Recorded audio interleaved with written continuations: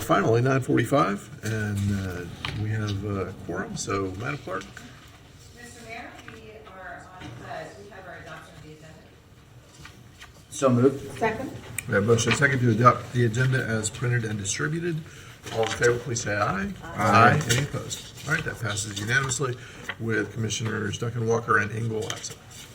All right, we have our business discussion items, Mr. Mayor. We're on to 2025-423, Gainesville General Employees Pension Plan Investment Policy Statement Update, with a recommendation the Board of Trustees review and approve the updated 2025 Gainesville General Employees Pension Plan Investment Policy Statement.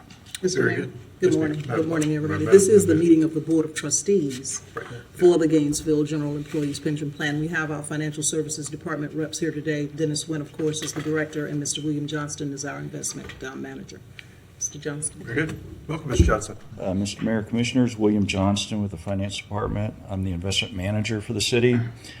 This agenda item involves some updates to the Gainesville General Employees Pension Plan Investment Policy Statement. The item was previously approved by the Finance Committee, and the main points of the updates are moderate increases to the equity allocation that's allowed for the pension plan, slight reductions in the fixed income targets, asset targets, real estate, and alternative investment targets. We're actually taking the alternative recommendation down to zero. Those investments include things like hedge funds, private equity, and things of that nature. Does the commission have any questions related? I don't see any lights. Commissioner Buck. All right, thank you, Mr. Mayor. So the Finance Committee with Chair Willits, Commissioner England, myself, we had a lot of very dense, very comprehensive material, spent quite a bit of time on there, so thank you, Chair Willits, for that. And we went through these things, personally, I think with a fine-tooth comb, to the extent that we have the expertise and are able to rely on Mr. Johnson and our Finance Department for guidance. If I were to categorize our pension plans and the manner in which we're dealing with things financially, I would say that we're in very good shape, where we manage it in a solid way, and I'm very comfortable with what we do in the city. And so that would be my way of saying that I recommend approval of 2025-423, review and approve updated 2025 pension plan investment policy statement. Second. We have a motion and a second. Do we have any public comment on this, Madam Clerk? There is no public comment. Okay. Yeah, I would point out that we consistently, with great advice from our staff and direction from our staff and from the community advisory boards, that we have excellent management of our pension plans. And for any of our folks who depend on those pension plans who may be watching, you should sleep better tonight knowing that they are in terrific shape, and we owe a debt of gratitude to everyone who works on that on a daily basis. So seeing no further lights, all in favor, please say aye. Aye. Any opposed? All right, that passes unanimously with Commissioner Duncan Walker absent. Madam Clerk. Mr. Mayor, we're on to 2025-453, Gainesville General Employees Pension Plan Investment Management Services, with recommendation. The Board of Trustees accept the Pension Review Committee's recommendation to terminate Plan Investment Manager Brown Advisory and retain Investment Manager Winslow Capital. Authorize city staff to initiate contract negotiations with Winslow Capital for U.S. Equity Large Cap Growth Investment Management Services for the General Employees Retirement Plan, and authorize the city manager as trust administrator to execute all related documents, including contract amendments and extensions, subject to approval of the city attorney as to form and legality. Madam Manager, did you want to add anything to that? No, sir. Okay. Mr. Johnston, anything? Just to give you an overview of this agenda item, the Pension Review Committee is the city's citizen advisory committee. The members are typically professional financial investment advisors, and they meet regularly, twice quarterly, to discuss the plan's investments. They monitor the performance along with staff, and along with our independent investment advisor, they make recommendations about the investments. This is one of those recommendations. We have an investment manager named Brown Advisory, who manage a large U.S. equity mandate for the plan, and their performance related to their benchmark as well as their peer or similar investment managers has been, they've underperformed for a number of years through several market cycles. We tend not to make quick decisions about the investment managers, but we feel at this time it's advisable to recommend terminating that investment manager. The investment advisory firm that we use, Mariner Investments, provided a similar investment manager search, and the PRC reviewed that, brought in 2 managers to make presentations, and their final recommendation was to hire an investment management firm called Winslow to replace Brown Advisory. Very good. All right, thank you, Mr. Johnston. Is there any public comment on this? There is no public comment. Okay, is there a motion to be made? Or not? I move adoption of 2025-453 Gainesville General Employees Plan Investment Management Services for Brown, or sorry, Winslow. Correct? Winslow is who we are hiring. So you're recommending staff recommendations, right? Yes, okay, moving staff recommendations. Very good. We have a motion and a second. Seeing no further lights, all in favor, please say aye. Aye. Any opposed? All right, that passes unanimously with Commissioner Declan-Walker absent. That concludes the agenda. Very good. Thank you all. We'll see you for the regular meeting in 9 minutes. And welcome to the City of Gainesville City Commission regular meeting for Thursday, June 5th, 2025. We have a tremendous amount of business to get through today, and I'm looking forward to getting started with you all. Madam Clerk. Mr. Mayor, we're on to the invocation given by Bishop Christopher Stokes from the Willie Mae Stokes Community Center. Welcome, Bishop Stokes. It's good to see you. Good morning. Let us pray. Gracious Father, it is once again that we come with our eyes closed and our head bowed, thanking you for yet another day's journey. And as we come this morning to discuss the business before the city, we ask that your prevailing peace will now reign over this place. We ask that everything that now will proceed, that will be done in decency and order. We come now to seek peace, and not only to seek peace, but pursue it. And as our community now goes into the summer months, we pray for the safety of all of our young people. We pray for the work that is being done to reduce gun violence. We pray for the work that is being done to bring our community together and to offer services. And we ask that you would just continue to lead us in this path. And we ask that you would keep us from all hurt, harm, and danger. And we continue to look to the hills from which cometh our help, realizing that you provide all that we need. And so we ask that you would keep us in your name, we pray. Amen. Amen. Thank you, Bishop Stokes. Madam Clerk. Mr. Mayor, we have the adoption of the agenda. We do have a couple of updates. Let me say a couple things about the agenda before we get rolling too far into it. Madam Manager, did you want to speak to item number 3? Let me ask you, item number 3, 2025-183 on the regular agenda, the project evaluation. My understanding is that we are going to pull that from today. Yes, Mr. Mayor, members of the commission, I'd like to request that we do pull that item today. I've had a conversation with staff, and our staff has also had a conversation with the AHAC chair, Ms. Hildreth, and we have 2 recommendations. There's one from the AHAC committee and one from staff. And I thought that it might be best, in terms of the interest of the commission and how you do your evaluation, for us to have a blended recommendation versus 2 separate recommendations where you have to sit here at the dais and try to figure out amongst the 7 of you where you want to end up. We want to work that process out, regardless of whether it's called blended or hybrid or whatever. We want to work a process out, bring this back in July, at the July 17th meeting. And also Ms. Hildreth, who is the chair of AHAC, is not able to be here today, and I think she wanted to. And so that is also something that kind of helps her in terms of coming in July as opposed to it coming up today. Very good. So that item number 3, 2025-183, we're not recommending that to be part of today's agenda. Also, I would like to move from the end of the afternoon. Let me make sure I'm looking at the right page here. Item 2025-416, the proposed charter amendment regarding GRU. I want to move that to the first business discussion item in the afternoon. So following the history moment, following early public comment, following public comment, and prior to the RTS item. I know that we'll have many, many people here to speak on that, and I would like to not make them sit here until 4 or 5 o'clock when we get to that. So, any other alterations other than the two I've just mentioned and those two items? Commissioner Willets. I would like to pull from consent number 9, 2025-426, about land purchase for urban forest and have a conversation about that. Okay, So I'm willing to make that motion, all those two things combined. So let's put that, just for everybody's, for the clerk's understanding, let's put that as the third item in the morning, replacing the housing item.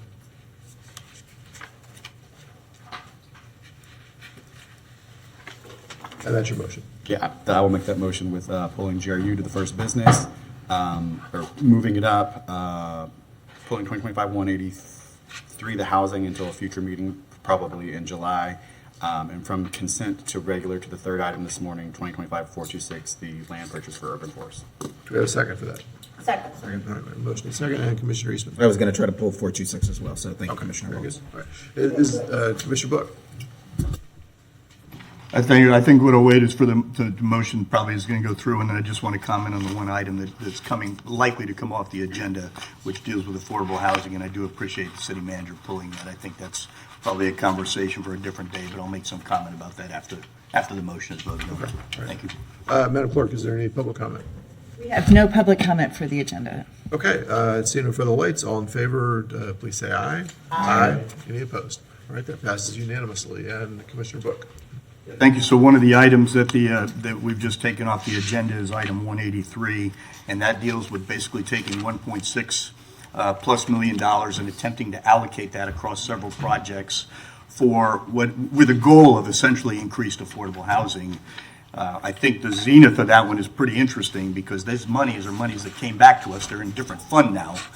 And Madam Manager, you correct me, but these monies came back to us because we had a project, Oakview, that did not follow through on the requirements they had to do, and the money came back to the city. We took some of that money, we allocated it to Grace Marketplace for some exigent need, which left us with about this amount, though it's now in different pots.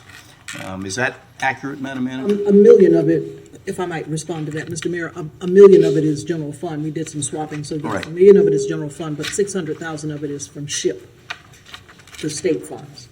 Yeah, so the 2.3 million that came back is now, although it's in different areas, Yeah. lots of money, as you said, is 1.65 million, and I'm very appreciative of the fact that we have a number of projects which have come forward to apply for that monies, and I just hope that when those potential applicants come forward, when this is agended, that they'll be able to tell us if we fund pieces of money, we're talking about very small amounts of money for very large projects, that they are going to carry through and move through that. Because if our goal is to get that affordable housing, and we give, for example, $50,000 for a project that's $7 million, well, that project still needs to go through, or we need to probably cull those projects back. And I think that's, Madam Manager, kind of what you're looking for from the staff and AHAC to bring to us, to help us, guide us with that. Very, point well taken. Yes, sir. So the example would be Oakview is one of the projects that is now back on is one of the applicants, and that's the project that we had to take the money back from. So that's one, for example, that I'm concerned about. But there's a couple others on there also. So thank you for doing that. That's going to be an interesting discussion, and we need to just maximize a small amount of money for a large amount of projects. So thank you, Mr. Mayor. Thank you, Commissioner Book. And Madam Clerk. Yes, Mr. Mayor, we are on to early public comment, and we do have one person signed up. James Adams, speaking to item 2025-469. Okay. Early public comment, of course, is an opportunity to speak on an item that is on the agenda later on that you can't stay for. And once you have made early public comment, you don't get to make comment at the time of that item, just for everyone's general edification. Good morning. Good morning, y'all. I kind of come to you hat in hand because I believe in y'all. And I apologize if I get a little worked up. My name is James Adams. I'm a shift representative for Executive Board Local 2157. I represent Gainesville Fire Rescue today because the vast majority of our executive board is in South Florida for a conference. We're a new board. We got a lot of people that are learning about local policies and how to go about negotiating things and representing our firemen and firefighters well. I'm a driver operator and I've been employed here for nearly a decade. In the fire service, we take leadership seriously, specifically by serving our team and placing their needs above their own. I'm firm in the belief that you as a commission hold the same values as I imagine, otherwise you wouldn't be in the position you are in. There are approximately 200 other men and women who serve this community that are ready, willing, and able to risk their lives and limb answering the call for help by our citizens. Today, we're the ones asking for your help. Sorry. Other than the stations constructed in 2011 and 17, our facilities are in dire straits. We have stations with sewage problems, a cockroach infestation, mold, a temporary trailer that has been operating since 2017, and quite frankly, it's falling apart. Leaking roofs, air conditioning systems that operate intermittently. As an example, Station 2 last summer, the entire month of June, my crew and the other shifts slept in 90-degree heat for a month. Many of these buildings, if they were a medical facility or restaurant, would be shut down immediately. If it is unsanitary and possesses a health risk, to choose to those who are living in these conditions for a large majority of their lives.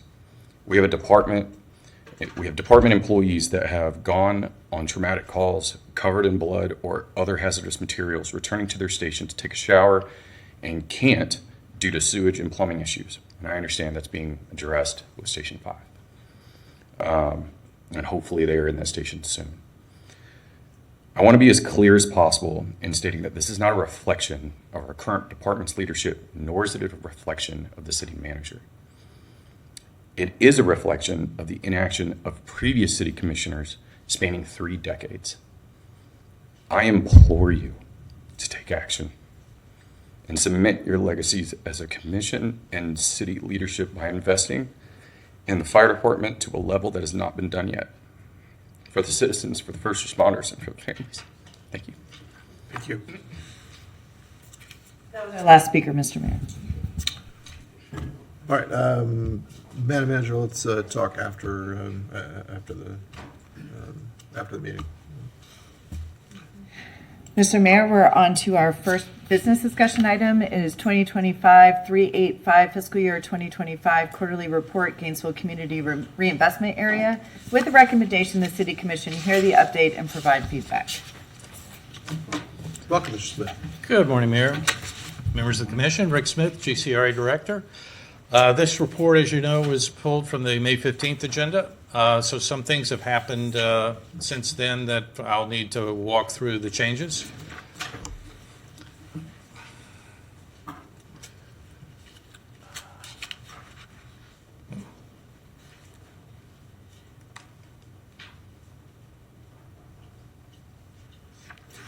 Great, thank you. This is where I usually describe the transition from the Community Redevelopment Agency and to the GCRA, so I won't bore you with the details, but for anyone who's reading the report, they at least will have that background information. Let's head into our transformational projects. There we go. We have 5 that we're going to report on today. One is Cornerstone GTEC, the other is 8th Avenue in Waldo. We're going to report on downtown, where we are with Heartwood, as well as the 5th Avenue Pleasant Street Heritage Trail. First with Cornerstone. As you can see, there's been some activity since late 2024.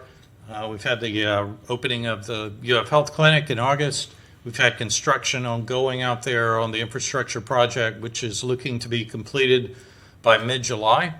And I'll talk about a potential ribbon cutting event for that when you all get back from your summer recess. We're also working on plans for the to refurbish GTEC. This shows you the progress we've made on the infrastructure improvements. This is probably a 3-month-old slide. We'll have to ask our volunteer to go out there again as we get closer to completion. We're very excited about the completion of this. I even took a surreptitious drive around the other day just to get the feel of it. But once we get this going, we have a development plat that's visible to the market. We think we're going to be able to entertain some offers on the property. Some things going forward that we have accomplished. Mr. Smith, I will tell you, I do a surreptitious drive around myself, a minimum of once a week out there. Minimum. They had cones up, and I Looks didn't great. move mine. At any rate, here's some accomplishments we've had. We launched the Food Trucks at Cornerstone Initiative in January. We've got a food truck rally today that we're planning. We're at 90% completion on the refurbishment plans by Walker Architects. We have released the ITN for the grocery on the Lot 4. It was released on May 27th. The date that we expected to be receiving proposals is June 25th, I believe, and then we'll set up a review committee in July and evaluate the proposals. Other things we're looking at, we're going to prepare a market study to identify the range of marketable uses on the existing development pads. We have also had conversations with Department of Sustainable Development about increasing the density on the site plan that was approved back in 2017. The one that was approved was anticipating only one-story buildings. We'd like to see if we can go vertical and determine what the parking impacts might be. We expect to start construction on the GTEC refurbishment, which is going to attract more small and local diverse businesses as we reduce the size of larger technology-oriented spaces to more 100, 200, 300 square foot size spaces. So we're looking forward to that. Probably a 12-month construction period once that begins, and we're thinking late fall. I expect construction on the RTS facility by the end of this year as well. Any questions? See any lights? Let's go ahead and move forward. All right. I'm going to be very brief on this section of our report because it has been a living, breathing document over the last couple of days. The slides that I would be presenting here, as well as some of the approaches, have been rendered obsolete. We received the final development scenarios. There'll be 2 of them that will be presented to the commission formally on June 12th. But you also will be getting briefed on the proposal next week. I think most of you have received invitations to a one-on-one briefing. What else do we have to say about that of interest? The agenda item is currently being reviewed, and we're probably not going to be finished with that until the outcome of the conversations tonight. But hopefully we'll have it complete by tomorrow. And at any rate, we're looking forward to bringing this project to the next phase. GCRA staff and Public Works staff will be working on requests for proposals for professional engineering drawings, architectural drawings, so we can go forward with permits on what's approved by the commission.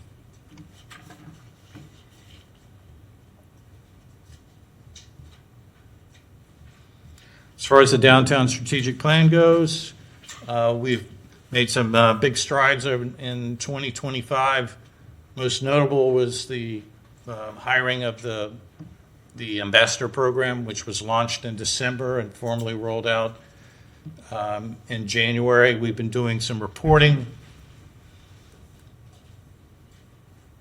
getting reports from block by block on various components of their scope, which would include the clean and safe components, the outreach for the houseless population. There we are. May I ask you to hold on just a second there, Commissioner Chestnut?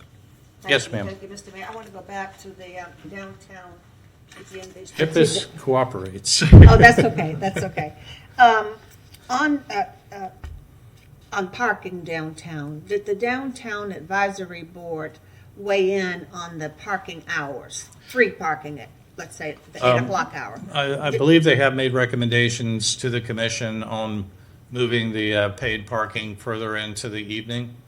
They did a formal motion that was approved and submitted to the mayor, I believe. Could you get that to us, or ask the clerk to get that? Certainly. Pull that, I'd like to see it. Thank you.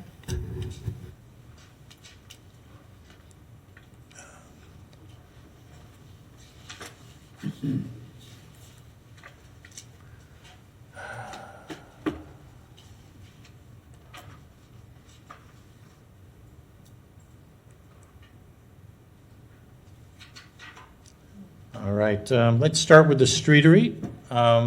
This is one of our major initiatives that is going on downtown over the summer.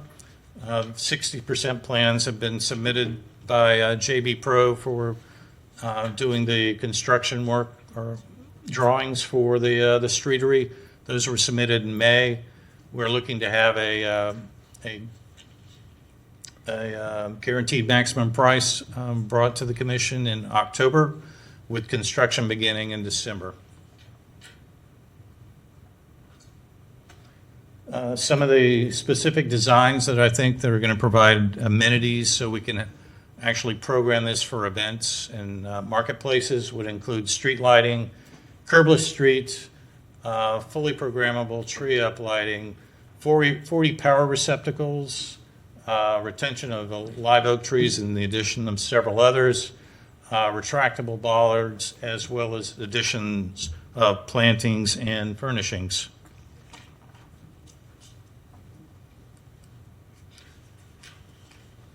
The project cost is expected to be $3.2 million, with recommended funding sources from GCRA fund balance, local option gas tax, as well as the tree mitigation fund.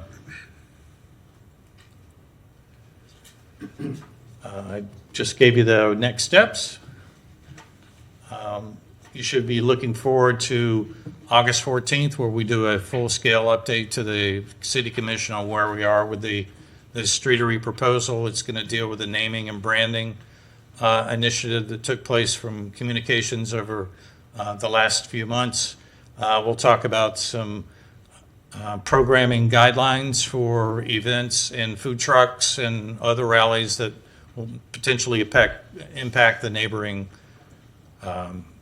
businesses. We'll also be talking about a strategy for getting a gateway feature that may involve the solicitation of artists.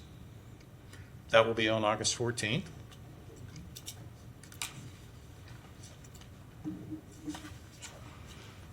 So in terms of our Heartwood neighborhood, we have gotten all 18 homes that were built sold. That took place, finally completed in March of this year.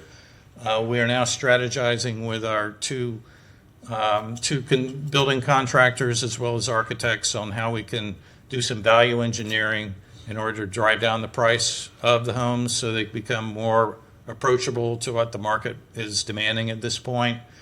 But making sure that the aesthetic and artistic designs mirror what's currently there. We're also going to be building some amenities such as fencing and signage and landscaping along 8th Avenue and the periphery of the properties abutting to the west. That should be completed by late 2025, early 2026.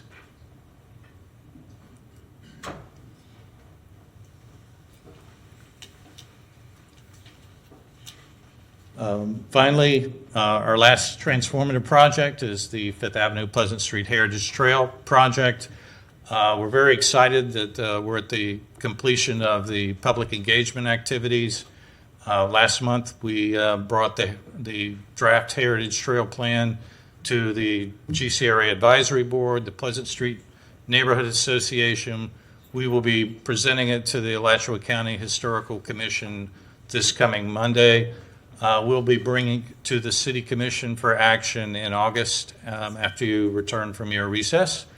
But we are excited about getting that project underway. Once approved by the City Commission, we'll put out a solicitation for a vendor to do the fabrication and installation, and we expect that to last probably 9 months into September of next year.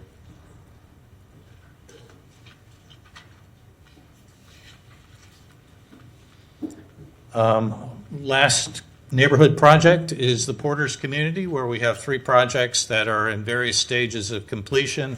We were able to construct in March fencing along Depot Avenue. It had been 20 years old. We replaced it with decorative black wrought iron fencing along the corridor there. Very well received by the community. We are also going to be getting construction designs from our builder probably in the next 2 to 3 months for the Pink House, which will receive an addition of approximately 300 square feet. We expect to get the building permit and construction started by August or September of this year. And finally, we're making progress with the neighborhood going forward on the infill lot at 5th Avenue and 5th Street, which is about a 12,000 square foot site that we have engaged with the community on for about 2 years now. I ask you to hold on just a second, Commissioner Duncan-Walker. Thank you, Mr. Mayor. Mr. Smith, you mentioned an expansion of the Pink House. Yes, ma'am. What is the plan for the use of that? Plan is to be a community space available to not only the neighborhood, but other members of Gainesville that want to use it for public meetings or gatherings or what have you. They'll have a key fob swipe available to them, but it will be a Parks and Rec run facility, and it'll operate accordingly. Okay, thank you very much. Certainly. Thank you, Commissioner.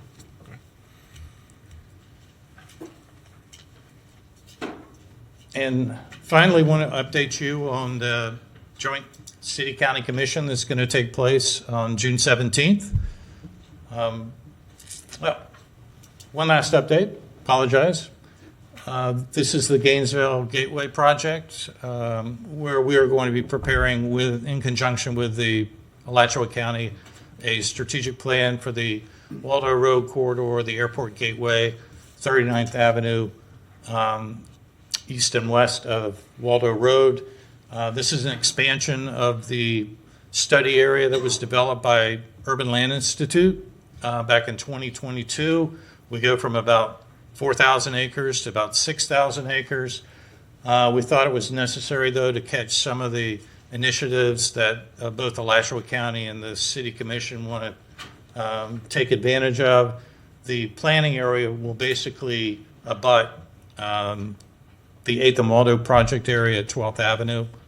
So we'll have a seamless planning area where there's no gaps in the projects that we're going to propose. We envision there will be a lot of, within the plan, there'll be efforts to implement landscape improvements, streetscaping, gateway features, land consolidation for acquisition.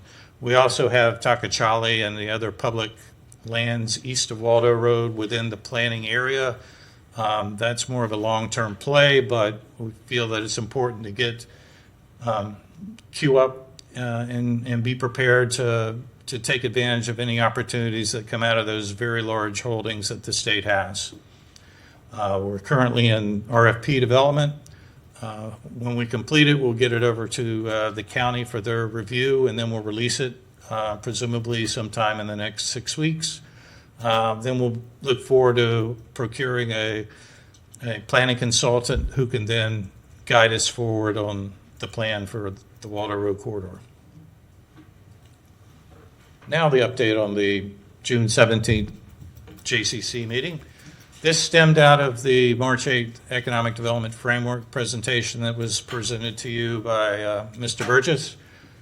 He presented six recommendations to you, the first of which was to begin negotiations with Alachua County to extend the GCRA with modified provisions. So we went forward with that recommendation. The city manager's office prepared a memo to the county manager's office on May 23rd, prescribing some proposals that might be suitable for an extension of the GCRA. And there were four proposed. One would be an improved governance structure with increased collaboration. The county has expressed concerns in the past that they've not been really involved in the planning of this, only in the receiving of reports. We recognize that as a important consideration. We'd like to promote them as more of an equal partner as they are in what GCRA does and for East Gainesville and downtown. This GCRA board would be comprised of three city commissioners and two county commissioners. We are also proposing to expand the GCRA boundaries. One option would be, as you see on your right, a map that has four areas, basically reflecting the Gainesville, Northeast Waldo Road and Northeast 39th Avenue planning area that's coterminous with our Gainesville Airport Master Plan proposal. And then option two would be more of a project-based approach where the city and county commissions would agree on particular economic development projects that they want to fund and support, and those would be identified on a case-by-case basis and not be constrained by a map like we currently are with the GCRA boundaries. As you know, the GCRA is kind of a culmination or a combination of four community redevelopment areas that used to operate separately and were constrained by those geographies. This other option would open up a bit more in terms of the area to be served. We also proposed an expanded GCRA project list, as well as an increased term for GCRA operations for 20 years through 2045. You should have received the memo that was sent to the county manager. Gets into details that I just described, but we'll also be providing another cover memo and agenda report for the JCC meeting that's coming up on the 17th. We just finished going through approvals yesterday. I would pause you for a moment there, Commissioner Willetts. Rick, this slide isn't in the backup that I can see. That map one is the expanded proposal. Does it include Copper's Cabot? It does. Okay, just from here, is that the area that's probably marked 3 there? It centrally is bounded by Northwest 6 on the west, North Main on the east, and goes all the way up. Potentially, Copper's is its own problem, but right. But okay, it is in this. I just couldn't quite see it, and I wanted to make sure that if we're going to be expanding. Yeah, perfect. Thank you, Mr. Mayor. And the other area that you see of note is South Main, south of the Hawthorne Trail, which is currently not within the GCRA, although the other side of the street is. We thought in the interest of equity and the ability to take advantage of GCRA programs, both sides of the street should be within the CRA. Okay. Here's a potential project list for East Gainesville, and it includes a lot of projects that we're still operating on.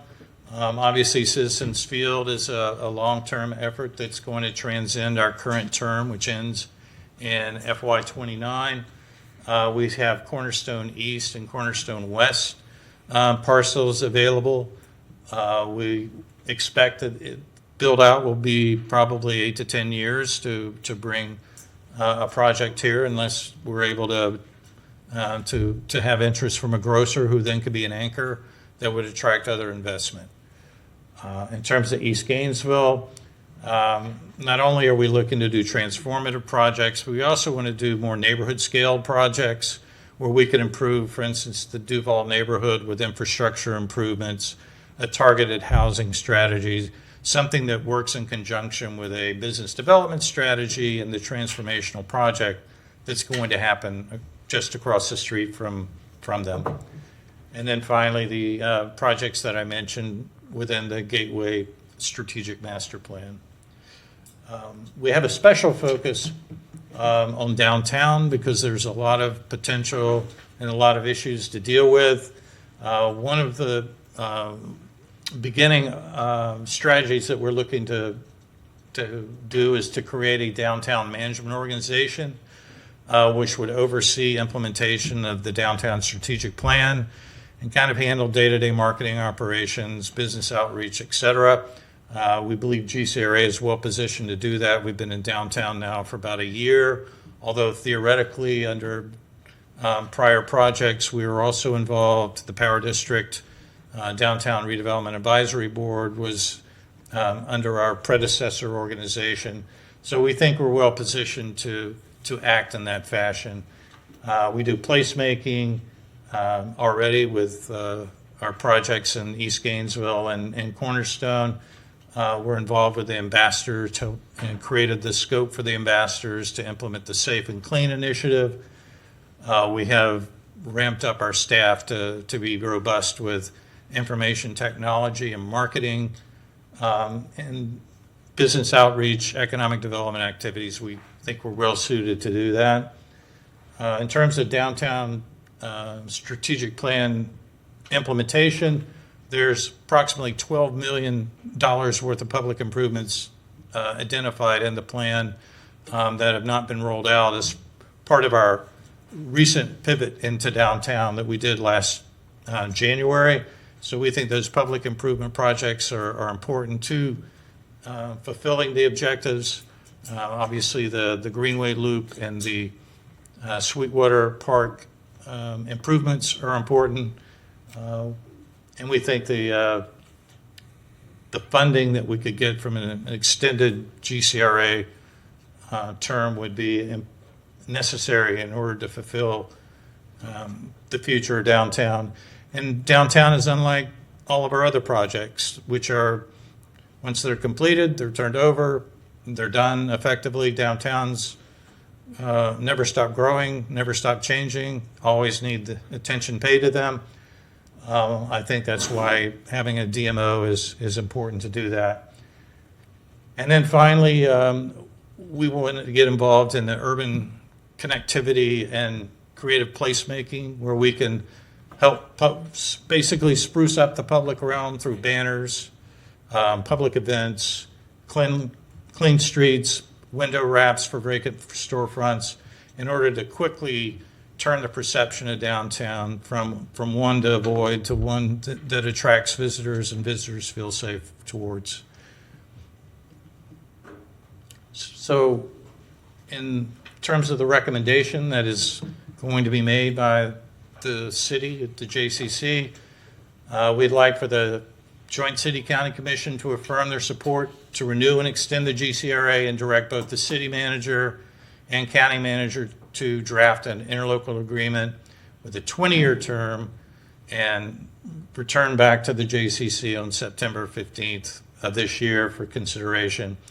Components of that would be a new joint governance structure to improve the collaboration between the two entities, expanded geographic scope. As I identified, there's option 1, which would be a mapped area, option 2, which would be a project-driven area, and there would be a 5-year project list initially in order to start this initiative.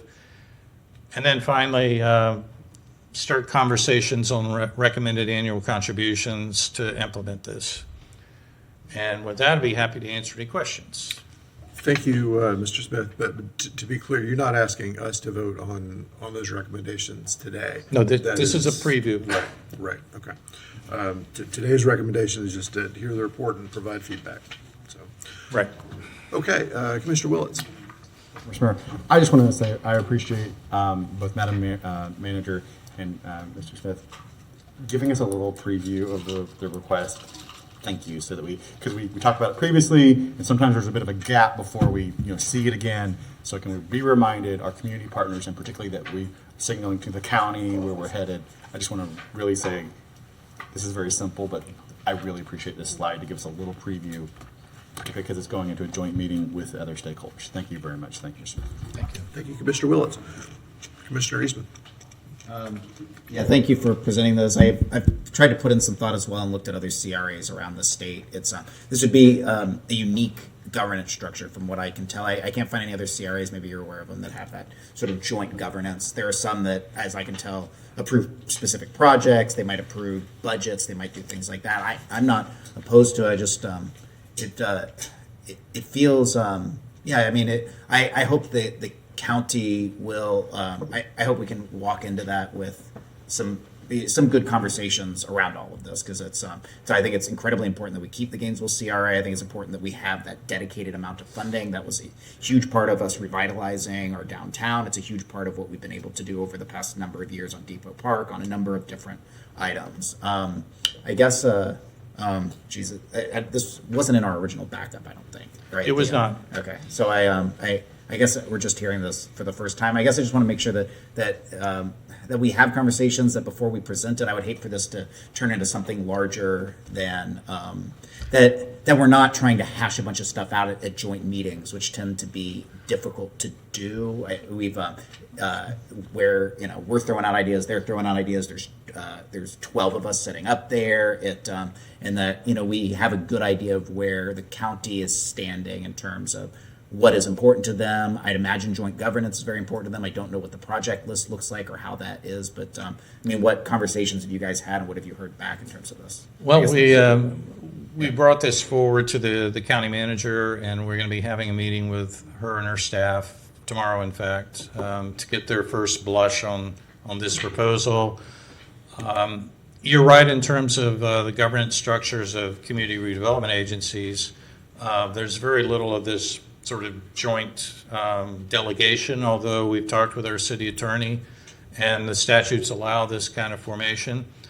What's interesting about the GCRA setup is that when it was created in 2019, most of the activity was turned over to the city, the operational, the day-to-day components. In other CRAs throughout the state, the counties and the cities are much more interactive. Counties and home rule counties have a lot more authority to delegate and approve project lists, budgets, et cetera. I think that's what was missing from the original formulation of the interlocal agreement. Maybe there's something in between where the GCRA is now and the 5-member commission team where a compromise can be struck. Yeah, because previously it was sort of a quasi-independent organization underneath the city, which I think would have facilitated those kind of cross conversations where it's like we're within the city, but we're sort of our own. We're our own staff, similar to Visit Gainesville is under the county, but they're kind of their own staff that are facilitated through their own funding mechanism. Just want to make sure that they feel comfortable that as they're making decisions, that they're making decisions, and that this is all clear and clean moving forward. But I think it's a good conversation to start. It makes me nervous having this as early as we are having it, but it's we are the number one taxpayer. The city of Gainesville pays the most taxes within the county, the residents of the city of Gainesville, I should say, and the GCRA has been one of the main ways that they've been able to jointly figure out capital projects within this major area that is the majority of their tax base. And so I think it's important that we get this figured out well on the front end. I do think this GCRA dovetails with the priorities for the county and building east and along 301 at Hawthorne, Waldo. So I think it's important that we dovetail with them in that regard. But I think ultimately it's the idea of bringing them into an area where they're more comfortable and they have more oversight of the operations, so they feel comfortable with the execution of it. Mr. Mayor, if I might? Yeah. So just from a process and protocol point of view, I just want to make sure that when we started to work on the framework, and Mr. Burgess came in to assist and facilitate us, as a team, there were meetings set up with county staff, in particular the county manager, and some of her staff people, just to start to share some of these ideas and get feedback and talk a little bit about what they're doing within the economic development framework. We do have a meeting set up tomorrow. It's important that we speak to staff directly, so that we can start that kind of flow and maybe have some feedback on this, for our joint meeting on the 17th. But for me, it's important for us to be aligned with staff or know where those touch points are that we need to start sharing back with you all as you have your conversations. There may have been some conversations between members of this city commission and the county commission, but from a staffing point of view, our first meeting is going to be tomorrow. And I have asked staff to hold on trying to set up any meetings with county commissioners until we have that meeting with staff. And then if appropriate, as I speak with the county manager, if we can start to inform the county commissioners prior to the joint meeting, I'm comfortable doing that, but I want to pull her into the loop. I don't want us to just go over and start meeting with her. That makes perfect sense. Okay. Hey, that's all my questions. Thank you, Mr. Mayor. Thank you, Rick. Thank you, to Commissioner Eastman and Commissioner Chestnut. I just need to make a couple of comments before we go to you. First of all, let me say I see some folks who I think are here to weigh in on the housing item, and we have moved that. We're not going to do it this morning. We're not going to do it today at all. So just to be clear, love to have everybody with us. You're more than welcome to hang out, but if you're here for housing, this is not the day. Second, I wanted to point out that in 2019, when the GCRA interlocal agreement was being developed, there was a discussion about including county voices on that board, and offers were made to do that, and the county commission at the time, including at least one current member, said no, we're good. We don't need to do that. I'm not surprised that discussion is back, but that is a little bit of the history on that. Commissioner Chestnut. Mr. Mayor, I'm just wondering, from a protocol standpoint, I know that the staffs are going to meet together, but I'm wondering if the mayor and the chair of the county commission should be brought up to date on this request and this information. I don't think the county commission has received it or is receiving it. Is that correct? Madam Manager. I can't answer that really because I'm not sure what communication the county manager has had with the commission, so I don't really have a response. The chair and I have not had a deep discussion on this. I think this information needs to be transmitted to the county commission as well as the staff. There is an agenda report with a lot of backup that will, I believe, has been submitted to the county manager staff for distribution. So, if I might, Mr. Mayor, so the joint city-county meeting agenda deadline is June 12th. And so all of this information will be in the backup. But to answer your question directly about the county commissioners having, I guess, more discussion prior to the meeting on the 17th, I really want to work with the county manager to do that, and we'll start that discussion tomorrow, just so that we're not jumping the gun in the county space, if that makes sense. I hear you. My concern is not leaving the policymakers out of the loop. I understand. And getting to the meeting June 17th, and the policymakers have not been informed or kept up to date. Yes. At minimum, I believe it needs to be the mayor and the chair of the county commission, at minimum, out of a courtesy. I'm happy to reach out to Chair to the chair. Chestnut. and- yeah, Thank you. yeah. I think at minimum. Thank you. You're welcome. All right, thank you, Mr. Chestnut. Commissioner Duncan Walker. Thank you, Mr. Mayor. And I wanted to say thank you to staff for your forward thinking and also your responsiveness. I actually like this idea of the joint governance structure. Could you remind us, Mr. Smith, of what the proposed composition was? How many city commissioners, how many county commissioners are you proposing at this point? The initial proposal was 3 city commissioners, 2 county commissioners. Okay, was there anybody else? 3 city, 2 county? That was an opening proposition. There were no other avenues explored. Gotcha. were there any other, like, outside individuals that you were planning on possibly bringing onto this board, or is it just comprised of city commissioners and That's an county? open question, I mean, between the two commissions Okay. about how much or how little they want to explore this idea. Okay, all right. Thank you very much, and thank you, staff, for listening and proposing this. I like it. I conclude. Thank you, Commissioner Duncan Walker. Commissioner Book? Thank you, Mr. Mayor. Thank you, Director. So also a couple of questions. Starting off with membership, since Commissioner Duncan Walker was just talking about it. Should we ever pursue this kind of joint board? The numbers are something you have to talk about.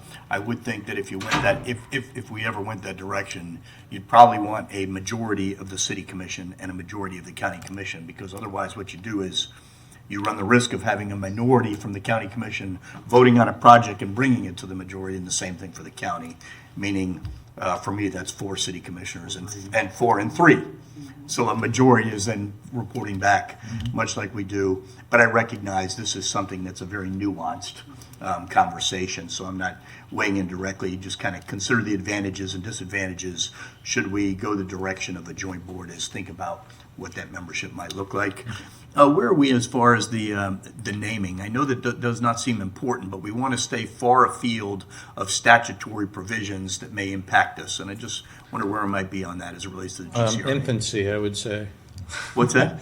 The infancy, I mean, if we were going to change the name of this organization, right now, I think GCRA has a familiarity within the community. The question would be, is it good to change that or bad?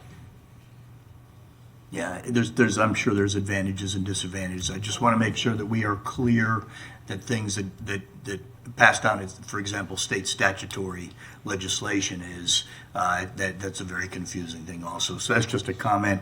What's the, I think it's interesting, you have essentially two recommendations to consider: either expanded geography, which has the capability to dilute what we're doing. On the other hand, there's advantages. And then project-based development. Can you describe maybe some of the advantages and disadvantages of both? Well, the advantage of the map was essentially we're able to consolidate 4 separate CRAs into one.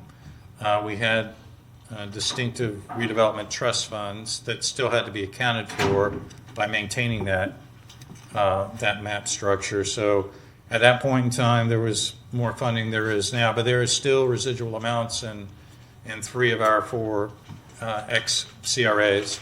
So that's something to consider, keeping that structure in place. But in terms of going forward, the project option, I think, could have its own mapping component. For instance, we talked a little bit about 8th and Waldo. It's very defined on a public property, but the impacts and the benefits to the surrounding neighborhoods need to be taken into consideration. Can we use public dollars to improve infrastructure in surrounding neighborhoods so that they are buffered from the impact of the project, or they are enhanced by it? Thank you. I like the fact that we have some very clearly defined focuses, and bringing people to the center of the city, downtown in East Gainesville, I think is absolutely essential from an economic development standpoint.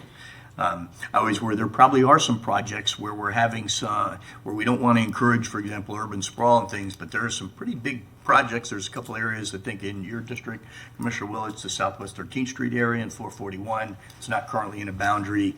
You look at things that we wouldn't typically think might have blight, and you think about the Oaks Mall and the Oaks Mall Plaza. And if that area becomes even more vacant than it is, then we have real issues within the city limits relates to economic development there. Way up in the Great Northwest, the Pine Ridge and northwest corner of the city has some real poverty and vulnerable citizens. So the project-based has some merit, but I don't want to dilute efforts to one of our current focuses also. So that's just me thinking out loud. I don't weigh one way or the other, but that's why it'd be very important for staff to provide us the real, what you just said, some of the real concrete advantages and disadvantages of either. And I think they'll be both. So thank you for all this information. Thank you, Mr. Mayor. All right, thank you, Commissioner Book. Commissioner Duncan Walker. Thank you, Mr. Mayor. Mr. Smith, I believe you just touched it briefly in the presentation today. The Downtown Ambassador Program, could you give us a little more insight and just a little more information about the current status of it? I was looking at some interesting information in here and for Certainly. not just our purposes, but also for those at home. If you would kind of speak to the Downtown Ambassador Program, where we are with that, what people are saying and what the experience is thus far. We're largely getting positive reception of the ambassadors. You know, they've been reporting according to our requirements in the contract on a monthly basis, where they track probably 15 to 20 different data points dealing with safety, cleaning, homeless outreach, and homeless services. We are happy with the progress of the ambassadors. They've become a recognizable brand. They serve almost like an annex or augment for GCRA to reach out to downtown businesses about available programs when we can't be out there on a day-to-day basis. So we're very happy with their progress, and we're going to steam forward with them. How many ambassadors do we have? We originally had 14. I think they went through some attrition of about 4. They've hired 3 back. Don't quote me on that, but I can get you the correct numbers. Okay, thank you. We've maintained the leadership that deals with the houseless issue and the operational component. So I think that's important to recognize. Thank you for that. I was indeed looking at that. I see the 90 service calls for houseless neighbors and some street level services that were provided and everything. So I've been hearing really good remarks about those services as well, and I wanted to kind of hear from you. And I really appreciate what's happening with this. I'll be honest, at the very beginning of it, I was really kind of wondering exactly how it would work, and it sounds like so far we're doing pretty well. So thank you again. I wanted the neighbors to hear that as well. Thank you, ma'am. Thank you. Thank you, Commissioner. Commissioner Willets. Thank you, Mr. Mayor. I have 2 things. One about the downtown ambassadors, and this is just, I know we're only truly, 6 months into it, really, out of 3 years. But I will say that long-term, my interest is that we learn from downtown ambassadors, and that 3 years from now, if we have the funds to continue this program, that it becomes an in-house with pensioned union jobs of city employees, that this is a learning opportunity. That is way down the road, so I just want to throw it out there as something to think about long-term, at least in my opinion. But the Commissioner Book reminded me about the legal aspects of original CRA versus what we have now, which is perhaps not legally by state definition of CRA, versus going into the future, and those individual 4 original CRAs with their TIF funds that are still, in some cases, well, I think all of them still have it, but one of them we may be spending down. The only one that doesn't have any money in it is the former East Side CRA. Right, we spend that one. It looks like the other one we're Fifth Avenue, Pleasant Street, about $200,000. Downtown, I believe it's around $700,000 in TIF, and then College Park, University Heights is the largest one. So one of my thoughts is that, if the original idea is that it's super localized, and it really is a county giving over control of those funds, truly giving over control of those funds to the locality to make those decisions, that if we go into this, which is even further away from, it is just Gainesville who gets to make those decisions, that we might want to spin those down first, or just be real cognizant. Or if the commission says, no, this is a partnership with the county, so it's okay if there's still remaining funds in the TIF, those kind of funds, that no, if we all agree that no, this is a joint venture, it's okay after later, way after they were collected, to go ahead and make some joint decisions, spend them down finally, because there will be cross fingers, there will come a time where all those are spent down, and so that they are no longer hanging out on our books. So I don't know if that's a thought of we would like to spend them down first, or have control of them, or if it's more, this is a real joint effort and we're fine giving what little is left remaining in it, give up that power to say, no, it'll be a joint decision, because we are entering something joint. So that's just, thank you for reminding me about the old structure versus potentially the new. So I don't know if you have any thought or answer on that, or Madam Manager. I don't think it's an accident that the map also reflects areas that should be high priority for the city and the county. So I'm not thinking that these separate project areas would deviate too far away from what already is a priority. Might allow us to expand, like we indicated, up further west and north up to Coppers in an area. I think that But those funds, would they still be tied? Are we still bound? the TIF funds would be. The TIF funds. So we're still bound within an area, and eventually I would like to have them spent down so that we don't, so any money we have access to, we're not bound by that. Oh no, that pool of 100,000 has to be in this little area that we don't currently have a project for. So if it does have to be spent, but it's something that perhaps the new structure would take on the decision making for those remnant legacy dollars. Certainly. Okay. Thank you. Thank you, Mr. Mayor. Thank you, Commissioner Willetts. Commissioner Duncan Walker. Thank you, Mr. Mayor. Kind of along those same lines, Mr. Smith, one of the things that I'm interested in is an inventory or a list of projects and investments by district from the GCRA's implementation up to now. Okay. Is that something that you currently have? Is that easy for you to access, or is that something you would have to work on? We've been kind of maintaining a history of the GCRA within our annual report. We'd need to bulk it up and go back further, but certainly it can be done. Okay. I think that might be beneficial to those of us. I know I certainly want it, and perhaps my colleague sitting next to me would want it. And I think as we look towards this joint structure, that would be good information also to provide to our colleagues over at the county, just so we can have a bird's eye view of what has happened from the beginning, where we are now. And that certainly would help me as I form my conversations and some decisions that I would personally want to make about how we would move forward. So an inventory, is that a motion that I need to make, or is it understood that that's something that staff will bring I back? think they'll return that. Okay, thank you very much, Mr. Smith. How long do you think it would take you to get that back to us? Let me consult with my staff. We have a lot of institutional knowledge there, dating back to 2017, 2016. So it may not be a heavy lift, but if we're looking for details, we're going to have to go back through old files and old folders. I'll need to get back in touch Please with you. do. Yes, sir, because I am looking for details, and that is an inventory of projects and investments by district of GCRA projects since its implementation. And we're not to talking present. about its prior iteration as Community Redevelopment Agency in the 4 districts, are we? Yeah, I want to go all the way back to the beginning. Okay, that could be timely. Yeah, I'm sure it will. That's why I said that. That's why I said that. And that's why I asked if you already have some things compiled. But yes, for me, that is important to see. Okay. Thank you. All right. Thank you, Commissioner Duncan Walker. Commissioner Chestnut. Thank you. And just to follow up on that request, if you would also include the contribution from that area as well as the projects. My question, my original question to you is how much is in the fund from University Park? 3.9 million. We have allocated approximately 1.4 million towards the Safe Streets for All initiative, which requires a grant match. So that has about 2.4 remaining. Okay, so 3.9 from University Park. Right. You said 750 from where? About 750 from downtown. Downtown. About 200 from 200 East. from Fifth Avenue, Pleasant Street. We are using CPUH, College Park University Heights money to fund the Ambassador Initiative west of 6th Street.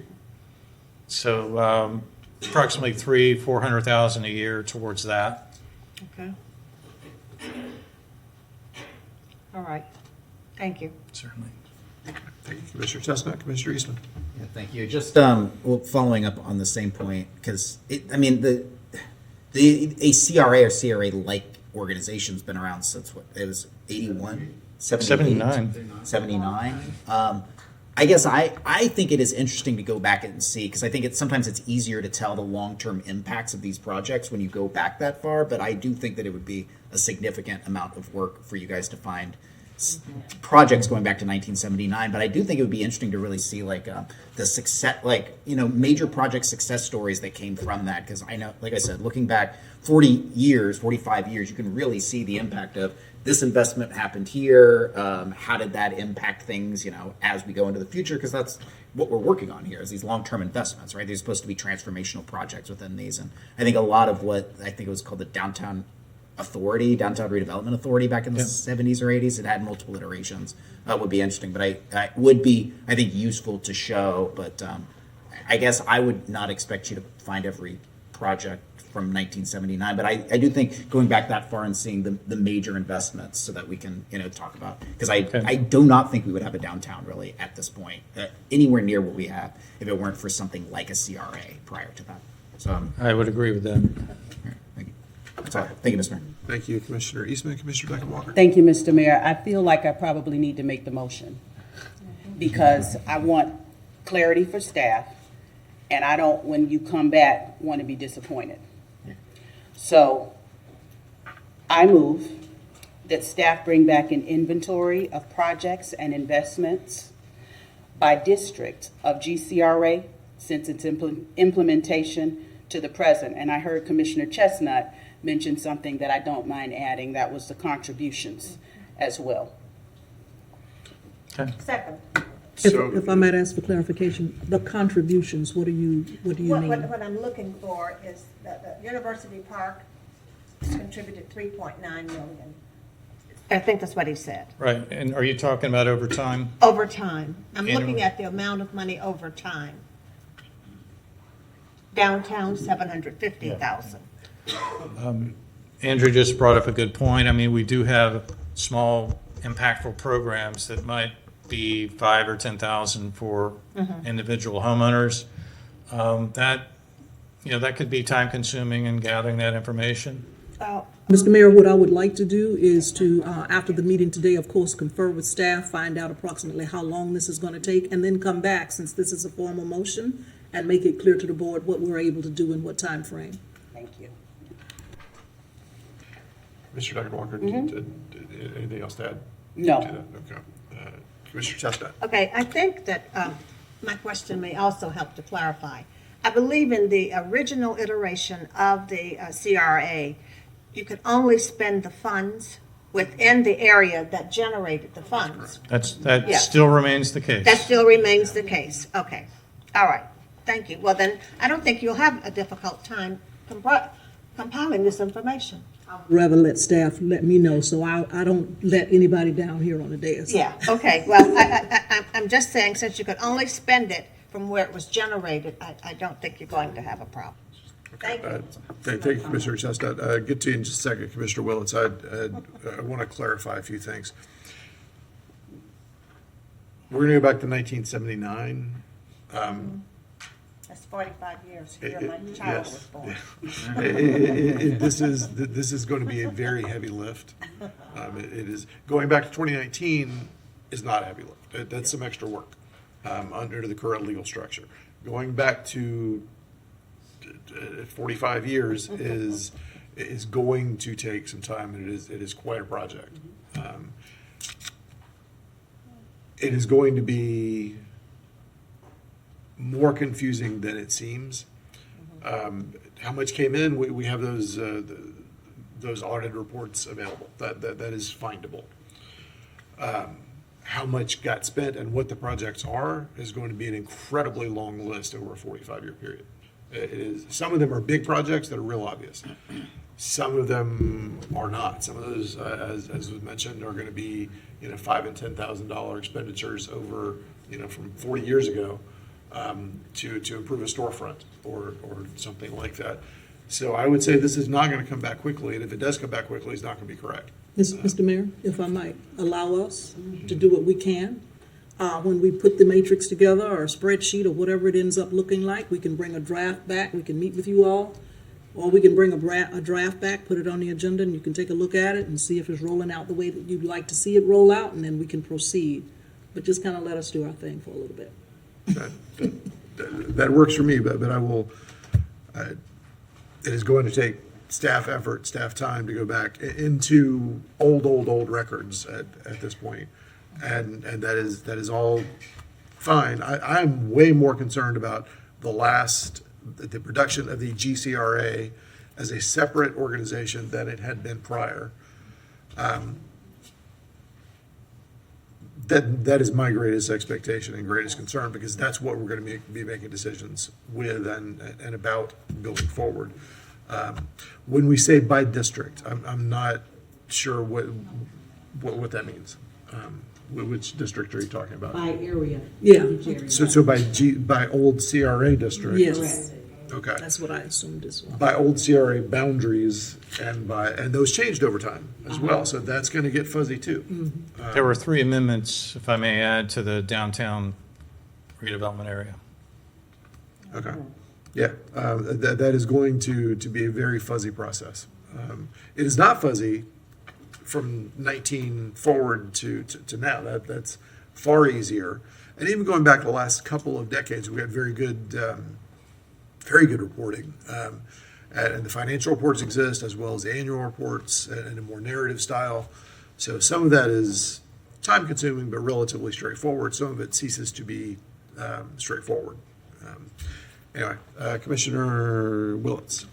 I was going to ask, as a person who was you're the only person here during the 2019, the reformation, and so I don't know how much was presented then. So maybe there was a decent enough amount there to say what had been done in, I don't know how many decades past. So I want to look at that, because if maybe that's a chunk that will give us the pre-2019 versus the post-2019. I'm interested in that. So, I hope that, I don't know which staff would have been here in 2019. I hope that part's already there in rough format, but I do agree that it's a heavy lift to get all the way into what was paint projects, not even 10,000, it was paint projects in some of these areas, right? Just house paint. And so I appreciate that, because staff will do, in essence, what we tell them to. So I'm a little worried about telling them too deep, but I do like the general overall, so that when we come to the county to say, like, this is really the history of it, really what it's accomplished, what it could, with some knowledge of the individual areas, because there's going to be money potentially floating around. Like, that was my issue, that money floating around, how we still spend it out, make the decision to spend it out. But I do appreciate the idea that we're asking staff to go. It is a great research. If we had a city historian who, it's all they did, it's a wonderful project. I think to Commissioner understand. Eastman might want to take up that. He doesn't really like this kind of stuff. Maybe he is an intern. So I don't want to give staff too much to bite off, but if they can bring back kind of what they know, what they have, and give us a sense of what they can bring back, and then we have to make the decision, go further into the research or just bring us back this kind of scope, then I'm fine with that. But I'm not fine with just giving them the ultimatum of, we want to see every last cent. We want to audit it. That's not what I'm looking for. So. And Mr. Mayor, if I might, this clearly will not be ready in advance of the joint meeting. Okay, thank you, Commissioner Willits. Commissioner Duckett-Walks. Thank you, Mr. Mayor, and thank you, Manager Curry. Thank you, staff. I'm glad to hear your willingness to jump into it, and certainly I don't want to saddle you. It is not lost on me that this is something big that I'm asking for. But I do think that it's important. When you start talking about dollars, it is important that we as a governing board can very clearly show how and where those dollars have been spent. And yes, to me, it is important that we be able to get granular. And if that takes time, well, it just takes time. GCRA is a major bucket of money where people are looking at us for accountability. And I think that I kind of chuckled when you said that this would be a great kind of historical project. Okay, but it's also us needing to make sure that we can account for every single dime of the people's money. This is their money. And so I know, Mr. Smith, you weren't here. You're still relatively new to the team, but what I'm hoping is that moving forward, staff will be meticulous about making sure that we can account for how our dollars are spent. Perhaps it requires different systems that we put in place. I understand this may take time, but I do want to let staff do what you all can do. I do want to give you the time and the space that you need, but I do want the granular detail, because I think that that is what we owe the people whose money this is. I appreciate your sentiments, ma'am, and I'd like to stress that my team is very sensitive to the fact we're handling public dollars, and we want to be very transparent in how we do it. Absolutely. And we are able to track through our existing systems what you're looking for, at least through the GCRA period. Absolutely. Mr. Mayor, staff will be responsive. Thank you. Thank you very much. If we need to look at how we're keeping those records, let's do that. Thank you, Commissioner Duncan Walker. I want to be real clear that we have audits for all of this, but numbers on a spreadsheet don't always tell the story of what paint project got done. And I want everybody to understand what exactly we're talking about, because if we're talking about the history of what actually got done with that $750 paint project, that is a different thing than here is the audited set of audited books for 1983 or whatever it is. And going back and getting that information about the granular detail of exactly what got done with a building that might not even be there anymore. Again, the audited spreadsheet is a different thing than telling the actual story. And that's what I'm worried about. If we are asking for what could be hundreds of pages of narrative volume, that's a very different thing than producing the financial reports, because I don't want any misunderstanding. Those financial reports have been presented on a consistent basis, at least since any of us have been on the dais. And they're audited statements. They are clear, they are clean, and they have been. I don't want anybody, jumping on this and saying, oh, there's a problem with the books. There's not.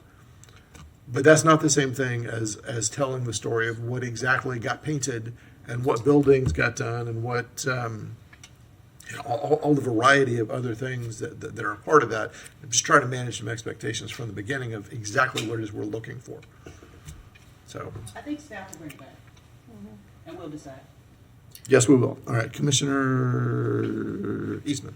That's me. Yeah, I'm trying to square this, because it sounds like we all kind of want, as you said, we could go back to 2019 and we could get a list of projects, it sounds like. Unless there's, we could go back maybe even before that and get, let me say an inventory of projects. Like there might be some, discrepancies here or there. It might be the painting project is one project, but then if we're asking for an inventory, that might be difficult to get because you have to go into other records to go into there. And then everything before that is going to be a very in-depth list. I'm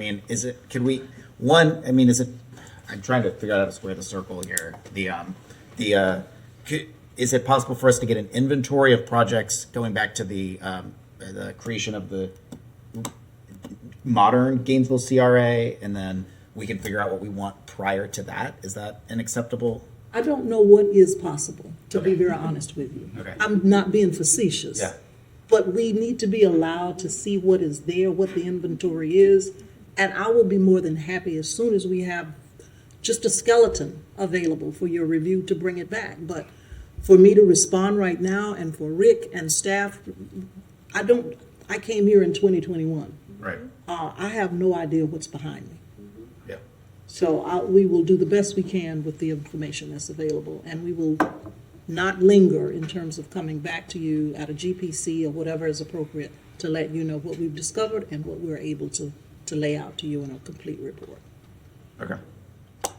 So you're saying that with the motion on the table, that is what will be occurring, is you guys will come back to us with some kind of overall skeleton of something with the information that is available? Yes, because before we dig deeper, I don't want to come back with something that we think is complete that you all as a body have not agreed to in terms of how the information is coming together. Okay, well then I'm comfortable with that. I don't want staff to spend an inordinate amount of time taking away from their important work, doing the GCRA work, but then what is available and what's readily available, I guess I'm comfortable with. Thank you, Mr. Mayor. All right, thank you, Commissioner Eastman. Commissioner Chestnut. Thank you. I think Commissioner Duncan Walker's motion is very clear and is very timely. It's a historical perspective. Please be reminded that these districts did not come on at the same time. I believe the last district to come on board was the East Side District. So you're looking at a span of 45 years. it's going to be great information to have. And then going forward, you will keep it cataloged in that way so that you always know what was spent in each district. And just as a commentary, I think you see the value of having a policy department. Yeah, they would have come in very handy here. But I think the motion needs to stay intact as it is. It's a good motion. It's going to provide us with historical information. Thank you. All right, thank you, Commissioner Chestnut. Commissioner Willetts. And I requested similar idea with tree mitigation, right? And staff, what they ended up bringing back was, I can't remember exact years, like 7 years worth. And because that's the data they had, this is what they chose. And it came back as a GIS page linked map, the GIS, because you click on things and it's attached to spreadsheets in the back end, right? And so they were able to do that, and I really appreciate that. If that's the kind of thing you're looking for, particularly for a time period, since 2019, obviously they've got, since 2019, sometimes we see almost the inventory when they say, look at everything we've done in the past couple of years. So I think perhaps that is a good format as well, that we can see it, because it's public. You can say, I want to see it by current boundaries, old boundaries. There's different ways you can flip through it. If you haven't seen the tree mitigation fee payments and expenditures, it's great. It's a great interface between real GIS and what a user like us can use. So if that's what you want for, like, since 2019, something they can get to us a little faster, quicker, and then we make those decisions about how in depth, going all the way back. I just offer that as an opportunity for us to envision, to instruct staff, because we did something somewhat similar. I asked and everyone agreed, and I really appreciate it, because it does help us say, what is the history? But it's like a 7-year-ish time frame. I believe it was what it was. So I just want to offer that as an example, both to staff, that I know it's going to be a difficult lift. I am more comfortable saying, yeah, if you want to give us through 2019, it's all on your fingertips in something very easable and quick and digestible, and then figure out that process for going further back. Thank you, Mr. Mayor. Thank you, Commissioner Willetts. Commissioner Duncan Walker. Thank you, Mr. Mayor, and thank you, Commissioner Willets, for that. You and I have had a few conversations now, and we both share a love for maps. I don't want to limit staff. However they can best get it to us. If the map is the way they can do it, great. But however they can do it, I appreciate, once again, them saying that they're willing and that they will. Thank you so much. All right, thank you, Commissioner Duncan Walker. Commissioner Book. Yeah, this is such an interesting discussion, because historical context is very good. On the other hand, I'm not sure that the relevance 40 years ago may be as valid for us at this point, when we're kind of trying to be future focused. So that concerns me some. I don't want us to get bogged down in the past. 40 years ago, things that it's good information to have archival, but I'm not sure that we probably want to spend resource time on it at the moment to deal with that, when we've got some gigantic projects with gigantic resources that are about to be. So that makes me kind of think about it. Commissioner Duncan Walker, was your goal? I think I was getting kind of tell me your goals in the motion there, if you would. Absolutely. Thank you very much, Commissioner Book. So only in part is this historical relevance key for me. The things that we did 40 years ago and the policies that were crafted at this dais 40 years ago have impacted what we're looking at now. The way communities were invested or disinvested 40 years ago, that's what I'm talking about, okay? And for me, maybe that sentiment is not shared by some other folks at this dais, but if I have the opportunity to take a look at how money was spent previously versus how it is being spent now, that guides my ability to say, there were some inequities in terms of how money was being spent. We don't want to do that moving forward and in the future. That is one of the reasons that I'm asking for this. I also like to see the big picture. I like looking at the whole piece of the pie. I don't like piecemealing things at all. And sometimes for me, I have often felt like I am piecemealing things when I take a look at spending money on certain projects, because I'm not able to see a broader picture of A, what was, and B, where we're going. A map shows us that all at the same time. And if you have the historic context, you can say, you know what? 1973, we didn't put the money over into these areas. That's why the sidewalks are looking the way that they're looking, and we probably need to take a look at investing some more money over there. So that's the way that I kind of take a look at things.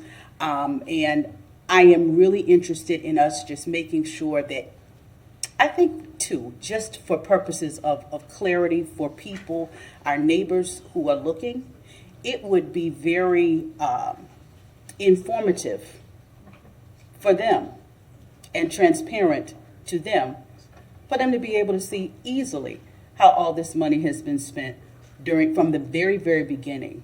So for me, it's several things.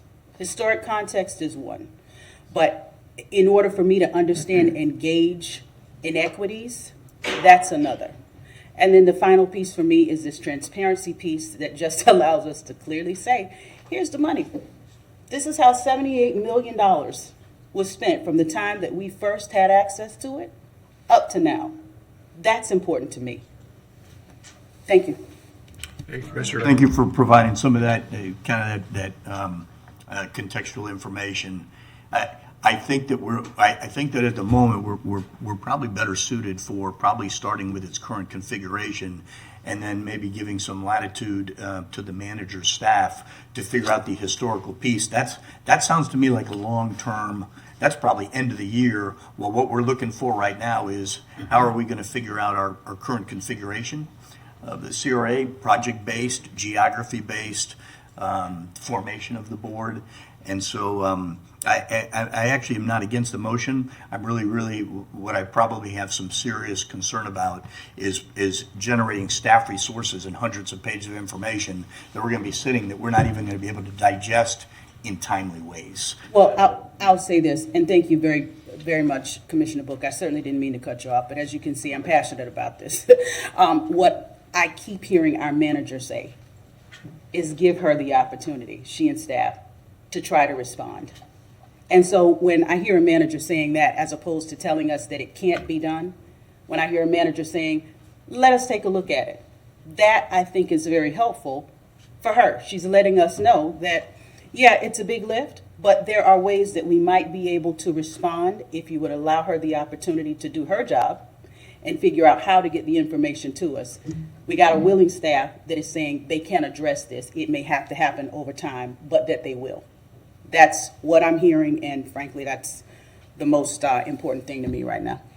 Yeah, I believe there'll probably be annual reports would be the start, right? You grab the annual report, which is archival and historical, and you put those together, and you probably already have a tremendous amount of information that might have a lot of that. Compiling it in a different way, like mapping, might be different, but I would be comfortable. I'm more comfortable with the big picture as opposed to the granular, though I heard what you said, and you want to know that what the specifics are and the specific projects.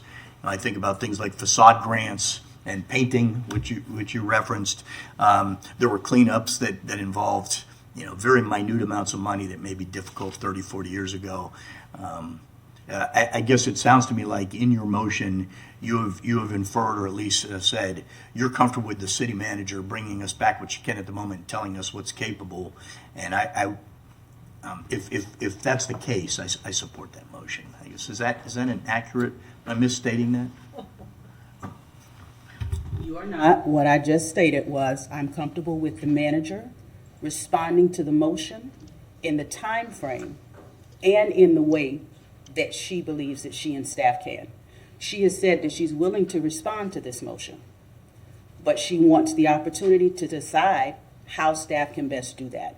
And that is something that I support, because it is not my intention to make this difficult for staff either. I just have a desire for some information. I'd like to receive it, but I want you all to get it to us in the way that you can get it to us and in the time frame that you can. I just want the information. Thank you. Well, that's definitely passion right there. It's coming through, so I understand. Yeah, my focus would be on start with the most current information. That's the most timely information, probably most relevant for us, in a way that allows us to make some of these big decisions, whether it's with the city or county or specifically up here, just the seven of us.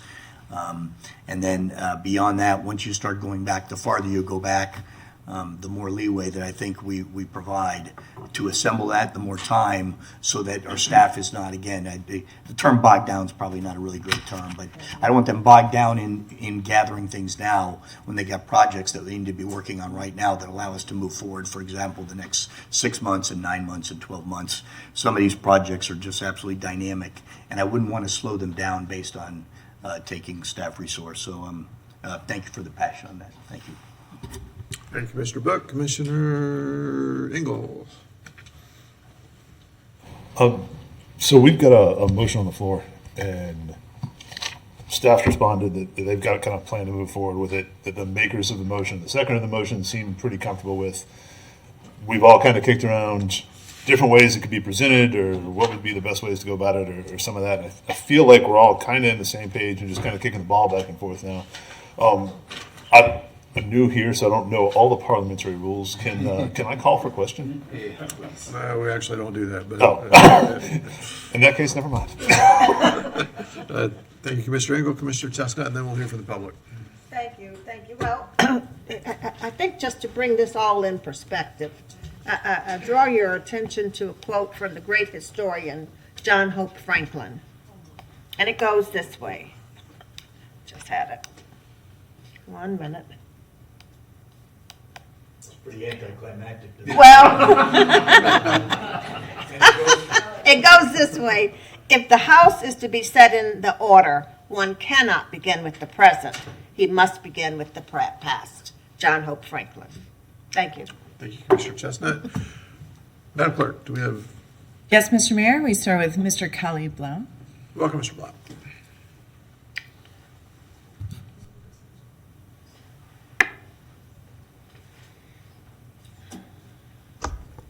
Thank you. Another great historian, Yosef Ben Yakanan, said, "The future started yesterday." So it is very appropriate to look back like that.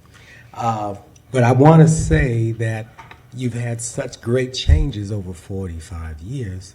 The year that the state legislature authorized tax increment funding, or TIF, is a reasonable baseline for the current iterations, both the TIF CRA and the switch to GCRA. That information this staff has at their fingertips and could hand you in a week or two. But the other information bears more important markers about what policy has been over a longer time. But 45 years ago, you got a different local government structure, different local government department functioning, different priorities. And in fact, if you're going to look at things that were done 45 years ago, then you also need to include status, that is current use and condition, because in 45 years, I'm crumbling compared to where I was 45 years ago. So you should take a look at the status of things going that far back. And I would take time to explain what TIF is, but that doesn't fit in 3 minutes. But there was a lot of very specific language in that state authorization, like what proportions could be used for infrastructure, for services, for staffing and overhead. And so I think we need to be sure that legacy TIF from CPUH should be used for services as compared to infrastructure. But is it adhering to the legislature's rules for use of those funds? You got to stick to those rules, even though you've switched to GCRA and just giving them an annual appropriation out of the city government. You know that the legacy funding has to keep to those rules from the TIF state authorization until it's exhausted. So be careful you're not spending. And there's a couple other things you talked about much earlier in this. So I'm just addressing the card I put in, but you haven't come back to those points, so I don't know if I should say those now. But one is about refurbishing GTEC. Has there been any building this city has handled in the last 3 decades that was more flexible, future-looking, instantly adaptable? I hope this refurbishment is not a giant ticket item where they're calling in multiple consultants for a couple years and then spend millions. And bullet number 2 on the plan for 2025. That number 2 is aesthetically high in the list, but it is chronologically last. And I'm talking about a market for East Side that we've talked at for 5 years at least, and now it's set off to May 27th. That's like, don't really care. Mary Anderson? Mary Anderson, appreciate what's on the floor right now in terms of what you're going to consider voting. I am an East Side resident now. I have been in Gainesville since '72. I was looking at the pictures out front. I don't even know if CRA or TIF was involved. When I was talking about approximately 50 years ago, the Thomas Center was used for Santa Fe College classrooms, and the paint was peeling off. What I was thinking, and this is one of the things I want to suggest, is I know you want somewhat of a historical record. You want the public to appreciate and understand where the dollars have gone. And I think what I want to suggest is selecting a time frame, whether it's 5 years, 10 years. CRA started in '79. There was TIF, there was changes over time. Selecting that time period, because it's important for older people like us. We appreciate and we remember. We do remember. And remember the people who were involved in it as well. But I want to suggest photo album comparison. That may or may not include some of the dollars spent. That was one of the things that we used to do sometimes when we had public meetings that the majority of people don't go to. We used to have things out front here at City Hall that we don't have anymore. We got big pictures of the City Commission and below. Like I remember the golf course. I remember the condition of the Thomas Center. These monies are spent from that district. I remember a lot of businesses that have come and gone on Hawthorne Road, the vacant buildings. I'm living next door to one of the construction sites that you're talking about. That's going to be, look at Depot Park. It took 10 years to get that money together to have it. I look at it every time and I remember that. I remember Mayor Pegina Hanrahan saying it took 10 years to get it all together. I don't know, maybe one of the commissioners can inform me. When did the East Side join in with the CRA? Roughly. I don't know what number it was, what year it was. But I'm thinking in that 2000? when you want to have the public understand where their tax dollar is going, to me, one of the best ways is the comparison, before, after, before, after. And I am also concerned about the amount of time and consumption that would be used by staff. So I'd be interested to hear what the city manager comes back to say. But yeah, people want to know, because you hear complaints all the time. I do too, about they're wasting tax dollars. I don't believe that. Thank you for your time, and I like the motion. Thank you, Ms. Anderson. That was our last speaker, Mr. Mayor. Okay. I don't see any further lights. We'll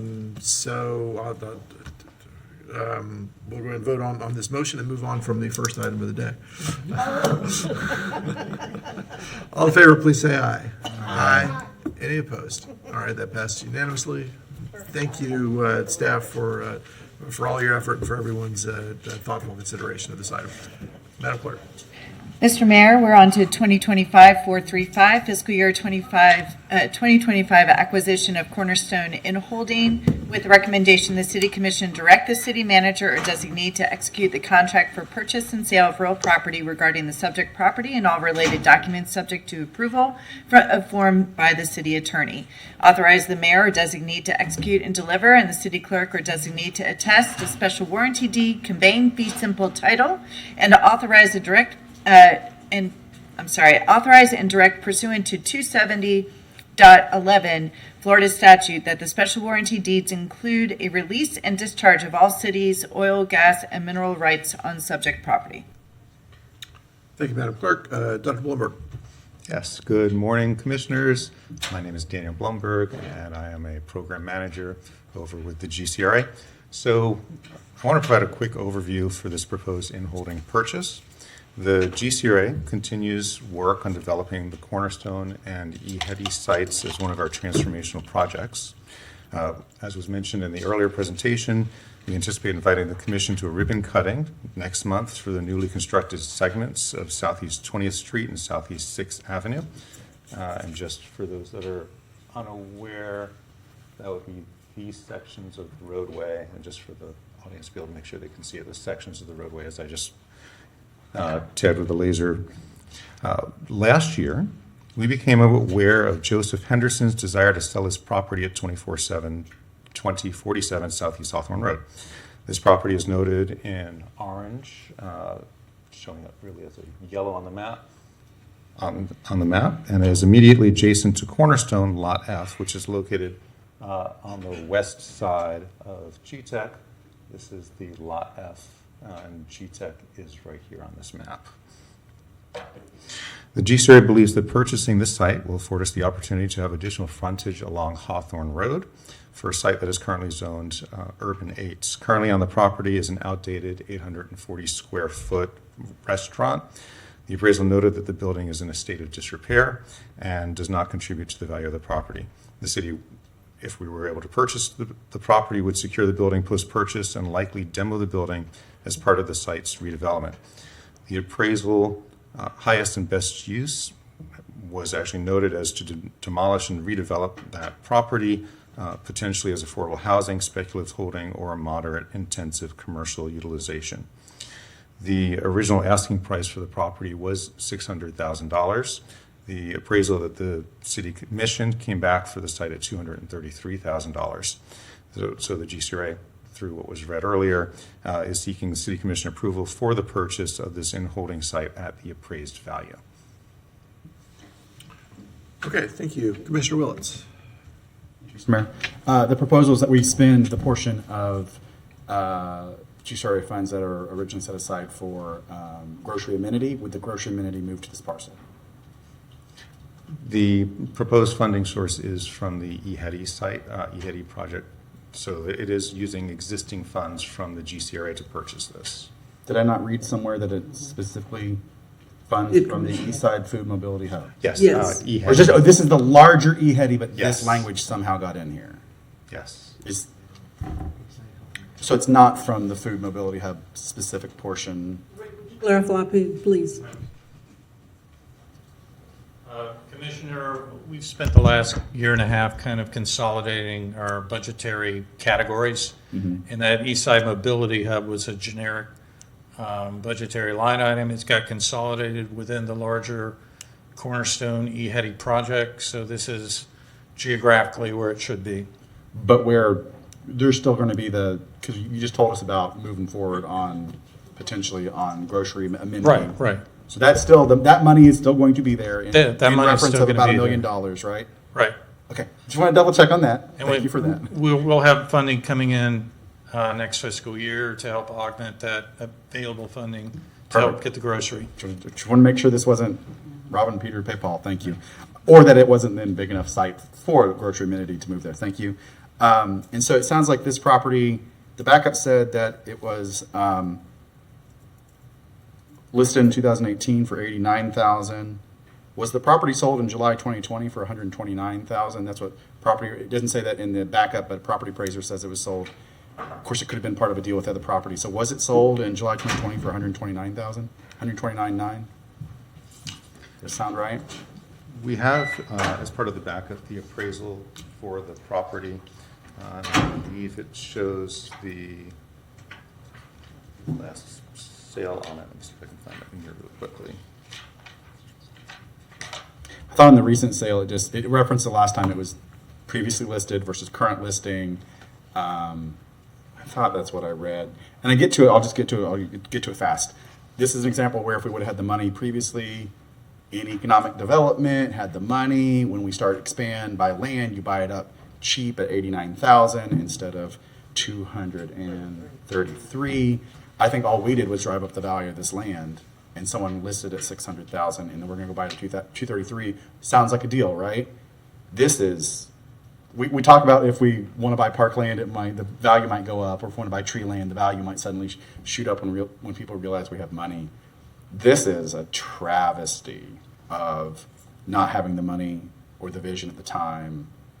And I know the difference between 89,000 and 233 is only 140,000, but this scares me about how we spend money. Not because the 140 is the end all be all, but because we drive up the value of it because we say, look at all this great stuff, grants, which E-Heady is great. And I always thought, why don't we have that corner, the area? Because it will complete it. Great road view. And so I think more than anything, I think I can support this and go forward, but this is, and the mayor's mentioned a couple times about, we got to think about that. We drive up the price of things when we show interest, and we're going to economic development, and who owns that piece, and do we need to buy it now versus later? The manager through the consultant, I forgot his name, is going to be talking about the idea that sometimes you need to own the land ahead of time before you start. You can buy the land, own it, before you go through with programs, and then either make your money off of the land or incentivize and bring in economic development. So I just want to throw this out there. That's long-winded. I know we have a lot of stuff. We still for the whole day, but I just couldn't get by without saying that I think we drove up the price of this. 233 still may be appropriate for the appraisal, but if it listed for 89,000 in 2018 pre-pandemic, and if in the middle of the pandemic, which maybe prices were a little low, it sold for 129,000. It just kind of shows that we perhaps missed an opportunity. I think we drive up the price, and I don't want to feel forced that, if you don't do this now, it's going to go away, and kind of this inflated price, because we're bringing the value to that property. We, the taxpayers, the federal government, UF, everyone has brought the value to that by investing in around it. So and it's no fault of yours, Mr. Smith, you're new, it's no fault of perhaps anybody up here, but. I would like to point out that our real estate staff has reached out to parcel owners there over the last 2 or 3 years. Not easy to find a willing seller. In fact, some of them are very dismissive of any offers. Right, so that's why it is, and it's not just frontage, it's the corner of an entry into, so it's even more important for us perhaps. That's why maybe I shouldn't bad talk it if I'm going to vote for it, but I will support it, but I just couldn't let it go without talking about that. Thank you. Thank you, Commissioner Willetts. Commissioner Book. Yeah, thank you, sir. So just one more time, and I've looked at the backup too. Why do we want this parcel? What's it going to do for us and for the community as it relates to this project? I think it's mainly an attempt to incrementally add to the Cornerstone campus, picking up important parcels as they come onto the market. This one is immediately adjacent to GTEC. We could use it potentially for parking if we were to build out that vacant lot just to the west of our building. So I think in some instances, this is a more optimal piece than a larger one that's kind of in the middle, but we don't have adjoining access to it. Yeah, thank you. Commissioner Willetts was right this time. Yes, by virtue of our very development on a critical project, we know that the property value went up. I think they call it a windfall. I see in some of the backup, there's a notation about potentially using things, temporary improvements to provide services for food trucks.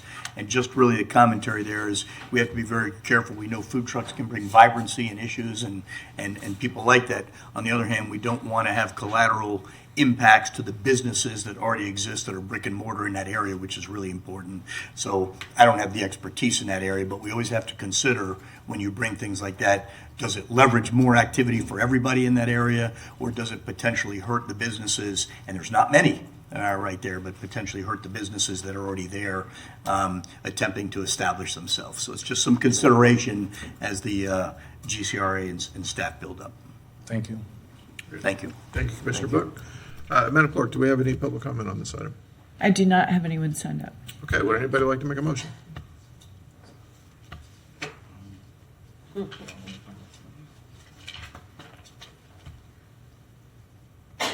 We can move on if nobody wants to make a motion. All right, Commissioner Eastman. Fine. I would like to move approval of acquisition of the Cornerstone and holding of staff recommendation here.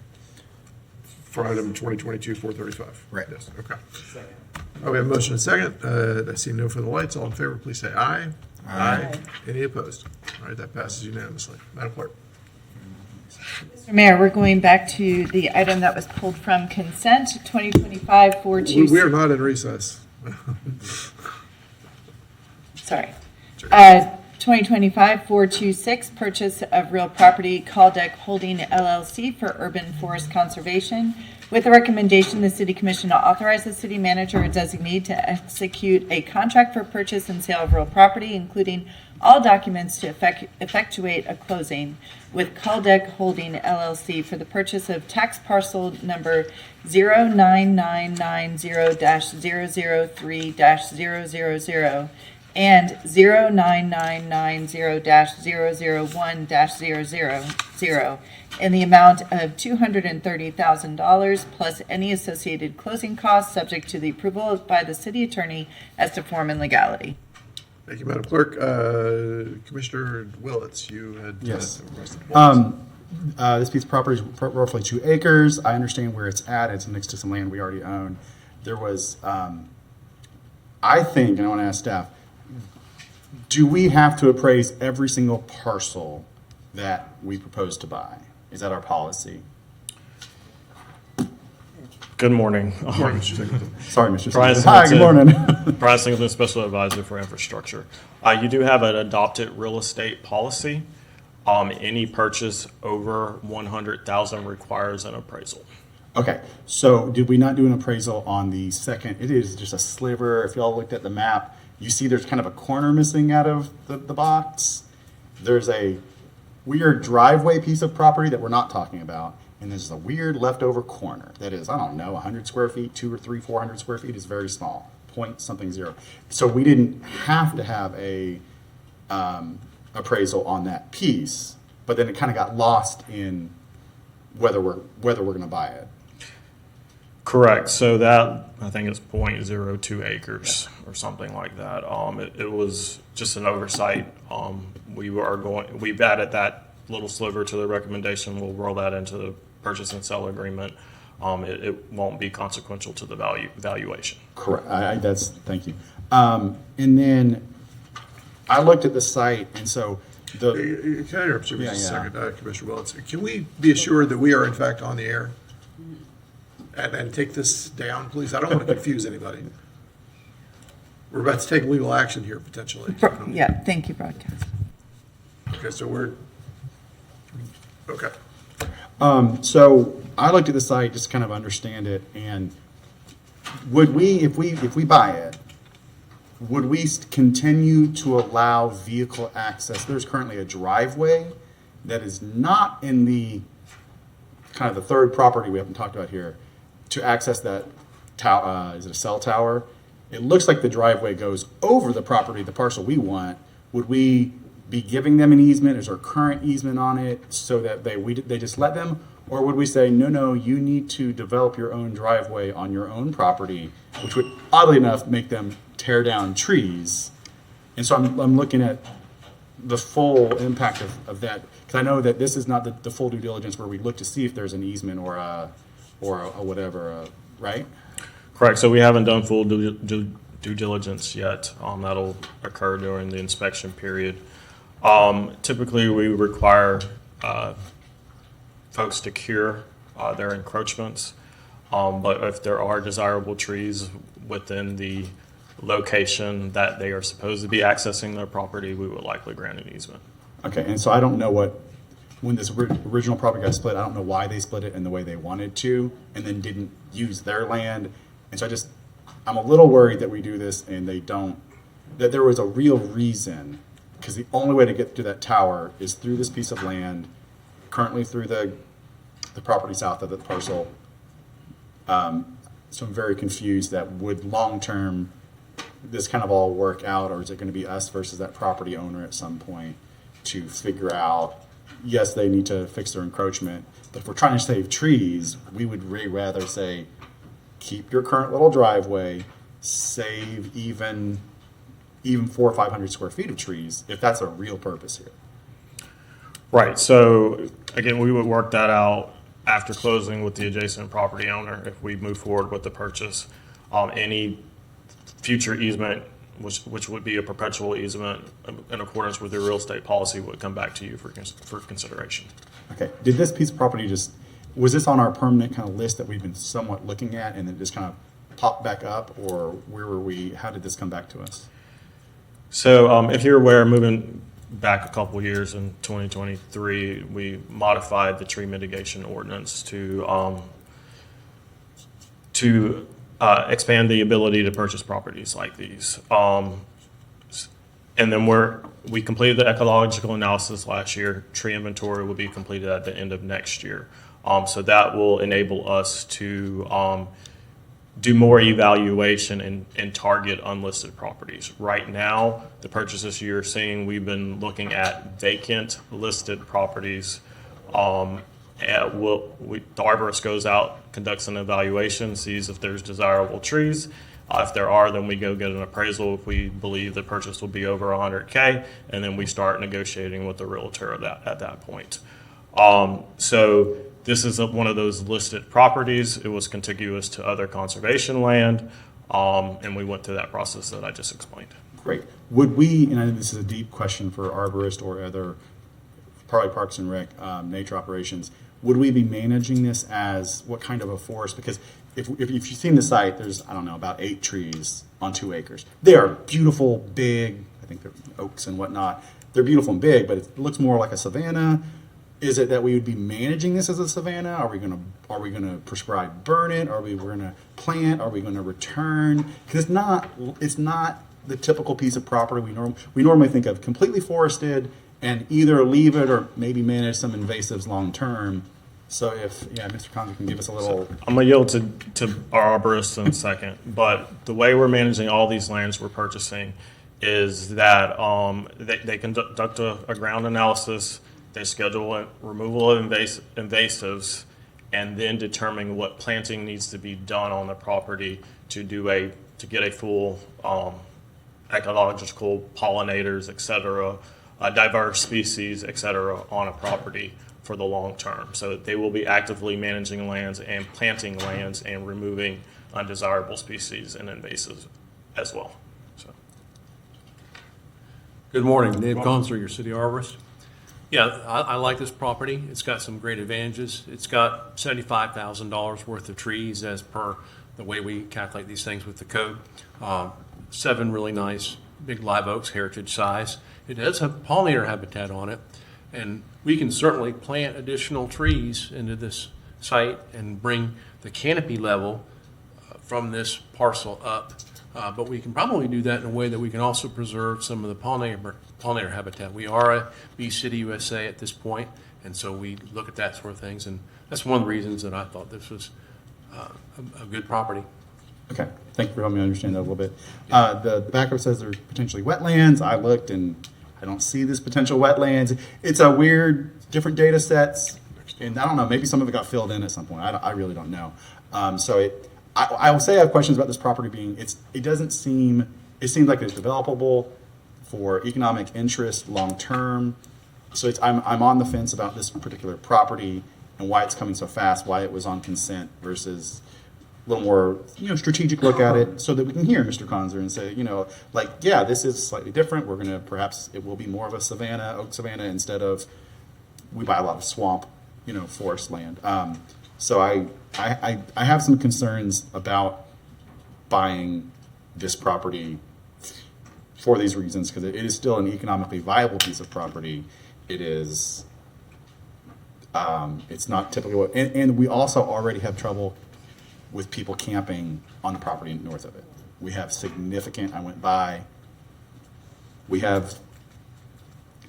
there's the evidence of multiple people camping. Would we fence this? And the other property is theoretically fenced, but lots of it's broken away. And where the cell phone tower enters, it is not fenced. It is open, and people are accessing it from potential trail on the old railroad track, which we have a plan for.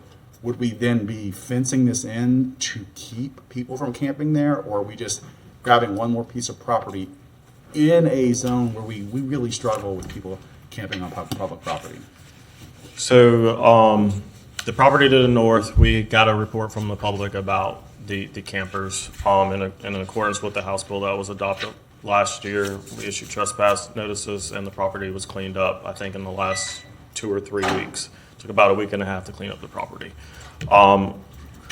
We were waiting on a decision on this purchase to determine how we would control access to the property moving forward. So we haven't made that decision yet, but the camping issue and the litter and trash have all been cleaned up. Have all been cleaned up. Yes, it has all been cleaned up. I would suggest you go talk to your staff. I can tell you, I was there yesterday between 4 and 5 p.m. That is not an accurate statement, and I want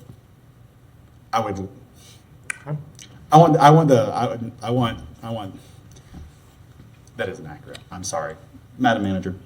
That is a completely inaccurate statement. Are you talking about the property we own? Or the parcel in question? The property we own. That is a completely inaccurate statement. Okay. We will have to I have never gotten heated up here. That is completely inaccurate, and none of us commissioners should hear that. It is inaccurate. I move that we postpone this to another meeting. It is a difficult and property with a lot of different things going on here. I'm so sorry, Mister. I am now heated. I move that we move this to a future meeting. This item. I'm sorry. Hold on, let's see if we get a second. Well, I want to second it because I agree with the motion. I do want to have a statement. Let me just say this. Madam Manager. We had talked about pulling this item from the agenda today, so if it is deferred or not acted upon, it is of no consequence as it relates to us needing to do something right now. So if there's And I will confer back with my team, and we will reevaluate the property. So I must have gotten an inaccurate report. I'm sorry, Mr. Singleton. Okay. Thank you, Mr. Singleton. Commissioner Eastman, you're up next. Yeah, well, thank you, Mr. Singleton. Thank Dave, and for all you guys. I think you guys have done some really great acquisitions in the past. And Mr. Singleton, I understand. I mean, you oversee. I'm always surprised. I've done ride-alongs with you. I'm surprised at the number of things that you have to oversee. That while you sit in these meetings, but then you also have a lot of public works under you, a lot of land oversight under you, and so I understand that you get reports and you hear what you hear, and then anyway. My point is, I appreciate everything that you guys are doing. Yeah, Madam Manager. No, I'm just saying, if Mr. Singleton's statement is inaccurate, then he did not have up-to-date information. He makes mistakes just like I make mistakes, just like staff makes mistakes. And Commissioner Willits, I will say to you, you do a great job of overseeing and providing oversight, because you have called us on more than a few occasions to say what happened here, or even with the parcel number being left out. So I am appreciative of your being detailed and providing actually support to us as we move along. But again, Mr. Singleton may have misspoken based on the last information that he had. Obviously, you were on the site yesterday, saw something different than what he's obviously shared, but I'm sure he did not do it on purpose. To this point, so we'll postpone it. I do think that it's important that when we're talking about acquisitions, I think one of the main things this city does is we own property, we improve property, we regulate other property, we do land at its core. And I do want to make sure that our tree mitigation funds are being utilized for kind of that we have an overall policy and strategy. From what I understand is, as you said, there's a parcel, we'll review that parcel, we'll review what trees are on that parcel, and then we'll purchase the parcel based on the trees that are currently on the parcel. And I think that's fine. I think it's a bit, okay, I'll call it, for lack of a better word, the seat of our pants, like we're sort of taking things as they come along. And I want us to and I would like for staff to come back to us in the next 3-4 months with how exactly we are looking at these acquisitions that are being built into a larger framework of what we're acquiring, what the long-term strategies are on that. Is that ecosystem improvements, how we're enhancing our tree canopy, what recreational opportunities are in there? How do we make sure that what's going on with the tree mitigation funds fits into the long-term strategies of our nature operations organization, what's working for public works, for our code enforcement? All of these things are sort of tied in together with one another, and I really appreciated seeing Dave and the whole rest of the team really moved forward on, I think, some really tremendous acquisitions. But I think now we are moving forward with that. We're going to get our tree fund. We're going to have the overall review of everything coming back soon, and making sure that that's fit into kind of an overall acquisition strategy and process. And I'd like for us to have that conversation here, before as we're going forward and making these acquisitions. Yes, Mr. Mayor, if I might again, we are moving kind of fast on this tree mitigation program. I know that your staff is very slim over in Public Works. I'll point to Ms. Mowry, since she's the new Public Works Director, interim director. I know you have funds in next year's budget to probably increase your staffing a little bit to help with the work that obviously needs to be done, but they are gearing up. Yep. They need staff. But I mean, these are acquisition is at its core No, I hear policy decision, right? And we're the policy board, and I think it's probably as we're gearing up that staff, as we're getting our data back, that we have that conversation. The same way that, the county has a whole acquisition strategy for ecosystems. Many cities have green space acquisition strategies, whether that's an acquisition list, what board that goes to. I think if we're talking about spending this money down, we're talking about all of this, I do think it needs to be, we need to have a discussion about what that process and policy is going forward as we're gearing that staff up. We'll be ready to do that sometime next fiscal year. Sometime next fiscal year. Next fiscal so in year. October, past October. Yes. Okay. All right, but I'm comfortable with the motions on the table. Thank you, Mr. Mayor. Thank you, Commissioner Eastman. Commissioner Book. Yeah, we all have our individual areas of expertise, which we bring to the dais, which is important. And I was thinking about the 55 acres that we purchased recently. That was conservation, right? I think I have that. That was the size, probably the biggest purchase, well, at least in the recent history. And it was conservation land. It's provided land with what you say, Mr. Arborist, a variety of trees. We can do many things with that. And I felt like that was just a tremendous purchase for the city, right within the city limits, which is very difficult. And so this is one where I hear that you did basically incredible research and have an incredible level of knowledge beyond what mine was in this. And so I value that. So I hear that motion, and I'm supporting that motion. So thanks for doing that. Thank you, Commissioner Book. I see no one lights. Do we have public comment? We have no one signed up for public comment. Okay, all in favor of the motion that's on the table, please say aye. Aye. Any opposed? All right, that passes unanimously. Commissioner Eastman. Someone had their hand up, but I think, were you trying to speak to this particular motion that was on the table? No. Okay, all right. Thanks. All right, we are, Madam Clerk. Includes the morning agenda. Very good. We'll see you all back here at 1 o'clock. Thank you. Your spot, we've got a lot going on in a lot of different directions early this afternoon. So I'll go ahead and call us to order. We've got a quorum. Mr. Mayor, we have the Gainesville History Moment to be presented by Ms. Donna Waller. Welcome. Before she gets going, while I come on up there, just wanted to let everybody know we do have a lot of people talking to, I think, two different items. The GRU item, which we have moved to the top of the agenda. First, we'll have our history moment, and then early public comment, then general public comment, and then we'll do the GRU item, and then we'll do the RTS item. I know there are folks waiting outside, so I would ask that if you are only here to make general public comment or any one of those things, that you make space for folks who are in following that, because we do try to keep from having an unsafe room in here. So having said all that, let's enjoy our Gainesville History Moment. I took notice of that and sneaked in and out that door. Yes. So, we won't tell anybody. this is your easiest moment of the afternoon, I see here. So, good. Those of you who were here last month, this is kind of a continuation of a series that I'm thinking of in my head as Radical Gainesville. And what I want to talk to you about today is the history of student activism at the University of Florida in the 1960s and 70s. And think that, as you'll see, it spills over onto the way the city of Gainesville has been ever since.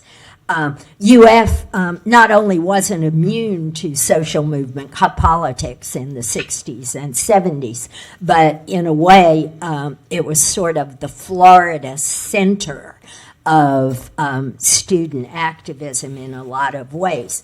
And most of the student demonstrations and protests here in the early 60s were over the issue of the speed with which the university itself desegregated.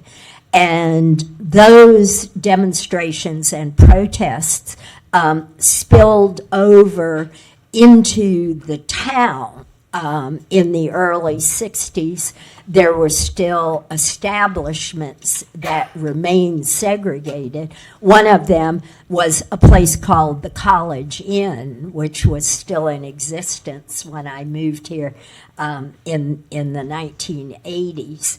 And a focus of student activism was getting that particular establishment to desegregate in the mid-1960s.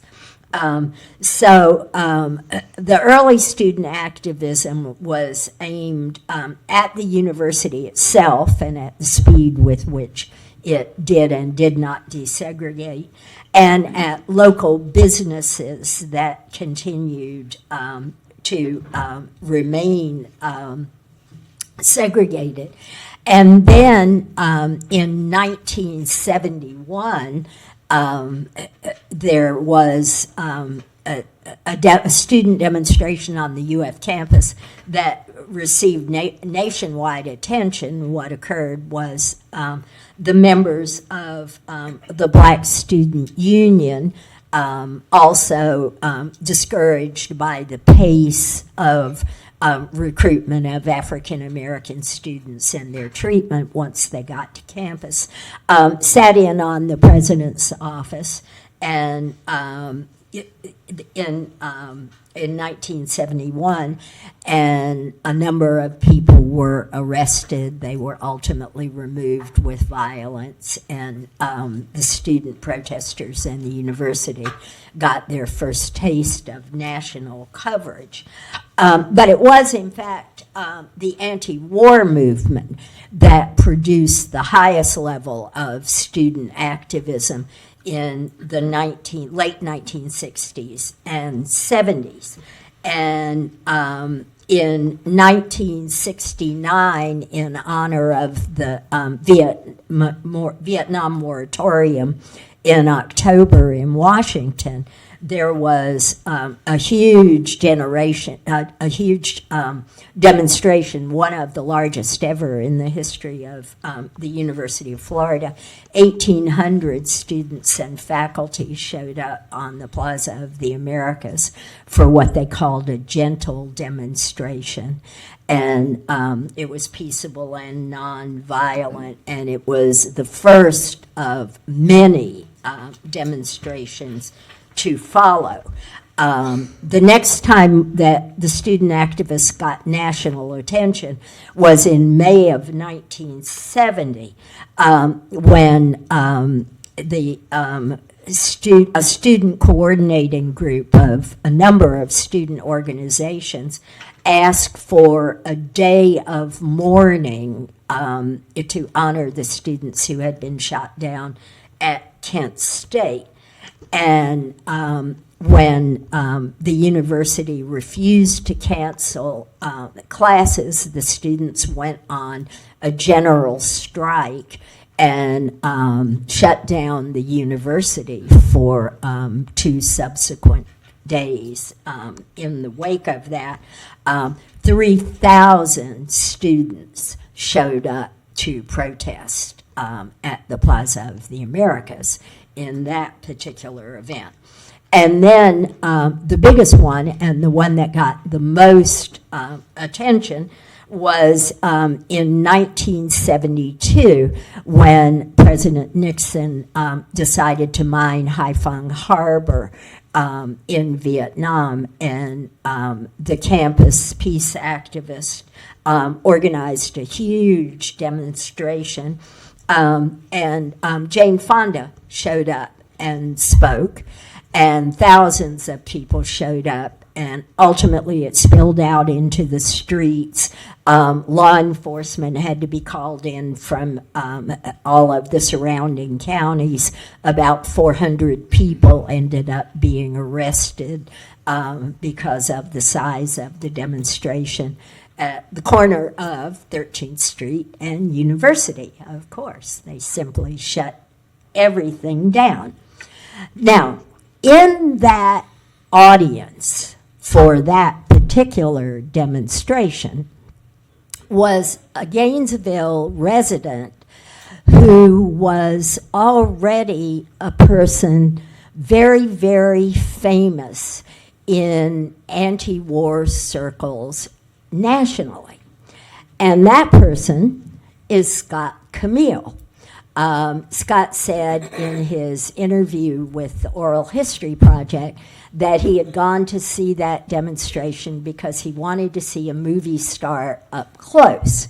But by the time that demonstration occurred, Scott had already testified in the Winter Soldier hearings and had been one of the founding members of the Vietnam Veterans Against the War, and in fact, at the time was the head of the local chapter.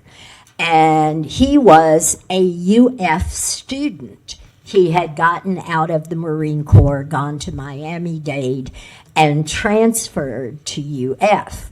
And he was already, in many ways, Gainesville's prominent anti-war activist before Ms. Fonda showed up here and attracted 10,000 people to a rally. Those of you who know Scott know that he has remained Gainesville's premier anti-war activist over all these years. The Vietnam Veterans Against the War is now the Veterans for Peace, and they have done a million projects in this community to keep in our minds the people who serve at the behest of our government. And if you have never attended the Veterans for Peace Solstice celebration, I have to tell you that your winter holidays have not gotten off to a good start. And if you have not heard the students in this community recite their peace poems at that celebration, you are missing something very, very big. So the history of Gainesville continues to be shaped by all of those student activists. And by the way, Scott graduated from the University of Florida as the Gainesville 8 trial was going on. And several months later, all 8 of them were acquitted in less than 5 minutes. That's it for today. Thank you. As an addendum to that, I would remind you that in these days following Memorial Day last week, if you're driving down 8th Avenue and notice that the curbs are painted purple, it is because of Scott Camille's activism through Veterans for Peace that we repainted those curbs purple in honor of that ongoing work along 8th Avenue. So thank you for that. Madam Clerk. Mr. Mayor, we have... Actually, let me interrupt you Yes. for a second. Madam Manager, did you want to make any announcements about 8th Avenue, the other end of 8th Avenue closing this weekend? Are we prepared for that, or? I wanted to make sure that the commission is aware of the 8th Avenue closing on Saturday from, I believe, 6 to 12. And this is planned. We've had some media advisory out on it already, but I wanted to make sure that we took this opportunity with the commission with as many watching as possible to make sure that we have this information. Very good. Yeah, we had a conversation about when it would be best to make this announcement, and we figured this was the most eyeballs watching, not only in the room, but also in the community would be right about now. So, Mr. Singleton. Good afternoon, Brian Singleton, Special Advisor for Infrastructure. Northwest 8th Avenue from Northwest 6th Street to Northwest 12th Street will be closed Saturday morning from approximately 7 a.m. to 3 p.m. There's a failed stormwater pipe under the roadway. They need to excavate that and investigate what's going on and get that repaired. The detour route will be signed, so people trying to transfer this area just follow the detour route signage. And while that section of roadway is closed, the urban forestry team will be doing some structural pruning to the trees and to increase invisibility to that traffic light at 10th Street. But 10th Street is where the failed stormwater pipe is. So if you could avoid the Oakview neighborhood, generally speaking, on Saturday, it's probably a good idea. So, very good. Thank you, Mr. Singleton. Commissioner Chestnut. So 8th Avenue from U-Haul to 6th Street will not be closed. I'm trying to get an orientation. Correct. Correct, yes, ma'am. The FDOT portion of 8th Avenue from Main to 6th will remain open. Only the section from 6th Street, Northwest 6th Street, approximately GPD, to the overpass, the 13th Street overpass, approximately that area will be closed.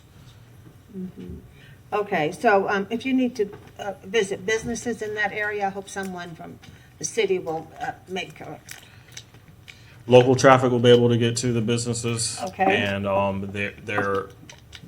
the gridded network allows accessibility from the rear as well. Okay, thank you. Thank you, Commissioner Chestnut. Thank you, Mr. Singleton. All right, Madam Clerk.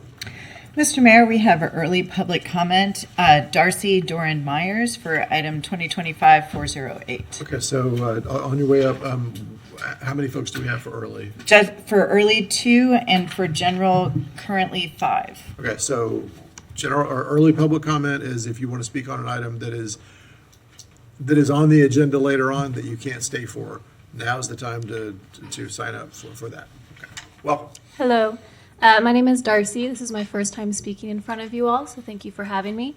I and 3 of my neighbors were here earlier today, and we were here to try to speak about the Wild Spaces Public Places funding allocation for a new parking lot in Tom Petty Park. We were here to try to speak about the funding allocation for a new parking lot in Tom Petty Park, and because none of us were familiar with your processes, we were late with our comment cards, and the parking lot was approved before we were able to comment. So I came back to speak this afternoon just to bring your attention to what I see as 1, a misappropriation of our Wild Spaces funds, and 2, no attempt to receive public input from the neighborhoods surrounding the park. I don't want to speak much about my first point, the misappropriation of the funds. I think it's pretty clear that a parking lot, especially one that paves over already existing green space, is not what the public had in mind when they were voting for the Wild Spaces tax. So regarding my second point, the level of public input on this parking lot item, I received an email 2 days ago from the Wild Spaces Public Places listserv. It said that they would be requesting permission today to spend $75,000 of Wild Spaces funds on additional design services. And it took clicking through 3 to 4 links to find that those services were creating a new parking lot and a larger retention pond to absorb the runoff from that parking lot. These additions would cut into an existing grassy area, which is used currently by many groups, including pickup soccer, frisbee, football, LARPing. They reenact Renaissance events every weekend on that field. Sometimes multiple groups use that field at the same time because it's large enough to do that. This is not a small change to an existing project that's ongoing. This is a huge change to the project for which we were given 2 days' notice. We were given no opportunity to provide our input. In fact, we were told repeatedly that this would not happen. We were told in February 2024, and this is a direct quote, the field size will remain the same, and now it is being halved with this addition, and I did the math on that. We were told via email in July 2024, again, a direct quote, additional paved areas are not planned for this project. And here we see additional paved areas are being planned. Overall, the community is not happy with this project. There's been consistent pushback from the neighborhood on the pickleball courts, which has been consistently ignored. A parking lot is not going to be welcomed by the surrounding community. People live here, I live here. $75,000 would be much better spent on other things, which we have consistently told the planners of this project. So please consider reviewing your vote if at all possible. I'm not sure if that is possible. There's a 41 space parking lot in Tom Petty Park. Tom Petty would appreciate your review of this vote. Thank you. Thank you for speaking for Mr. Petty. Jim Conish for item 2025-416. Welcome, Mr. Conish. Good afternoon, Mr. Mayor. Nice to see you. May I have the overhead, please? I have a prepared statement. By not timely seeking a temporary injunction before the November 24 general elections ballots were printed, an obviously defective City Commission ballot question and summary went before City of Gainesville voters only and passed by a 72.6% margin. The defective nature of this referendum has now been confirmed belatedly by Judge Wright on May 9, 2025, and the temporary injunction has been rendered permanent. Ed Bilarski has proven again that he is not the person to assume the role of GRU Public Information Officer. Instead of merely striking the lopsided referendum as misleading, Judge Wright unnecessarily and erroneously proceeded to invite a new referendum. The City Commission voted 6-1 at their Thursday, May 15th meeting to do just that. These outcomes guarantee years of chaos and uncertainty. Courts normally avoid such a constitutional crisis if possible. The coalition seeking to defeat the very existence of any independent governor-appointed GRU authority are more than willing to destroy GRU in order to get their political ATM back. This controversy is partisan and personal. There is no bottom. Federal Judge Windsor noted this when he found that the GRU authority is an independent entity that can sue the City Commission, and this is in fact what we are witnessing. While failing to mention at all a rich and extensive legislative history beginning with HB 1325 bill filed by Keith Perry in 2015, Judge Wright made startling conclusions as follows. Municipal and state powers are co-equal when it comes to amending the city charter, and two, that Section 7.10 of Article 7 does not prohibit a city ordinance calling for the now invalidated referendum abolishing the GRU authority. By ignoring controlling legislative history, Judge Wright sidesteps the overwhelmingly obvious legislative intent that future governance of GRU, a regional utility, be free from the direction and control of the Gainesville City Commission. The resulting constitutional crisis that will be created by any upcoming November 25th special election on a yet-to-be-decided replacement referendum is unnecessary and dangerous. This is a direct attack on the fragile GRU bond rating, accompanying massive long-term debt incurred by the city commissioners since 2005. The cronies of these miscreants are leading the legal attack. Expect City Commission cronies who fill this room, who have already filed a slew of private nuisance suits, to file some more. Judge Wright fails to mention the previous and extensive litigation at all. City of Gainesville taxpayers will fund both sides of the current and future lawsuits since the authority has decided to deduct its legal fees from the GRU direct transfer to the city, now set at $8.5 million. This probably will cover the legal fees. If not, they can go into other I'm going to ask you to funds. wrap up, please, Mr. Bishop. I'm wrapping up. I'll be back for general comment. Thank you, sir. Thank you. That was our last speaker for early public comment. Moving on to general public comment. Did you? Okay. Sure. We have Melissa Rea, followed by Richard Devereaux, and then Kenny Lee Gaines. Welcome.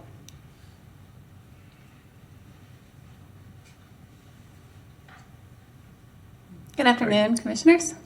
My name is Melissa Ray. I am the Executive Director of the Nehemiah Project. We are a recovery community organization. What we offer is peer support, education training, and advocacy for anyone struggling or family members and friends of those struggling with substance use disorder. We've done a lot of work throughout the state of Florida, and we've recently been asked by our managing entity, LSF, to come and provide some services here in Alachua County and in Gainesville. We have recently secured an office at 4114 Northwest 13th Street. We are directly beside Release Reentry Program, which I think is going to be a wonderful partnership for the community. We are committed to rebuilding lives by offering comprehensive support services. Our programs provide coaching, educational workshops, and connections to vital community resources.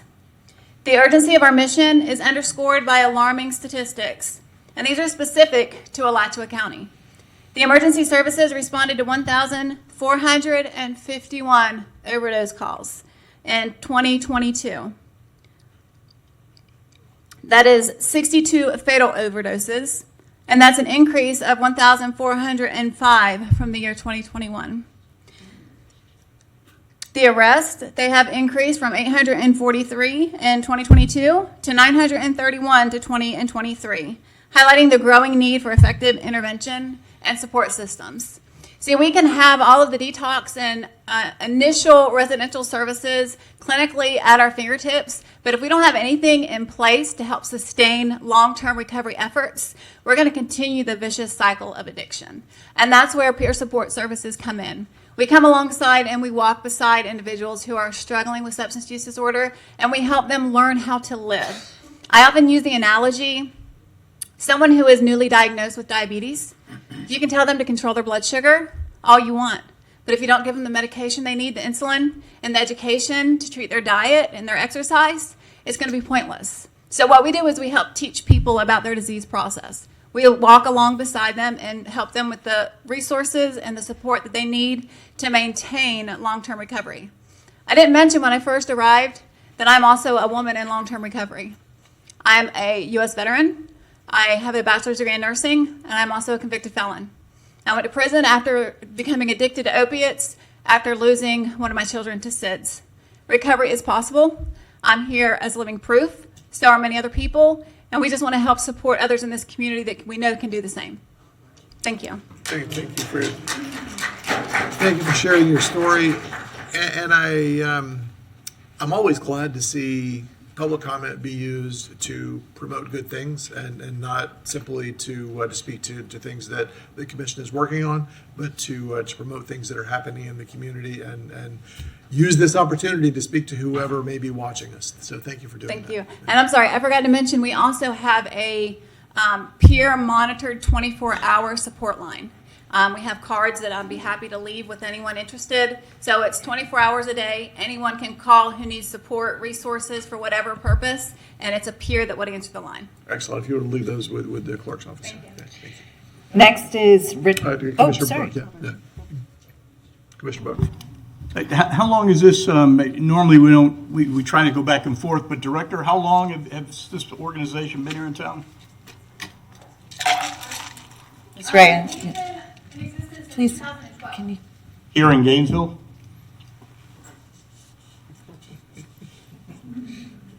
No, sir, sorry. We were just invited to Gainesville in December. Our contract started. Okay. So we've been trying to initiate relationships and get our name in the community. Well, you may want to, have some literature and drop that off to through the clerk's office so we can distribute that. But the drug court is something you're going to want to contact because they're doing exactly some of the same work, probably in a little bit different, not peer-to-peer, and Meridian. And that's just two right off the top of my head that could really benefit from partnership and collaboration. Yes, sir. We've been in contact with Alan, with Meridian, and with the drug court services. Absolutely. You're on the right Yep. track. Thank you, you. Mr. Mayor. Thank you. Thank you, Commissioner Buck. We have Richard Devereaux, followed by Kenny Lee Gaines and Jim Conish. Okay, very good. Welcome. Good afternoon, Mr. Mayor. I'm Richard Devereaux, Gainesville General Manager of O-Town Compost. This month marks the 3-year anniversary of the passage of the Gainesville Food Waste Ordinance and its 2-year anniversary of the date requiring commercial establishments to separate food waste for collection. The City Zero Waste Initiative website tells us the food waste ordinance is necessary to achieve the city's zero waste reduction goals, and it highlights the environmental benefits of reducing greenhouse gases by diverting food waste from landfills to composting. The website does not elaborate on the non-environmental benefits of food waste separation from the general waste stream, such as cleaner dumpster areas, lower pest control costs, increased awareness of over-purchasing practices, and a decrease in the use and the expense of non-biodegradable plastic trash bags. Gainesville is not immune to the ever-increasing cost of garbage disposal, driven in part by limited landfill space. And diverting food waste from landfills to composting helps create new jobs for the community in an emerging green industry like O-Town Compost. Having conducted over 400 on-site visits to food service establishments and multifamily properties in Gainesville since last fall, the two most common responses I continue to receive when discussing food waste collection are, ordinance? What ordinance? And when the city tells me I need to comply, then I'll consider it. Despite our efforts to date, the existence of the food waste ordinance in and of itself has not garnered substantial participation. Partnering locally with Gaston Soil and Mulch to produce collected food waste into nutrient-rich compost, O-Town Compost remains committed to its original intent of supporting the City of Gainesville Zero Waste Initiative and its food waste ordinance with education and affordable composting services.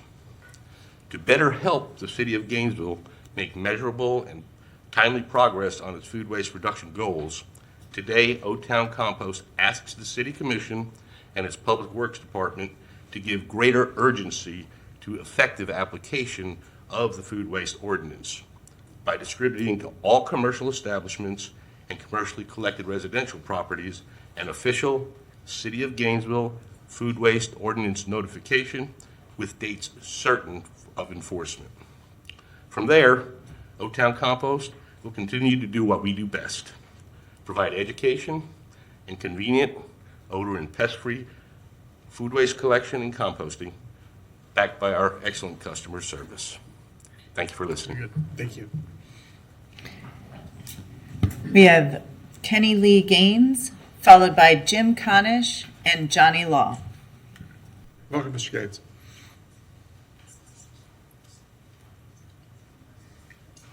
Good afternoon. My name is Kenny Gaines, and I too am a veteran. And I come to speak of people that sometimes can't speak up for themselves, and it's the homeless community. The Lord told me about 6 months ago to reach out to the homeless. And I have a ministry that I do every day where I walk the streets. I cover the area. I try to cover the area from the courthouse to Rosa Parks. And what I'm realizing is a lot of people get bad names for being homeless. But those homeless people was in circumstances. And I'm just challenging each one of you city council members to start talking to some of these homeless people. I think we can do a lot more with the homeless just by talking to them. Because, believe it or not, I'm shocked that the homeless people that I talk to, they never ask me for money. I may confront 100, 150 homeless people a week, but maybe 2 would ask me for money. A lot of times those homeless people want prayer. Sometimes they want a job, but they can't get a job because they have to look around their clothes all day, with their clothes and their bags all day. How you gonna get a job if you can't find somewhere to keep your clothing? Also, we got to do a lot better in this community with food. I mean, it is really, really bad. And we can say whatever we want to about the bus system, but without the buses, the homelessness, it's going to be more homeless people because a lot of people cannot get to their jobs. But I think that what we need to do is, I challenge each one of the city council members, and y'all look like a pretty godly bunch of people, But I think we need to challenge each one of them to walk the street one day and talk to these homeless people and ask what their needs are. God bless all of y'all. Thank you, Mr. Gaines. We have Jim Conish, followed by Johnny Law. Welcome back, Mr. Conish. Thank you, Mr. Mayor. May I have the overhead, please? As I've explained to you many times, at my home, the Conish Thomas residence, if I don't use anything and I factor in a connection fee over 12 months, I'm taking off from $120 a month, and half of that is a fixed charge for garbage and stormwater that's unavoidable. It's tied to the electric meter, sir. And as a result of this and other disastrous policies engineered by this commission, at the last authority meeting, we see a grim picture of how people cannot pay their GRU bill at all because it's out of their reach, sir. And that's because of what's happened here. I don't even know what these numbers mean, but thousands of people are being disconnected. Millions is being referred to collections because they can't pay the bill, sir. And that's on this commission, because this commission mismanaged, looted, and plundered the utility for 20 years, resulting in an unprecedented legislative takeover. Because ultimately, if you go under, the legislature has to pick up the tab for $2 billion, sir. So you can make this into a partisan issue or a personal issue, but these numbers don't lie. People cannot pay the bills, sir. And while you pour Kool-Aid down our throat for electric garbage trucks and composting and all that, people are sitting there with no power. I've been to homes, one extension cord to the next door home, one AC, no refrigeration, no lighting, nothing. Like a third world country, and that's a result of the policies formulated by you and your cronies, sir, and you know it. So you can pick a legal battle with the Florida legislature, who has the power to ask the governor to toss you out of office, who has the power to dissolve the city of Gainesville altogether, who has the courts packed with Republicans that are not going to uphold Judge Wright's erroneous decision. You can do that. But the taxpayers are going to be paying for both sides of this. And there are severe consequences heading your way unless you change course. Thank you. Thank you for the warning, Mr. Conish. Always good to hear from you. Johnny Law. Welcome, Mr. Law.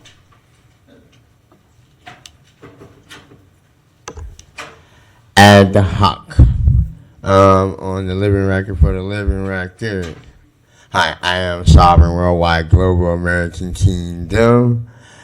As Prime Minister Trump told you, we are a sovereign nation, sovereign kingdom. That's on top of running a new United States, United Sovereign, covering the United States. I'm bringing you guys back up to date because people like Jim Conish still thinks that the old slavery regime, the old United States is still in power, which is not what is going on. I and Trump are not allowing the old slavery regime to keep running. I and Trump have been shutting down the old slavery regime since 2012, 2014. Like a legend that you had between Trump and Biden, that was a little ruse that me and Trump had to run on the scene so that domestic terrorists would come out of hiding and show themselves. That's the whole blue campaign, blue star, blue notice. I'm giving you information little by little as things go along so that miscreants don't get tipped off and they don't run amok and try to get away. Now, here in Gainesville, John Wash and ICE is helping with the blue campaign. Now, policy makers, slave catchers, slave watchers, like old cops that used to be over slaves and slavery. I need you slave catchers and slave runners to understand that you're not supposed to be openly operating slavery right now or anything else like that. I don't care that you say, well, in your country, slavery is open and okay. You know that since 1843, that slavery has been abolished, all forms and all forms of it. So, like, when you try to cover it and paint it up as citizenry and continue to pass off like these goddamn IOU notes that Jim Carnage keeps talking about, which is the way that you've been trying to keep people into what you call a financial debtor slavery, which is another thing that Ian Trump keeps telling you that we are dismantling. Like, I understand that you guys don't understand what's going on. Those that know what's going on, trust my constituents, we've been paying attention to everything. We may not be in your little Republican sector or your Whig sector or with black Jim Crow, white Jim Crow, you know, Karl Marx, Winston Churchill, the Socialist Holocaust Party, the Hidden Black Caucus, or anything like that. Now, terms like African, Caucasian, and Hispanic, those are slavery terms. And you should not be calling people by those names. Slavery were abolished. You know that a light skin tone is known as an Anglo-Saxon, not a Caucasian. And a brown skin tone black one is known as a Negro. Thank you. Thank you, Mr. Law. That was our last speaker, Mr. Mayor. Okay. All right, moving on to ordinance for first reading. Ordinance number 2025-416, an ordinance of the City of Gainesville, Florida, proposing an amendment to Article 7 titled Gainesville Regional Utilities Authority of the Charter Laws of the City of Gainesville, providing for submission of the charter amendment to the electors for approval or disapproval at a special election to be held on November 4th, 2025, approving the question to be placed on the ballot, providing that this charter amendment will become effective if approved by the electors, providing directions to the codifier, providing directions to the city clerk, providing the severability clause, providing a repealing clause, and providing an immediate effective date. Thank you, Madam Clerk. So for those of you who are following along with the paper agenda in front of you, yes, this did get moved up. When we adopted the agenda this morning, we moved this item to the top of the afternoon because I know many of you are here to speak specifically to this. So we're trying to create the best opportunities without you having to sit through the rest of the afternoon's business. There are a few items, a few broader themes wrapped up in all this, as introed by one of our speakers a few minutes ago. We have been advised that the GRU Authority intends to appeal the Judge Wright's previous decision following their lawsuit against us. And let's be clear that it is the GRU Authority's lawsuit against the City of Gainesville and against the Gainesville City Commission, not the other way around, that created Judge Wright's order in the first place. So they've notified that they are appealing that, and I'm going to ask our attorney to, in just a moment, to address that and just give us an update on where everything is in that process to set the stage for what we're working on here. I was contacted yesterday by local media to ask for a quote about a letter that an attorney for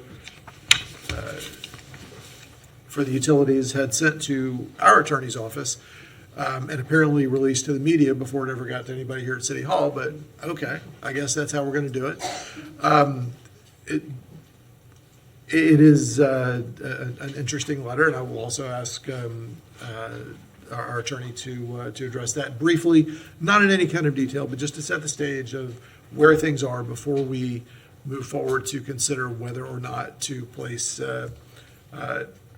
another question to we the people about ownership and direction of the utilities in a special election. So, Mr. Attorney, if you will, as briefly as possible, just give us set the stage for us about where we are. Thank you. Thank you, Mr. Mayor. And as you know, there are a lot of moving parts to this issue, so please bear with me. I'll try to sum up where we are right now and what the current item is before the commission as simply as possible. But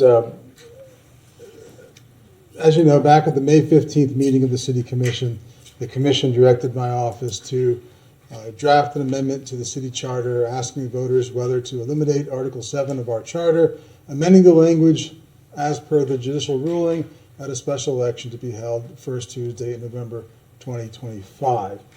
And of course, the judicial ruling to which that motion referred to was the judicial ruling on the November 24th election on the charter amendment referendum that was challenged by the GRU authority. That referendum was asking the voters of the city of Gainesville whether they wish to amend their charter to delete Article 7. Article 7 was the previous legislative amendment to the city's charter that added the Gainesville Region Utilities Authority and gave management control and power over the city's utility to the governor-appointed board. And the effect of the referendum, if the electorate voted in favor of it, would be to delete that, and then under the provisions of our charter, that supervision would go to the elected city commission, as it had been for decades, and then default under the chartered officers, most likely to the city manager, but per the language of Article 1 of our charter, it could go to an appointed charter officer as designated appropriately under the charter by the city commission. The GRU authority had challenged that referendum, the ordinance calling that referendum really on three grounds. One, alleging that the city of Gainesville's legislative body, the elected city commission, did not have the power under the state constitution and general law and charter to pass such an ordinance, claiming that the language of Article 7 itself that was put in place by special act of the legislature precluded the exercise of such legislative power, calling a referendum, putting the question before the voters. Two, that the language that was in the ballot initiative was misleading. And three, that the business impact estimate, which is required for most all ordinances that come before you, was not legally sufficient. The ruling, again, that's referred to was by the Honorable Judge George Wright in the Circuit Court of the Eighth Circuit. Judge Wright is very well respected and was very well prepared. And Judge Wright had determined that as to that count one challenge, the home rule power challenge, that in fact under Article 8, Section 2 of the state's constitution, as carried forward by Chapter 166, Section 166.031 specifically of the Florida statutes, and Article 5 of the city's charter, that the legislative authority of the city commission to place that before the electorate was valid. The judge also found that as to the business impact estimate, that it was legally sufficient and was not a reason to in any way deter the results of the vote, but unfortunately found that the language in the ballot summary was misleading. We've talked about that before, and we will disagree as to whether or not it was misleading, especially as to the chief purpose of the ballot initiative, noting that despite having been published multiple times and had multiple hearings before the commission, and having ample pleading by multiple lawyers on behalf of the GRU authority, the issue the court found regarding a series qualifier and a prepositive modifier was not one that had been found to, or argued to have been misleading by anyone else. But I digress a little bit.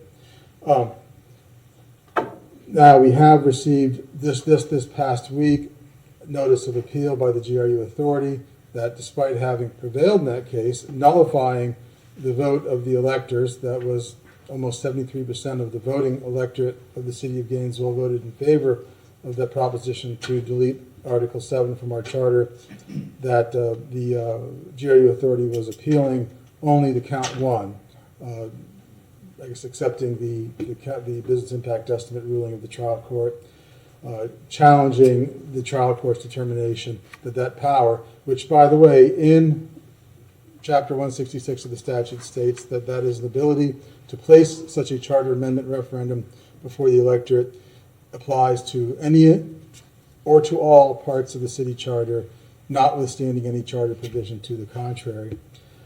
That will be on appeal. So we're back to facing what will be a lengthy appeal process. The commission, noting that and noting the determination of the trial court judge that the legislative power is appropriately enacted by the city commission, then directed us to go forward with a new referendum. We have prepared and advertised a new ballot referendum, taking note of the judge's extensive review and criticism of the ballot language from the November 24th referendum. It is, we put forward to you, consistent with Article 8, Section 2 of the state constitution, establishing home rule authority with municipalities. It is consistent with Chapter or Section 166.031 of the Florida statutes, again, allowing the elected city commission, the legislative body of the city, to put forth a referendum question regarding amending the charter to any or all parts of that charter. And it is consistent with Article 5 of the city's charter, which, by the way, would require that such an ordinance as this be passed by 4/5 of the membership of the commission. That seems unusual. That's a holdover from back when you had 5 commission members. 4/5 of the membership of a 7-member commission translates into 5.6, so consequently 6/7. So to succeed, this ordinance will need at least 6 affirmative votes on first and second reading. The ballot language that we have proposed in this new ordinance, and again, the ordinance itself is basically a redo of the ordinance from 2024 with changes to the ballot language. The ballot language, we took distinct instruction from the court, wherein last go around we noted that upon the elimination of the Article 7, it eliminates the Gainesville Regional Utility Authority and its appointed administrator and places that power with the elected city commission and its charter officer. The court found that by not modifying charter officer, that the elected city commission and charter officer language, that elected would translate through the subsequent nouns, thus perhaps misleading people into thinking that, oh, voting for this would be voting for an opportunity to have an elected charter officer, despite the fact that with the rest of our charter, we do not have any elected charter officers. That was the distinct flaw the court pointed out. So we made certain that when we redrafted this language, that we in fact did modify that language to say that the elected city commission and its city commission appointed charter officer. That was the express flaw the court found. Now, in doing a deep dive into both the order and the transcript of the court's proceeding, and noting the ability we had with the words, because there is a requirement of 15 words for the title, 75 words for the ballot language itself, the ballot summary, we wanted to make sure that we could foreclose any opportunity at all to challenge, being mindful of, again, and respectful of the deep analysis that Judge Wright had performed in considering this. Because again, the alleged defect that Judge Wright relied upon is not one that was raised by anyone challenging this ordinance. He clearly, I think, did he attempted to do an extremely thorough job. We took it upon ourselves to and rather, he had paused over the authority in its appointed administrator, because the word administrator isn't used in Article 7, but it does say that the chief executive officer, general manager, shall administrate. So we figured, let's just use chief executive officer, general manager, rather than administrator. So that's what we put before you. And the other change we did was the court paused a little bit over the language that talked about the effect of eliminating Article 7 would be to place that authority with the elected city commission and its charter officer, and that it didn't, deleting Article 7 alone doesn't affirmatively place it. It is by default. It is a consequence of eliminating Article 7 with the effect of our charter as a whole. So we think it's better to draft it this time around as eliminating the governor-appointed Gainesville Regional Utilities Authority and its authority-appointed chief executive officer, general manager, that manage, operate, and control the city of Gainesville's local public utilities, so that the elected city commission and its city commission-appointed charter officer have that responsibility. and then continue with the same language before. Making it clear that that is a passive act, that is a consequence, that is a result of the chief purpose of this proposed amendment would be to eliminate, to delete Article 7, eliminating the governor-appointed board and its authority-appointed chief executive officer. That is the language that's in the draft ordinance before you. That is the language that we think expressly deals with the court order as directed, but also is extremely mindful of the frank discussion that the judge had during the course of the argument. If it makes it easier for you at all, I did, as we were working through this language, prepared the language we had in 24, then underlines and strike-throughs to show really the minimal changes to what we have before you here. I could put it up if that would be helpful at all. But it is just as I explained.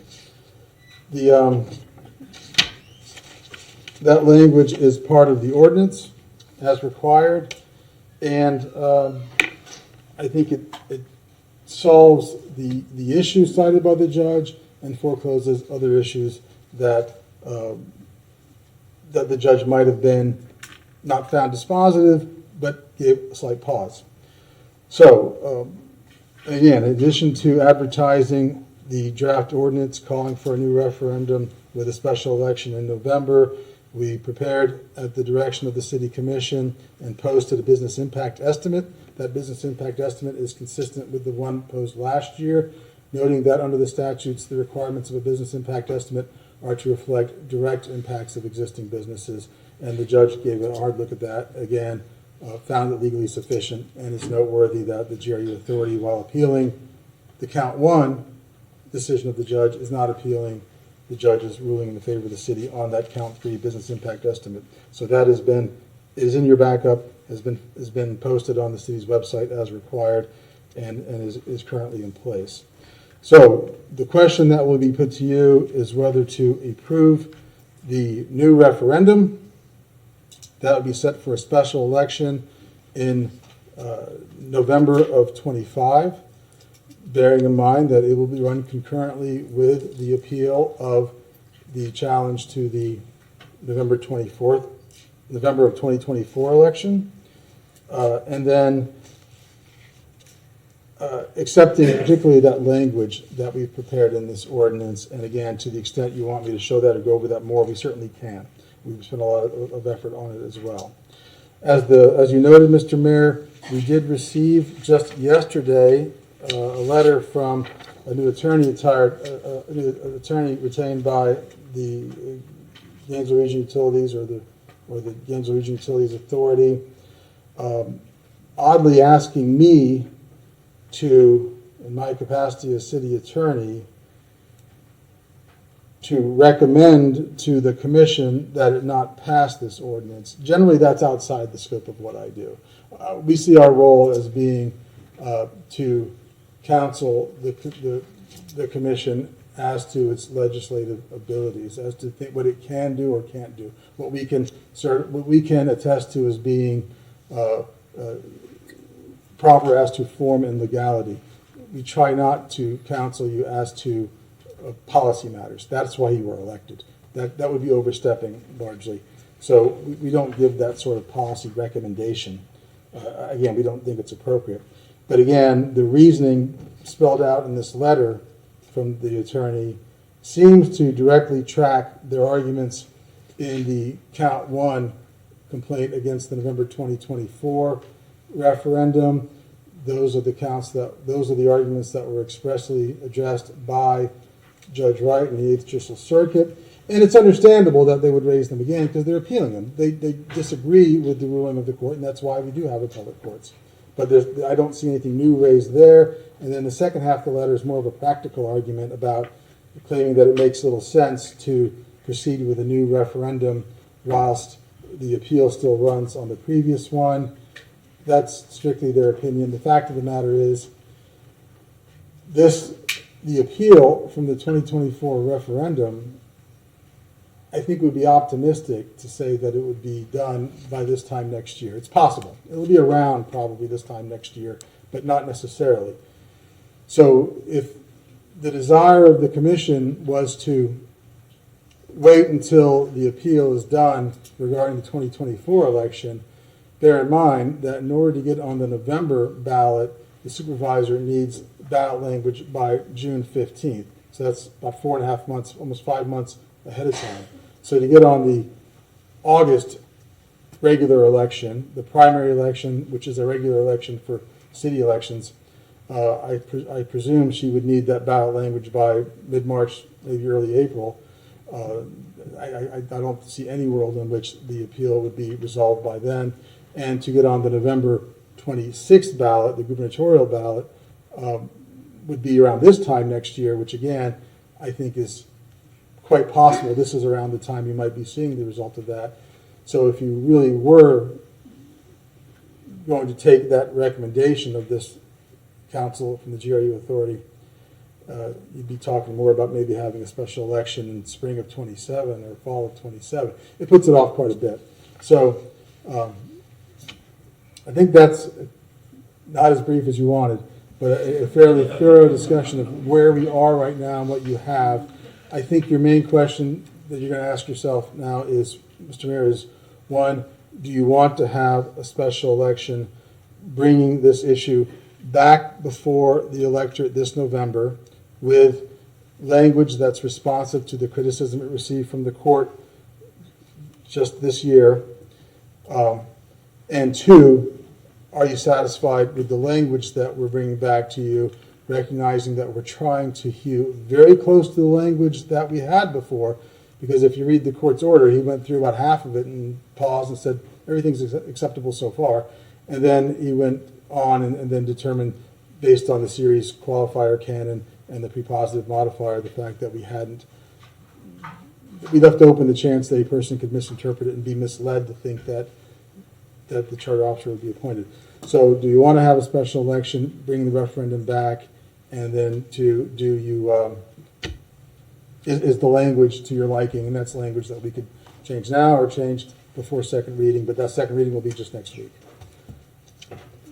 Beyond that, any questions, we can be available. Mr. Attorney, I was well aware of who I was asking for this and how long it would take when I asked for it. So I get it. Commissioner Willits. Go ahead. Mayor, Mr. Attorney, normally I don't want to get into every last little word, but we are talking little words for a failure for this. So page 14, line 8, the actual ballot measure language, it says that responsibility in reference to line 5, manage, operate, and control. Is this a decision that lumps those as one responsibility? Does it need to be those or these responsibilities? Normally I wouldn't get this into the weeds because we think we all understand, but a judge has said we really do have to be specific. Mr. Mayor, I agree with you, and we were in the weeds a year ago making that same consideration. Is it grouped as a singular responsibility or not? We, at the time, had discussed using, governance of the utility, but because that's, I think, that's been the common parlance. That's how we've talked about this, but nowhere in Article 7 is governance mentioned. We opted for the language right from Article 7 that the authority and as CEO, GM, shall manage, operate, and control. So that's why we used manage, operate, and control. And we did land last year on referring to it as, we said, placing that responsibility with the elected city commission. So, and that wasn't something the judge balked at.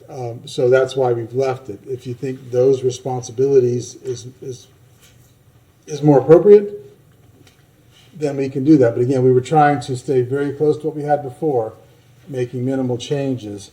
And so yeah, that's a question we talked about. And okay, I just want to make sure that y'all had talked about it, and we're remembering back now quite a ways. And that is what the language last time referred to, that responsibility, meaning the responsibility that has been placed under the authority and its administrator is now so that it will land now with the elected commission and its charter officer. It's the same question sort of we had with do we use charter officer or city manager? That's been another one that we really struggle with. We used charter officer last time. That was the subject really of the GRU authority's concern, is that they thought we were hiding the ball, that it's going to go to the city manager. And that, yes, what would happen right now is if Article 7 were deleted, that authority, this is the argument we made to the judge, and the judge, again, didn't give any credence to this argument of theirs, that all departments that aren't covered in other charter officers fall under the city manager. But in a couple of your charter officers in Article 3, it does say that other duties as assigned by the commission. So conceivably, the commission could assign the duties in that way. So it seems most correct to state that it will go to, the power would then fall to the elected city commission and its appointed charter officer without designating which charter officer, because it leaves open the fact that our charter does contemplate that it isn't necessarily the city manager, but it would be a charter officer because our elected commission does not have operational control over departments. So you're not volunteering to manage GRU, but as a charter officer. And then there's no Oxford comma in that list of responsibilities as well. Is that our decision, or is that typically what our charter or legal, in Florida legal, ditches the Oxford comma? Again, Mr. Mayor, I think we took that right from Article 7. We'll take a look at that. And if we think, because I do generally prefer the Oxford comma. I like it. I know it sounds like we're being picky, but this is the pickiness. But thank you for clarifying that.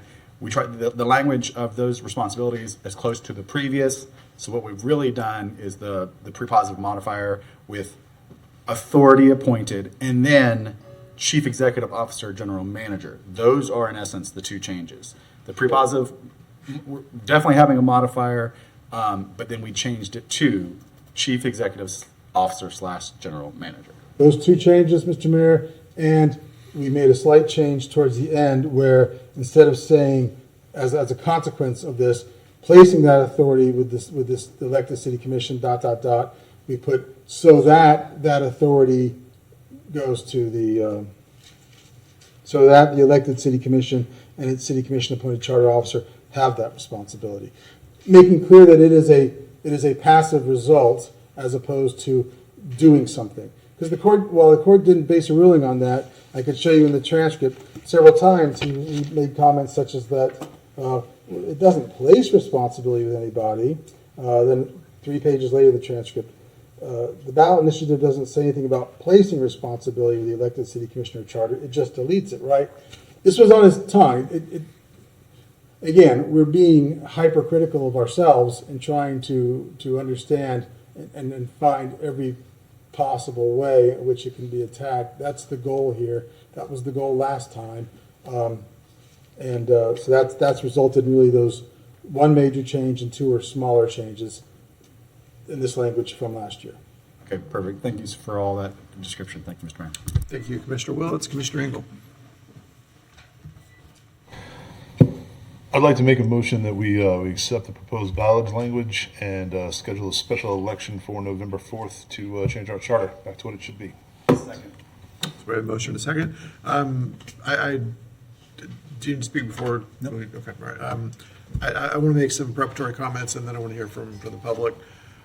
I want to apologize to the public that you have to be here again. It's unnecessary. It should be unnecessary. You spoke in 2018.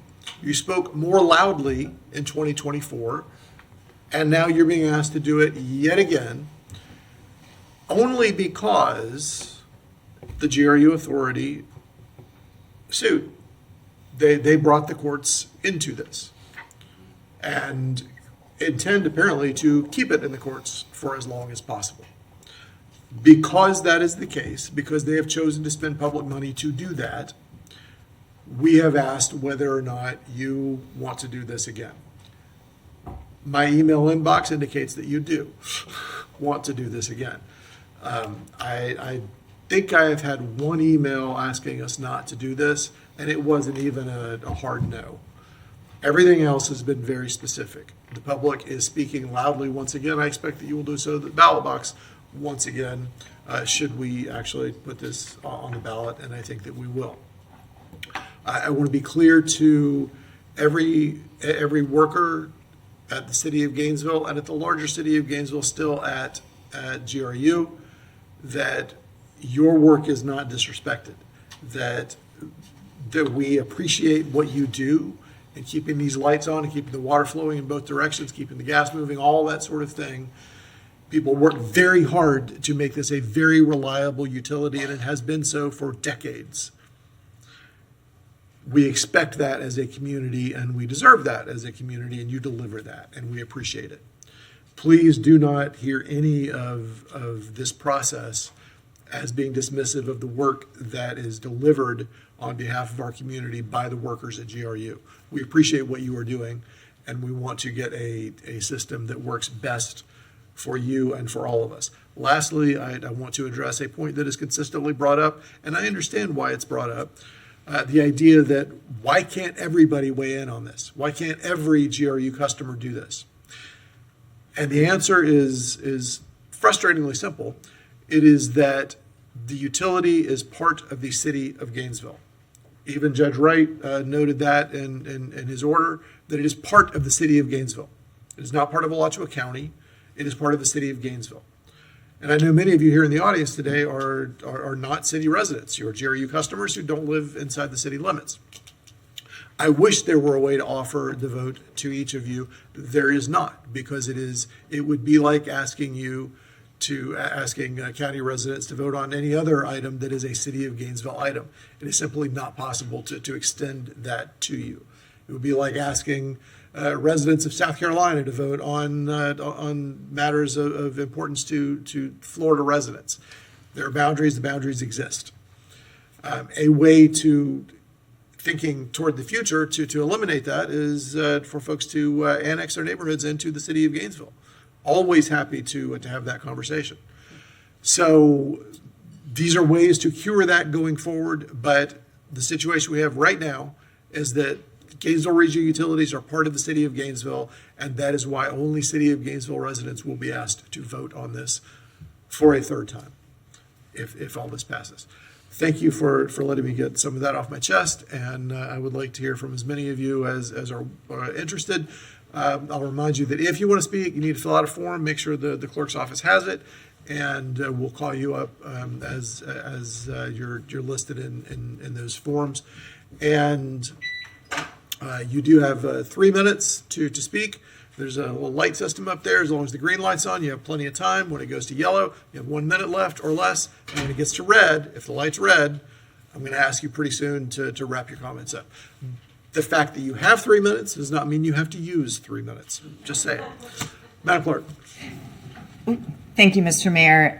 First is Roberta Gassmeyer, followed by David Vena, and then Janice Gary. Welcome. Good afternoon. Roberta Gassmeyer. I want to thank you so much for refusing to be intimidated by Mr. Bolarski and his authoritarians and his expensive attorneys.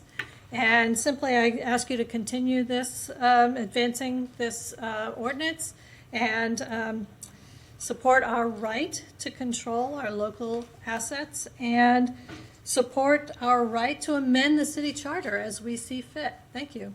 Thank you. David Vena, followed by Janice Gary and Nancy Darren. Welcome. Hi.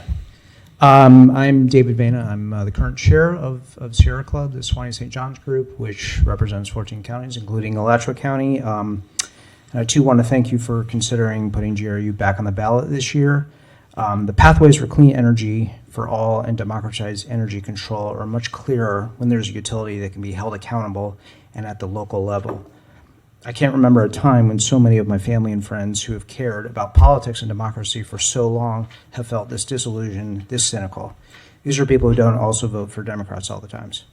Perhaps what I think is missing for all of us is this feeling for us to create political openings for alternative futures to the terrifying chaos we're seeing unfold before us. There are no shortcuts, no guarantees in life, and of course crisis will be inevitable, of course, but the rather modest goals we have to continue living in this city and on this planet where we have some control, some say in our futures, can best be done at the community level. I can't resist a great quote, so I'm going to wrap up here one from Tocqueville way back in 1831 about local democracy. Local assemblies of the people constitute the strength of free nations. Municipal institutions are to liberty what primary schools are to science. They bring it within the people's reach and teach them how to use and enjoy it. A nation may establish a system of free government, but without the spirit of municipal institutions, it cannot have the spirit of liberty. Thank you. Thank you.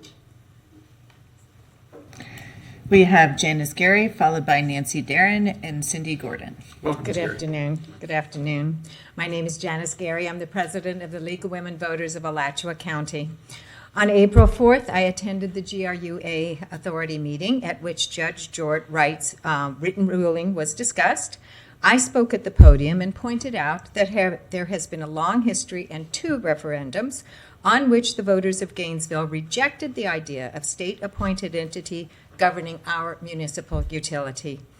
I related that in November, nearly 73% of voters rejected the idea of the authority sitting at the dais. I asked them to let the judge's ruling lie and let the will of the voters prevail. After my comments, one board member said that students who don't use GRU services voted. You and I know that many off-campus students use GRU services. Another board member said that the voters didn't know what they were voting for. Another board member said maybe they need to pull funds from the general funds transfer to provide public information about the benefits of the authority.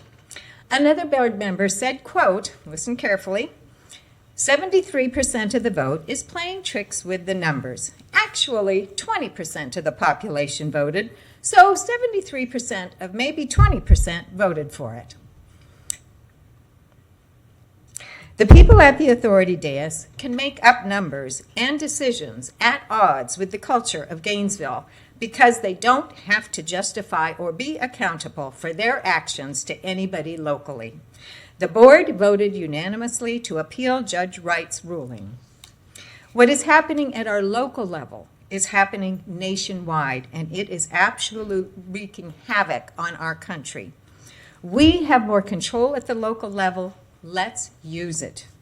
The judge has ruled that this commission has the power to place a referendum on the ballot. Again, we ask you to let the voters decide.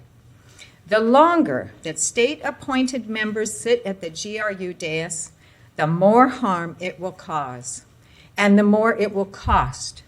Delaying maintenance increases cost. Delaying puts our police and fire services in jeopardy. And Gainesville is paying for the authority lawsuits against us. A referendum keeps the people of Gainesville in the conversation. We hope to have a unanimous decision from this commission. Let us continue to work to return home rule to GRU and to Gainesville. Vote yes for a special election and referendum on November 4th. We thank you so much. Thank you, Ms. Gary. And I would note for the record also that I'm a little disappointed that the GRU authority members would not be aware that GRU is used on campus as well.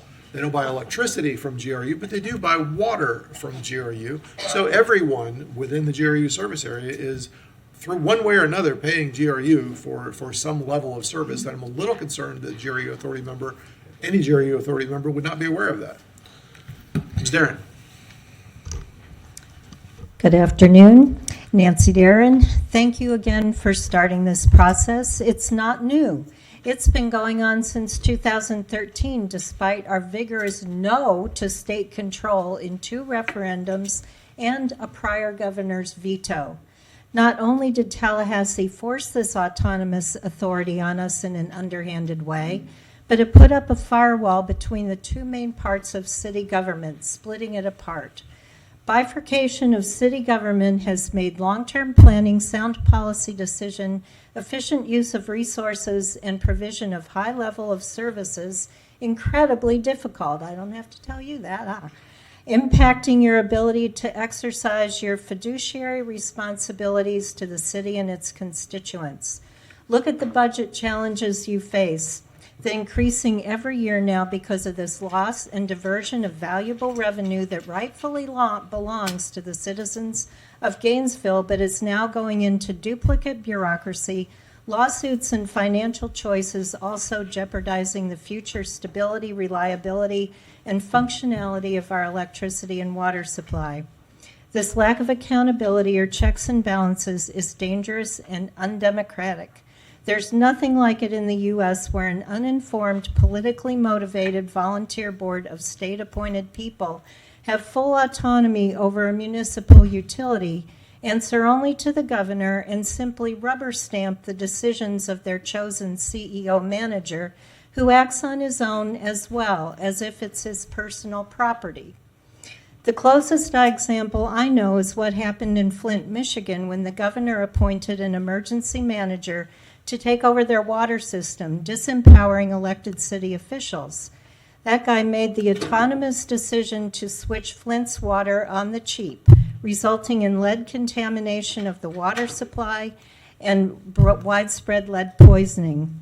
We believe in the constitutional right of home rule. We want to see local control and sovereignty over water and energy policies. They should reflect local priorities that affect every GRU customer and have been stripped away by the mandates of HB 1645. Your constituents have spoken. The judge has weighed in and clearly ruled Commission has the authority to give voters the final say. Please let us have that. Please vote yes, and third time's the charm. Thank you, Ms. Darren. Cindy Gordon, followed by Susan Botcher and David Hastings. Welcome, Ms. Gordon. She was here. Yeah, she was. So let's go to Commissioner Botcher, and then if Ms. Gordon comes back in, we'll. Yeah.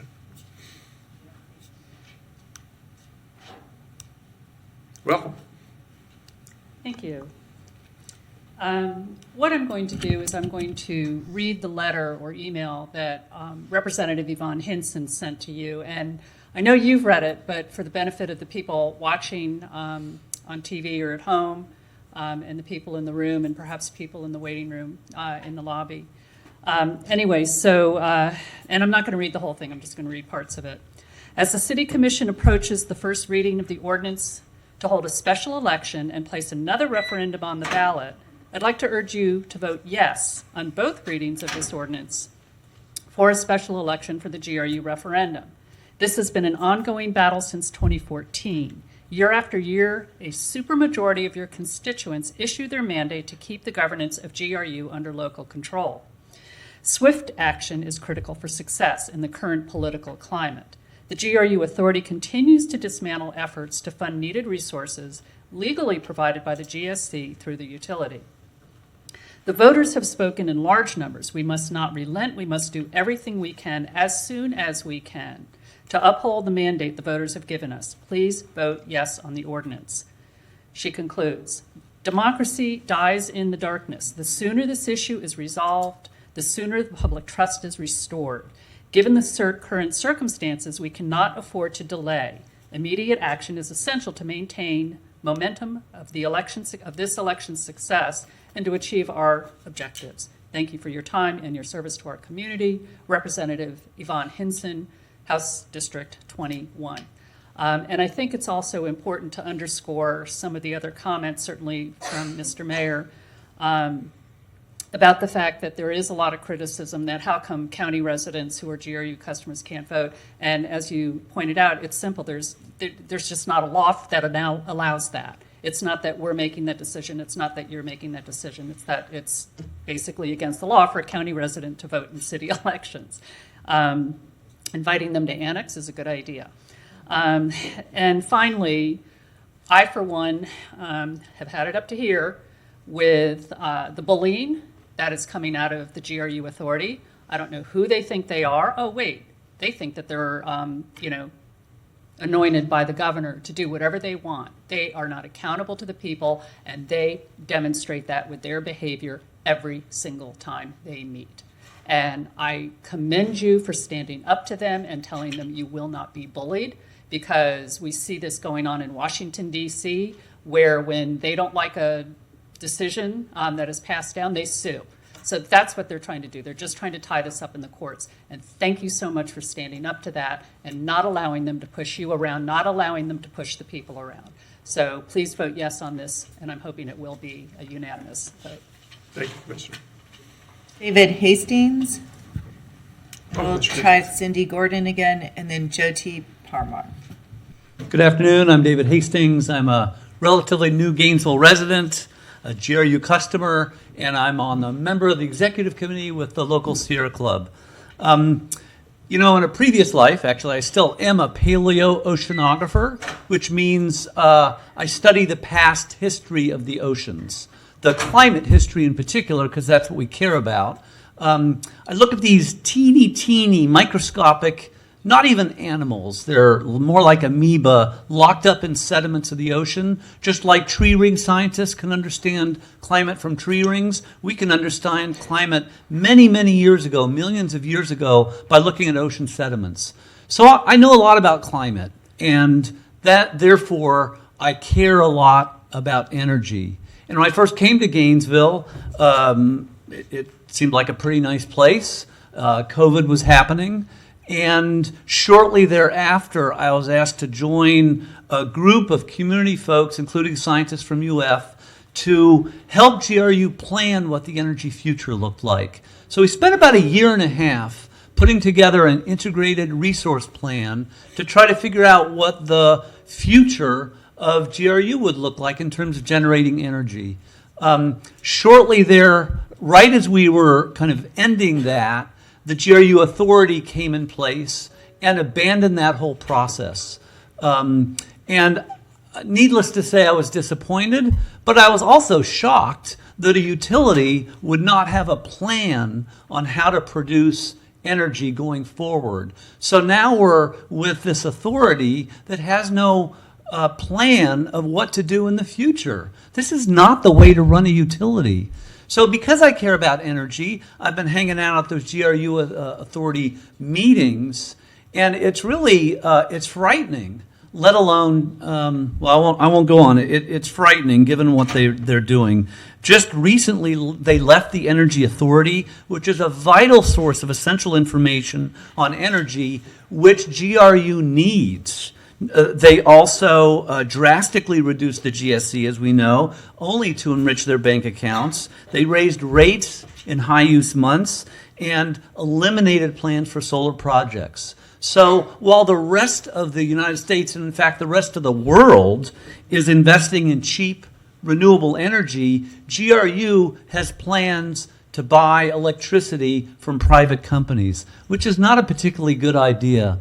I'm telling you these stories because I want to just impress on everybody that the authority is not doing a good job, and it's important to get them off the hook right now. It's important to relieve them of their authority, and so I encourage you to vote yes on the to schedule an election in November 2025 to take back local control. Thank you so much for your time. Appreciate it. Thank you. Okay, we have Jyoti Parma, followed by Dr. Bobby Murmur, and then Evelyn Fox, who I think stepped out. Welcome. Good afternoon, everyone. My name is Jyoti Parmar. My pronouns are she, they, and I am a clean energy organizer for the Sierra Club of Florida. And I'm here to reiterate our support for putting this referendum on the ballot as soon as possible to bring energy democracy back to the city of Gainesville. A few things. All of the speakers before me are better speakers and have made all the necessary points. I would like to just say one thing. Justice delayed is justice denied. And the GRU authority is taking every measure possible to challenge the will of the people as expressed multiple times. That is denying us justice, our basic democratic rights, to control our municipal utility and to actually be heard. If you go to their meetings, you will see there are 5 people there, most of us. When you come to your meetings, the room is full because the community knows who listens to them, who they can hold accountable. And the GRU authority is not accountable to us. They continue to make bad decisions like trying to break the contract with the Energy Authority. They don't have a plan for the future. They have not made a good forecasting for what the demands are going to be. It is a huge issue to leave this authority, GRU, in their hands. Really important for them to know as soon as possible that regardless of the measures that they are taking, that the people of Gainesville oppose them. We want them gone. We want our municipal utility back in the hands of the people who we can hold accountable, and so we can move forward with holding y'all accountable. Thank you very much. Thank you. Dr. Bobby Murmer, followed by Evelyn Fox and Chuck Ross. Welcome, Dr. Murmer. Hey, thank you, Mr. Mayor, Commissioners. Before I give my very, very brief comment, I was asked to let you know Evelyn Fox and local NAACP are in support of this, and Ms. Fox, or President Fox, wanted to speak, but unfortunately had a doctor's appointment, so could not wait any longer. Also, just came up here to reiterate that the Alachua County Labor Coalition strongly supports putting this do-over referendum on the November ballot, and that we hope to see in such divisive times great unity from this commission, a unanimous 7-0 vote in favor of placing the referendum on the ballot in November. And in anticipation of that, my gift to you is, despite how much I love hearing myself talk, I am done. Thank you, Dr. Murmer. Chuck Ross, and then we'll try Cindy Gordon. Welcome, Mr. Ross. Good afternoon, and thank you for considering this measure. I was in Mariana, at the Mariana State Caverns this morning, and I didn't think I was going to be able to be here, but I'm glad that I was able to get here. I think, because there was some concern about the cost of doing a special election, that you need to think of that cost as an investment in the future of GRU. Alone, and the ongoing cost of the duplicate administrations are resulting probably in much more than annually, much more than a cost of a special election, if any. So I would hope that would be, just thought of that way. And after attending numbers of since the board was formed, I can tell you that, as some of the speakers mentioned already, that you're not listened to. I brought a number of points up that one of them was mentioned already, breaking away from the TEA, which is the Energy Authority, which performs a number of services. And I think that's just the beginning of trying to remove GRU from self-sufficiency, and which was also mentioned. And I think that's real important. And the other thing that was mentioned is that right now, the future for power generation plan, which is called the Integrated Resource Plan, has been stalled, and it hasn't been brought back despite the request, actually, of the chairperson. And I think that that's one of the key problems here, is that, unfortunately, I don't mean any disrespect to the board, other than they don't understand how a utility is run. People weren't selected that understand what the general manager is doing, and that's a problem, because they don't know how to ask him the right questions. And without that, and the general manager is basically running the ship, and the rubber stamping what he does. So, and the last thing, of course, is, as has been said, there is no accountability with this board. And it's been shown that the constituents, twice now, and since I'm aware of, and going back earlier, apparently, want local governance, home rule. That's what they want. They don't want another, a state-run utility. Thank you. Thank you, Mr. Ross. Cindy Gordon, but I don't know if she ended up coming in. So that was our last speaker, Mr. Mayor. Very good. All right. Thank you. So let me thank you all once again for giving us your thoughts. And I will remind everybody that I am completely aware, and I think my colleagues are all aware, that should this go back on the ballot and be passed, that you are not doing it because you like us necessarily. You're doing it because you own the utility, and right now you can't hire and fire the directors of that utility. But if you give it back to the city commission, you can hire and fire the directors who work for you directly. And in the past, the people of Gainesville have not been shy at all about exercising that right and firing people you didn't think were making good decisions and bringing on folks you hoped would. That is what this is about. You having control over who manages the direction of your utility. At least for me, that's what that's about. I see no further lights up here. I'm going to go, Commissioner Willets. Yeah. I just want to offer one quick question, I think, of the attorney. When we have vacancies on this commission, is it our charter or ordinance that demands we hold special elections? And if you don't remember the exact timing of how far out from a normal general, that's fine, but is it the charter or an ordinance that in essence says you got to have a special election and fill it?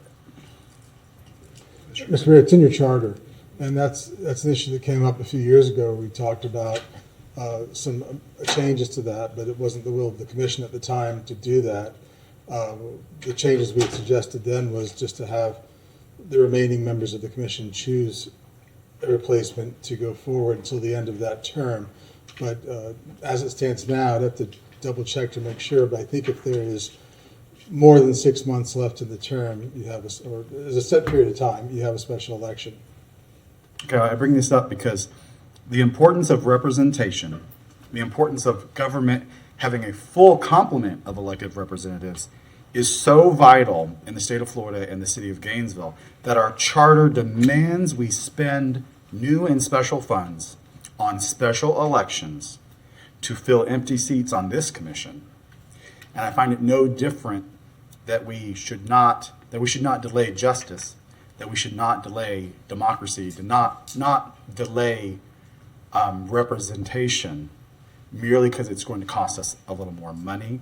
As evidenced earlier, even if we wanted this to be on a ballot in 2026 because of current lawsuits, if we waited until end of lawsuit, it is unlikely we could put it on a ballot in 2026.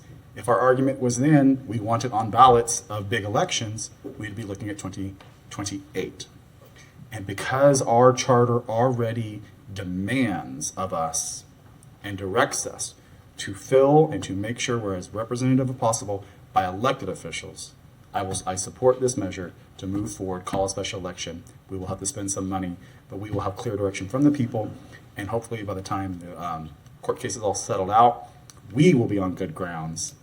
And merely if the justice system tells us they're ready for justice and for local control and democracy, all that good stuff, we will be fully prepared to do that. Thank you, Mr. Manager. Mr. Mayor, sorry. That's all right. Thank you, Commissioner Willetts. That was a convincing argument. Commissioner Engel. So, as far as I'm concerned, we're being robbed. Like City of Gainesville came up with a great equation. They figured out about what if GRU was a regular utility, they would be paying in franchise fees and property taxes. We decided that's what our general transfer should be from GRU every year. Randomly, and just on a whim, they have decided to deduct about $9 million out of that, which is about what we've got as a whole in our budget moving forward this year. So money that should be being spent on parks and city improvements and making life here better in Gainesville is being sent off to Wall Street so investors can have their money faster. We just heard from a firefighter earlier talking about how the needs of our fire department here, and that's $9 million that we are shipping off to Wall Street instead of investing here locally. I don't like that we have to have a special election. I don't like that we have to pay $250,000 to get it done. But we are being robbed, and the only way I see that happening or see that stopping is us fighting back on several fronts. I really appreciate everybody coming out today and everybody who sent emails on this and everybody who's called. This is a hugely important issue for the city of Gainesville, and I've seen the citizens in Gainesville acknowledge that and be very involved with this. I don't know of anything more important for the city moving forward than this decision we make. And it's ridiculous to me that we have to keep going back and keep making it. So please, expect this to be a long fight. It's not going to be over with this election. I'm sure it's going to go back to court. I'm sure there's going to be keeping up legal fights on that. Please, reach out to your legislators. Let them know how unhappy you are with the situation. This is a very important issue. I am 100% in favor of us putting it on the ballot and continuing this fight in the right direction. Thank you, Commissioner Engel. Commissioner Book. Thank you, Mr. Mayor. So Commissioner Engel was thanking you. I want to thank you also. It's pretty, Commissioner Engel, I think what you're referencing is we're looking at a pretty wide swath of the community from various different areas here that are speaking. I wonder if there was a possibility to put up the letter that we received up on the screen. I read the letter in the media before I got it actually in my email thing. can you share your copy just so I can reference it just for a moment?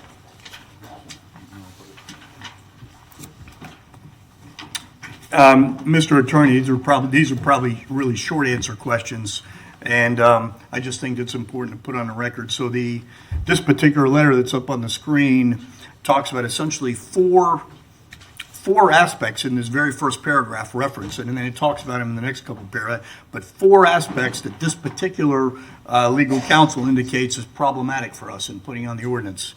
And it does not appear that you and our best legal representation share that. So it says statutory notice. This is at the top of the page. Statutory notice that an ordinance that has been publicly noticed is expressly preempted by the state constitution. So the question is, do you think it's expressly preempted by the state constitution?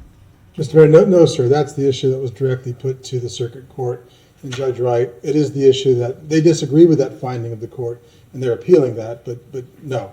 I understand that. Neither the court nor our legal counsel takes issue with that. So the second aspect here from this particular legal counsel is that it's basically expressly against state law. Do we feel that's the case?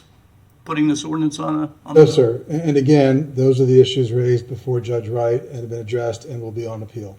Okay. The third one is, the third part that's up there in the first paragraph is, do we feel that what we're doing is arbitrary? No, I understand that you've had support of the community asking the commission to go forward regarding home rule authority over a utility owned by the city. I mean, my opinion is none of these also. Or lastly, the fourth point, these are all or. So this is a legal counsel saying, if it's not this, maybe it's this. And if it's not that, maybe it's the third one. And if it's not the third aspect, maybe it's the fourth. Do we feel like it's unreasonable to put this on the ballot or allow an ordinance to go forward and people to vote? Yeah, Mr. Ray, that's precisely the type of thing that I don't put myself in your shoes, whether something's reasonable or unreasonable. What I can tell you is I believe it's lawful. And I believe it's lawful in that you have the duty to lead the city when it comes to policy matters. And so beyond being lawful, I don't think that's the sort of input you generally want from me, or I think you should be free from having that input from me, frankly. All right, fair enough. The next to last paragraph just has a line that I think is interesting. It says that the second line in the next to last paragraph is the city adopts the ordinance, the authority challenges. And I think that presupposes conflict, and I think that's a problem for us. In other words, we take action. We had a judge's order.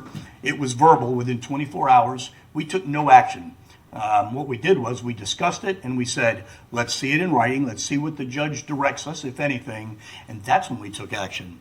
This goes far beyond that capability. This says anything you do, we challenge, and I don't understand that for good governance. We go step by step and we see what occurs as we move forward. What I don't understand is how letting voters decide and how letting the public decide confuses the public. And that's a line that's in this particular letter. That either underestimates the will of the voters or underestimates the intelligence of voters. Because in either regard, it's saying that we don't respect what people may feel about their community. And I don't get that. So I'm done discussing this matter, and let's put it on the ballot. Excellent. That's, again, a convincing argument. Commissioner Book, thank you. Commissioner Eastman. I actually really liked that tone that Commissioner Book said at the end of it, so I'm happy to take the vote at this point. Thank you, Mr. Mayor. All right. All right, I see no further lights, so Madam Clerk, let's read the roll. Commissioner Willets? Aye. Commissioner Eastman? Aye. Commissioner Engel? Commissioner Chestnut? Aye. Commissioner Duncan Walker? Aye. Commissioner Book? Mayor Ward? Aye. That passes unanimously. Thank you all for your time and attention, and stay engaged because it ain't over yet.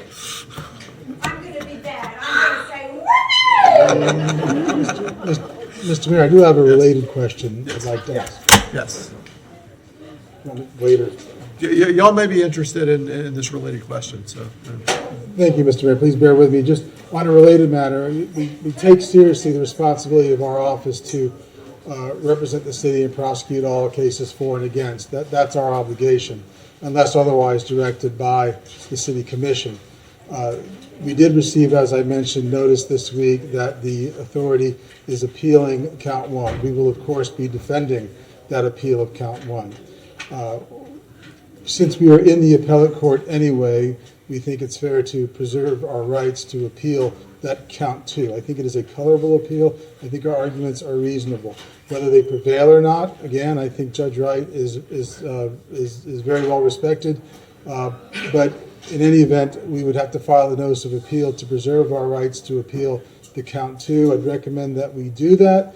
And in the event that we determine that that is not a productive appeal, especially in light of the likelihood of another referendum, we can make strategic decisions later on, as long as we have that direction that allows us or doesn't stand in the way of us appealing that. That appeal representing the city in defense of the Article 1, the significant home rule finding, and perhaps in pursuit of the Article 2 appeal, we would use in-house counsel and retained counsel, expert counsel, as appropriate. There are expenses associated with that. It's hard to estimate. I think in the interest of full transparency, that number could be $100,000 to $150,000 over the course of the next year plus. It is budgeted money that I think we do have available, and that we certainly would cooperate to ensure that the budget is consistently before you, so it is clear. But again, we would just like the direction to proceed forward with the appeal, defending the appeal, prosecuting an appeal on count two, and the use of resources, including retained counsel. So is a motion necessary to do that? I'd like to have that direction, just so it's clear that you're going to be seeing budget items that reflect the fact that, and we do have room in our budget for retained counsel, but just that's what we'll be using it for, because I think it's fair that you all are aware of it, and that, again, we think it's best action to get expert certified appellate counsel. Okay. Yep. So moved. Second? Okay, we have a motion and a second to follow your recommendation on that. Commissioner Eastman. Yeah, thank you. Well, last time we were here, I held some reservations about the appeals about appealing the case. I think it's when this originally came forward, the city commission sued before there was a sitting GRU authority to stop the implementation of HB 1645. The judge ruled against us. We chose not to appeal because we wanted to make sure there was a peaceful transition of power between GRU and the city. Having these constant fights back and forth is not particularly helpful for anyone, and ensuring that GRU employees, ensuring our bond ratings agencies, ensuring everyone else sees that we are capable of working together as one community, whether we like it or not, is a central part of running a utility that works for everybody. And I have tried to reach out to GRU authority members. I've tried to find a way that there may be some way that we can not be in this constant litigation. When this was brought up, I believe the GRU CEO called that political subterfuge for us to try to have conversations with one another.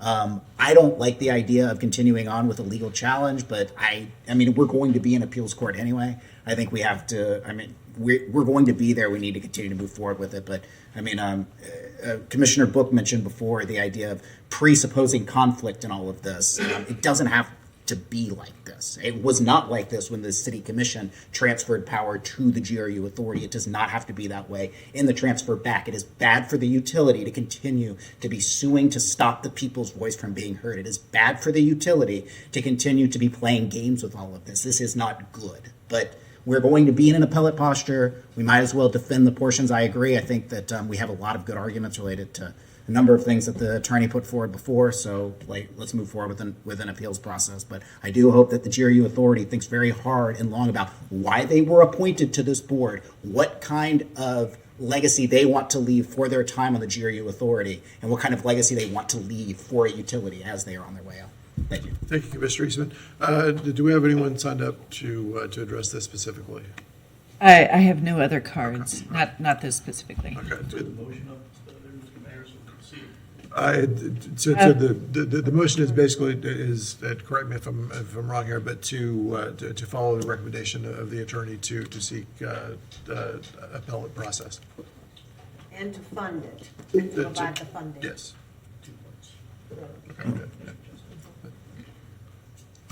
Okay, I see no further lights. All in favor, please say aye.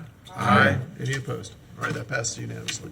Thank you all for the attention to the GRU items in general. And now we'll move on to the first listed item on today's afternoon.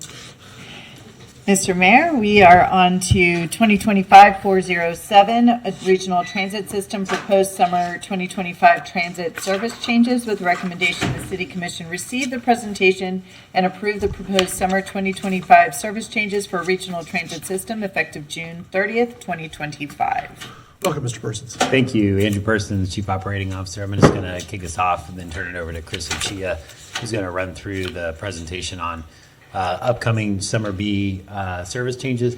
As the Commission is aware, we've been in discussions with the University of Florida since probably March of 2024.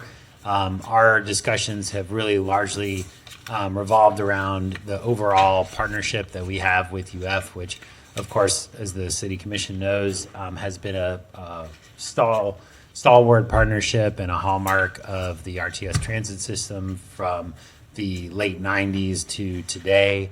If the Commission recalls, part of the negotiation was changing the service rate that is currently part of the UF contract. Commission ratified that earlier this year with a increased service hour rate that went from $84 per service hour to about $88 and some change. During that time from last year to as recently as about 2-3 weeks ago, we've been discussing upcoming service changes that the University of Florida, as our biggest client, has been working with us on and has been really kind of asking for. We're going to talk about those today with the Summer B changes. I did want to point out that these are Summer B changes. Summer B starts on June 30th. It lasts 6 weeks. We are going to be back before you to talk about fall service changes later in August. And the discussions that we've had with UF over the last, I would say, 3 to 4 months have largely revolved around just the extensive amount of changes, both to routes, to schedules, to the overall service model, including on-campus service that's going to be changing. This is a work in progress and will continue to be one that we're going to have, continue to have open dialogue with the University of Florida as we go. Some of the changes, even more recently, have been as a result of several of the public hearings that we've had. We had a public hearing at the Wright Student Union several months ago. Then we had a more recent public hearing at GTEC with the Citizens Advisory Board. During some of those discussions, as Mr. Ochio will probably touch on, there were concerns that had been expressed about some of the routes where they're very heavily used and some of the changes. UF has been, I think, listening and making changes to those routes to try to respond to concerns. But as I mentioned, it's going to be a work in progress, and we're going to continue to make changes and to continue discussing these with UF as we move into the fall season. So with that, I'll turn it over to Mr. Ochio, who will lead you through the presentation and go route by route. Very good. Thank you. Welcome. Good afternoon. So, my name is Chris Ochia. I'm transit planning.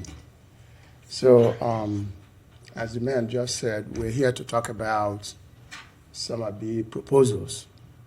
I'll come up with this. So, why do we do service changes? To respond to funding availability, improve service efficiency, and reflect on priorities. Priorities meaning ridership, because that's what we deal with. Well, I need to make a few comments before we continue. This year, however, so when we do a service change, basically you make changes at the edges, marginal changes. For example, you don't have ridership after 10 o'clock. So you say, no more service until 11 o'clock. So maybe you want to establish a new route, and then you do that. Or there's poor ridership on the route. You say, okay, I'm done with you. No more service on this route. Those are marginal things. And so they're simple. But this year, what happened was we folded a system redesign into service change. In other words, we wanted to redraw almost all the routes, which rarely happens in these United States. Transit agencies rarely redesign their system because the land use system hasn't changed. This building has been here forever. UF has been there since 1906. So the land use system where people work, where they shop, and where they go to school, they stay stable. Again, you might have a new shopping center there or a subdivision there, so you provide new services. So that becomes part of a service change. But when you do a redesign, it's a long process and takes a long time to implement. The reason why it takes a long time to implement is because it's going to involve a major service change. And so that's when you run counter to FTA. So every transit agency in these United States have a major policy change language. For us, anytime we exceed 5% of total revenue hours or miles, anytime we exceed 5%, it's called a major service change. Our friends are in Jacksonville, it's 5%. Tucson, Arizona, is 25%. So depending on your size, because what you're trying to do is when you make those minor service changes, you don't have to talk to the FTA. So you stay all the time just below that 5% or whatever your number is. Okay, so for us it's 5%. So we can do 4.9, you're good. 5% or over, you are in. So what we're doing this year is we're doing 24.5%. It therefore means that we're going to do an equity study for the FTA. The equity study requires you to tell the FTA how you are addressing issues that affect those who will be affected by this major change. By those, they mean people who are poor, minority, and then that you're not discriminating against anybody when you make these changes. So you have to then talk to them and explain how you address that. So I think the point I'm making here is we're going to do an equity study, and we're going to come back and give you an equity study analysis for you to adopt that we have to submit to the FTA. So hopefully we'll do that June, July, because we're going to submit a Title VI report in September. So we're going to submit that together with the Title VI that's due in December. But we're coming back with an equity study for you. So because of these, what I would say, major changes, we had public meetings. We had 2 public meetings, like he said. And the public spoke up. They really spoke up. For example, originally, as proposed, one of the proposals was to combine routes 9 and 38, 12, 34, and 35, 8 and 13, 16 and 17 into Route 17, 20 and 21 into Route 20, 28 and 33 into Route 33, 1 and 46 into Route 1. You know what's interesting about those routes I gave you? 9, 20, 12, and 1 are our top performing routes. So those routes are already congested, highly used. So if you combine them, it's going to create a problem for everybody. But the proposal we're talking today is quite different. But I'm trying to let you know why the public reacted the way they did to the original changes. Originally, it was proposed that there will be no service to the hub. There's a reason why it's called the hub. It said no services, but that's out. And then there was no services to Cabana Beach apartment complexes. That's not nice. So now there's going to be a service there. Okay, so the proposal that we're talking about today is really based on, let me see if I can do this. Oh, how can I point this? Well, funding. Funding, that's the issue we're talking about here. So the proposals are in funding. So So what we're going to talk about here, you already have a summary of the discussion. So this is the summary of the proposals. There will be campus routes 122 and 127 will be replaced by connector routes. And they're going to reinstate 118 buses in the fall. And then 126 is going to run during the weekend. Then for city routes, we are going to combine only route 12, 34, and 35 into 12, 16 and 17 to 17, 20 and 20 to 21. 9 and 38 are going to go back to the original, the way they were. And then we're going to increase frequency on route 1, 20, and 37. And then there will be some alignment changes. Again, I'm going to go into detail and talk about each of these routes. Oops. And then for city, county, and Santa Fe funded routes, we reduce frequency on 5 and 8. And then when it says partially funded by UF, you used to have 2 buses. UF is not going to fund the 1 bus anymore. And then there will be reduction during peak hours on 8, 15, and 43, meaning that in the morning we're going to have 2 buses, afternoon 1 bus, evening 2 buses. So that's what it means by reduction during off-peak. And then alignment changes for 3, 6, 7, and 75. And then Route 23 will be extended to Oaks Mall. We're going to talk about that. And then for the other routes, we're going to just leave them alone. And so for campus routes, please, if I do not say anything about where the routes go, at the corner, right up on top of the corner there, you will see where the routes go. So for this campus routes, by the way, UF has been taking over the campus routes, which is the 100 series. So right here you have the west side route, the north side route, and the east side route. According to UF, they're going to be operating weekdays from 7 to 7 p.m. and then on weekends from 11 to 7 p.m.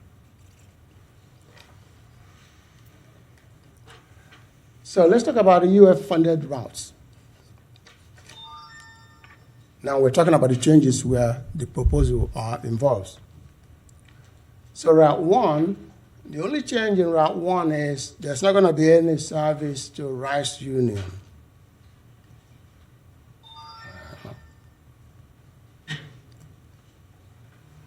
So Rice Union, which is at the corner there, can't find what how it's. Oh, there we go. Okay, so there's not going to be any changes to Rice Union. So otherwise, it's going to continue maintaining its route.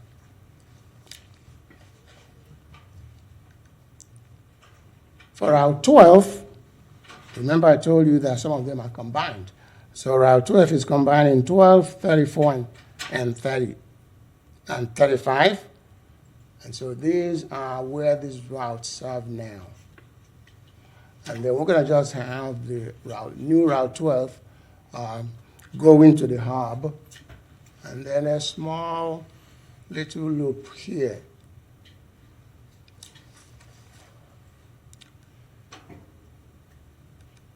Then for Route 13, if you look here, the route stops almost at UF and Shands, but now it's going to extend all the way to 8th Avenue. There are new developments here, so after it goes through UF and Shands, it goes all the way to 8th Avenue, go on 12th, go back on 8th, come down on 15, and then on 7th Avenue and back again on 13th Avenue. So again, we're going to extend Route 13 past UF.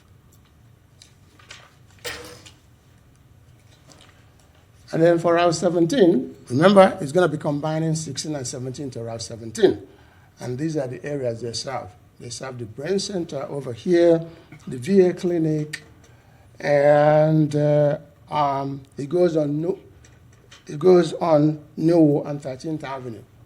But now it's going to be combined to give you one big, beautiful loop that goes like so. So that's the change for 16 and 17. So what you're doing is you really getting rid of the double service here and then making a loop out of the whole thing, which is closing it to make it a big, beautiful loop. Next one is Route 20. So remember I said something about Cabana Beach. So now we're going to combine 20 and 21, but the important thing is still we're going to extend Route 20 to go all the way to Butler Plaza and to Rice Union, excuse me. But the key thing is that it will be serving Cabana Beach here. So two of them, it's like one went all the way to Oaksmore, but one went only to Cabana Beach. So combine them, but still maintain the service to Cabana Beach down here.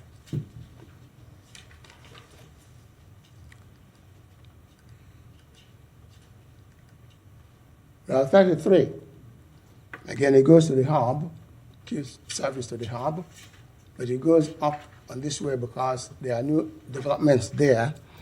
And what's happening to Route 33 is that it's not going to serve a celebration point anymore. It wouldn't serve celebration point. So again, these changes that are made are because of the public input based on the two public meetings.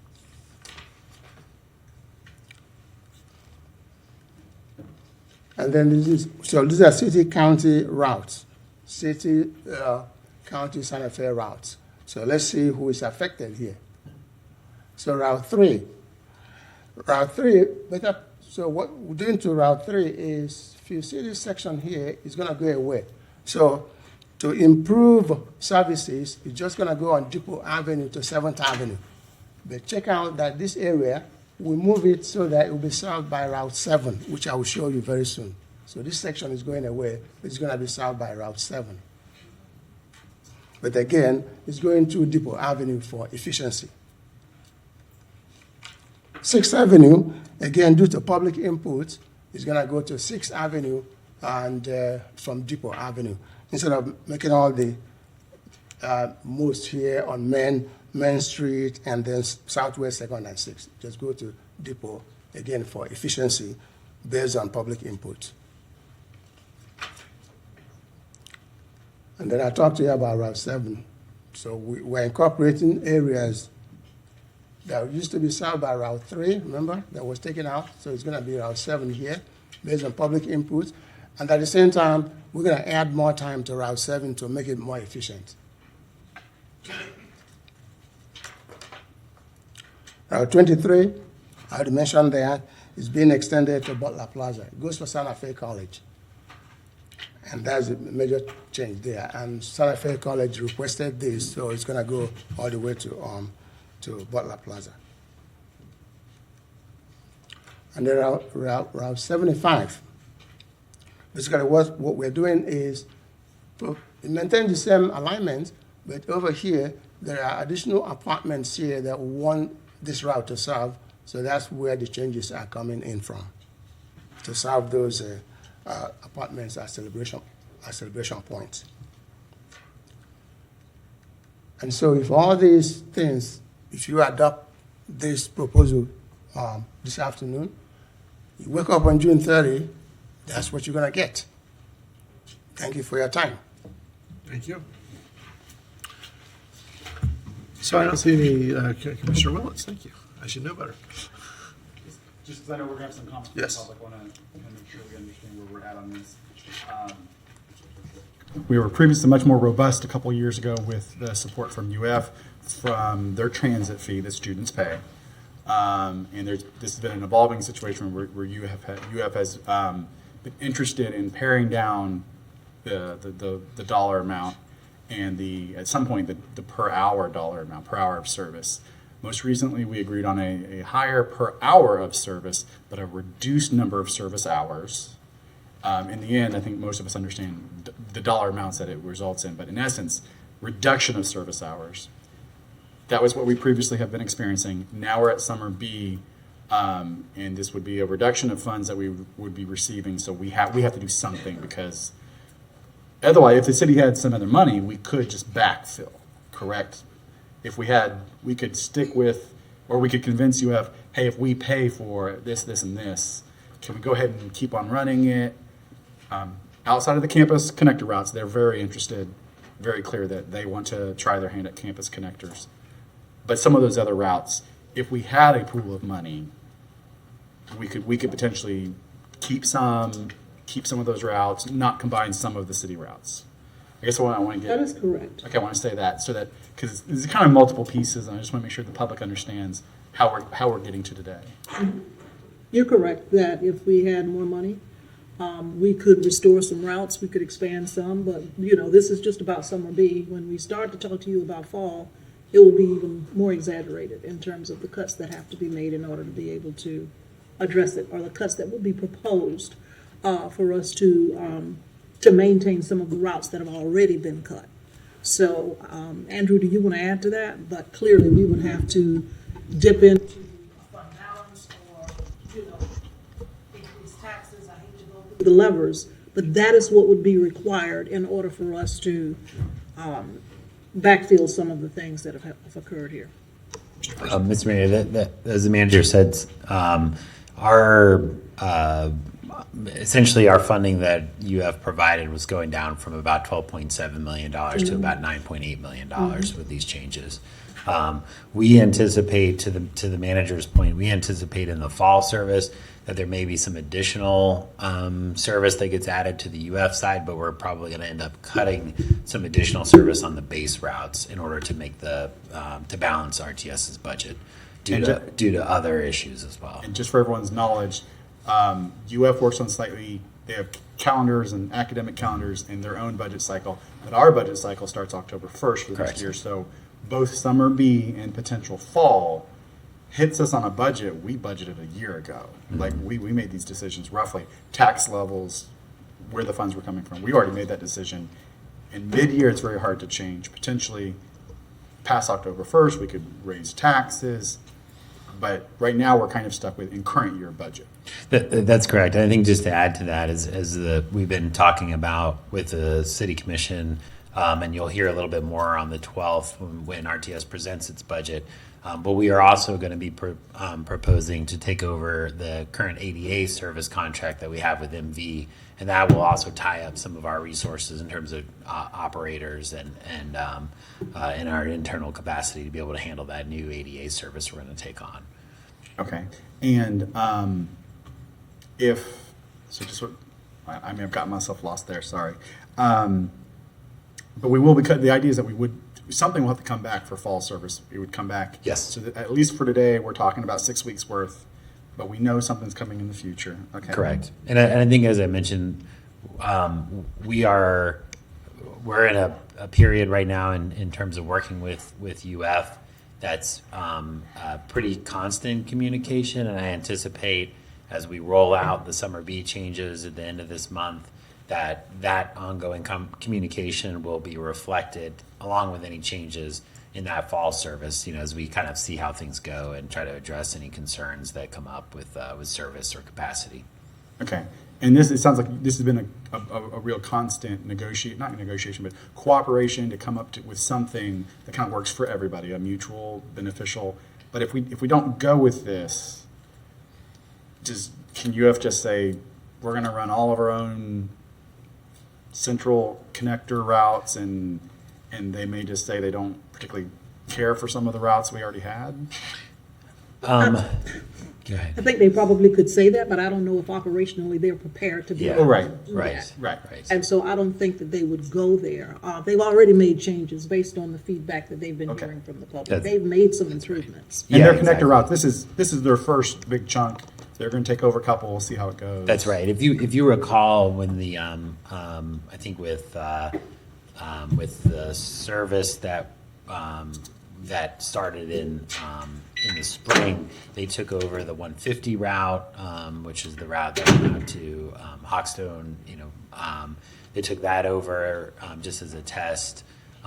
Largely, the bulk of the hours that are being reduced are on campus service, like strictly on campus service. So between like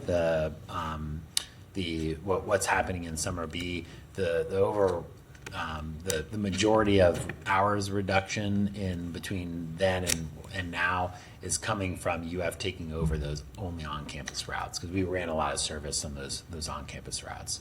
Okay, just two last questions. One is, we didn't budget, we didn't have a contingency in this year's budget so that if we got to a place like this, there's an additional $1 million out there. This year, we did not have a contingency. We were real tight on budgeting. Every dollar that comes in, we had a purpose for it.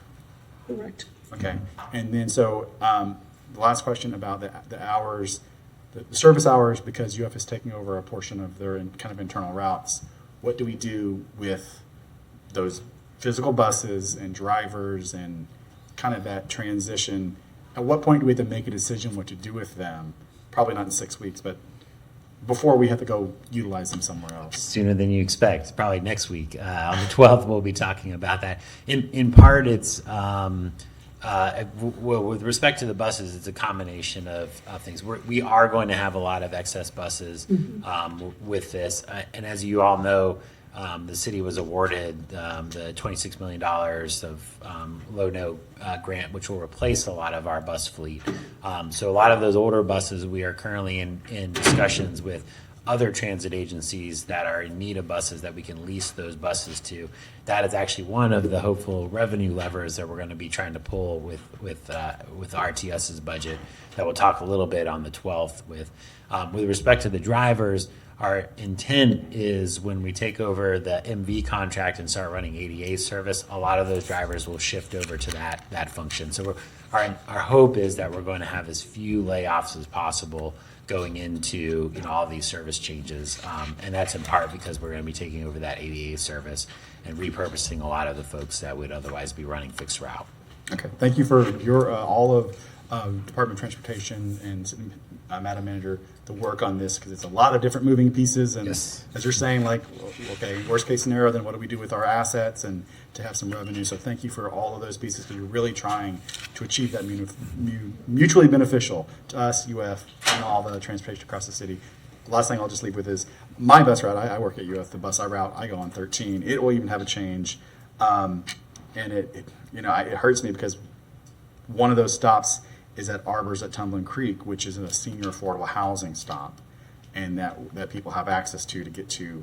They don't have to cross a busy street. They don't have to cross 16th, where they can actually get on that bus and get up to campus, and then the rest of the kind of system from there. So this is very hard to hear, but it sounds like this is where we're at now for this 6 weeks.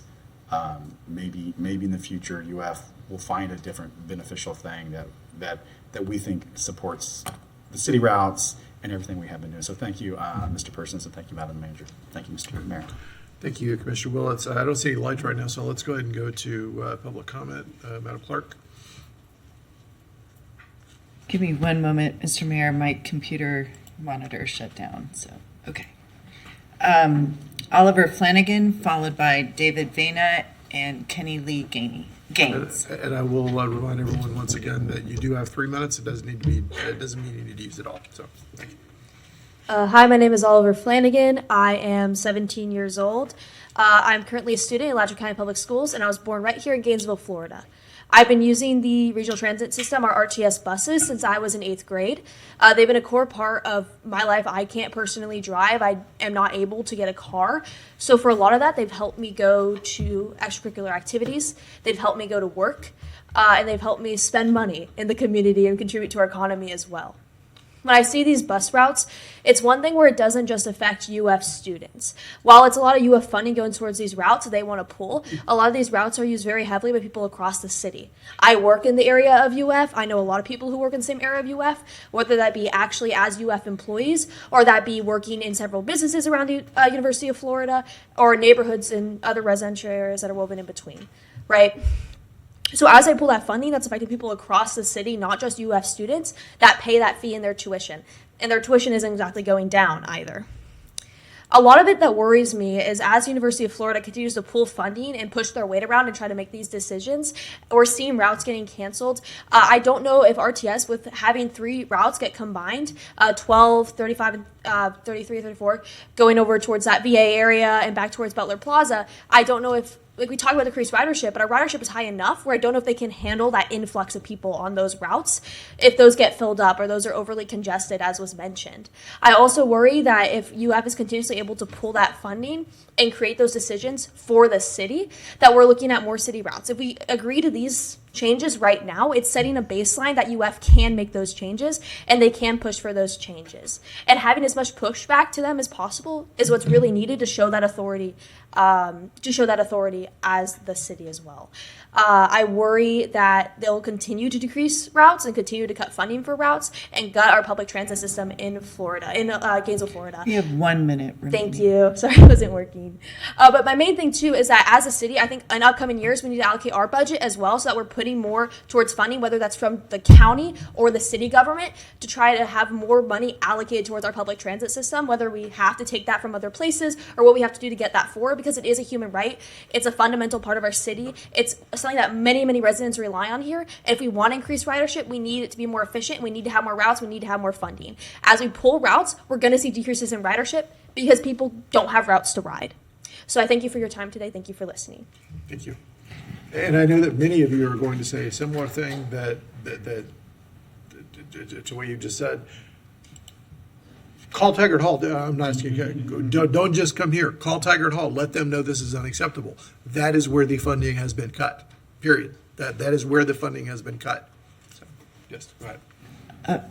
So yes, we have David Vena, Kenny Lee Gaines, and then Jennifer Perez.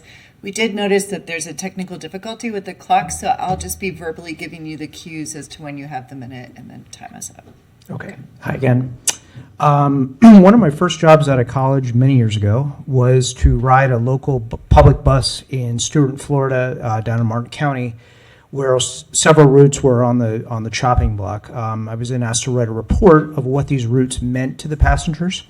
So 8 hours a day for 3 weeks, I rode those buses. I got to know the people on these buses, and only one was a student.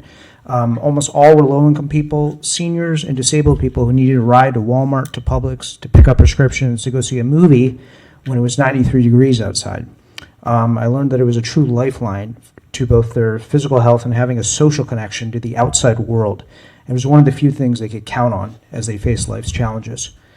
Research from the American Community Survey in 2022 finds that households living below 200% of the federal poverty line are much more likely to lack car access. That's 19%, compared to those living at or above 200% of the poverty line, which is only 5%.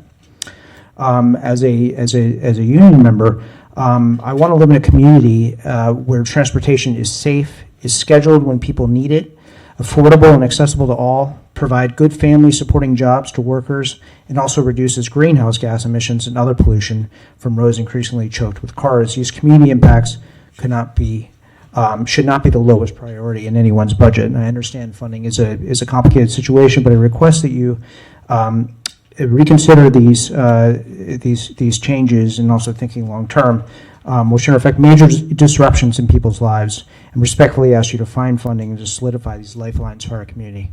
Thanks. Thank you. Kenny Lee Gaines, followed by Jennifer Perez and Hunter Holtzworth. Welcome, Mr. Gaines. Hello. Another thing a lot of people are not thinking about is, in my area, I stay by PK Young, and there's really a food desert there. And in my situation, like I say, I'm a veteran. I have to go to the VA sometime 3 days a week, both VAs, right? And then I have to go out and eat too. So basically, I have to use my wheelchair now, which will not fit on the bus. So I have to go way down to Rosa Parks, park that scooter there, hoping nobody don't steal it while I go to my appointments and stuff. And then last week I got caught in the lightning on my scooter because I could not catch a bus. And I don't think nobody realized how many people like me are in those areas, PK Young and around that area there. We don't have no stores, so we have to catch. We depend on the bus. I got another friend of mine. He's probably 300 or 400 pounds, and he's got a wheelchair, and he have to basically spend so much money just to get somebody to take him somewhere and stuff. And the key to me is where you say service. I don't see where the service helping the community if we don't have nobody to fight for us. So I think that's one of the problems. We depend on you guys to fight for us, because all of us can't, we depend on these services and stuff to get our food, to make our appointments, even to go something as simple as going to church. I mean, a whole area, I have to walk from Beatty Towers to Norman Field, which is 0.8 miles. With a person like me that had several surgeries on my leg, that's not very good. Then I have to come back and eyes up and stuff. And I mean, like I say, I'm a veteran. I depend on both VA systems and stuff. And I mean, You have 1 minute remaining. and I think that it's to the point now where it's more than just money. I think that people need to really start being more compassionate and understand that this is helping people that's in need. Thank you, Mr. Gandy. Jennifer Perez, followed by Hunter Holsworth, and then Griffin Laura.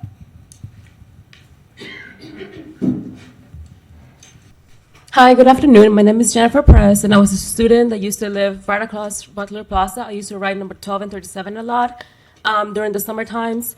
But cutting the buses was essentially really dangerous. I remember one time that I had to faint because I was basically waiting for so long at the bus stop during the heat of Florida. And if it wasn't for the bus driver arriving, I would have not been able to make it home safely. So essentially, cutting buses is not only dangerous to the community, dangerous to the students, but dangerous to anyone who really uses and relies on public transit to be able to access the work, the education, their food, whatever means they need to do. And I have also attended all the meetings that the RTS has done with students and the student body. None of the students unanimously agree that the cutting the buses is beneficial to them. A lot of students have actually reported that they will be happy to increase some of their RTS fees that will be related so that the community has access to buses. Unfortunately, University of Florida administration wants to essentially make this a very exclusive service to only students. That would essentially marginalize people that do not have access to public transportation or have disabilities. One of the concerns of the students and the people with disabilities that was mentioned is that the UF commuter routes are essentially not available on Google Maps. So essentially, if they do not have access to Google Maps, how can they know where to go and what routes would actually be able to service them? Not only that, but also there's also living wages concerns for a lot of the bus drivers. There was one UF commuter route employee who used to work and be a driver themselves, who used to earn about $12 an hour. And unfortunately, that is not an acceptable living wage to be a bus driver, even with the University of Florida. So yeah, the students' body is largely just mainly disagree with the budget cuts, and that's all I have to say. Thank you. Hunter Holsworth, followed by Griffin Laura, and Cassandra Erbers. Welcome.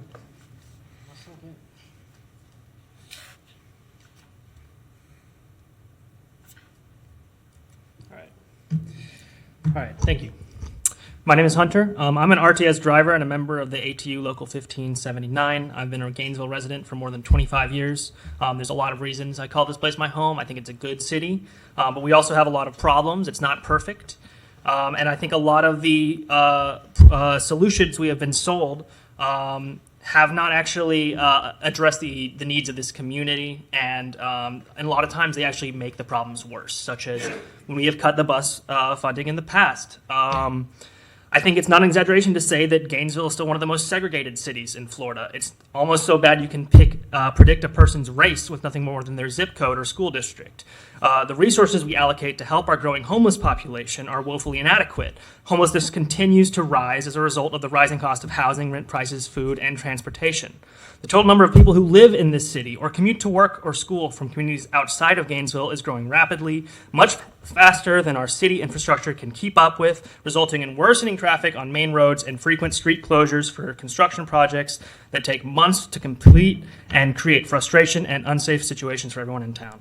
These issues are the result of systemic problems, inequalities, and historic injustices that are much wider than today's vote.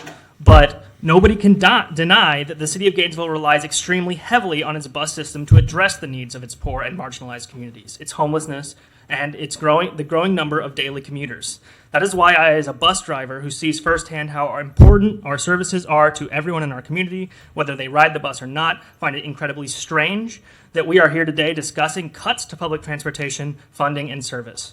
When has a growing city ever benefited from cutting transportation funding? I can think of lots of examples of cities being devastated by cuts, but not one single example where the city was better off. One city that I can think of that has been hurt by transit cuts that we should all be familiar with is this one. It is not a coincidence that the highest ridership RTS ever had was in You have 2019. 1 minute remaining. It is because of that.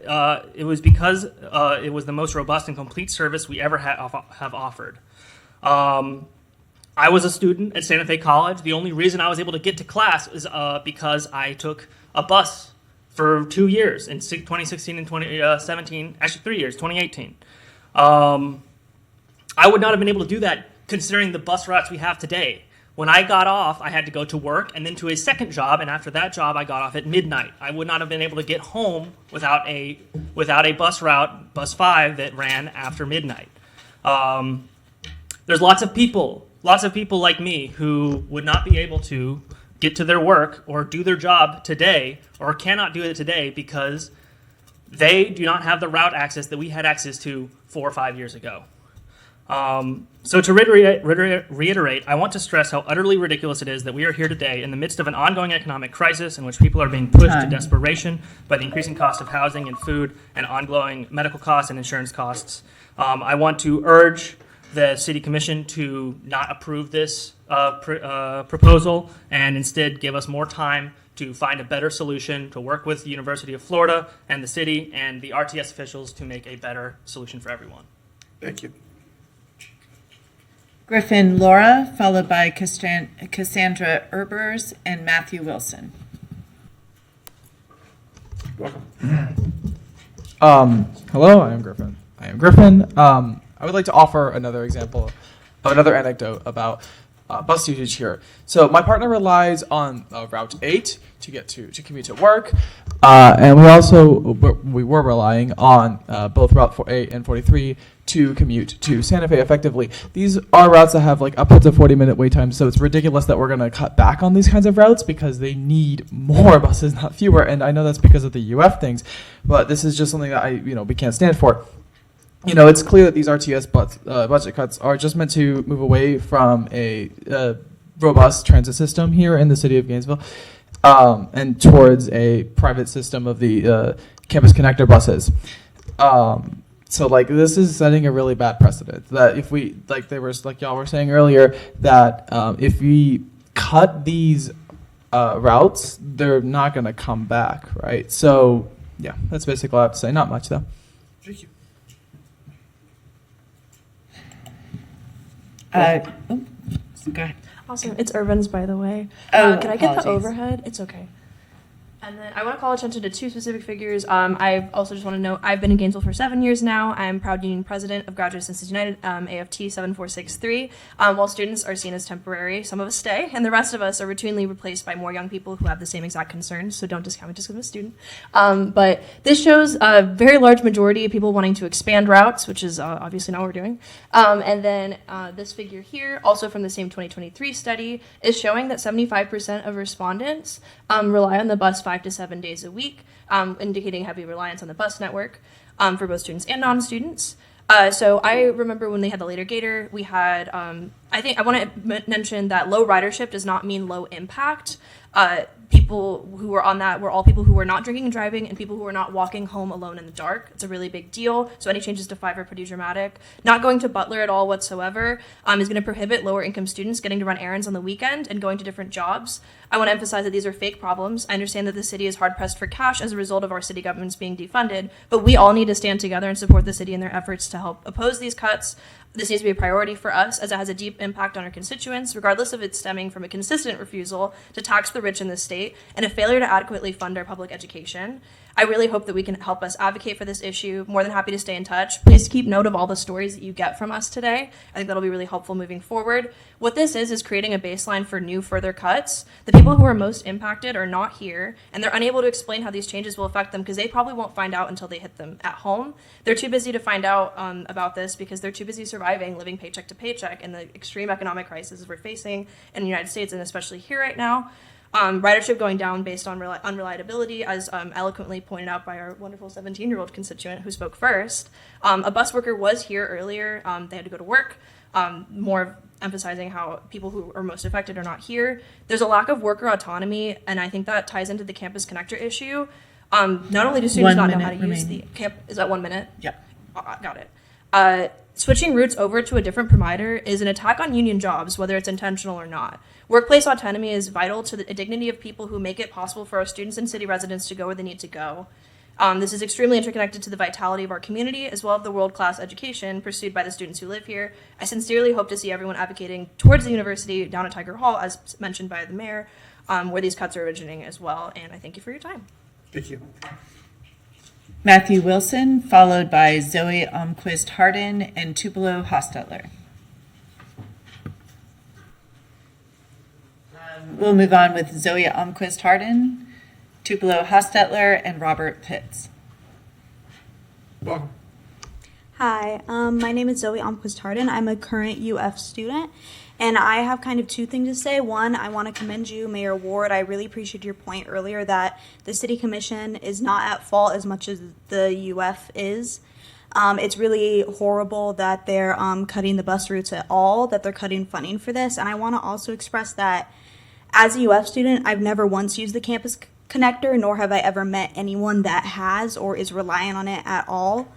It's there's a separate app for it. It's more difficult to use than the RTS, and it's there's not a lot of information about it. So I want to say that the UF community is still reliant on the bus system. Changes like these, I understand, are kind of necessary based on UF's decision to cut funding, again, without consulting students. This is coming out of my tuition money, and there's no mention of where they're allocating these funds instead of going to supporting the bus system. The UF community and the student body has not been informed on any of that, nor have they been included in the process. So again, I want to say that I understand these changes may be necessary, but it's really important to consider how many people are dependent on the bus system and how these changes, even if they're trying to be conservative and even if they're trying to reduce as much harm, are still going to cause harm to the community and are still going to be overall in the long run extremely harmful and extremely negative for students and non-students alike who depend on the bus system. Thank you.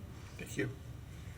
We have Tupelo Hostetler, followed by Robert Pitts, and then Shubhika Agarwal. Robert Pitts. Okay. Shubhika Agarwal. Priscilla Jenkins. Chandler Jesperson. Oh, thank you, sir. Andrew Larson. Welcome, Mr. Larson. Thank you. Thank you, commissioners, for hearing us out today. My name is Andrew Larson, and I walked here today. It's fortunate that I live close enough to City Hall that was an option for me because my buses are getting cut. I represent students in the Student Senate at the University of Florida, so I've had the opportunity to hear about how these changes will affect a lot of different parts of our student body. This is a really important issue to a vast majority of the students who do take advantage of the RTS systems, and they brought a lot of different concerns, many of which we've heard today, and some of which we haven't, so I'd like to take a minute to share some of those. First of all, I would like to mention that I was present at the April 4th RTS public information meeting, and I have a bit of issues with the way that meeting was conducted. It was a very similar presentation to what we saw today, and just like today, one key term was omitted: budget cuts. The changes were framed to us as students as a reshuffling of bus routes. We were led to believe that in some things, some routes were being cut, but the way that they were being merged would adequately replace them. However, now that the summer A term has started and some of these changes have gone into effect, it's clear that this is not the case. It's clear that this is the cause of budget cuts and not strategic restructuring. I commend RTS for attempting to strategically restructure with less resources, and I understand that is a challenge.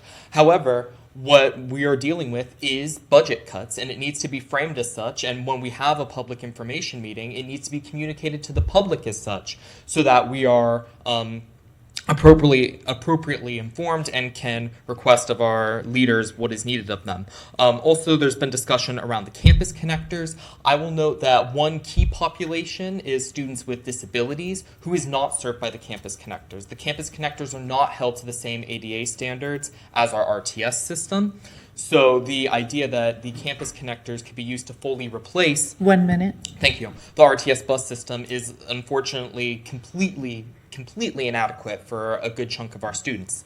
And finally, I would like to acknowledge the fact and appreciate the fact that these changes are a product of Tigert Hall. These cuts are coming from the university, and I appreciate that you as a board are now having to make some really difficult decisions based on that other body's choices. However, I would like to remind you that as residents of Gainesville, it is your duty to protect us as citizens and to ensure that we have the resources that we need.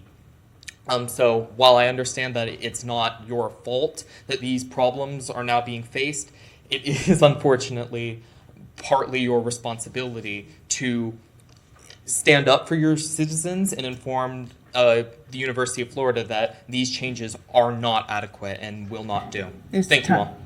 Nicely done. Curtis Gluck, followed by Dr. Bobby Murmer, and then Millen Smith.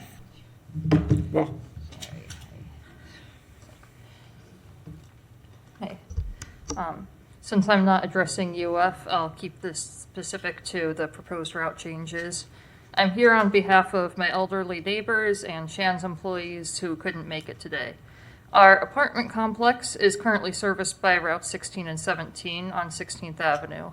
We can get a bus more or less reliably every half hour, and I've actually considered coming here to request a crosswalk at our stop, but first I have to be sure that we reliably have service for the next year. To maintain the same level of service we currently have, the new Bus 17 route needs to run bidirectionally and at least as frequently as the 16 and 17 combined currently do. Otherwise, commutes in one direction or another will be unfeasibly long. It was convenient that these routes went to slightly different locations, but a comparable or even better increased frequency on Route 17 could compensate for this. Furthermore, and perhaps more importantly, it seems that there's no longer a route which runs near the bus depot itself. It's a 15-minute walk from Rosa Parks downtown transport station to the RTS depot. In the past, I've had to drive people to the Lost and Found located at the depot, so I believe this area needs to remain or ideally become even more accessible in the same way, perhaps via the shuttle systems that RTS has. That's all I have to say. Thank you for your time. Thank you. Dr. Murmer, I'm not sure if oh, there he is. Dr. Bobby Murmer, followed by Millen Smith. Thank you, Mr. Mayor, Commissioners.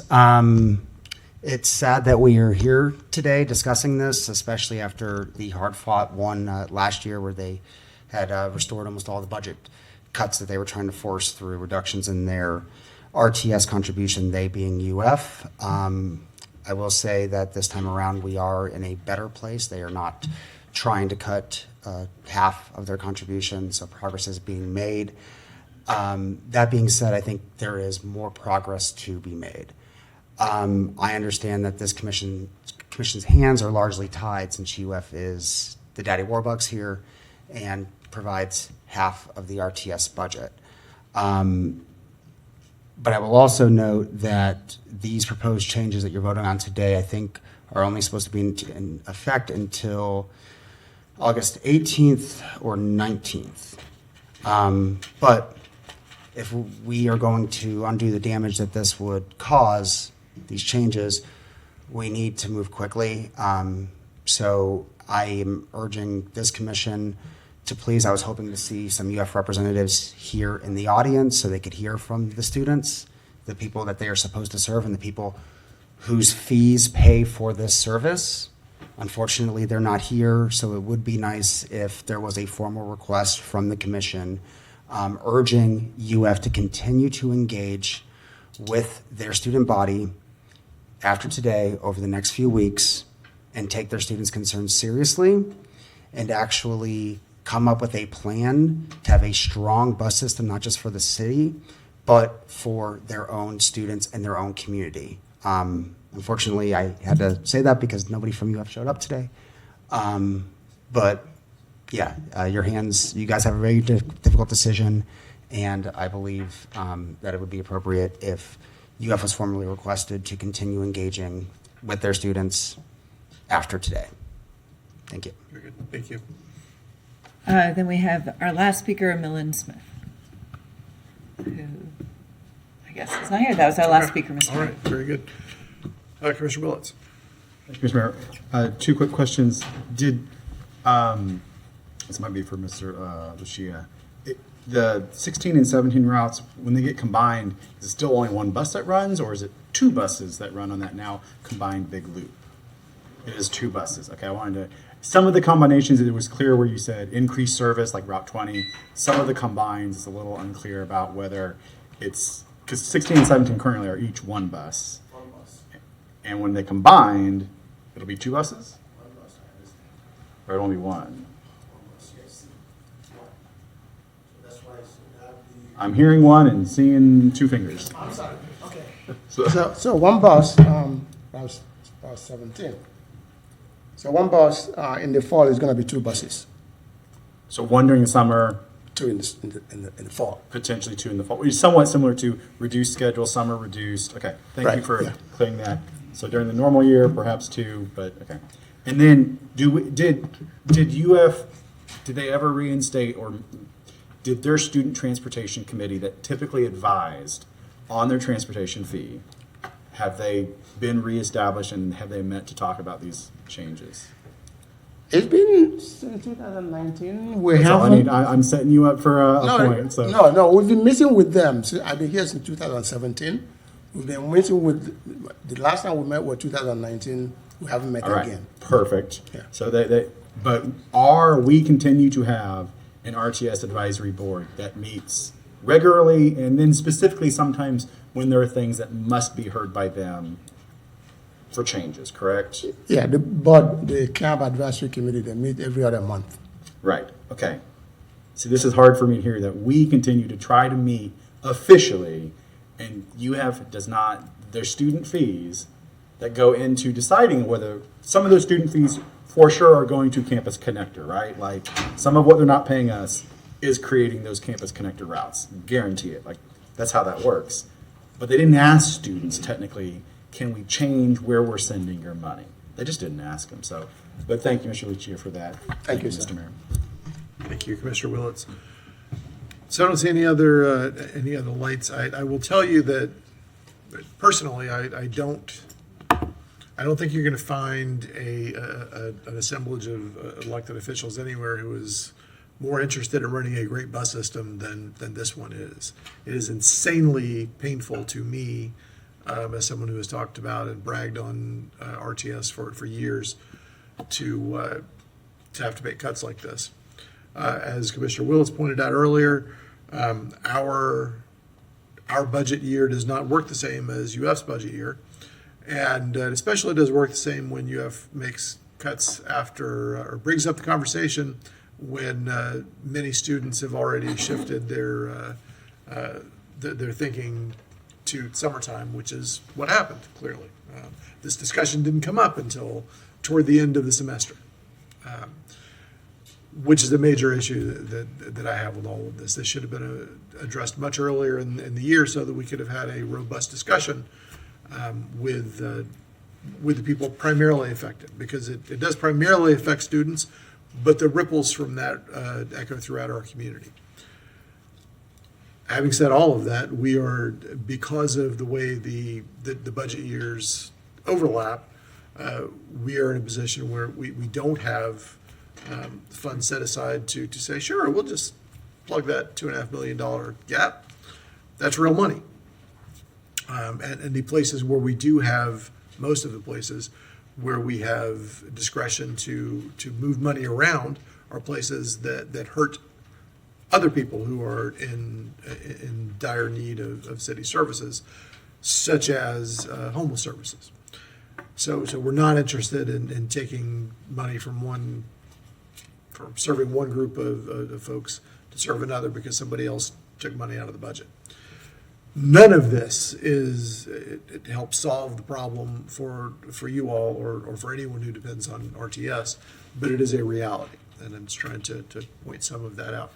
I don't see any lights up here. Somebody's going to have to make some sort of motion, whether we accept this or do not accept it, as unpalatable as that may be. Yes, sir.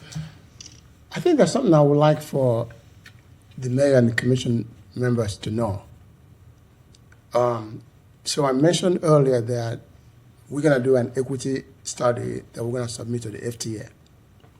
Now, I hope that we don't do this study this time around and do another one in the fall.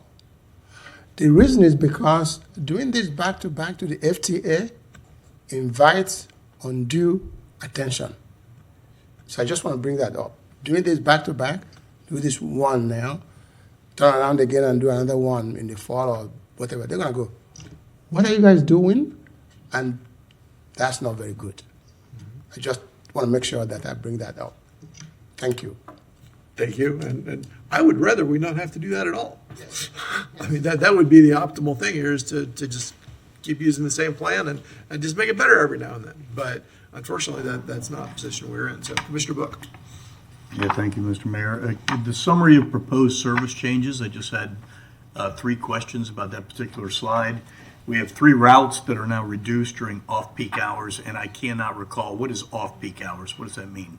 Does that impact some service? Okay. So from usually peak hour is an hour previously, but people now go to work at extended time. So peak hour is now from 7 to 9 a.m., 4 to 6 p.m.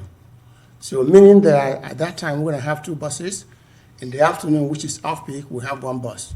Then when people are going back to work, going back from work, it's going to be 2 buses.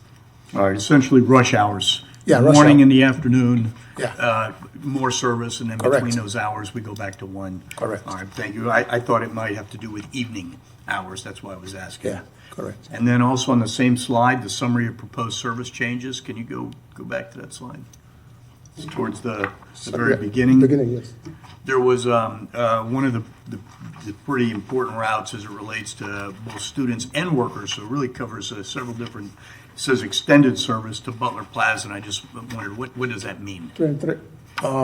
So Santa Fe 23, Santa Fe 1 is to go to Butler Plaza now, to go to Butler Plaza. All right, my last question is, are there any, it sounds like the manager and Mr. Persons talked about the fact that we're in real robust conversations right now with UF officials to tell them what we think will work and what we don't, and we've already made some changes. They've already made some changes based on our recommendations to them. And are there any routes that we feel for the summer are going to be not sufficient? They'll be over capacity, meaning we'll drive right by somebody who needs to get to work or somebody who is going to school because the bus is already full based on the changes. At least 35 and 34, because I can give you the numbers of these routes that are going to be affected, the ridership, which is why people came out and made comments at the public meeting. Yes, some of these routes, 34, 35, for example, 38, they're going to be affected. Because what's going to happen is when you combine these routes, that route is gone. One route is gone. You don't have it. Only what you're left is with one route. So that you are now forcing these people to walk further from their home to go to this new route. And all the people who were using this, some of them may get discouraged because of the distance. A number of them who have no option, like he was talking about, no vehicles at home, and not able to afford Uber, they'll be forced to go and make the system more congested. And so you're going to hear complaints about people being passed by because the bus is full. So it's really, it's not good. Sounds like you're pretty frustrated also. So it sounds like to me, I mean that as a compliment. We're just going to need to, we are very good data analyzers. I mean, I know our ITS has tremendous data on ridership and hours and time and routes. And we're going to have our best data to make sure that if we missed the mark on some of these routes, and we had already spoken to our UF colleagues about them, we can tell them with that data, hey, look, we told you this was going to happen. It's not an I told you so, it's we need you to make the changes, the funding, so that we're not driving right by people who need to get to school or to work. All right, well, thank you for those answers. Thank you, Mr. Book. Thank you, Mr. Book. Mr. Engel. Just to reiterate, like how much of the budget have we cut from RTS? Mr. Mayor, if I might, the budget hearing for RTS is going to occur next Thursday. As Mr. Persons mentioned, the revenue that we received from the university was approximately $12 million, and we are now building a budget on approximately $9 million with reduced service hours. What I'd like to say is that many of the dollars that flow into RTS, aside from, of course, the University of Florida, Santa Fe, the county, are filled in through the Federal Transportation Administration, filled in through federal funds. That lag. I'm going through this for a reason. They lag, and so it's all on a reimbursement basis. And so as we get closer and closer to the fiscal year, RTS is reliant on the general fund to basically back that budget up. And at the point that we are reconciling the budget, we may be at a deficit, if you will, which occurred for as long as, how long? 10 years? Yeah. And it got to a point, I think when I came in 21, it was as much as $8 to $10 million lag, where the general fund was basically supplementing until we could get those funds reimbursed, and we're still catching up. About 2 years ago, I believe we put in about $1 million supplement on top of what we had already put in the general. We supplemented by $1 million from money that we had been paid back from a gas tax loan that had occurred. We put in an additional $1 million. This year, as we fast forward through the budget process and we come back to you all, we are at a deficit of approximately $1 million again. I believe my numbers are right. Yeah, that's correct. It's a lot of numbers. We are at about $1 million deficit again, but assuming these changes, assuming these changes are going to take place. And so, again, we've already advised the commission that our gap is already at approximately 8.5. If we add this million, we'd probably be close to 10.5, to be very honest with you. And so we have a lot of decisions to make next week and the weeks after relative to budget. But we, the city, are at a point where we have to start prioritizing where we are going to spend those dollars, those core dollars that we get out of the general fund. Otherwise, there is no other lever to use aside from reducing the expenses in the other core departments like parks and public works, and even into public safety, or increasing taxes. And I know no one wants to hear that, but that is the reality of where we are. We have been reduced in a major revenue source by GRU, and there's no point in beating that dead horse, but we're trying to adjust to it. And the more we try to adjust to it, the more demand that comes in. And I'm not quite sure where we go other than continuing to reduce positions and reduce services. Just in general, kind of where are we now with negotiations at UF? And that's still ongoing, or We're still in. back to regular schedule? Yes, sir. We're still in discussions with UF, and quite frankly, the discussion started off very rancorous. It was a lot of banter back and forth, and it did calm down, and we've had good discussions with them, but it has not put them in a position of really addressing some of these gaps that you're seeing right here. We can go back to the table and talk to UF, but I'm not convinced that between now and October 1st that it will change substantially. That's just what I'm thinking. Andrew, you? No, I think the manager is exactly right. I mean, a lot of the discussion around the UF portion of RTS is centered around the transportation fee, and largely that fee has remained static since I think 2015 or so. It has not been increased over time. Obviously, the city's cost to run service has increased, so it's been a lot of sort of diminishing returns. So the city has, not just this year, not just last year, but has consistently been cutting back service hours in order to make that make the budget work, from what UF has available. That number hasn't increased at all over that time. So it's been that's been the reality of the situation over time. And as the manager indicated, we've had other inflationary pressures on the transit system, whether it's increases in the cost of running MV transportation, our ADA service. Largely, that's why we're taking ADA in-house, because we think we can do it. We believe we could do it for less money than MV is providing it currently. We've had a lot of, the transit agency had a lot of federal COVID era support in operations. That money is gone. So it's been a lot of trying to keep, sort of keep the wheels on the bus, so to speak, moving forward, and dealing with these really kind of budgetary issues and inflationary issues at the same time. Yes. Um, If I might just supplement this, so in the past, when we've had these challenges, there have been quite a few vacancies in the transportation budget that we have frozen and actually cut out. And I know Jesus is back there, but we are actually, when we come to you next week, we'll be proposing further positions be frozen. That's right. And if you want to speak to that, Andrew, because it just paints the bigger picture. We are. We're hoping to reduce the number of positions that we would need to freeze or eliminate, through taking on ADA, but it will still be a portion. And to the manager's point, where we are right now is give you a preview of next week's budget.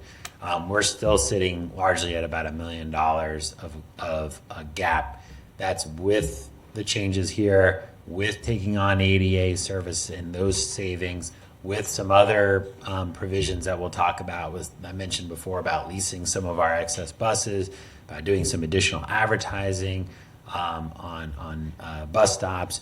That still puts us at $1 million gap. And in order to meet that gap, we're going to have to potentially be cutting more base service in the fall. That would be reductions in service frequency on the 5, on the 8, on the 15, on the 43, which are base routes, in order to reduce that gap more. That would be less buses and less drivers in the fall.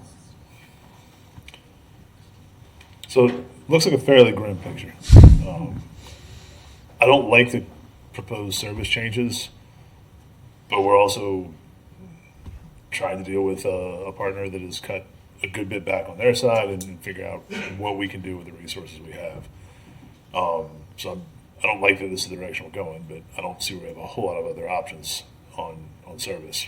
It's still coming up $1 million short. I would say the activists that come out today, really, I think the pushback against RTS from UF started like 3 presidents ago now. And I don't know what the new administration's attitude is going to be towards it as they come in, whatever that happens to be. But historically, they've responded to pressure from students and parents much better than they've responded to pressure from City Hall writing them a letter. So, as the mayor mentioned, reach out to Tiger and let them know it's important, because that's something they put a lot of stock in. That's all I got. Thank you, Commissioner Engel. Commissioner Chestnut. Thank you. Mr. Mayor, I want to applaud the staff for the cost-saving measures that you're taking, and for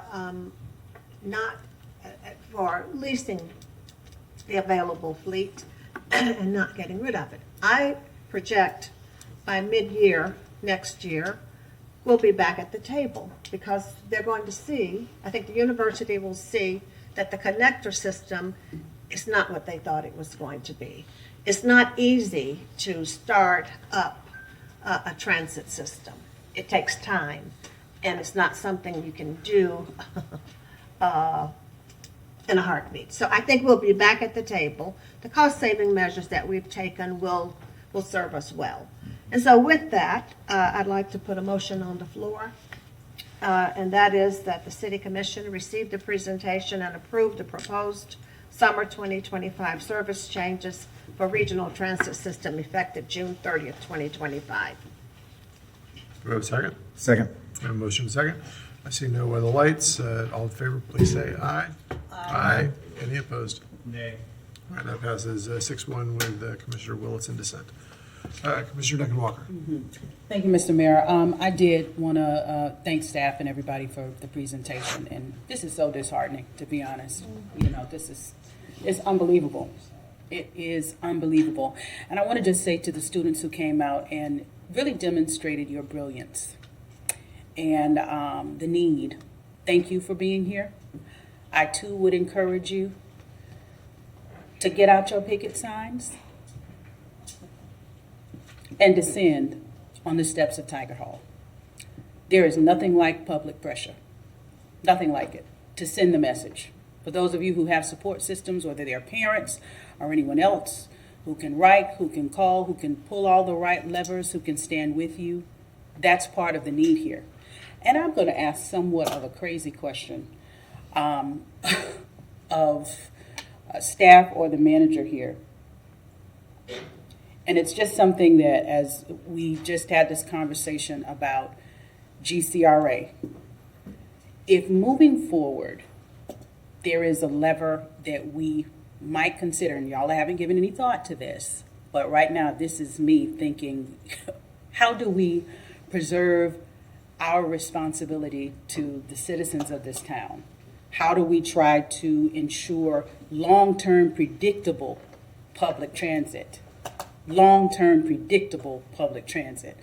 I wonder if, as we prepare to have conversations about the expansion of GCRA, if this becomes part of that conversation. Is this something that can be, I don't know, statutorily if this is something that we can cover, but my brain is in all kinds of directions now, honestly, about how we continue to provide and frankly pull back in those routes that we need to pull back in.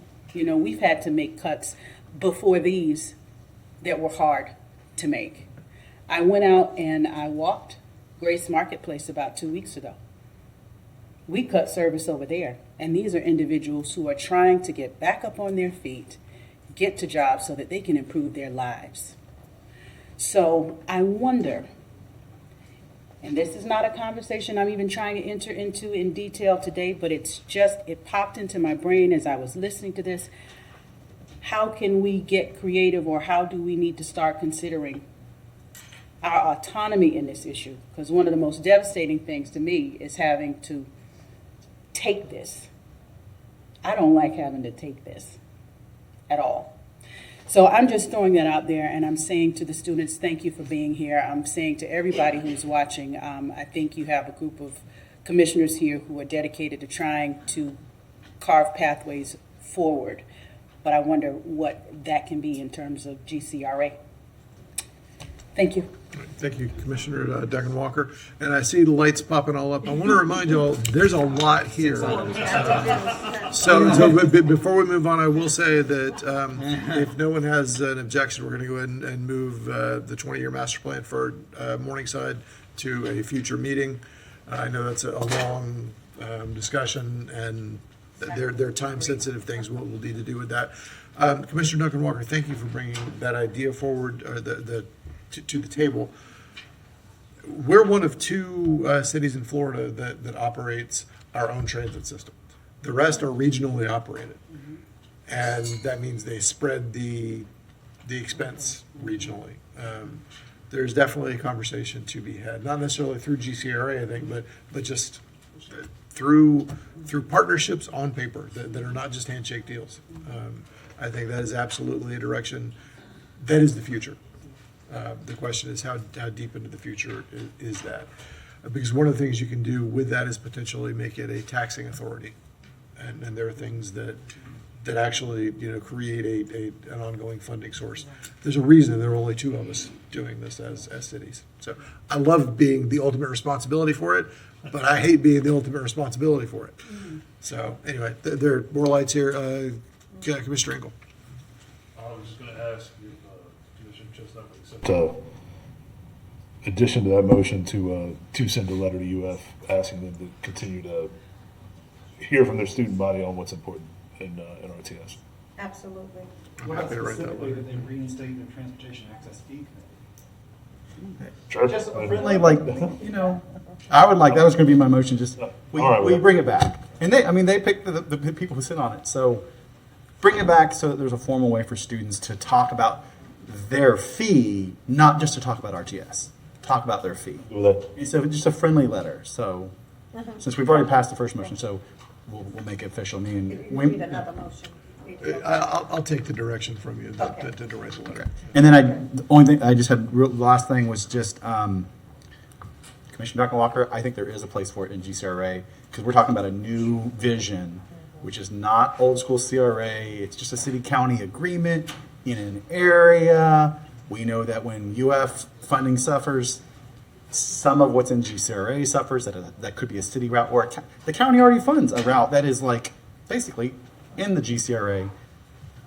I think you're right that there's some potential there, and I think that if the county has 2 votes on that potential GCRA committee, I think there's potential there. I think you're on the right route. Thank you. Thank you, Commissioner Willis. Commissioner Engel, were you done, or did you have more to add? You still have the floor. Me? Commissioner Engel. Okay. All right. Very good. Seeing for the lights, I will get with you on that letter to make sure I get the specific information in there. All right. Thank you all for your input on this. I appreciate the time and effort that you all put into this. Did we vote? No. We did. We did. Okay. Yes, we voted. Oh, we did. Yes. Right. I recorded, right. yes, a recorded vote has been taken Very good. on this item. All right. Thank you all.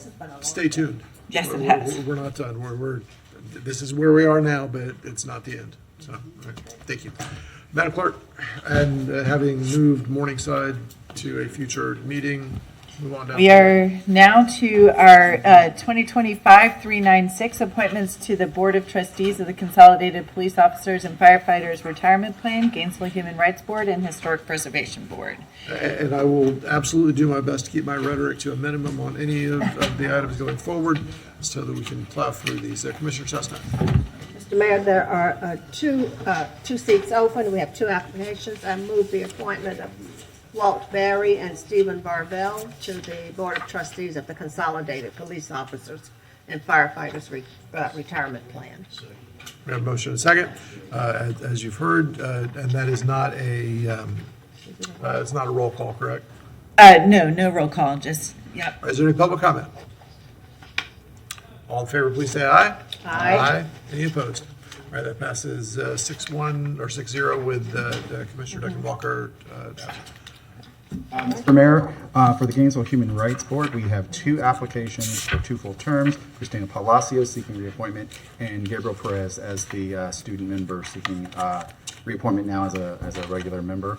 I move appointment of Christina Palacios and Gabriel Perez. Second. We have a motion and a second. Is there any public comment? No public comment. All in favor, please say aye. Aye. Any opposed? All right, that passes unanimously with Commissioner Duncan Walker absent. And Is there another motion for? Yes. okay, I'm sorry. It's amazing. Commissioner Book. Yeah.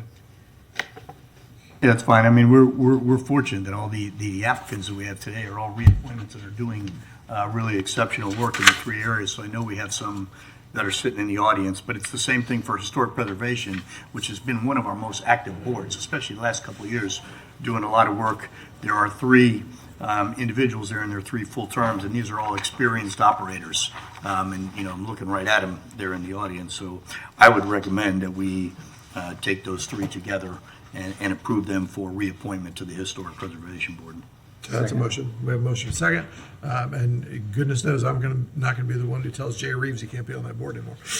Or George Yes. Wilson, my neighbor. Or Michelle Hazen, who I saw here the other day. So, yeah.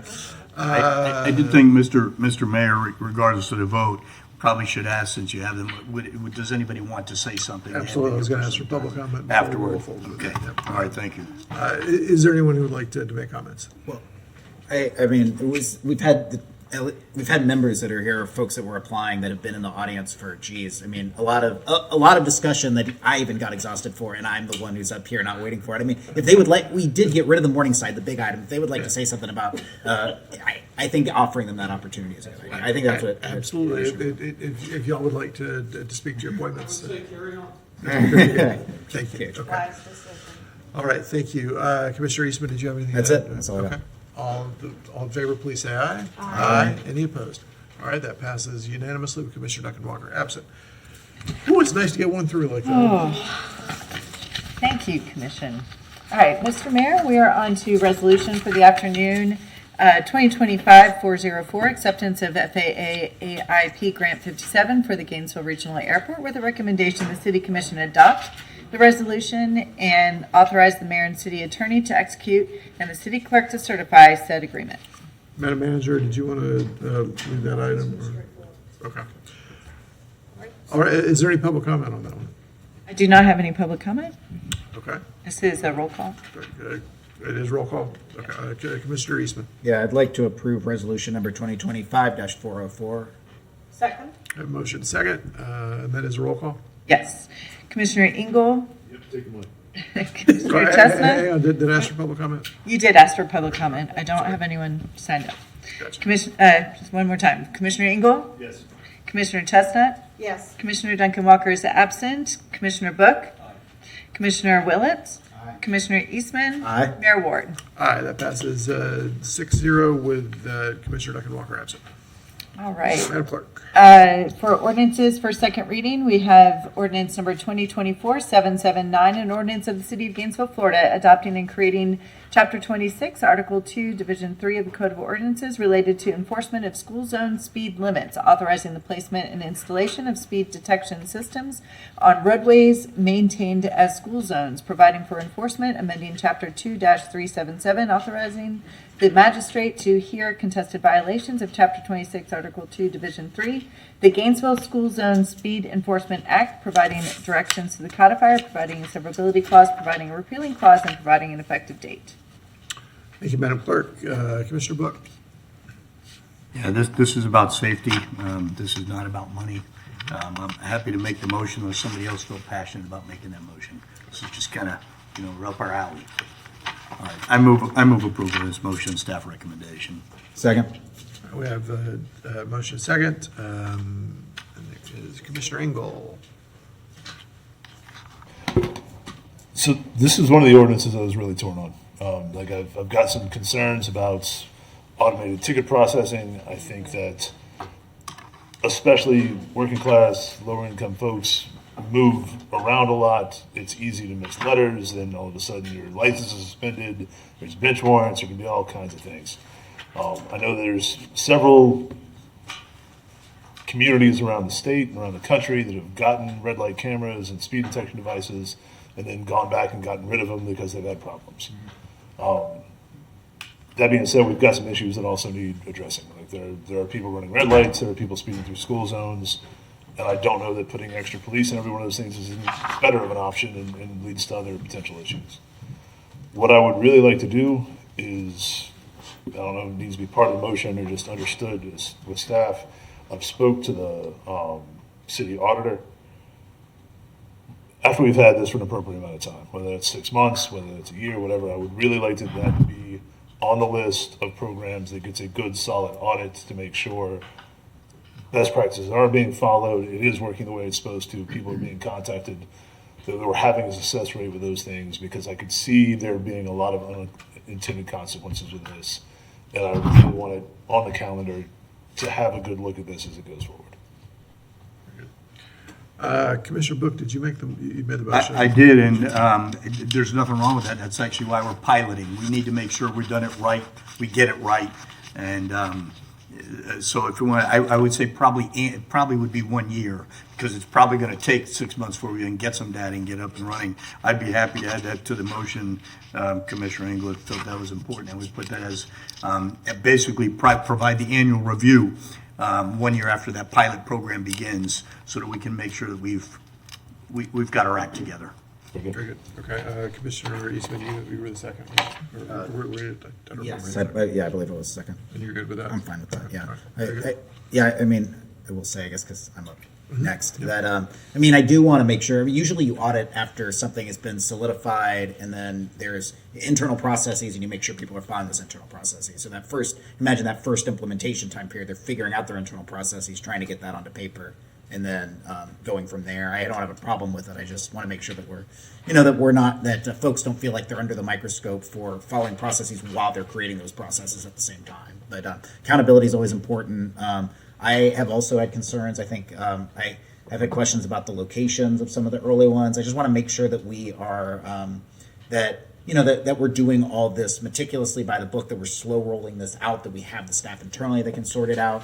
And I do feel better. I was really happy to see what staff put in at section 26-37, which we did on first reading, that ensures what Commissioner Book said, this is not a revenue maker, that every dollar that's going into this is going back into traffic safety capital projects and improve the safety of multimodal transportation across Gainesville. So this is all going back into traffic safety, ensuring that that lives are being saved on our roads.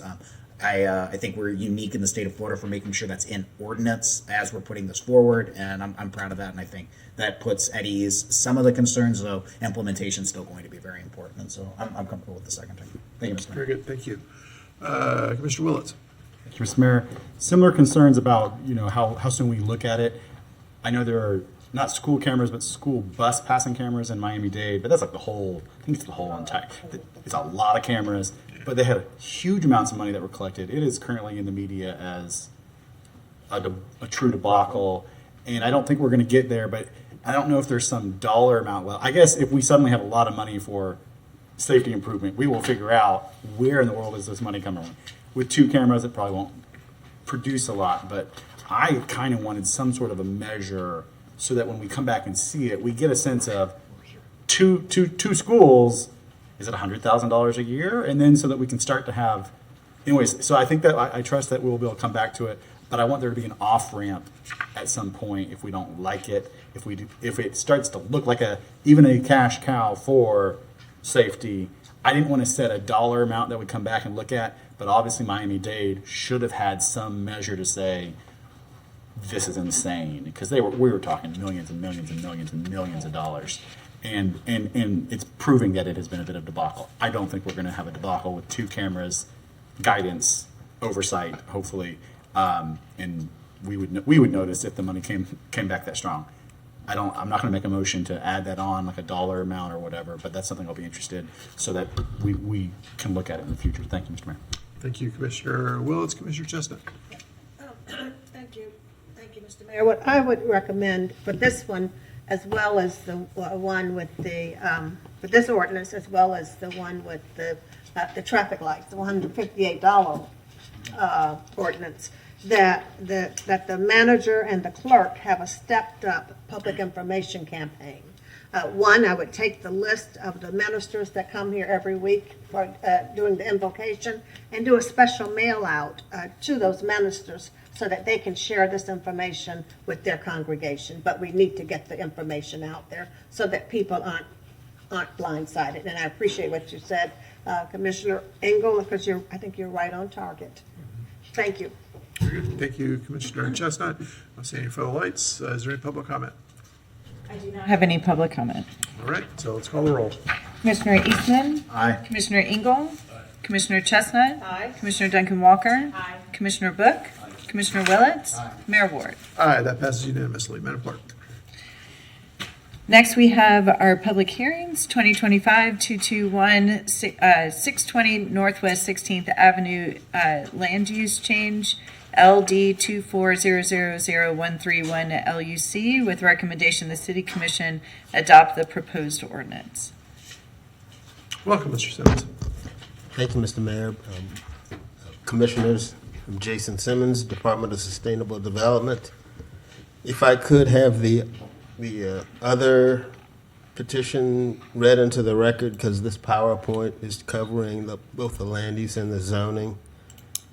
Yes, hold on one moment. I'm actually going to, let me read, I just realized I just read the basic recommendation. I need to read the legal title in it anyway, so give me 1 moment.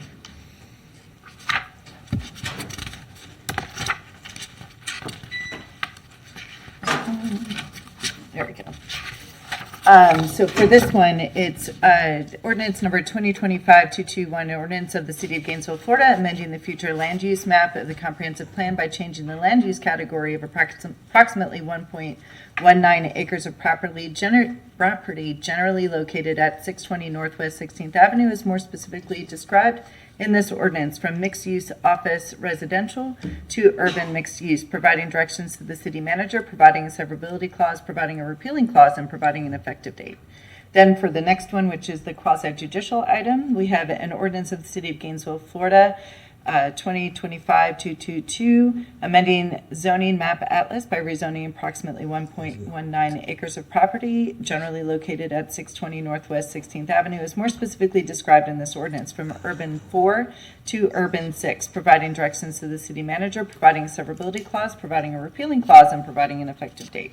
Thank you, Madam Clerk. So to remind everyone, we've read both these items into the record, but we're voting for, or we'll hear and consider the land use change first. One presentation, but we'll consider land use first, because that's how we have to do it. And then if that passes, we'll move into the quasi-judicial rezoning, which has a different set of regulations with it, but doesn't really matter unless we do the land use first. So, Mr. Simmons. All right, thank you, Mr. Mayor. Again, this property is located at 620 Northwest 16th Avenue. And you see on the right-hand side some old pictures of the building on the property in question. And on the bottom with the mural, that's how the building looks now. It was recently repainted with the mural. Again, this is a small-scale land use change located on the north side of Northwest 16th Avenue. The property size is about 1.19 acres. The existing land use is the mixed-use office/residential. The zoning right now, the current zoning is urban 4, so it is in the Transect zone with the Transect zone design requirements and the other unique features of that zoning category. The request for the land use is to go from the MOR, which is shown in the highlighted block there, to urban mixed use. So the rezoning request for this petition is to go from the existing urban 4 to urban 6. Again, just a step up in terms of the Transect zones proposed for this property. This is an aerial of the property in question. This is 16th Avenue here. You've got Northwest 6th Street over here on the right. The building itself is this structure shown here. You've got parking in the front and all along the sides there, so all of this is part of that property.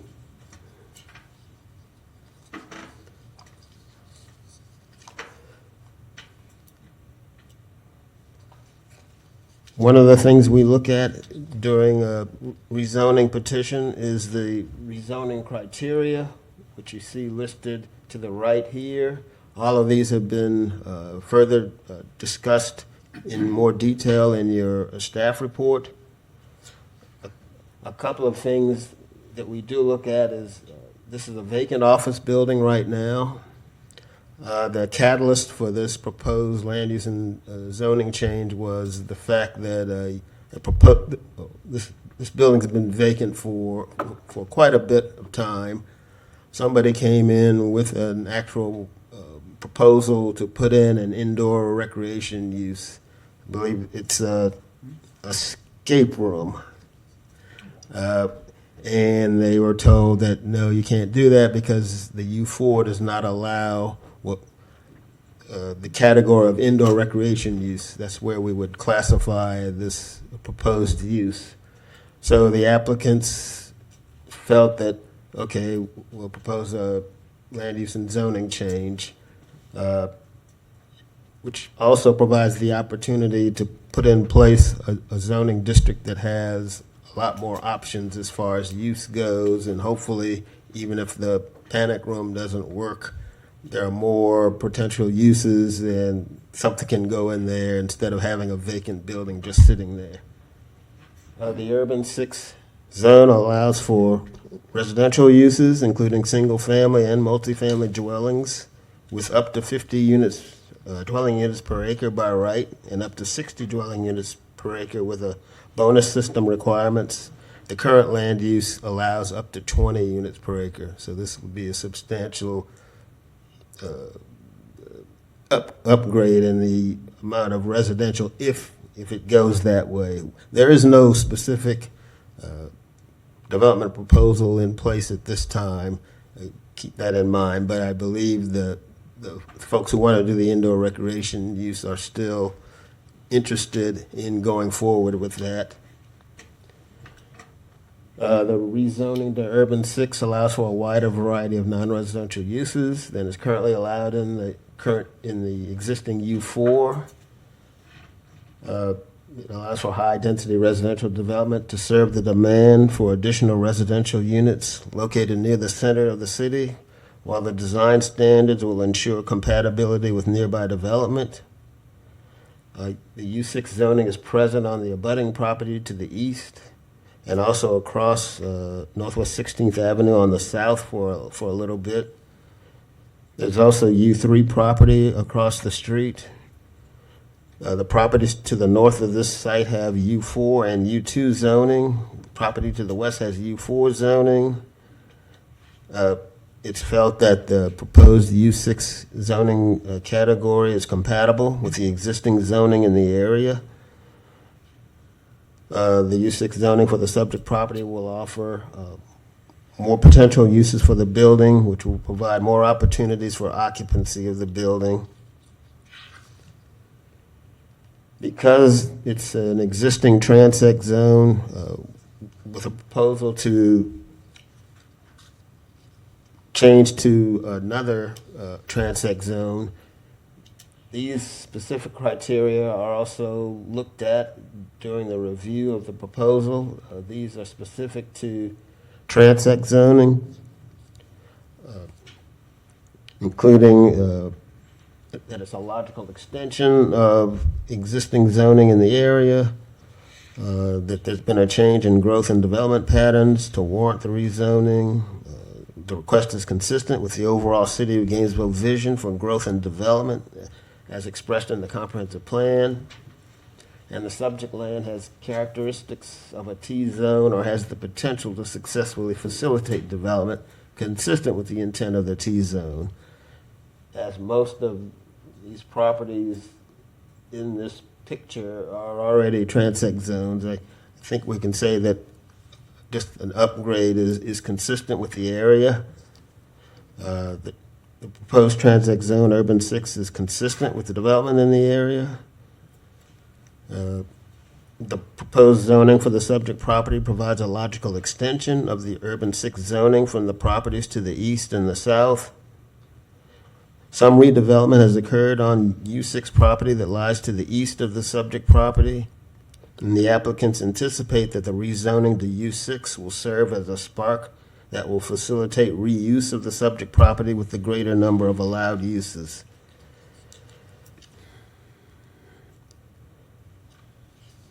Let's see, U6 is consistent with the development in the area. The applicants hope that the rezoning to U6 will allow an indoor recreation use that is not permitted in the existing U4 zoning. U6 also allows residential and non-residential uses. It will allow for more uses for the existing building and the redevelopment of the property for commercial use, office use, residential use, or a mixture of these types of uses. The request is consistent with the overall City of Gainesville vision for growth and development as expressed in the city's comprehensive plan. The subject property is directly north and west of properties that have the requested urban 6 zoning. If future development occurs that involves a change to the building or something like that, the redevelopment of the subject property will occur under the T-zone development standards that help create a more urban form through the various design standards in the T-zone regulations. Now, as far as the land use change criteria, land use amendments are reviewed in accordance with the following criteria. Has to be consistent with the city's comprehensive plan. We look at the need for additional land in the proposed land use category based on those things listed. The property land use category of the property in relation to surrounding properties and other similar properties. And the potential impact of the land use change on adopted level of service standards. This is the UMU category as outlined in the land use element of the city's comprehensive plan. We note objective 2.1 from that element where redevelopment should be encouraged to promote compact, vibrant urbanism, improve the condition of blighted areas, discourage urban sprawl, and foster compact development patterns that promote transportation choice. We believe that this proposal meets the objectives in this land use category. The subject property has access to public facilities and services that include, but are not limited to, utilities, schools, parks, police, fire, waste collection, and stormwater management. GRU services are available to the property, including potable water, sewer, electric, and gas. Impacts on adopted levels of service for stormwater and transportation would be assessed during the development review process if development is proposed in the future, and no final development order will be issued until it is determined that adequate facilities and services will be in place at the time the impact of the development occurs.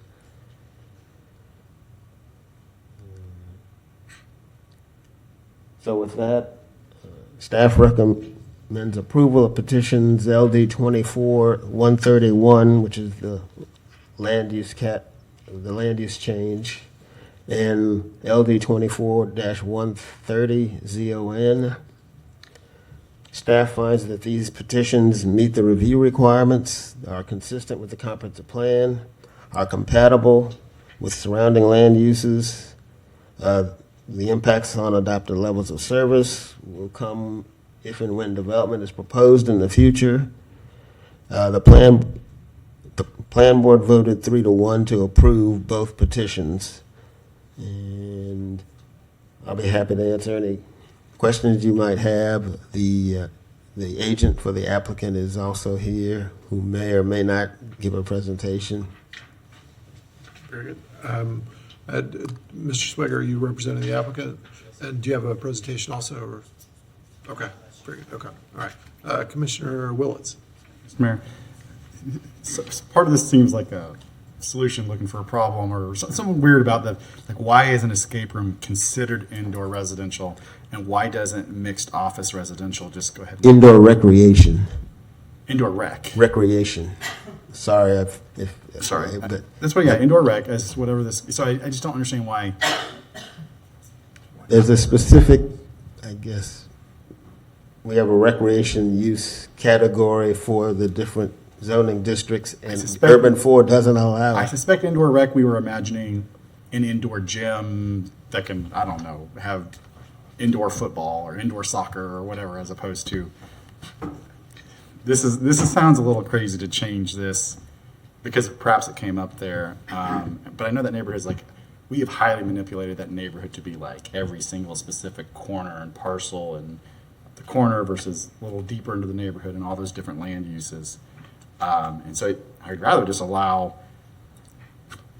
indoor rec in mixed office residential than almost change this parcel just for land use. That's just my opinion. So I don't know. I'll listen to some other opinions, because otherwise we're just changing it in future hope that probably will be housing, and 16th is a little stressed. I have questions about the service level on 16th, but does seem a little weird, but thank you. All right, thank you, Commissioner Willits. Commissioner Eastman.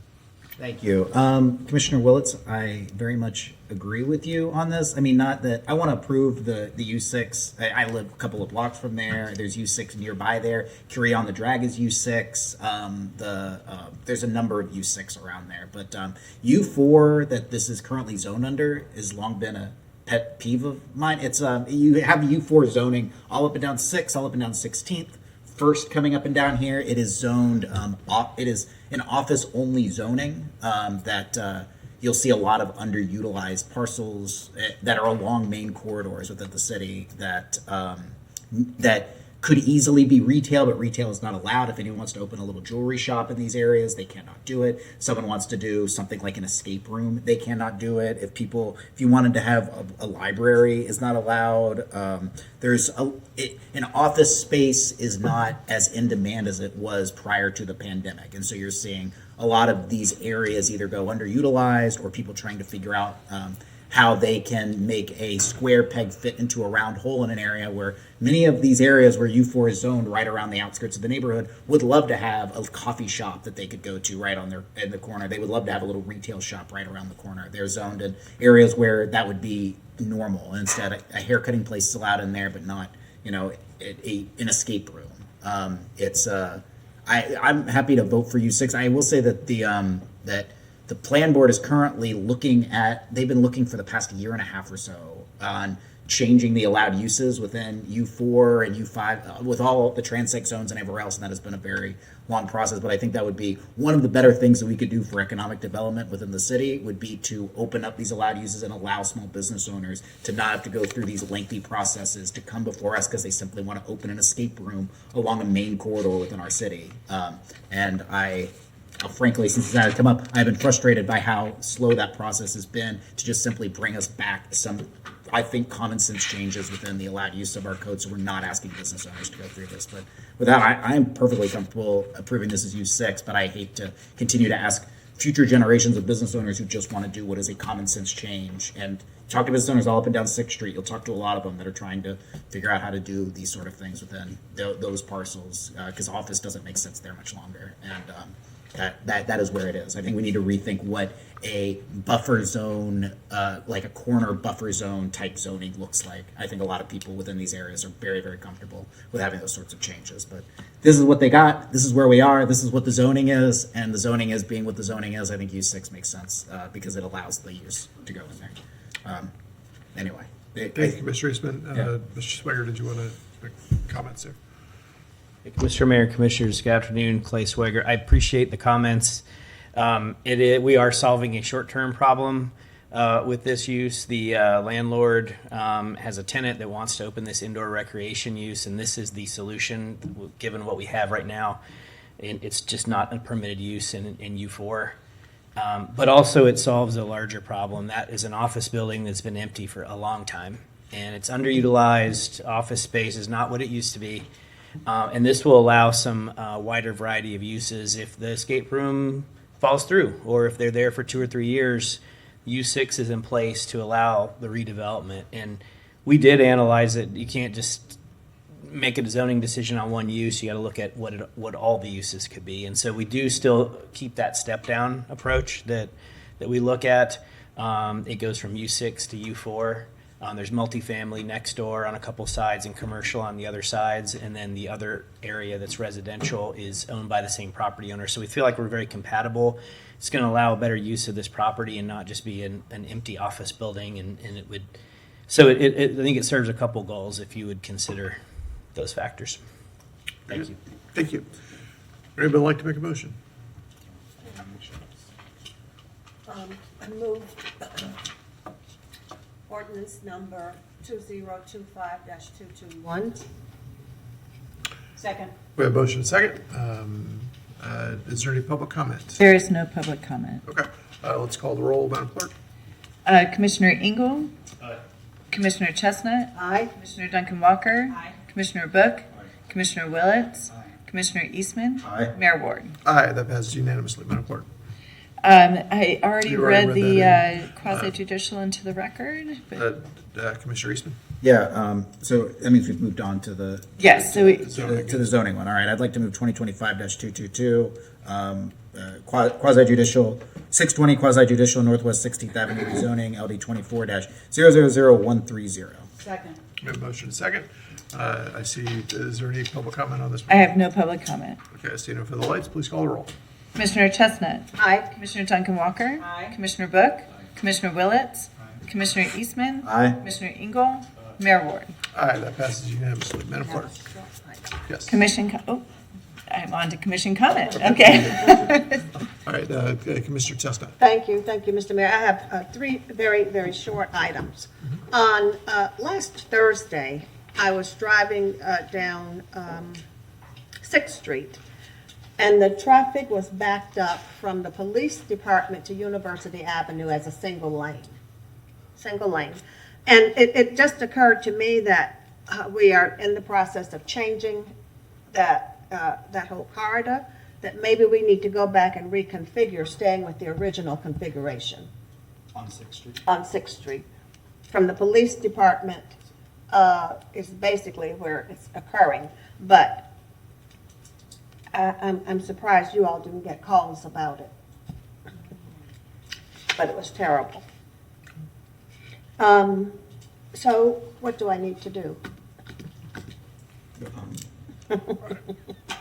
I'd say bring up Mr. Singleton. Well, I'm just I don't know what to do. Welcome, Mr. Singleton. Good afternoon, Brian Singleton, Special Advisor for Infrastructure. So the 6th Street portion from 7th Avenue to 8th Avenue is a city-owned facility. The current approved plan set includes adding a southbound bicycle lane and that outside lane. And then for northbound, it will be an on-street parking lane. For the southbound bicycle lane, with the infrastructure that has been installed without redoing construction work, which would be expensive, there's no way to keep the original configuration southbound. For northbound, we can keep the original configuration with 2 lanes by eliminating the on-street parking lane. My only caveat would be there would be a little scarring to the asphalt to redo the striping, but other than that, it is feasible to do. Well, this is the northbound.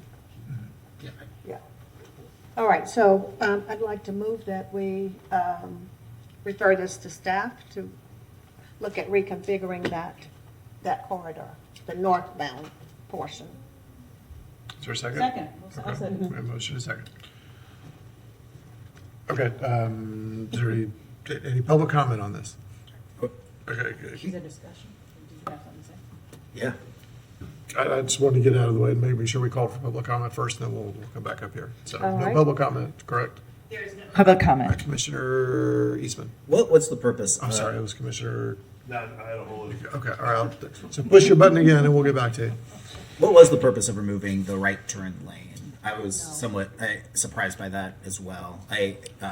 What was the purpose of it? There has been some desire and feedback over the years to have parking closer to the police station's front lobby.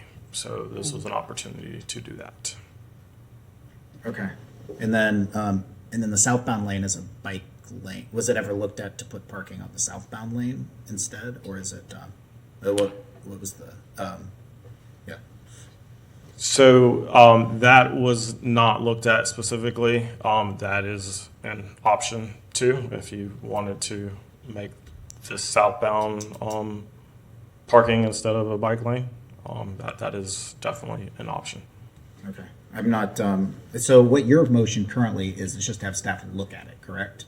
Or is it because it Look at it with the intention of doing something, with the intention of turning that back into turning right it back to the original configuration.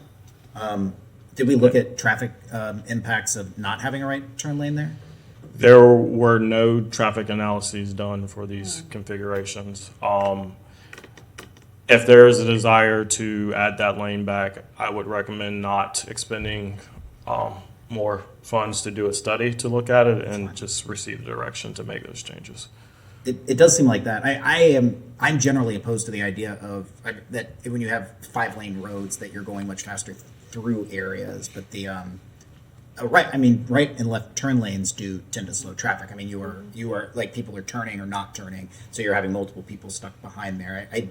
It does seem to me that that has some form of a traffic impact, but I don't know what your analysis would have shown or how you guys looked at it. Whenever you remove an approach lane to any signalized intersection, whether it's an auxiliary lane, left or right turn lane, or a through lane, it is going to increase the delays to get through that signalized intersection. Okay. All right. Thank you, Mr. Singleton. Yeah, that's all my questions. Okay, thank you. Any other questions, comment on that particular? Commissioner Buck? I actually support any opportunity to pause things in that area and not restrict further traffic, and I think we can still maintain all our safety for multimodal, so I'm very much in support. Thank you. Thank you, Commissioner Buck. Commissioner Willetts? Mayor, I did see it yesterday coming back from looking at a piece of property come down 6th Street, and it was right at rush hour, like 5:15, and it did go from that light further back than I'd ever noticed. 6th Street's always a little busy, but it did go, it stretched a little further back than I was used to, and I don't want to tell staff. I want staff to not go back on what we've done and experience it for a little longer than 1 or 2 times I see it, to see whether things even out or change. But it was rush hour, and it was very far back on that side. That's all I want to say. Thank you. Thank you, Commissioner Willetts. See no other comment? Can I just have a clarification on the motion? Is it to direct staff to return to commission with options, or are we directing staff to make the change? Because I heard originally that you asked to make the change. I would like to make the change back to the original configuration. In the northbound lane. Okay, all in favor say aye. Aye. All opposed? Nay. That passes 5-2 with Ward and Willetts in dissent. Okay, all right, then I got one more, Brian. The second one is, yesterday I sat down with staff on the 9th Street, what we're doing on 9th Street. And part of the proposal is to put in zippers, and I would suggest that we paint green instead of using zippers. That we refer that back to staff and let them come back with the recommendation. But the zippers, I think after driving on 34th and seeing how that's painted green is very, very easy to follow. But at any rate, I just have an aversion to zippers. As far as the zippers, we'll yield to the commission's pleasure on that. As far as the green paint, if there's a desire to move forward with that, we would recommend doing so underneath the bicycle markings and at the keyhole locations. My only caveat would be, or my only concern would be, that the more striping we place down is more for us to maintain. If you look at our striping throughout the city, a lot of it's faded. We can't keep up with our current funding and resources. So that's my only caveat on that. But if there's a desire to do green paint there, we would do it under the bicycle markings and at the keyhole locations. And we would just want that kind of direction. We don't really need to investigate anything on that topic. Okay, is there a second on that? On this particular issue, I just wanted to have a discussion with the board. Okay. And so what I would suggest now, because it's almost 5 o'clock, is that it's something that between now and our vacation, that you all begin to look at these zippers and look at green paint, and then come back. We can come back and discuss it at one of our GPC meetings, but to look at it. So I'm not looking for action now, but I wanted him to have that. And can I go to my final thing? Did you want to speak to that, Commissioner Eastman? Or? Yes, I mean, okay, not because we're getting close to 5 o'clock. I will say that the zippers on 8th Avenue are unique. I mean, we've taken an entire lane and we have removed that lane and we put zippers in. I would say that the removal of the lane, I've not seen a city that has removed an entire lane and then had that become a bike lane. I think that takes people aback a bit. I think Northeast 9th makes I have ridden in many, many cities. I've ridden my bike in Miami where they have zippers across roads. It is very nice. It looks fine. It looks good. Chicago has them across it. I'm going to Minneapolis tomorrow. They have put zippers all up and down throughout the city in order to give protection to bicyclists. I think Northeast 9th will be much more like a traditional zippered, protected bike lane than what you're seeing on 8th Avenue. I am in favor of. I spoke with Brian Singleton about putting in green paint, and on that, I think it does create a much clearer delineation between the bike area and the non-bike area. And I think, as you pointed out, the zippers do protect that green paint area, so it's the cars won't be veering into the green painted section and tearing that up in the way that they would on our bicycle boulevards, places like that. I think that. I guess what I would say is I think that both make a lot of sense, but I would ask you to just keep an open mind about protected bike lanes as a whole and don't necessarily take 8th Avenue, which is a unique design. It is a difficult design to make right regardless, and it was not what we originally put forward to FDOT. I think what we originally put forward to FDOT was a much better design. FDOT wanted it this particular way. That is the way that we have it. But it is, I would encourage, if you're traveling it all over the summer, take a look. Most major other cities have put in protected bike lanes. They look good. They are very comfortable for cyclists, and it's quite common, and it's I think a good investment. And if I could add, for 9th Street, for that type of facility with the volume of traffic, with our Vision Zero goals and our engineering, design, and construction manual, it is type of facility we do want to add zippers to and have those protected bike lanes. Remember, we're designing for all ages and abilities on our transportation corridors. Okay, thank you. And my final piece of information, our request, is to do a bicycle count on 8th Avenue. I have not seen one bicycle today on that stretch, on that east-west stretch of land. We do plan to count. Thank you. To do that count once the bicycle lanes are open and the construction is completed. And we are meeting with FDOT and our consultant tomorrow to talk about the zippers and green paint on that stretch of that corridor. Thank you. Thank you. Thank you. Thanks. Commissioner Engel. Realize we're getting close to 5, and I'll try and keep it short. Been dealing with that Union Sportsman's Alliance. We've been looking at putting a dock somewhere. One of the places that came up was Palm Point. Some other places we were looking at. Through all this, talking to staff both here and at the county about Palm Point Park. I thought I had an idea that was original, but it turns out lots of people have had this idea. Was looking at the potential of transferring that to the county instead of keeping it as a city park. It's a weird spot for a city park. It's about 5 miles outside of town. We were looking at putting a dock there. There was some concern from city staff because we don't have anyone that does waterworks like that. We don't have anyone that does docks. We don't have anyone that keeps track of those things. It's already kind of weird for them to maintain it because, again, as I understand it, part of it they have to pull in public works for because they just don't do that type of thing very much. So talked to some of our colleagues over at the county. They seemed interested in the possibility. We also talked about the possibility of trading Palm Point for Squirrel Ridge because Squirrel Ridge is almost in town. I think basically across the street is city limits. And that makes a lot more sense as a city park to me than Palm Point does. I don't think there's any action we're taking the next 6 months about it, but wanted to kind of put that out there. I think there's some benefits to do it. I think it would take a lot off of our Parks Department for this one thing out in the middle of nowhere that we're sending them out to, and want to make sure that that's on everybody's plate. We could bring it up at either general policy or we can talk to our friends at the county about it when we have our little joint meeting or whatever happens next on it. But it's on my plate. It's something I think we need to consider. Okay. Also, it's dinner time. It was dinner time. Yeah. 24 minutes ago, but yeah.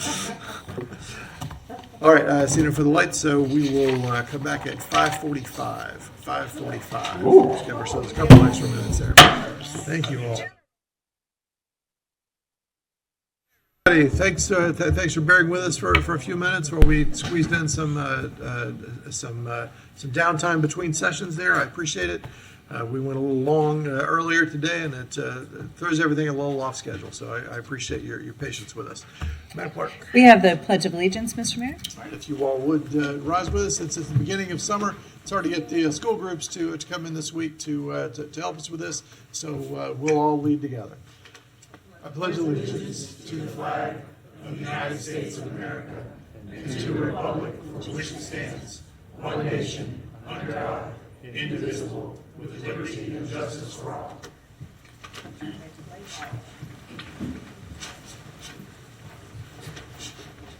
All right. We have our first proclamation is 2025-441 Gun Violence Awareness Day to be presented to Brittany Coleman. Ms. Coleman, and anyone else from Mom's Man and everybody else want to come on up? Anyone associated, may come up and be recognized.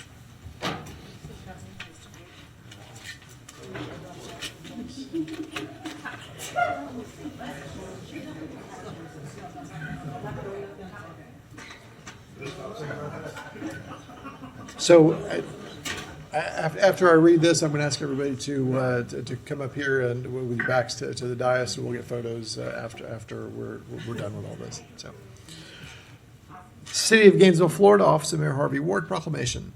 Whereas 120 Americans are killed by gun violence every day. In Florida, the gun death rate is 13.7 deaths per 100,000 people. 77% of all homicides involve a gun, being the second leading cause of death among children and teens in Florida. Whereas cities across the nation are working to end gun violence. Mayors and law enforcement officers, in partnership with local violence intervention activists and community members, are best positioned to understand how to keep their neighbors safe. And whereas in January 2013, Hadia Pendleton was tragically shot and killed at the age of 15. On June 6, 2025, to recognize the 28th birthday of Hadia Pendleton, people across the United States will recognize National Gun Violence Awareness Day and wear orange.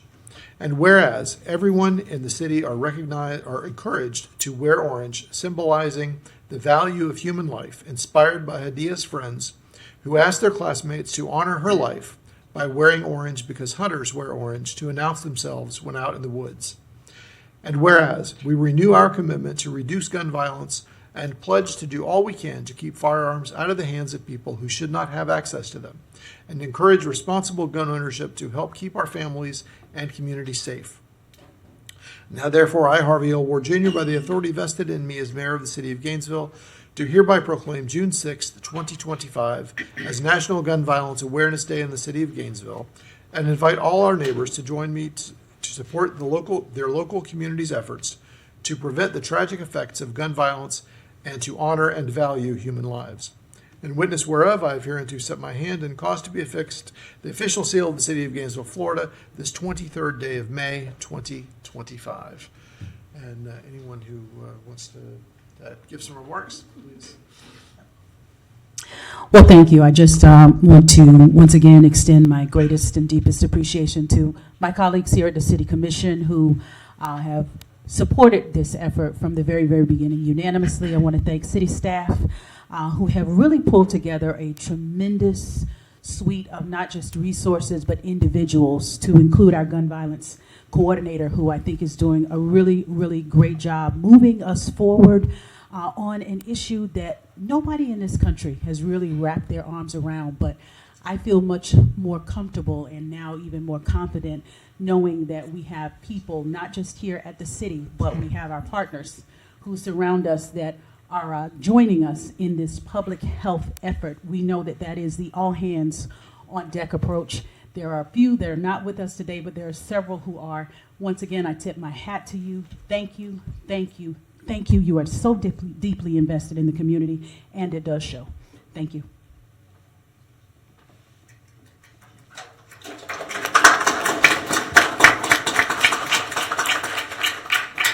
Thank thank you, Mr. Mayor, Commissioners, City Manager Curry, Brittany Coleman, City's Gun Violence Prevention Manager. I just want to say thank you. We are extremely grateful for the support of our city leadership, our public safety officials, and most importantly, the support that we have from the community, the citizens of Gainesville. As you can see, there's a lot of folks here. There's some that couldn't come in person and are joining us online, and there's some that support us from afar. And everything that we do, from our public safety officials to our local nonprofits and our advocates and people who just care a lot about this, is why we are seeing the change that we're seeing. And so we're really grateful.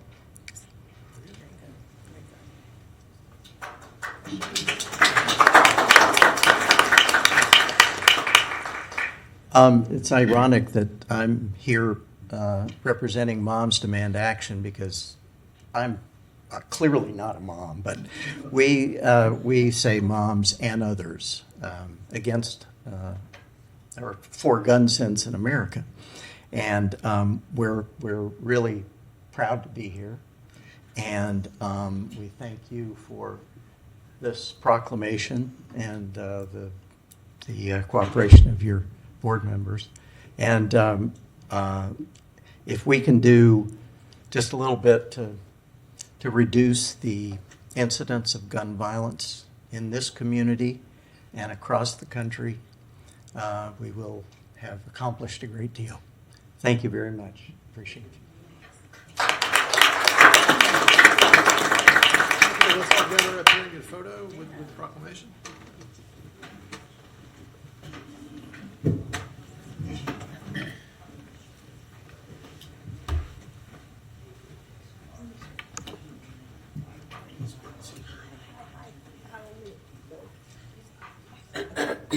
We're going to take turns. I'll get it first and then next. 1, 2, 3. One more. 1, 2, 3. Couple cameras here. 1, 2, 3. 1, 2, 3. And one more. 1, 2, 3. 1, 2, 3. Got it.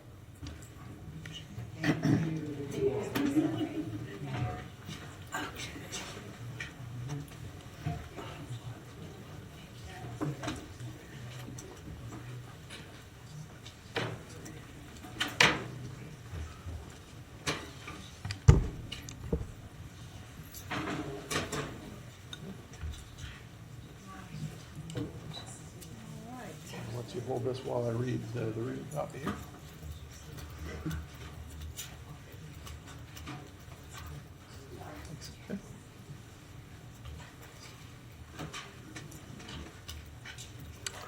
All right. City of Gainesville, Florida, Office of Mayor Harvey Ward.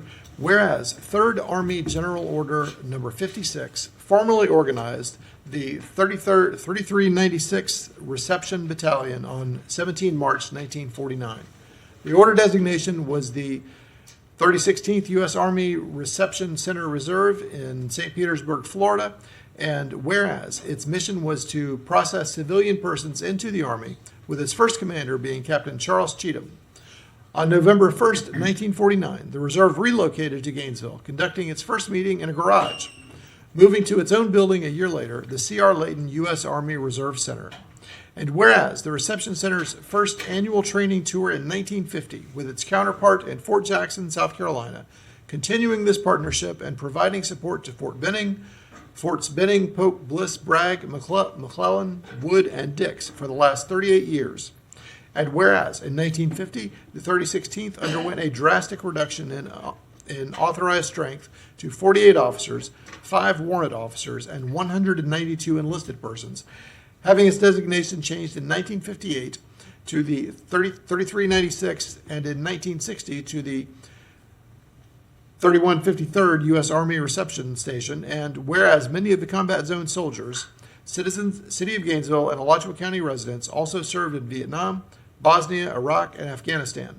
Now, therefore, I, Harvey L. Ward, Jr., by the authority vested in me as mayor of the City of Gainesville, do hereby proclaim June 7th, 2025 as 3396th Reception Battalion Day in the city of Gainesville, and invite all our neighbors to join me in celebration to honor her legacy as we extend sincere gratitude for her many years of service to the city of Gainesville. In witness whereof, I have hereunto set my hand and caused to be affixed the official seal of the city of Gainesville, Florida, this 23rd day of May, 2025.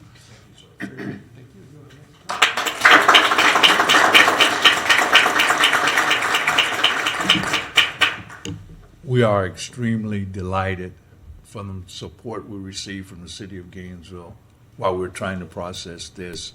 We work with John Alexander and the city manager's office as well as the mayor's office. What one has to understand is we've lost 22 members since our last reunion, which was 2019. And we try to do them every 5 years, but COVID kind of got us behind a little bit. This unit has produced some of the finest soldiers that this country knows.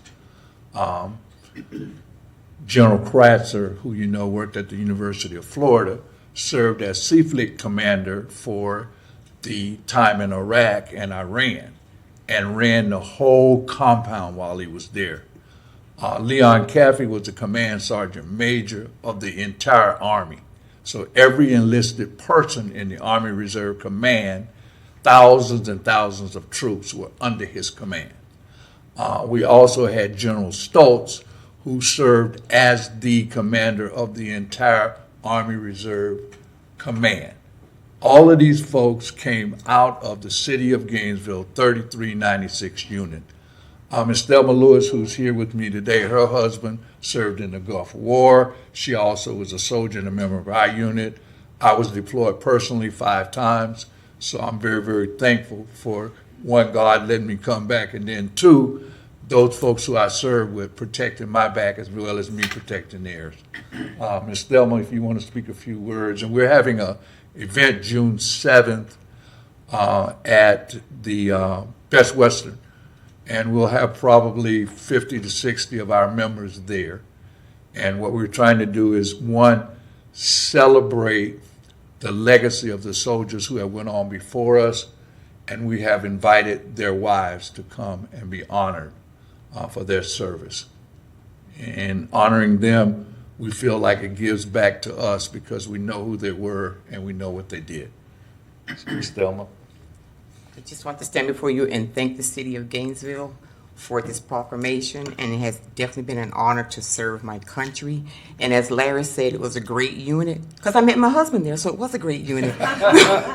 So I just want to give my gratitude and my thank you in my heart to you all for doing this for us. We greatly appreciate it, and we will not let you, we're still soldiers. We're just not fighting. We're fighting a different war. So thank you all very much.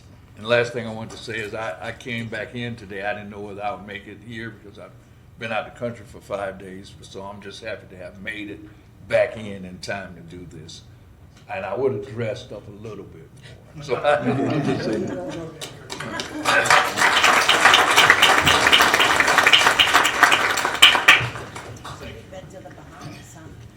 All right, everybody. 1, 2, 3. One more. 1, 2, 3. Thank you.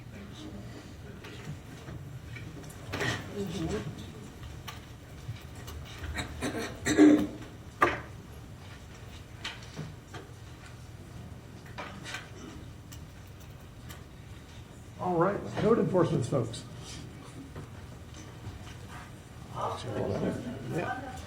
Yep, everybody.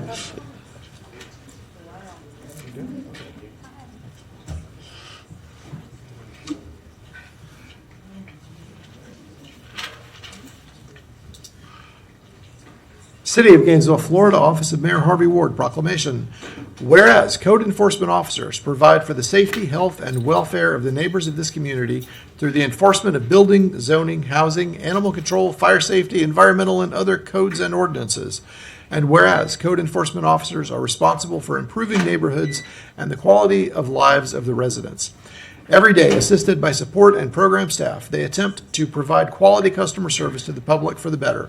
And whereas too many times their efforts go unnoticed, even after code compliance has been accomplished due to their efforts and expertise. And whereas code enforcement officers are dedicated, well-trained, and highly responsible individuals who take their job seriously and are proud of their department and the local government within which they serve. And whereas the Florida Association of Code Enforcement has declared the first week of June to be set aside by local government to honor and recognize their code enforcement officers.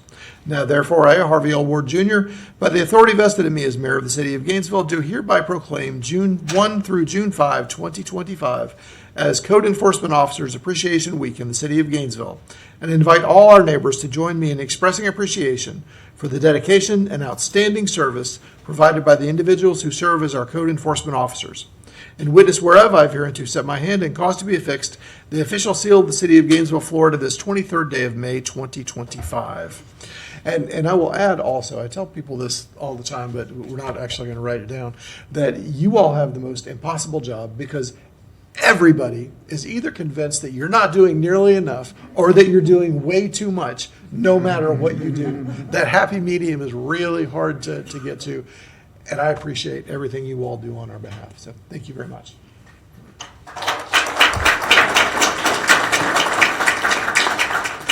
Thank you, Mayor, Commissioners, City Manager. We appreciate the support.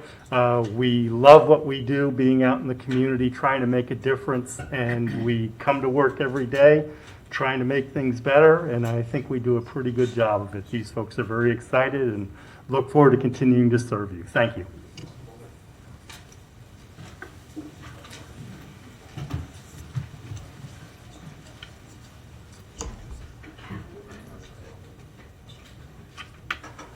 Very nice. Ready? 1, 2, 3. One more. 1, 2, 3.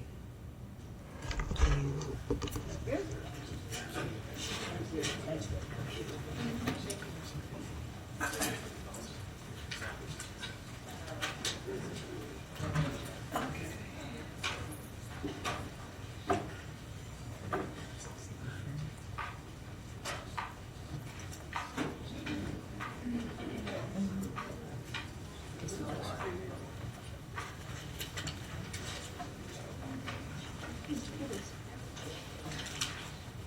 Okay. Madam Clerk. Mr. Mayor, we're on to early public comment, but we have no one signed up at this time. Okay. So we're on to resolutions.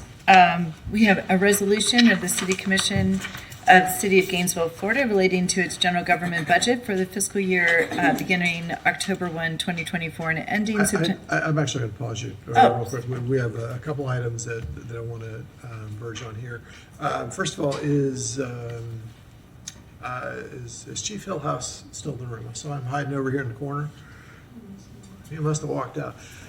Trying to get Chief Hillhouse he's dodging us because this is his first meeting since being named permanent fire chief, and I want to get his if he's still here, I absolutely want to bring him in here and get him recognized, and he knows that I'm trying to do that, and that's why he's trying to dodge us. In the meantime, but before we do that, Madam Manager, you wanted to give a report on something from earlier today.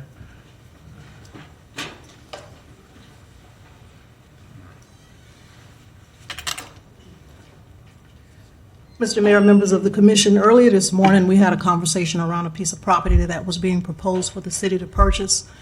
And there was some comments made relative to staff not being truthful about what was being presented.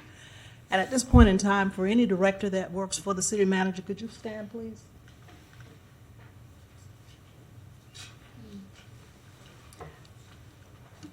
It is important for me as your city manager to make this statement, because it is clearly, it is not about me, it is about this city, and it is about what we as a team represent.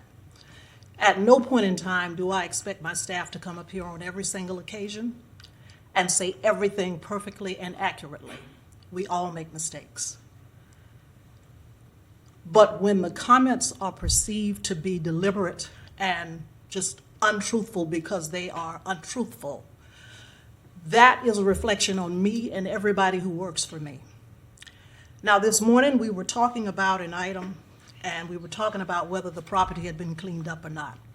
I've placed a memorandum on each of your desks, in the front of each of you at the podium or at the dais. And Mr. Singleton stood here, Brian Singleton stood here, and he stated that, I'm going to assume to his knowledge, that the property had been cleaned up. So what I have provided for you is a memorandum that I want to read into the record.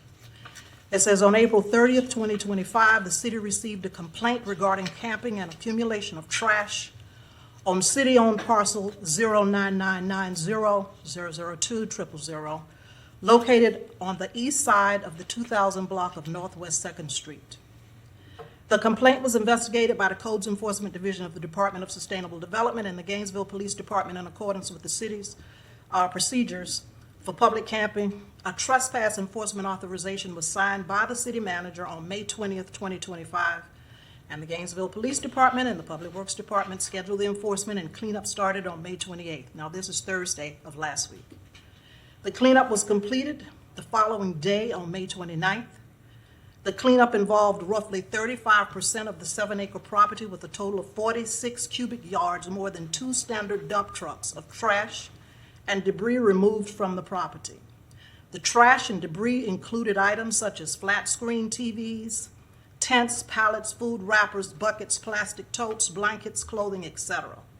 The cleanup was performed by 11 Public Works team members over a day and a half, representing 116 and a half staff hours. The majority of the trash and debris remaining in the area is on the privately owned cell tower site, parcel 09990-000-000. The Public Works Department will work with Codes Enforcement Division and clean up the cell tower site.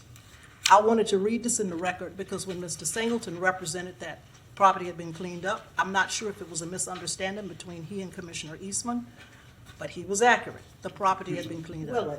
Willis, I'm sorry. I saw you looking like, why me? Commissioner Willis, that the property had, I made a mistake. That's what I'm saying. Forgive me, Madam Manager. Thank you. That the property had been cleaned up. So I don't know if it was a misunderstanding, but the reaction that staff, it was just such a stunned reaction that, it was inaccurate and untrue, and it was a reflection, and it stunk. So that is why I am here at the dais speaking here and not from there, because I take the role as city manager very seriously. Integrity is very important to me, and if I don't have it, and if you all don't feel that I have it, then it reflects on me and everybody who works for me. I think that over the last 3.5 years that I've served as your city manager, I have brought integrity to this position, and I have done everything possible to raise the city's status in this community. And I think that that has shown, not because of me so much, my leadership, of course, but the people who work around me. And Mr. Singleton is one of those people. I have confidence in him, and I think he's been before this commission many times with much information that you have received and relied upon. And so it was just important for me at this point in time to make this statement because this morning took me back. At this point in time, I've also provided some pictures of the site, and I'd like to ask either Gail Mowry or whoever appropriate from Public Works to come, and you can use the overhead to basically show the before and after pictures.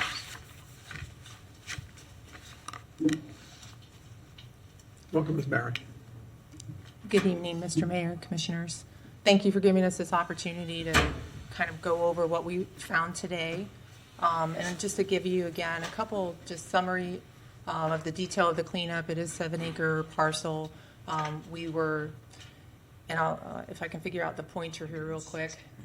Oh, here, actually, let me do it this way. It's a little easier. So there were basically 5 campsites on the property, one around here, 2, 3, 4, 5. Those were the campsites that originally got called in for us to look at and the ones that GPD and Public Works were aware of. And then Madam Curry already gave us a summary of the actual pickup numbers and time. But the red line kind of outlines where the known debris and material was. So these are some of the before photos. And just, you can see like there's a TV in here somewhere. And so we have just a variety of debris. It all is fairly clear. And then just some of the afters. So there were two groups of us that went out today after the meeting. Some of us started on Second Avenue at the access point on the east side or west side, and then on the east side of the property is the old railroad bed. And so there's another group that started on that side, and we kind of merged through the middle. So I'm going to show you some photos that walk you from the east side to the west side real quick. And so this is the major cleanup areas that they went through, kind of meandering through that path. And then you'll see like there's some cut debris here. That was just to allow access for equipment to go through. And then this is all the way back on the east side at that one little corner sliver that you saw at the top, red left polygon. So from there, we did look at where someone else might have walked or approached the property from. And since the original topic was the purchase of the property to the south, we did go through that property, and there's the cell tower property. That's where we did observe some debris. And so this is a zoomed out view of it. So the pink represents basically the extent of some of the debris that we saw. The bulk of it is actually on the property. It is kind of hard to tell just because they fence the cell tower specifically, but the property extends off of that. And one of the gauges that we used was there is a well on the property, and it serves their irrigation system. I'm not sure exactly why they have an irrigation system, but they do. So that was kind of the gauge that we used to determine where the potential boundary was. And so I tried to show two pictures. This is the debris that's immediately adjacent to the cell tower. And based on what we can determine, it's on their property. There are some extraneous little pieces of debris out here. We're estimating about a half a yard to a cubic yard, 1 cubic yard. And we kind of looked at this tree as being the defining line, and we'll certainly survey that in to try to just confirm. But that was what we observed out in the field. And one of the reasons why I think it got missed was because when we walked through the property, we were coming back, it literally has like a little bit of a rise. There's a lot of vegetation. We didn't even see any of this. It wasn't until we came back around on the cell tower property that we saw it. And that's the short story for that part. Mr. Mayor, if I might, again, I just wanted to put this on the record. Again, it could just simply be a misunderstanding, but it was just important for me to have my say. Thank you, Ms. Bowery, and all the staff who are involved in this. Thank you, Madam Manager, and everyone who worked on it. Commissioner Willits. So I went out at my dinner time and went out there and took video. And so I have a video that I'd like to offer to the commission. It's on my phone though, so I'm trying to figure out how, it's not exactly something to put in a memo and get up there. But I understand that the cell phone property is there. I'm familiar. I looked at the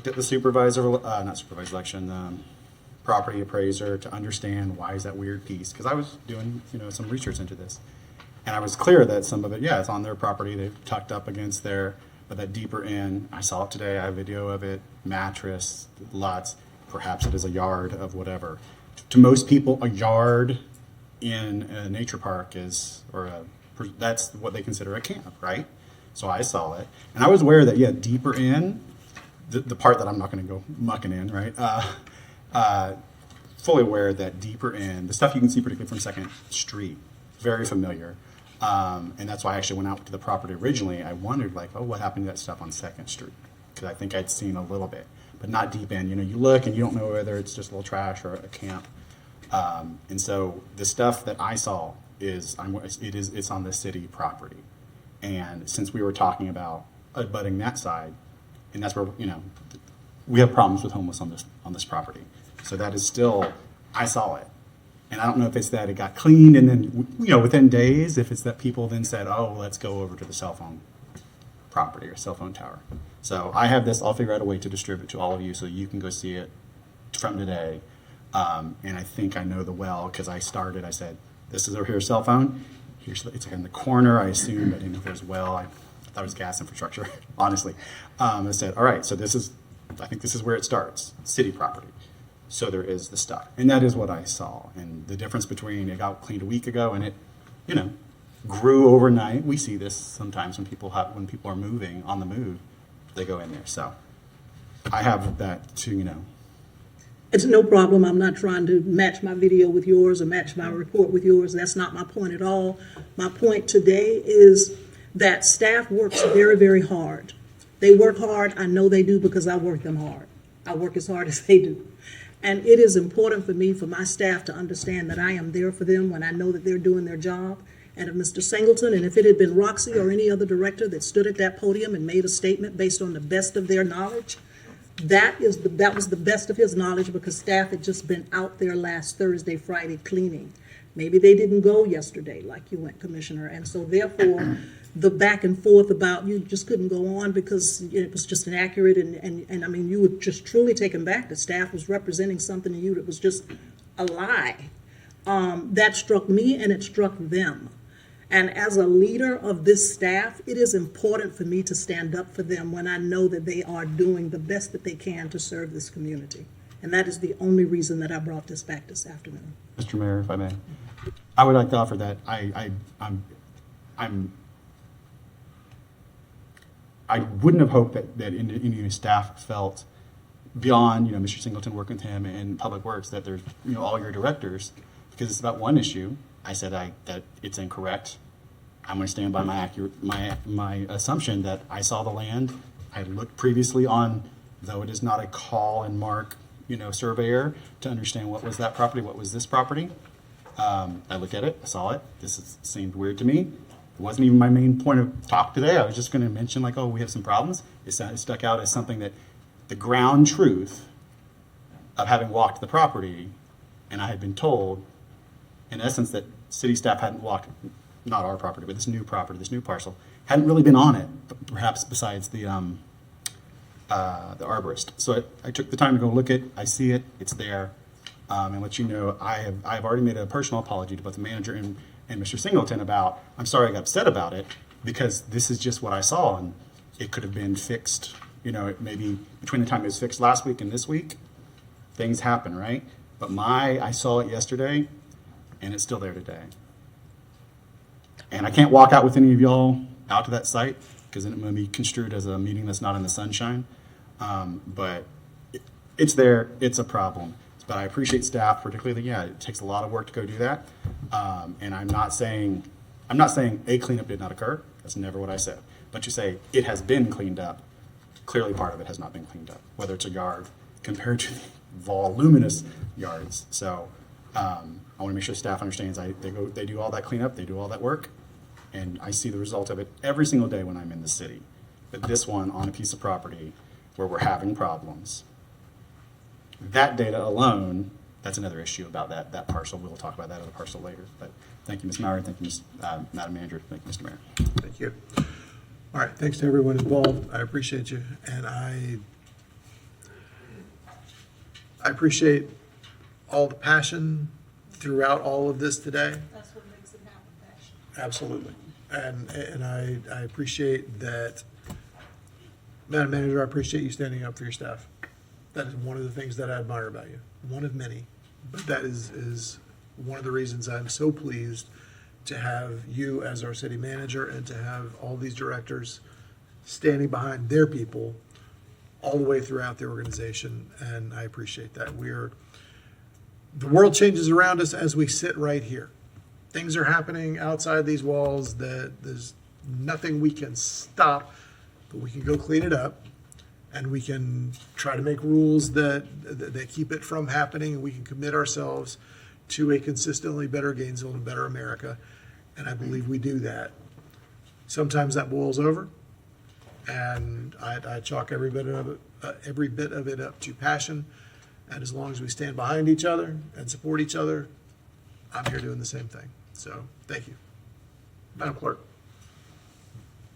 Yes, Mr. Mayor. We're on to our resolutions for the evening. 2025-436, third budget amendment to the fiscal year 2025 general government financial and operating plan budget.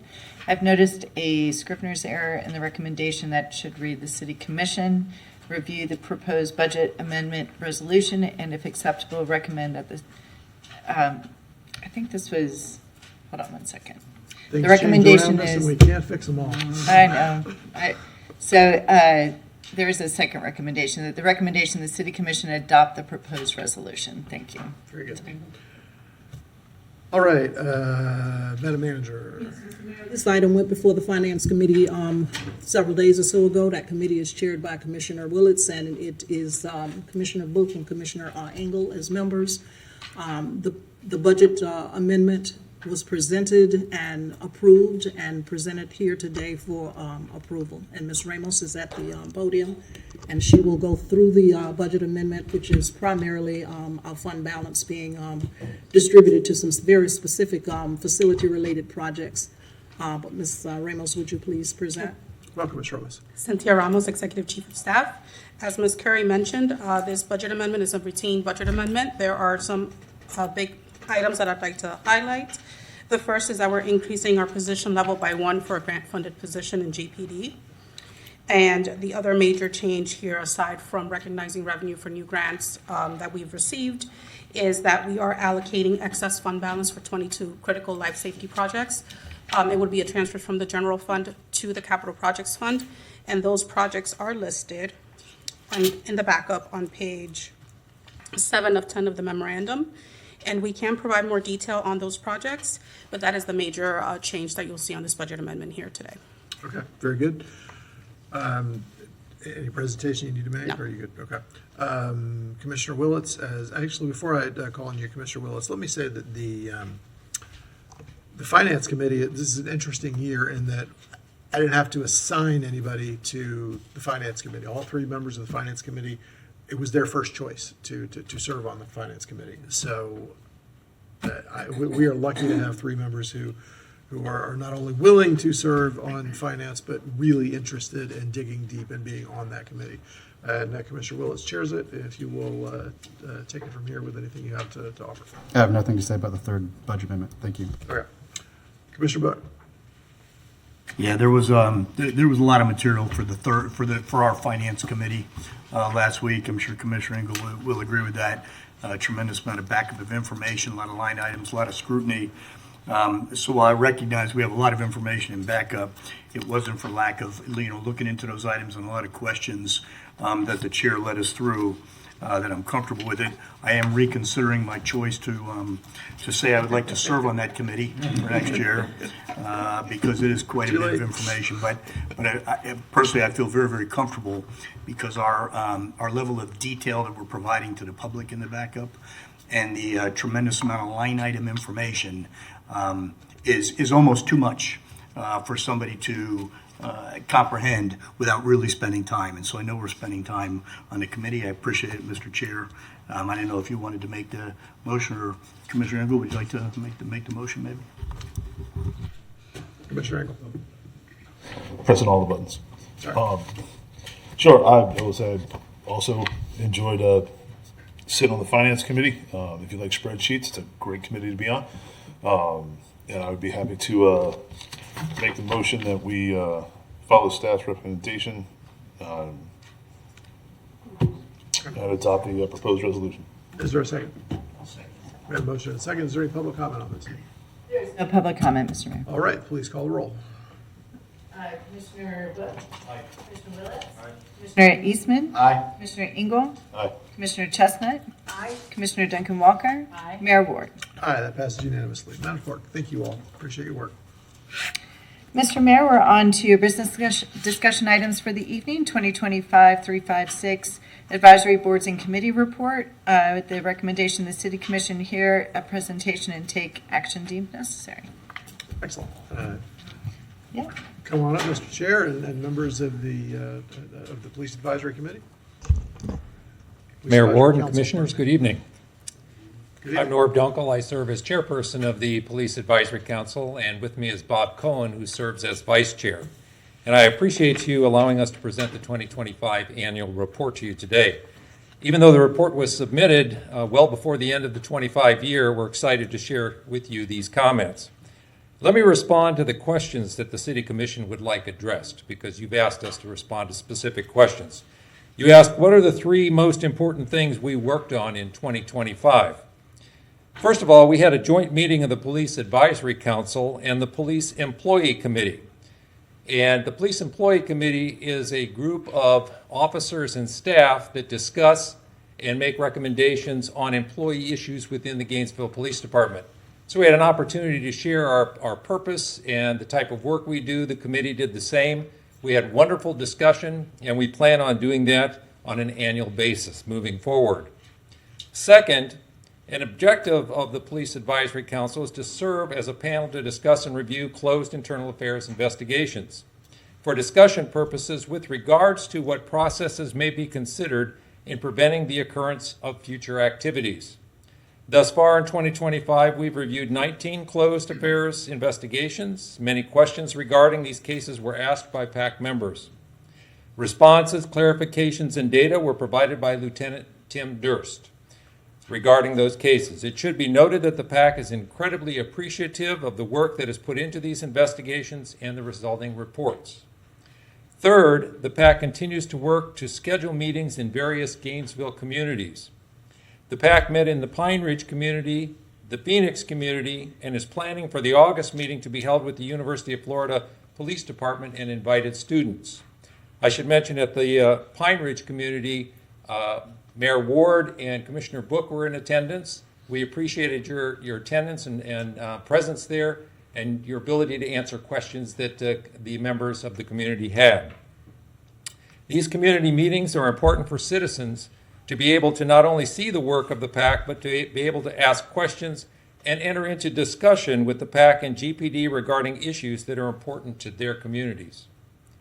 You asked us to respond to what are the 3 most important things your board is working on right now.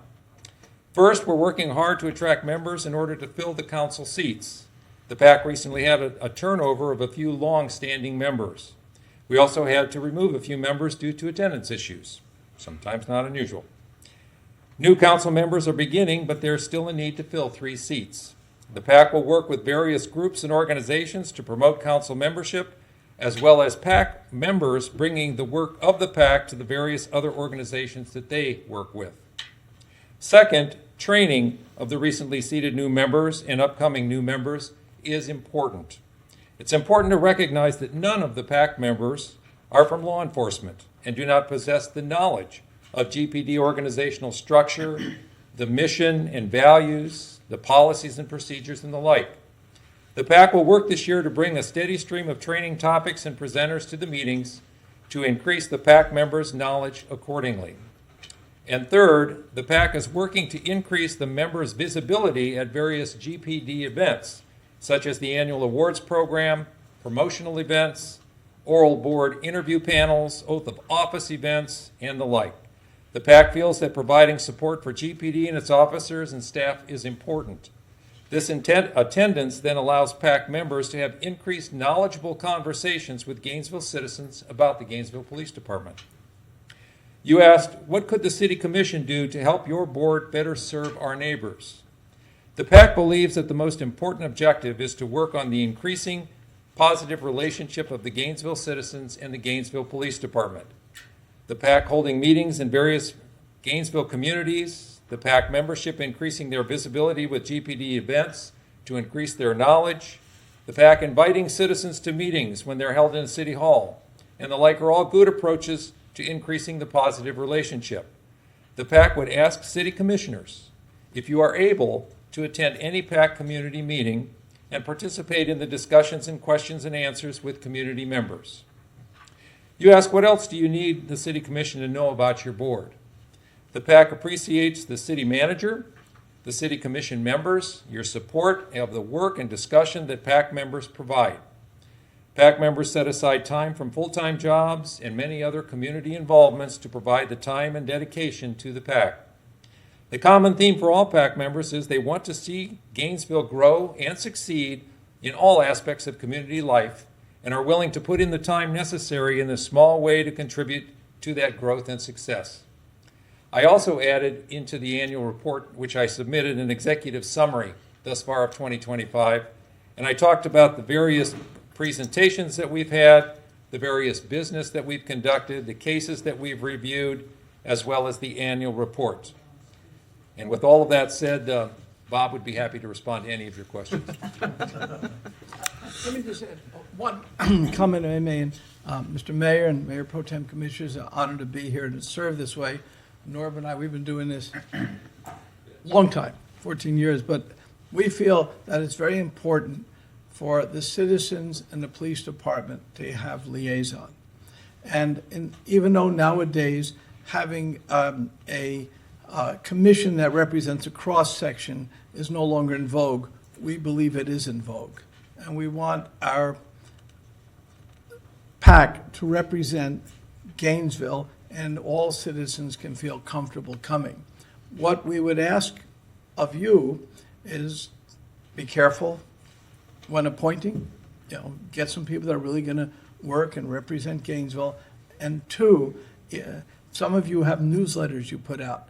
Let people know about the PAC. Our biggest frustration is we have these meetings, citizens have complaints, issues, concerns.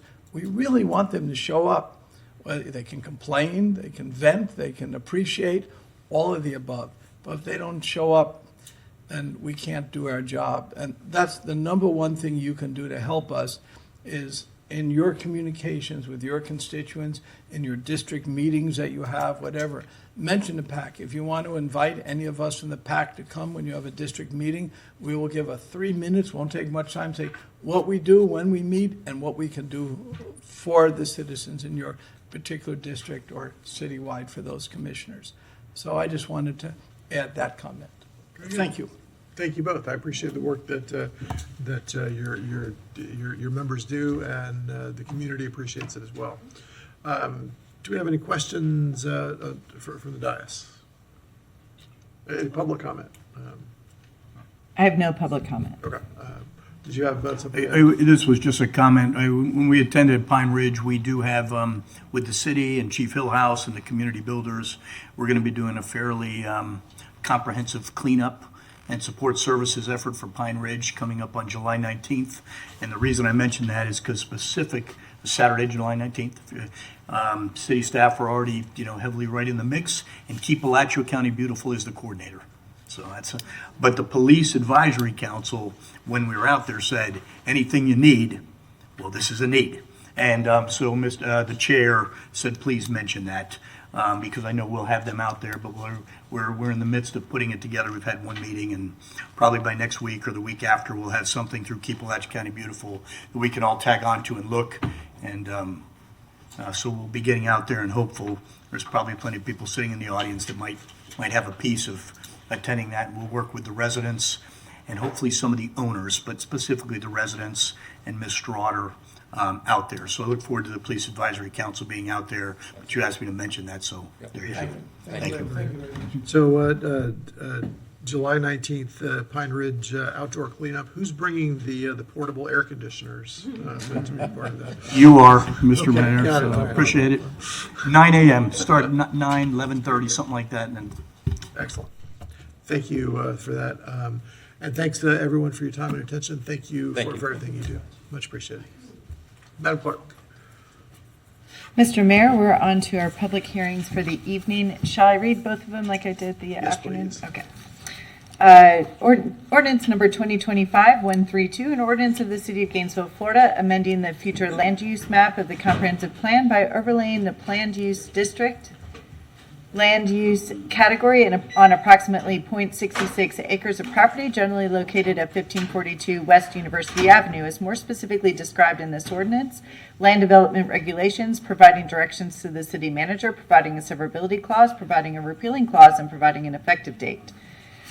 Likewise, ordinance number 2025-133, an ordinance of the City of Gainesville, Florida, amending the zoning map atlas by rezoning approximately 0.66 acres of property generally located at 1542 West University Avenue, as more specifically described in this ordinance, from urban 8 to planned development, providing land development regulations, providing directions to the city manager, providing a severability clause, providing a repealing clause, and providing an effective date. Very good. Thank you, Madam Clerk. Welcome, Mr. Chan.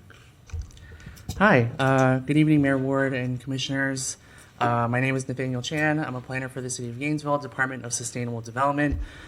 This is a combined presentation for the land use change and rezoning of the Portman University Avenue site.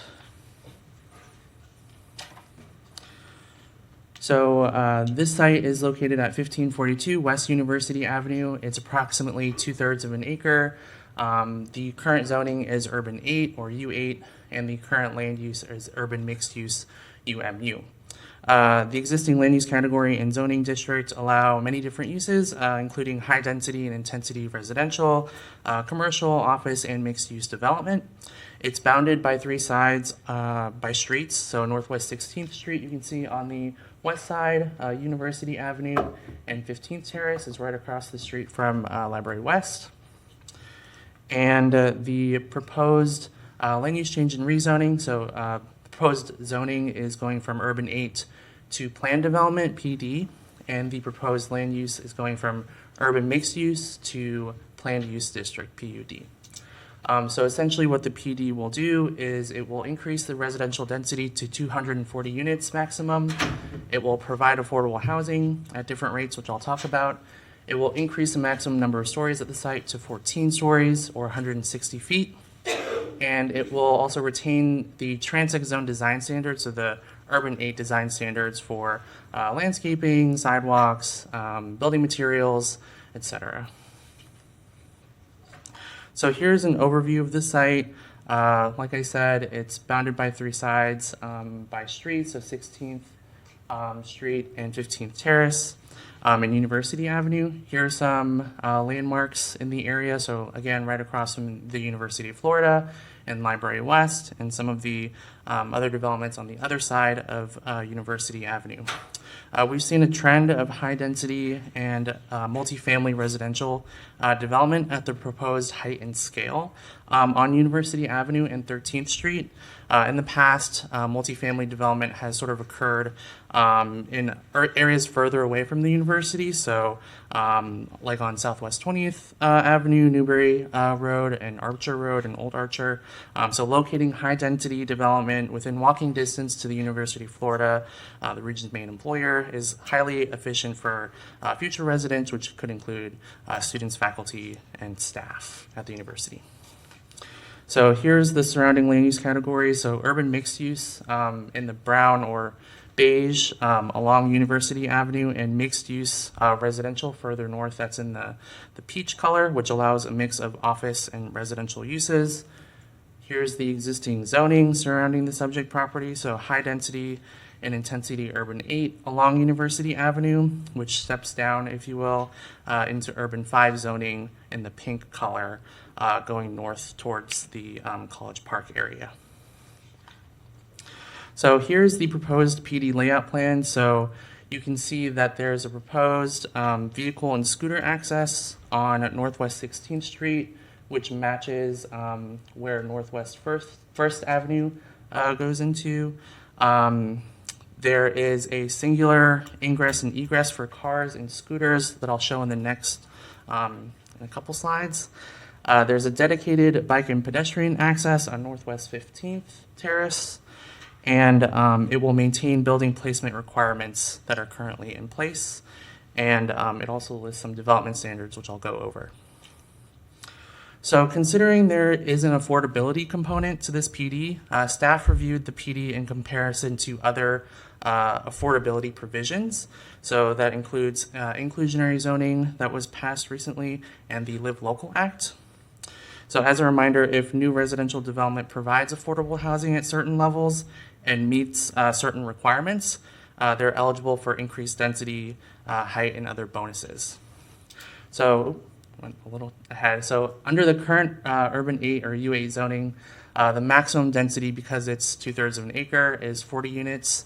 A maximum number of bedrooms, 110 bedrooms, and 5 stories is the maximum building height.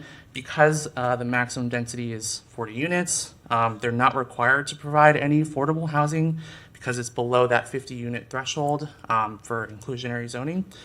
However, should they decide to voluntarily go into or opt into inclusionary zoning, So voluntarily providing affordable housing, then height and density bonuses are available.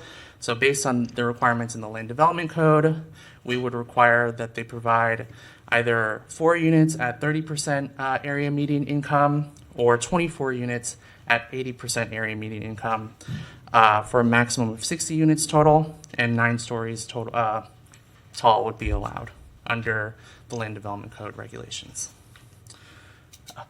For the Live Local Act, which allows qualifying developments to build to the highest density allowed within the city, that's Florida statute, Senate Bill 102, they would be required to provide 40% of the units at 120% AMI to get the bonus.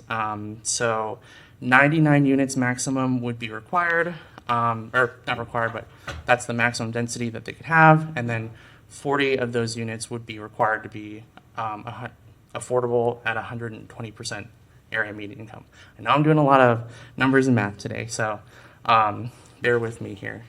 So under the proposed PD, in exchange for the increased density and building height, they are required to provide 10% of the units at 80% area median income, which matches the Land Development Code provisions, and 30% of the units at 120% area median income, which is, if you look at the second to the last row, this, if developed at the highest density possible, 24 units would be required at 80% area median income and 72 at 120. So it's the 24 units is sort of matching what the Land Development Code is requiring, and the 72 units is almost double of what the Live Local Act would require. Additionally, the affordability term is proposed to be permanent in perpetuity for the life of the development. Here's the PD conceptual site plan. So there is ground floor retail and commercial proposed along University Avenue. So University Avenue, 16th Street, and 15th Terrace. So in the blue is the retail space, which is capped out at a maximum. There's an outdoor seating area here in the corner, and a current RTS bus stop, which is proposed to be upgraded to a shelter. Sidewalks and associated landscaping on all sides of the property to facilitate pedestrian activity. There is a dedicated loading and unloading drop-off zone on 16th Street to facilitate other modes of transportation like Uber, Lyft, and other deliveries and drop-offs that might be made. As I said, there's a singular ingress and egress for cars and scooters. So those are your traditional like motorized vehicles on 16th Street. And then there's a separate dedicated bike storage and access on 15th Terrace. And of course, upper floor is residential. Staff reviewed the land use change application and found that the petition meets the review criteria for land use changes as identified in the comprehensive plan and the land development code. It's consistent with the comprehensive plan in that it supports the creation of affordable housing, which we've identified as very important to our community, and it locates affordable housing in a mixed income development within walking distance of businesses, retail, jobs, and other community needs. Staff reviewed the rezoning application and found that it meets the rezoning review criteria in section 30-3.14 of the Land Development Code. As stated previously, this development matches the trend of high density and intensity development on University Avenue and 13th Street, so it's consistent and compatible with the surrounding uses. The permitted uses in the PD are very similar to what's allowed in Urban 8. There are very slight changes in what's not allowed, which would be gas stations, car washes, and other uses, a couple other uses. Staff also reviewed this petition related to the PD rezoning review criteria and found that it was consistent with the Land Development Code. It includes a mix of uses that are compatible with each other and the surrounding uses, includes a provision for affordable housing. The PD standards reflect those sort of high design standards that the transit zones require, so things like materials, glazing, landscaping, etc. I don't think there's anything else I need to mention on this slide. But staff recommends approval of LD 24-000116. That's the land use change item. And staff recommends approval of LD 24-000117. That's the rezoning item with conditions. The city plan board approved this item with some revisions. So those revisions are to switch up the affordability rate of the number of units being required to be affordable. So instead of 10% at 80% area median income, which is what was applied for, the plan board's recommendation was 20% of the units at 80% AMI, and instead of 30 at 120, it's they approved with 20 with 120 AMI. Additionally, they also mentioned that they would like both the affordable and workforce housing units to be affordable in perpetuity, so lifetime of the development. I will run through the conditions. So there are 11 conditions. Condition 1 defines the permitted uses at the site. Those are listed here on the slide and provided in the backup. Condition 2, the development, just limiting the density, the height, and the maximum non-residential square footage. Condition 3 is the provision for affordable housing, 10% at 80% area median income. The affordable housing units must be equally dispersed throughout the development and have access to the same amenities. Similarly, 30% of the units for condition 4, workforce housing at 120% area median income, again, equally dispersed and having access to the same number of amenities. Condition 5 here is regarding mechanical equipment and screening. Condition 6 outlines the development standards for density, building frontage, placement, parking, all of that good stuff. Condition 7 is regarding the exterior building materials, so requiring certain materials be provided for the facade of the building. So that is looking at the elevations and defines which materials would be required for this. All right, condition 8 is regarding just making sure that the developer fund any public right-of-way improvements that are deemed necessary.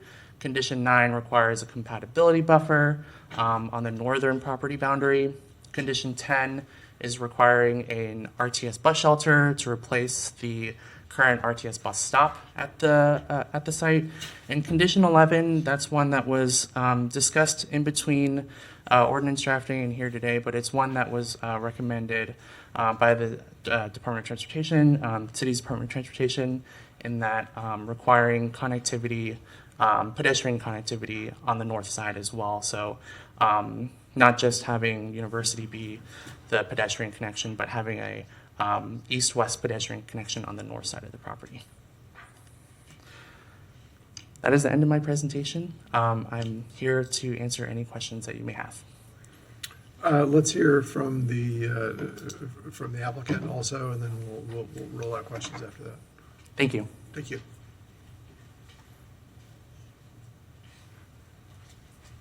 Welcome, Mr. Diedenbach.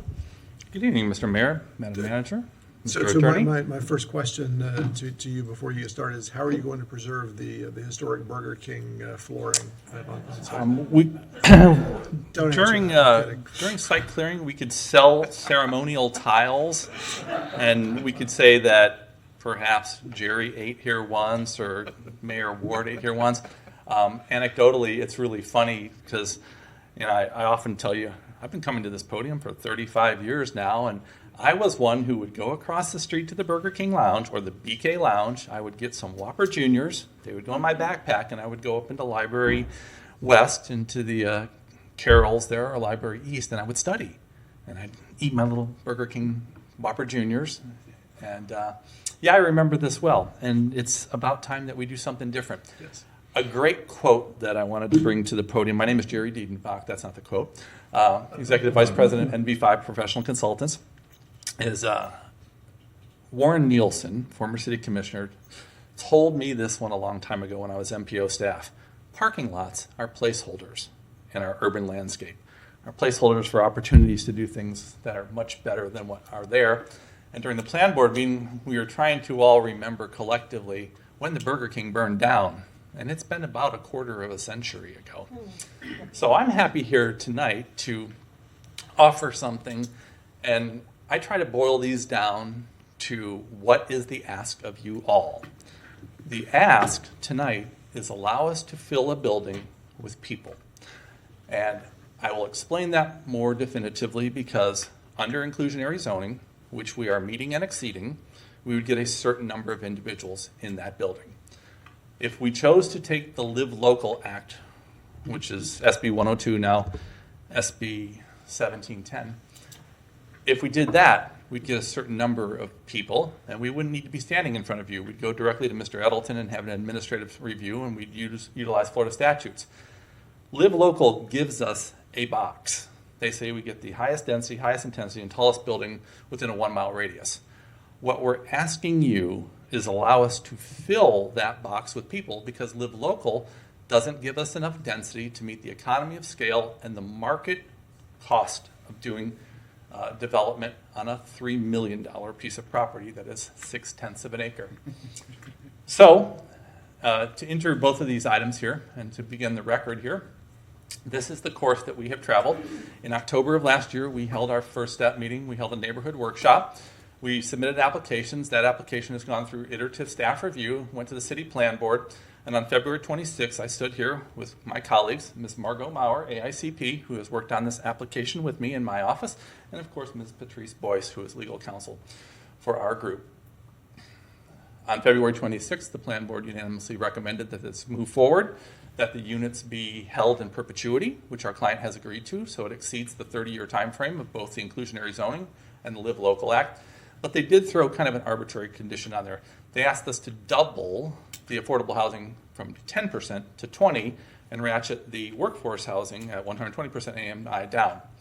I'm going to tell you, as I told the plan board that evening, in our previous two examples where we had a building come forward with a voluntary 10% inclusion of workforce or affordable housing units, that any higher than 10% will cause the project to fail because it cannot be underwritten through commercial banks. And so we do not want this project to fail. So we are going to ask you to maintain the 10% affordability, which meets your inclusionary zoning standard, allow us to do 30% in 120% AMI, or what Live Local allows, and create a complete building here. So we're happy to be here tonight in June. It's taken a while to get here. It takes everybody asked about a half a year to go through a process like this. We held our neighborhood workshop. I conducted that workshop virtually from a conference I was attending.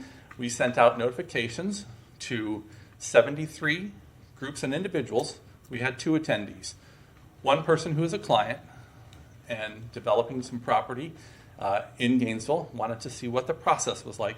And then one other person who attended was a call-in who said, if this works, I want to do this on my property too, because I want to build more housing close to campus. They've sat on property since the 80s, and they're interested in doing that. So here is the project site. It's on West University Avenue, just a couple blocks west of 13th Street. And by visual reference, here is the standard.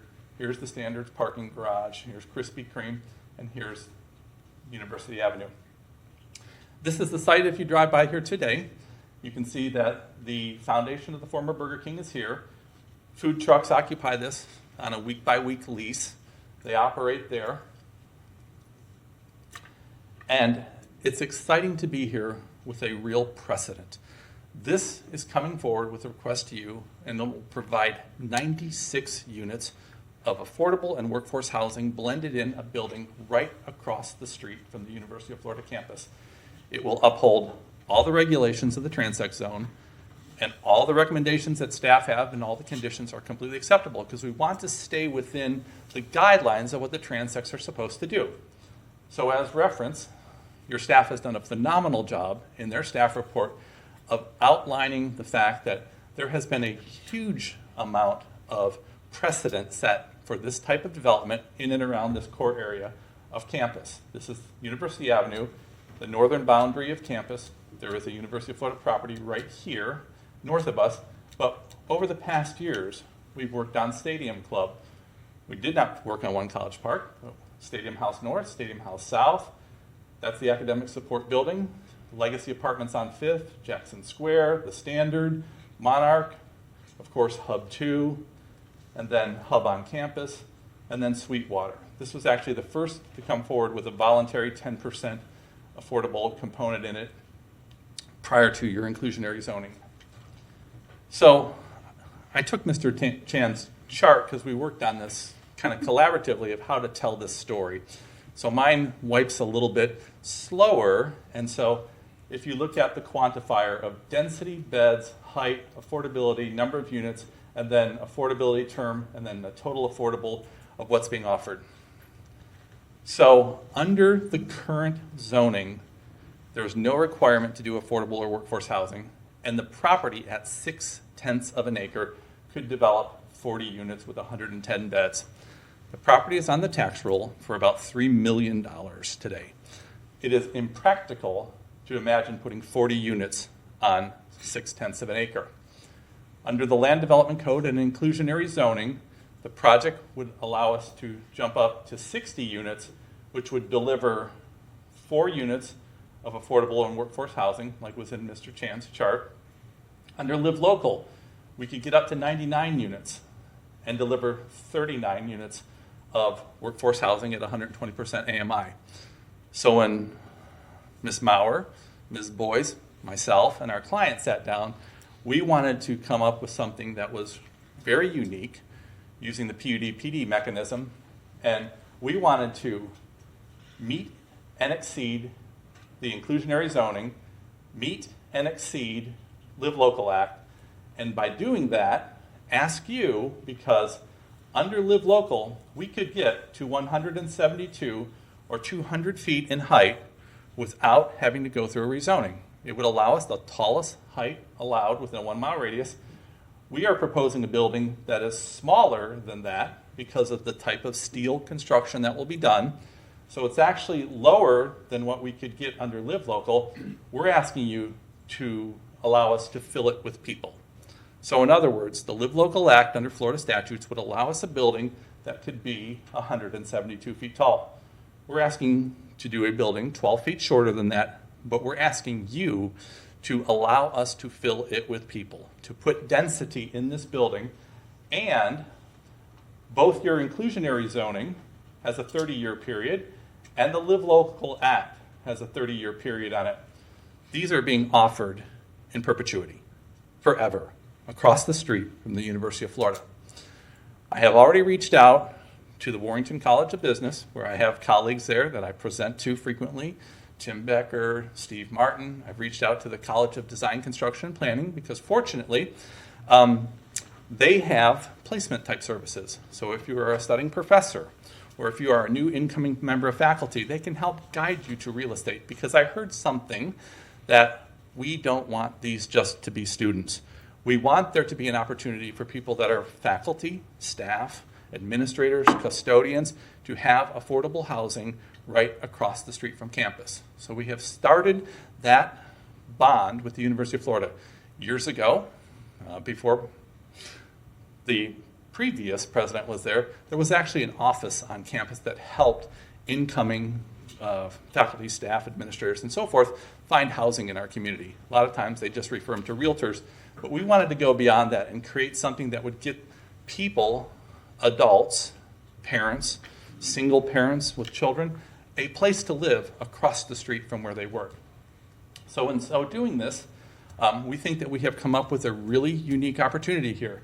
So instead of delivering 4 or 39 units, we are going to deliver almost 100 units of affordable and workforce housing across the street from the University of Florida. In return for you allowing us to put density in here, we're going to get about a 16-fold increase on the total number, going from 4 to 96 units across the street from campus. This will be Gainesville's first project that meets and exceeds both inclusionary zoning and Florida's Live Local Act statute. And from your staff report, the subject petitions propose a density increase that creates economic feasibility for affordable housing. So in other words, while we have more units in here, some of the market rate help pay the freight for the fact that we have affordable units in perpetuity and workforce units in perpetuity. If you read the Independent Florida Alligator, you saw that the University of Florida is entering a campaign to add more housing units. Well, the reason they're doing that is because the roll at the University of Florida, or the enrollment, continues to increase over time.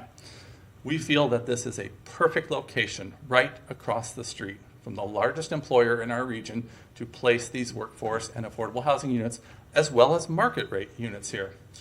And this project, as an infill redevelopment project, is on existing roadways, sidewalks, water, sewer, gas, fiber, and there are multiple transit routes that serve the project, which we will be enhancing from what I call the bee catcher, which is a trash can with a concrete bench in front of it.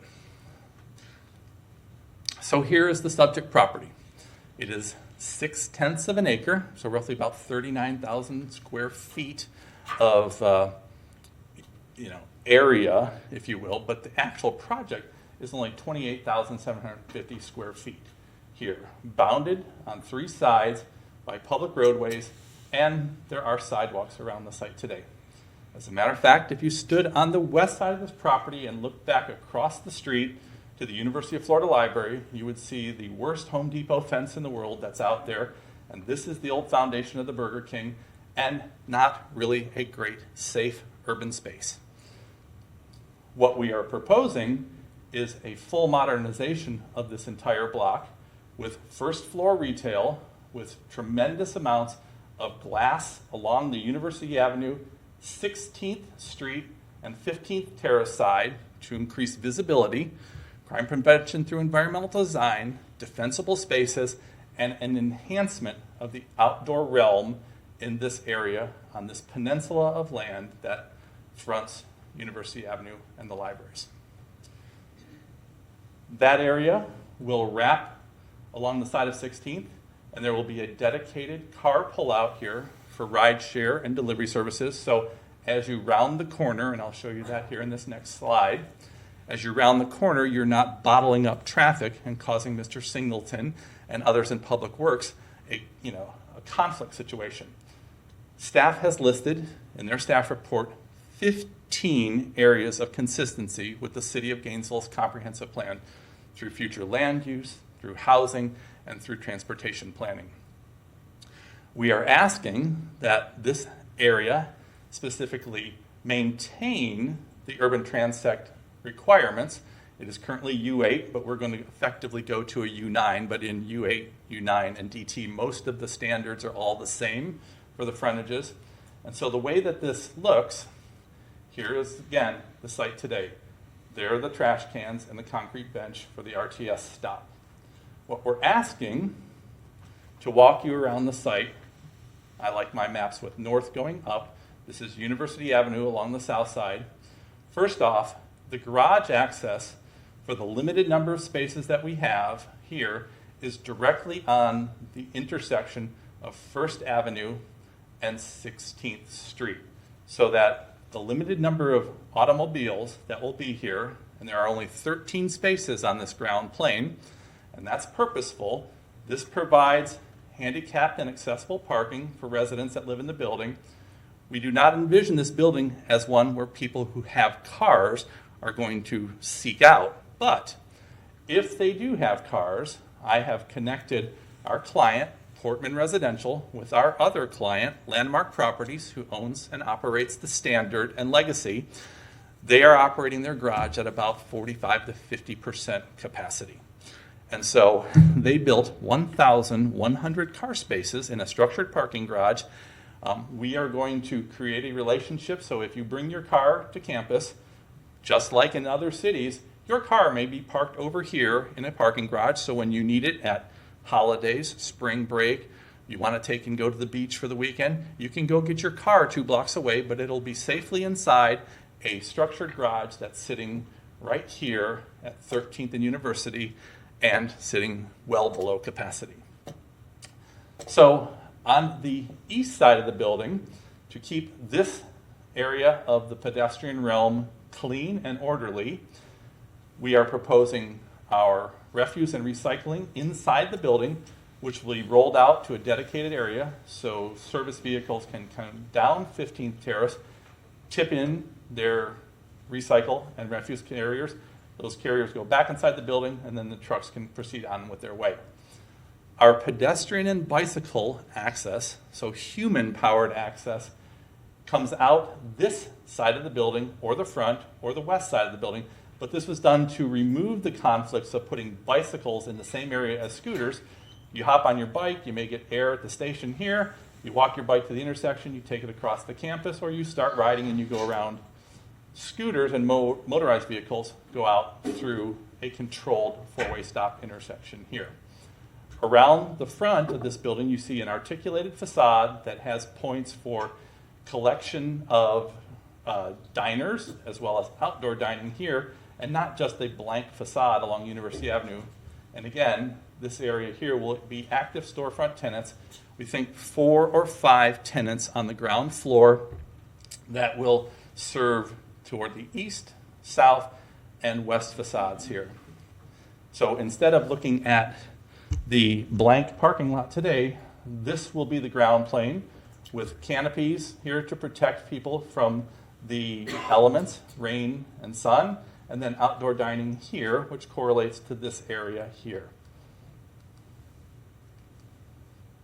This is the view looking northerly along the edge here, and you can see the dedicated pullout here for Uber, Lyft, FedEx, Amazon, and so forth, so that as they service the residents here, they are not blocking the turning movement coming off of University Avenue to go up into the neighborhood here or into other housing, but there's dedicated pull-off here to keep traffic flowing with 2 moving turn through lanes.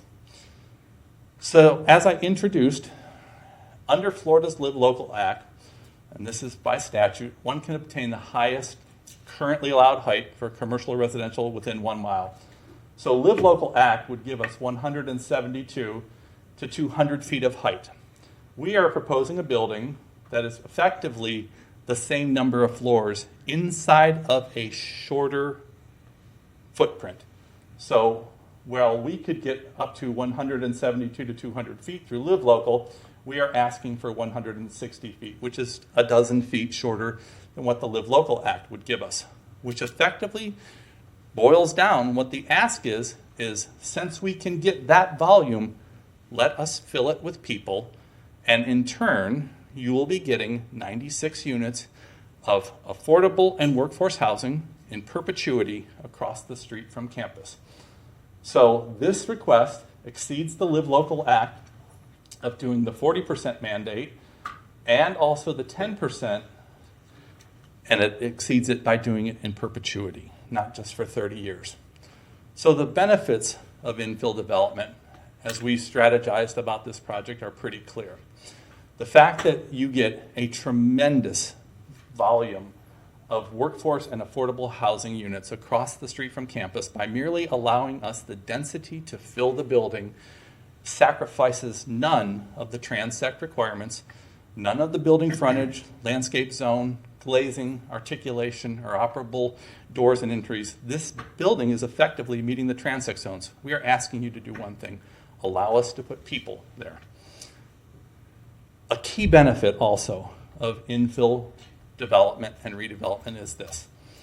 The property, as I stated, is on the tax rolls here in Alachua County for just under $3 million. The ad valorem taxes that are collected on that property, serving as a 25-year-old parking lot, basically, are really small. The cost of this building is in excess of $100 million to build, which will reflect a 32 or so fold increase in ad valorem tax in the community. And urban infill utilizes existing roads, utilities, bike lanes, sidewalks, regional transit system routes. First responders, police, fire, and EMS are already familiar with the area. We are building a highly efficient, energy efficient building. It will help the surrounding businesses, whether they be retail and service, by putting more people in the concentrated area abutting campus. and it improves the safety of the area by having well-lit, visible, open pedestrian realm that will be policed by other people being there. The intangibles of this are also pretty evident. A project like this being proposed on a former parking lot reduces vehicle miles traveled in the big picture. It is a green project in the sense that people are not driving to this building, nor are they putting a lot of origin and destination trips at this building because there's nowhere to park in it. If you're not in one of the 13 spaces, you're not bringing more vehicles toward campus. So the vehicle volume and capacity ratios drop down significantly because people are using their feet and their bicycles and their scooters to access things in the community. Most of them walking across the street to either attend classes or work there. So the carbon footprint and the emissions on a building like this are significantly less than traditional multifamily apartment complexes that eat up 18 to 19 acres. It also reduces deforestation of the city and the county because you have asphalt and concrete there today. The trees that are around the perimeter of the property, we have surveyed. A lot of them actually reside in the right-of-way of 16th, 15th, and University Avenue, and we will do our best to maintain those in concert with working with the Florida Department of Transportation because it is their right-of-way along the frontage, and it reduces the overall land consumption in our community because we're taking a parking lot and turning it into a place where people can live and thrive. And I really liked this quote from the staff report on page 25. The integration of affordable housing with market rate units highlights the standardized quality of life and experience of amenities throughout the development for all tenants, regardless of income. The units will be dispersed throughout the building so that the opportunity to utilize the gym or to use the study rooms or to use any of the facilities in the building is shared. And it puts people on an even playing field. It's not like the affordable units are going to be tucked behind the elevator or at the back of the corridor. It integrates people with other people directly across from campus. Our request in February was to ask the plan board to accept the staff report and recommend that you all accept this land use amendment and rezoning and move this forward. The one thing I said, though, that the plan board did is at the meeting, it's asked to increase the affordable units and decrease the workforce units to make it up to 20-20 split as opposed to a 10 and 30 split. That cannot be done. After the plan board meeting, our client went back to the underwriters and said, if we take this to 20% affordable housing, whoa, time out. We won't fund it. That would be the result of accepting that component of the plan board recommendation. They're fine with it at 10%, but until there is a proof of concept and this really comes forward in a lot more markets, and there was a discussion at the plan board about other markets, we're not Baltimore, we're not Chicago, we're not Philadelphia yet, probably not for decades, but we need to stay at 10% being the affordable component, 30% being the workforce component, and then 60% market rate, or the project is not financially feasible. So what we are respectfully requesting of you all tonight is that you accept the staff recommendation for approval and all the staff conditions, and we will be happily on our way for delivering the first building in the history of Gainesville to have 40% affordable and workforce housing in it forever. I'm happy to answer any questions you may have, and it's an honor to be here. Thanks. Thank you very much, Mr. Dienbach. And I don't see any lights right now. I do see lights. So, Mr. Chan, why don't you come up closer so that either of you can answer quickly whenever the questions start flowing here. Commissioner Engel. So these will probably mostly be Mr. Dienbach questions.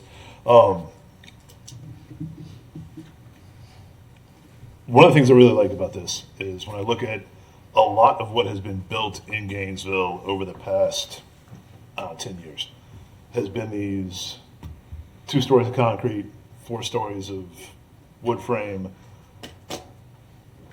kind of shoddily built things that we're going to be dealing with for concrete a and long steel. time. So at 14 stories, I assume every bit of this is concrete and steel, and it's the type of building that's going to stand there for the next 80 or 100 years. That is correct, Mr. Mayor. I got raised. I'm following Robert's Rules of Orders, addressing you through the chair. So I said, I'm a big fan of that, and the fact that they're going to be affordable units in perpetuity. I assume this is mostly going to be student housing with some others mixed into it in general, just where it is and what we're looking at. Is that mostly correct? It would be a fair assumption that the University of Florida and Santa Fe College, with their downtown area, are going to be the target markets. I have advised our clients the first place that I would market would be the law school, the med school, the nursing school, the pharmacy school, and go for professional students because they're here for a long time and they stay where they are. But we really want to, and I have at the onset started conversations with the colleges across the street to try to get more faculty and staff and administrators there because this represents a lot better housing alternative than living in Trenton or Newberry or Fort White and driving in to work at the University of Florida if you know you could live across the street in a brand new building, and have that afforded to you. That kind of answers my next question then, because I was concerned with, we've got a lot of student housing in there, and we have zero parking, and everybody's moving in and out of that building within the same week of each other. That seems like a nightmare. It's already tricky in other areas, in a place where no one could park and half the building was moving in or out in the same couple of weeks. Seems undoable. But if we're going for mostly professionals, so then the type of rooms and the type of units we're going to have are fairly split between, are these all like individual rent units, or are these same, like kind of you're going to rent out 1 bedroom and a 4 bedroom, or how is that This kind is of attached in, or we don't know yet? Yeah, this is not a rent by the bedroom type that had been proliferating in Gainesville for a while. This is a unit type. And in our work previously with the Gainesville Housing Corporation and talking to other housing groups, the desired units for affordable and workforce are not 1-bedroom units or studios, or they want to have a 2 or a 3-bedroom type option because there are oftentimes people that have children or couples with children. And so this gives more of a family, I would say, an opportunity to get there because you're not renting it by the bed. There's not a deadbolt on every bedroom. Yeah. Very good. To the bottom where we're going to have some retail or restaurants or whatever, I think we've mostly handled this with code. But are those ready for restaurants to move in? They've got grease traps, they've got appropriate plumbing, they've got vents. We're not going to be stuck in unbuild-outable retail space like we've had in some of these in the past. Correct. The analog to that, if I could, if you think of Legacy on 5th, which is just north of the Standard, when that was constructed, that first floor was constructed as a commercial first floor, but being that the Standard itself is not fully leased out, they did not want to cannibalize their own commercial. In here, this would be built out in what we would call, in our term of art, vanilla box. So the tenant space would be configured so that if you wanted to bring a sushi bar or a surf clothing shop there, it would work because we will in advance place in effectively the plumbing or conduit it in so that if tenant 2, if you envision 5 slots across there, if tenant 2 is restaurant and they don't need a fryer because they're selling juices and things like that, it would work. Yeah, we'll pre-engineer and infrastructure those frontage pieces so that whatever tenant arrives in there isn't going to be a problem. Yeah. Surprisingly, the grease trap from the Sportsman's Lounge, I'm not old enough to remember that, but my business partner, E.J. Bulldog, remembers that from the 70s. Its grease trap is still there on the west side. And probably not rusting a bit. Our surveyors pulled the lid of that manhole, and they're like, oh, this doesn't go anywhere, but it's a 100-gallon cistern where the Sportsman's Lounge and Burger King put their grease for their collector. So, yeah, we will take care of that, and that'll be all be removed, actually. Excellent. And then looking at what is going to be a very unique building in Gainesville. We don't have big, tall steel and concrete things like this. One of the things I would really like to see when we're looking at these type of things is some assurance of local hiring for construction, local apprenticeship programs, living wages, those type of things, where we're not importing a large construction crew from outside of town, but again, utilizing these local apprenticeship programs, building trades, making sure these guys are getting decent wages and benefits and those type of things. Can I get some assurance that we'll have some look at those as this moves forward? Again, I don't have anything to put in writing on that, but Yeah, I don't know, Mr. Mayor or Mr. Attorney, that we can mandate who someone hires to build a project as long as they are licensed, but we clearly hear what you're stating, and I think that there is an economy to be realized in that by using local trades, plumbing, electrical, masonry, and when we get into constructing the steel and the concrete portion, that's a little bit more specialized, but certainly drywall, finish, and all can be sourced locally. I don't know that that can physically be put into land use and zoning, but our clients are watching, so yes. very good. That's all I got for right now. Okay. Thank you. Thank you, Commissioner Engel. Commissioner Chestnut. I think Commissioner has asked much of what I'd like to talk about, but I wasn't sure what exactly you said on student parking beyond the 13 spaces. Okay. Mr. Mayor, what I had stated earlier and what we have done with our clients is they asked us about parking because this is such a small site at 0.6 of an acre. So I have put our clients, Portman, in contact with Landmark Properties, who owns the Standard and Legacy, and they are in discussions on how to structure that agreement so that if a person says, I absolutely have to have a car, where do I put my car? We have an option for that. We have a memorandum of understanding. There will be a place where that resident, if they want to bring their car, can then rent a space in a garage that's 2 blocks away, and they will have a secured parking space, and it's not necessarily on the property nor in the streets. It'll be in a secured garage, effectively 2 blocks away. Okay, Yeah. okay. I understand now. I understand. Yes. Now, so much of retail is just left vacant. And how exactly are you going to address that differently than when we look at all of these other apartments that have vacant spaces available? That's a very good question, Mr. Mayor. The reason that we broke this down into 4,950 square feet is because 5,000 square feet is a very small area when you're talking about retail. It could be 4 or 5 tenants. What we are envisioning this close to campus is there's a little bit of deficit for restaurants in the area. But there's also a little bit of a deficit in there for any sort of retail sales. You know, you have the Gator Shop and a few things like that.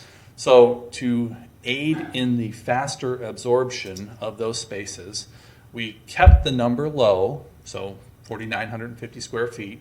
It could be 4 or 5 tenants in there, and we feel really strongly that we can attract 4 or 5 tenants directly across from campus and not have it sit vacant like many have along 2nd Avenue in those corridors, because we have such a strong population. And, you know, if you're looking for a place to go across the street and you're a faculty member and you want to dine a prospective, you know, new hire or something, that you're not going to take them for a slice of pizza.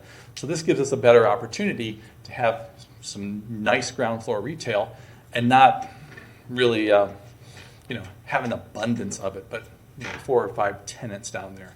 I think that will be really quickly absorbed. Okay, thank you. Now, while I know you can't mandate who people hire, I think you can strongly encourage to hire locally.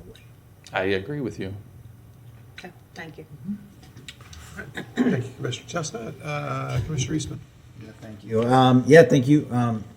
Very thorough presentation, and Commissioner Engel asked a lot of the questions I was going to ask as well. I mean, I like the affordability and perpetuity. I was surprised when you first brought this up to us, when you said that you had a client interested in doing this sort of thing. I remember when we eliminated the parking minimums a couple of years ago. I'm still surprised to see 13 parking spaces that are located within here, and I am happy to hear that as the first kind of step into this, that you guys do have sort of a plan B with the standard. I've been in the standards parking lot; it is frequently empty. It is so it's I just as a release valve for that. That I think is good. The main thing that you're looking for here, instead of just going with the Live Local Act, it sounds like, is the density. I mean, there's a height increase or a story increase, not a height increase. You made clear, but the density increase is pretty significant. Is that fair? That is, yes, Mr. Mayor, that is a very fair and accurate point. What we are asking for, because Live Local would give us the box, right, but it doesn't give us enough density. And I'm sure all of you have heard when people come before you, and myself included, the magic number for running an apartment complex or a multifamily structure is about 240 units. Yeah. That gives you the economy of scale to have on-staff leasing staff, maintenance staff, and support staff. If you go below that, and any of those previous numbers, like 40 units, 60 units, it's just not financially feasible. There's no return on it. But instead of consuming 14 to 18 acres in an apartment complex, we're asking to do this. Go up right across the street from campus. And so that's why we're asking for that one thing. We can get the box with Live Local. You have to let us put the people in the box. Right, and of course, from the outside, from anyone walking by, that could be, that could be the same smaller number of units or the same number of rooms. But people just see, they know the box. This is what the height would be. But you're really just asking what is internal, and of course, from our staff, we have the infrastructure in place. Absolutely. To be able to. This is. If there's any place in the city that has the infrastructure, it would be this location here. Yes. You mentioned the transect zone requirements. Are you guys? There's a lot of conditions in here. I'm guessing those conditions are basically the transect zone requirements that would normally be within there. Is that? That's correct, Mr. Mayor. When you hit like U8, U9, and DT, those building frontage requirements, the setbacks, the landscape zone, and the public realm and the sidewalk are all matching. So we're not asking to derivate from what the transects would actually have us do under any of the existing zoning or GT. We're holding all those transect zone requirements in there. Okay. And again, if there's one place where I think it matters that we follow all the transect zones, it would be here along our main corridor right across from campus. So I'm glad that's all there. All right. Thank you, Mr. Diedenbach. That's all the questions I have. Yes, of course. Thank you, Commissioner Eastman. Commissioner Duncan-Walker. Thank you, Mr. Mayor. Mr. Diedenbach, I believe that you were the consultant on the first units that this city got behind, where we were encouraging the 10% affordable housing, right? That's correct, Mr. Mayor. Ms. Boyce and I worked on Lincoln Ventures, which is now called Sweetwater, has 10% in it, and also the CA Ventures project, which is at 1026 Southwest 2nd Avenue, but is not yet built yet. Okay, all right, thank you for that. Do we have any data that's speaking to the units that are filled, those affordable units that are filled, or the tenant experience yet? Have we collected any information? I don't know that we have. I have heard some data, or I've heard some statements come forward from individuals. One statement, maybe he's been collecting Andrew data may in have his it. spare time, the man in black. Thank you, Mr. Mayor. Andrew Person, Chief Operating Officer. Actually, the only reason that I'm up here is because we actually had a conversation recently with the Gainesville Housing Authority staff about their experiences, specifically with the Sweetwater development, which the commission remembers. There were 15 two-bedroom units that were part of that voluntary inclusionary ordinance. From their experience, there was a little bit of initial trepidation from some of their clients to enter into what's largely a student housing development. And so they had several clients went into some of the initial units that were opened up and had, I think, generally positive experiences. What they reported recently was that those units are very sought after now. They have no problem filling them. That initial sort of, this is kind of a little bit different, that was quickly dissolved once they had some clients in there and they were getting some feedback about their experiences. So largely they had very positive things to say from feedback from their clients. And obviously it's a brand new development with full amenities that they have access to, and so largely the feedback's been very positive. It just took a little bit of time to get up to speed. Thank you very much for Yep. that, Andrew. That was my concern, because I think obviously, based on the location, a lot of individuals who might be coming from the Gainesville Housing Authority or other places, they see where it is.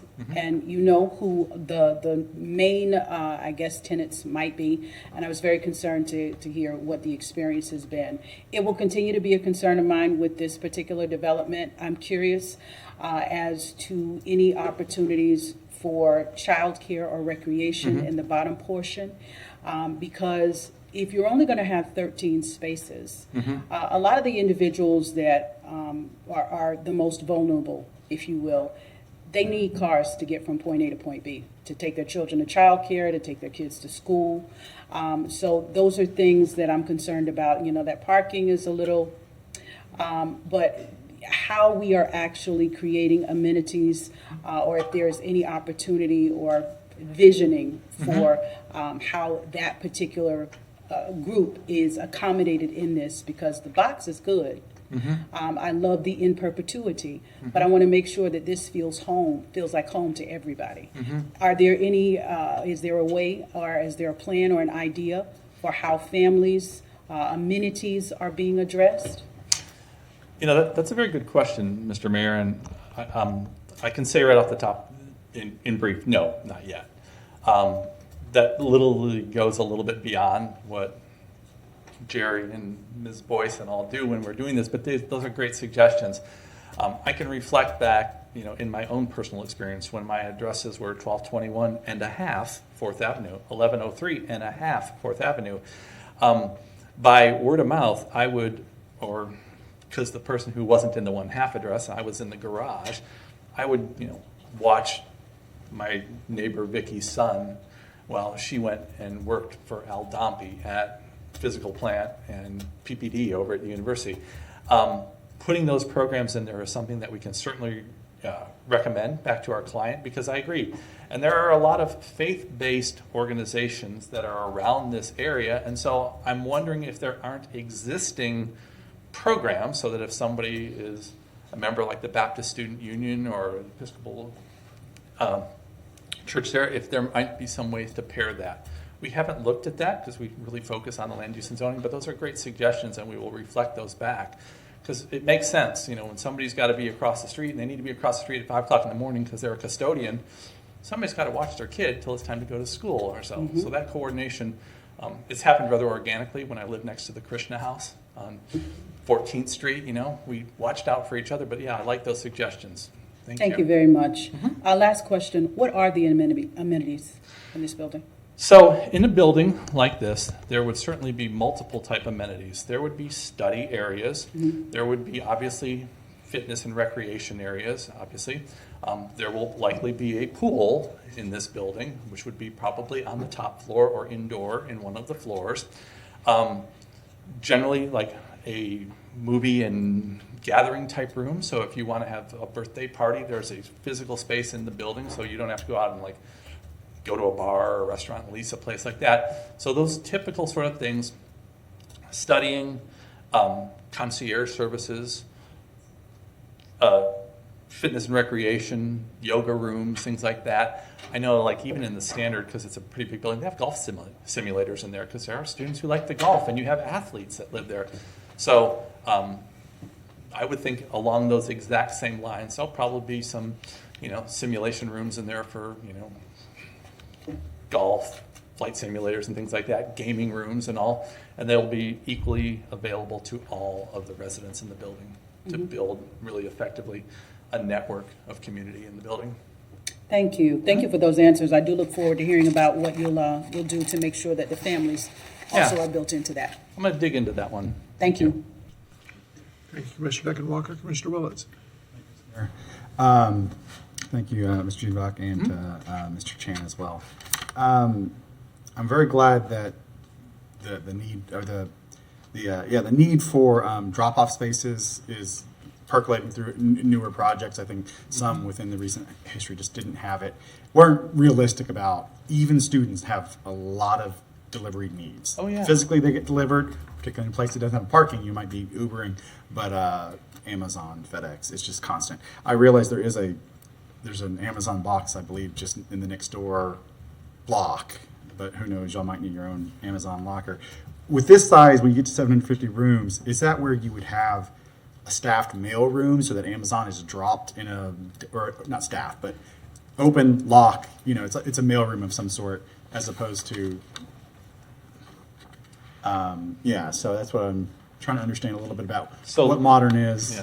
Logistically, Mr. Mayor and members of the commission, if a Amazon, FedEx, DHL, or USPS truck were to come here, there will be a centralized, this effectively is the lobby of the building. It's on the side as opposed to the front.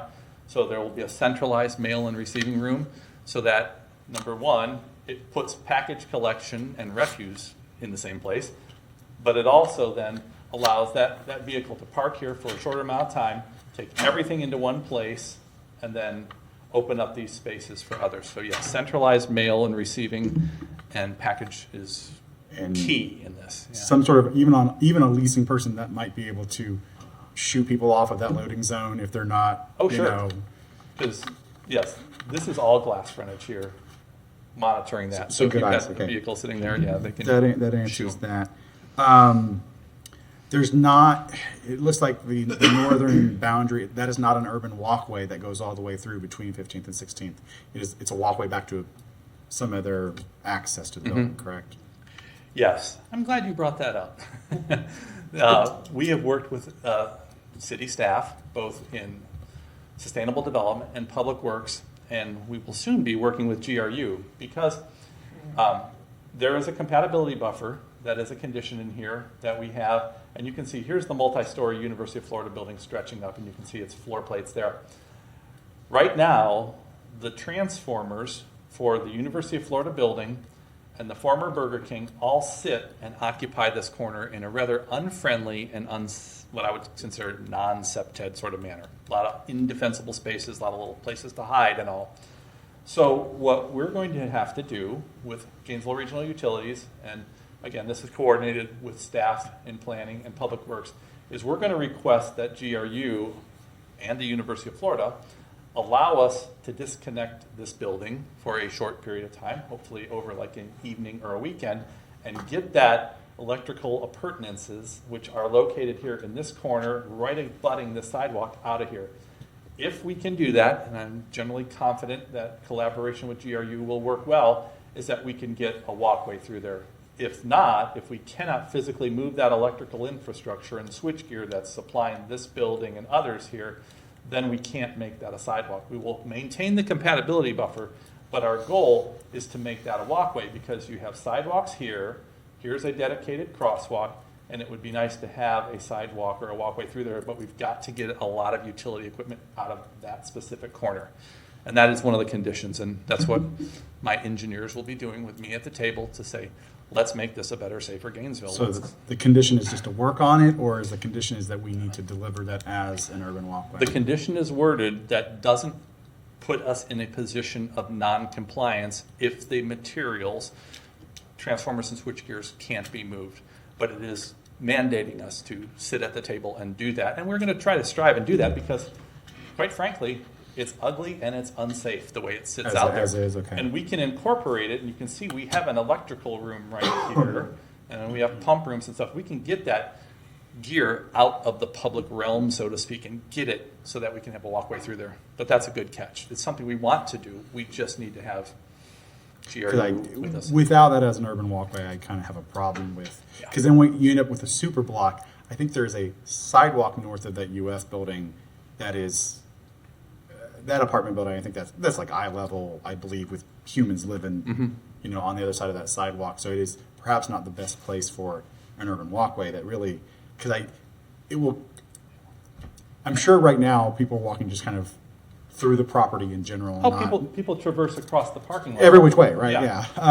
Yeah. I mean, And so, but people are all it across would the be a parking lot. shame to create this as a super block without clear access because the stuff to the west that's denser, it's just a lot of people moving around, and having a straight shot would be, I will say that it worries me that if it can't be achieved, if it can, then in the end we've cleaned up an urban area and brought that under. Yeah, because it'd make a modern perfect area for infrastructure. people to walk and cycle through on a bicycle, non-motorized vehicle. Okay, so thanks for that.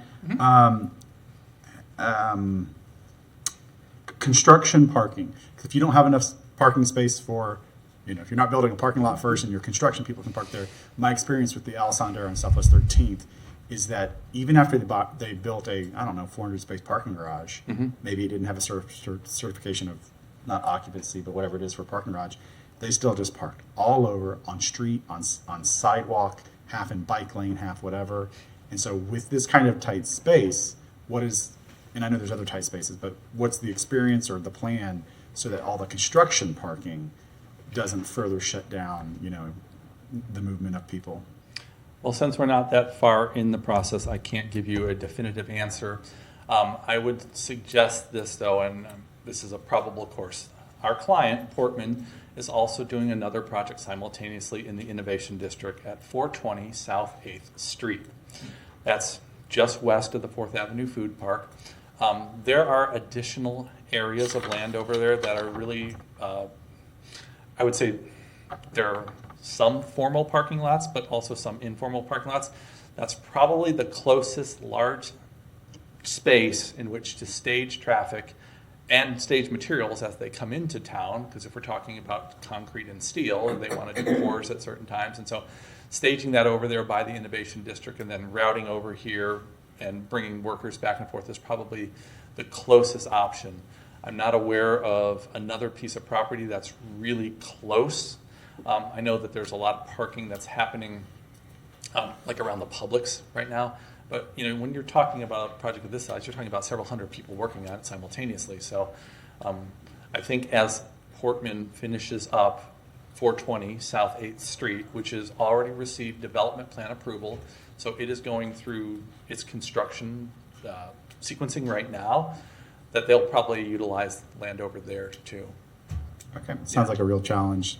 Perhaps kind of maybe we haven't had this challenge quite yet, where there's just nothing close by where you're going to be able to, just even people showing up to work who don't have equipment, like you're going to need to park them and bus them, in essence. Or get like a small shuttle bus. Yeah, like a shuttle bus and just literally shuttle them back and forth. And run it back and forth from a designated parking area. We have some buses, but I don't know if they, run as early as people will be showing up. Thank you for that. I think my next questions are for city staff or Mr. Chan maybe, about so it's currently limited to 5 stories because of basically the 0.66.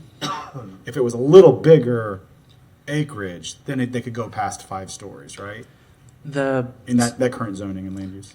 The story limitation is based on the zoning district. So urban 8, the maximum number of stories is 5. If it wouldn't change if they had more. Oh, urban 8 is limited to 5. Yes. Okay, I thought it was a little more. I'm sorry. Thank you for correcting me then. I thought it was more about the kind of the small floor plate. Okay, and then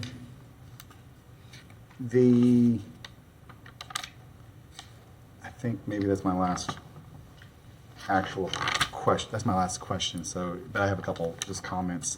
The fact that the standard has 40 to 50% parking vacancies, it pains me that in the past we demanded so much parking, and that people just absolutely guaranteed me that every student in every bed would have a car with it. So somebody was not predicting what the future would hold. So it's good that there's some possibility to then go fill up those spaces. The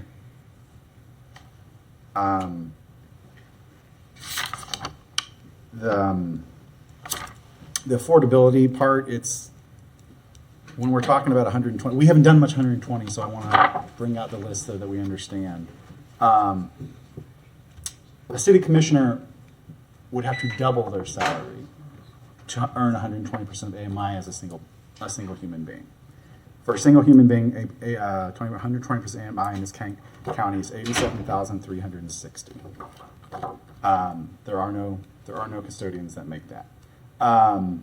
There are probably 2 custodians that make that. Well, maybe you have 2 custodians, a manager. 2 custodians would make 80%, but not a single custodian. 80% for a single person, $58,240. The rents for a 1-bedroom at 120% 2,340. We're at 80%, 1,560. Some of my concerns is that, and I know that live local is at 120. It's not all that, live local is really not that useful in our community. That's why no one's used it yet. At 2,340, that's market rate for a one bedroom. The standard next door, which is slightly older, less amenities, arguably uglier, and too much parking. The studios there are 1,815, which a studio at 80% is now 1,456. A studio at 120 is 2,184. Meaning at 1815 for a studio in the standard, this is I looked up today for the Soho model, probably about 100% AMI is what. So I mean, if we say the standard is affordable at 100% AMI, it is for a studio. So we're going to hear some people say that the 120 is not very useful, or even that the 80 is not very useful. I think the 80 is far more useful than 120. I'm interested to understand, since this isn't going to be the rent by the room, this might be a question for Mr. Diedenbach, is how much of those 80s and 20s are in the one bedroom versus the two bedroom? It sounds like this is less of a just one bedroom, definitely not rent by the room, but probably not even a bunch of single units, more in the two bedroom-ish. That kind of helps me understand. It's a bit of a different thing than we've seen. It's not a 4x4 or 5x5 or 6x6 that we see in this. I don't know if the standard has a 6x6, but some of them downtown do 5x5s and 6x6s. So, but it's not very helpful, and we need more of those 80% units. But I also understand that even though 80% seems like a high rent, people are able to work with their other revenue, their income sources that help them pay that rent to get up to that. And I understand that some people who earn a little less than we think are going to arrive to affordability there. It's just not what some of us think of, who have one salary and that's it, and we go spend on the market. So anyways, I just wanted to bring those numbers up, and yeah, I think that's all I got. But to the point about childcare and whatnot, what is good is if someone's got children need looking after, you might have 600 students who are nursing students, this, that, and that, and then one of them will probably should start on their resume. They said, I did free childcare in my building for affordable housing units while I was an undergrad. Aren't I amazing? People are pretty innovative when you give them a shot. So, but I want more affordability at the lower level, and I hear about financing. That's not my expertise, but it feels a little bit like a threat. Referencing live local feels a little bit like a threat as well, to say we're going to go taller than you ever wanted, whatever, 12 feet, 20 extra feet. Feels a little bit like a threat. So for the land use portion, I still have questions about whether we're going to do this at 10 and 30 as opposed to more 20 and 20. Thank you, Mr. Mayor. Thank you, Commissioner Willits. Let me make a couple of comments, and I'll come back around to you, Commissioner Engel. Generally speaking, I had some other comments I was going to make, but Commissioner Willits, you remind me that that workforce housing is a broad target. The people who are going to be able to, who we're really talking about at 120% AMI, are actually professors in their first few years. I mean, we're honestly not talking about at 120% AMI. We're not talking about custodians by any means. We're talking about assistant professors.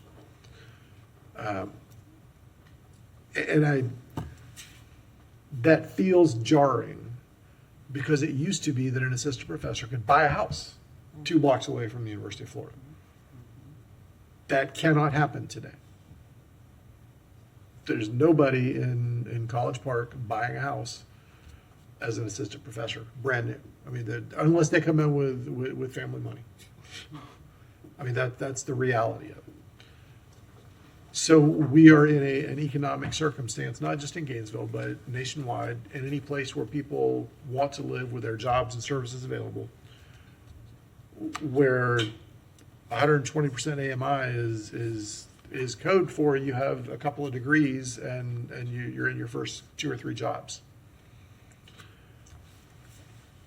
And that is the space we're trying to fill here, because we don't then want to send those folks who are making 120% AMI working at the University of Florida to live 15 miles away. And that's what they're doing now. That is what is happening. They're changing the demographics of Newberry right now.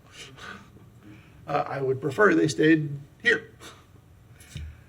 So that really is the situation that we're looking at. And if you came to us and said, we want to build 96 units at a 96 unit complex at 120% or less of AMI, we would say yes.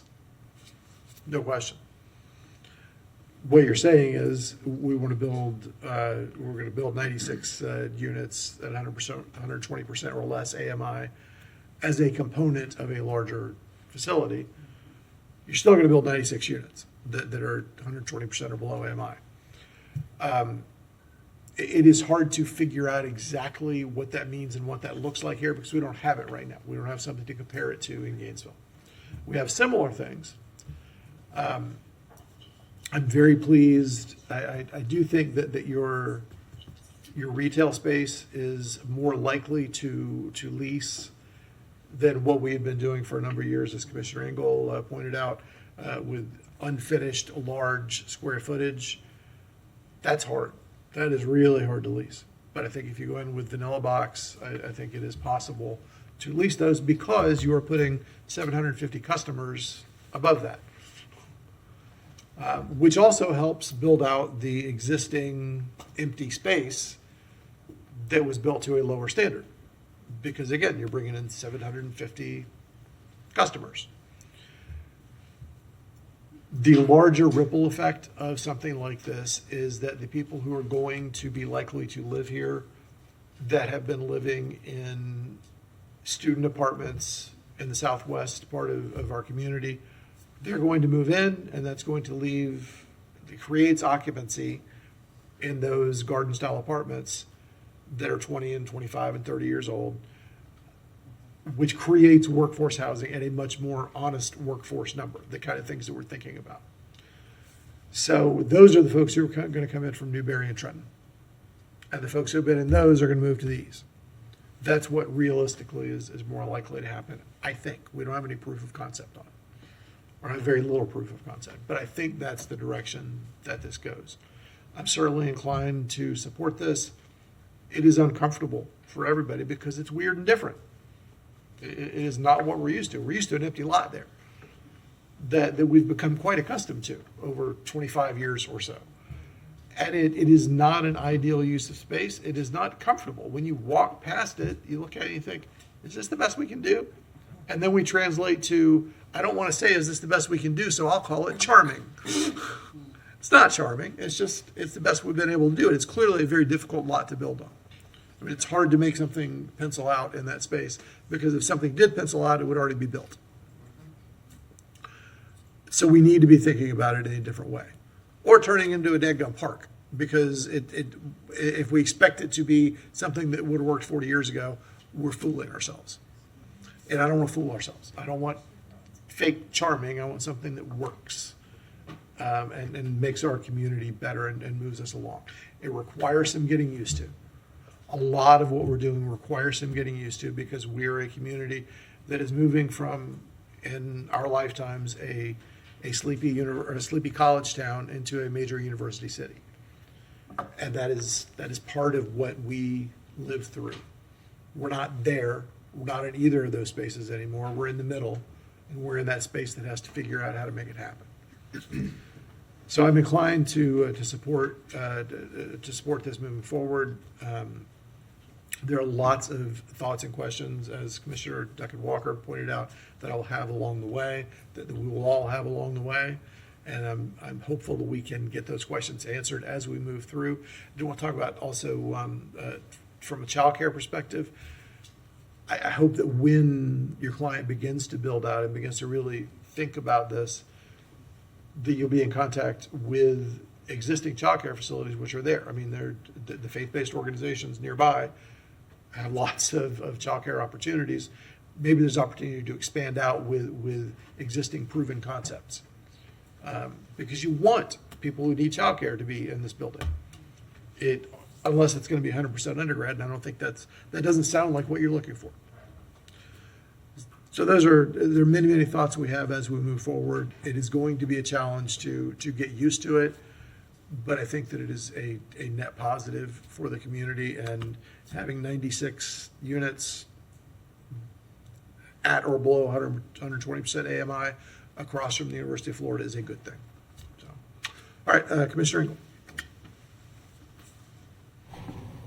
For the units that aren't workforce housing or affordable housing, what is the kind of price point we're looking at on that? I mean, like how far off of, because like, Commissioner Willis pointed out, a 2-bedroom at 120% AMI is $2,800. So what would a market rate 2-bedroom be and something like that? Mr. Mayor, I don't know the answer, and I don't know the answer because it's summer of 2025. Sure. This is about a 3-year build. Sure. So we have before us about 8 months of development plan review, which would put the start of construction on this building probably in 2027. So starting in 2027, building could be done probably 2029. So I'd be magic 8-balling a number to tell you, but. Well, sure, these numbers would be different by then as well. Oh, absolutely. That's why I can't give you a number, because they're going to be dramatically different by the time that building gets a certificate of occupancy in there. You raise a real interesting point. If I could add something anecdotally, we have volunteered the units in perpetuity. I can't promise that I won't be back here in 10 years if the economy changes or something like that, and maybe there's a better formula at that point in time, but one thing that's constant is I keep coming back here.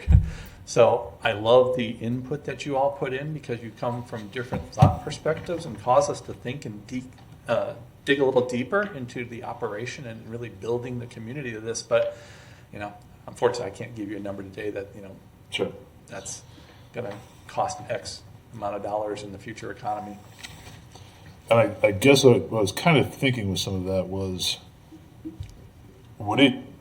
does the math start to work if instead of like 10 and 30, you did like 15 and 15? So there was a little less overall housing, but more of it in the affordable column as opposed to the 120% column. Well, I can tell you, Mr. Mayor, that both in the previous Lincoln ventures that we did before this commission and the CA ventures, and then when Portman was asked the question vis-a-vis the plan board recommendation, they went back to their underwriters, which, as you might imagine, would be like Bank of America, Wells Fargo, and those markets. Because we are so new in this here, they are not willing to finance the building at above 10% of that. We've got to get some on the ground and working. So that's why we have to really stick with the numbers, because these numbers do work. They've worked this out in their pro forma, that 10% at 80, 30% at 120, then the remaining 60% at market. This building does financially feasibly connect, yes. All right, that's all I got.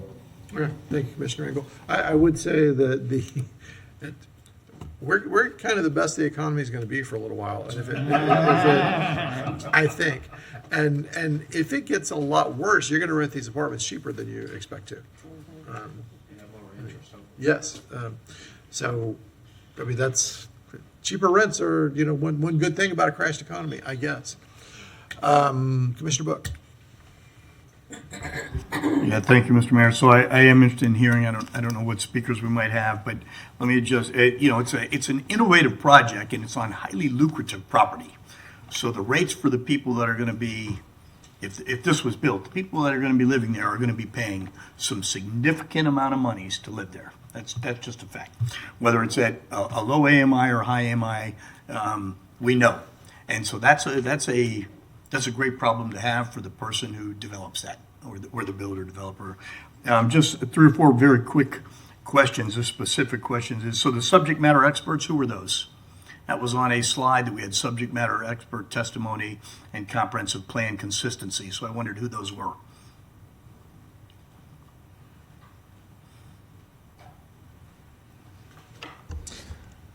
Well, from your city staff, all of your departments that review this sustainable development, obviously, Mr. Chan, an AICP certified planner, and his supervisor, Mr. Forrest Edelson, around here.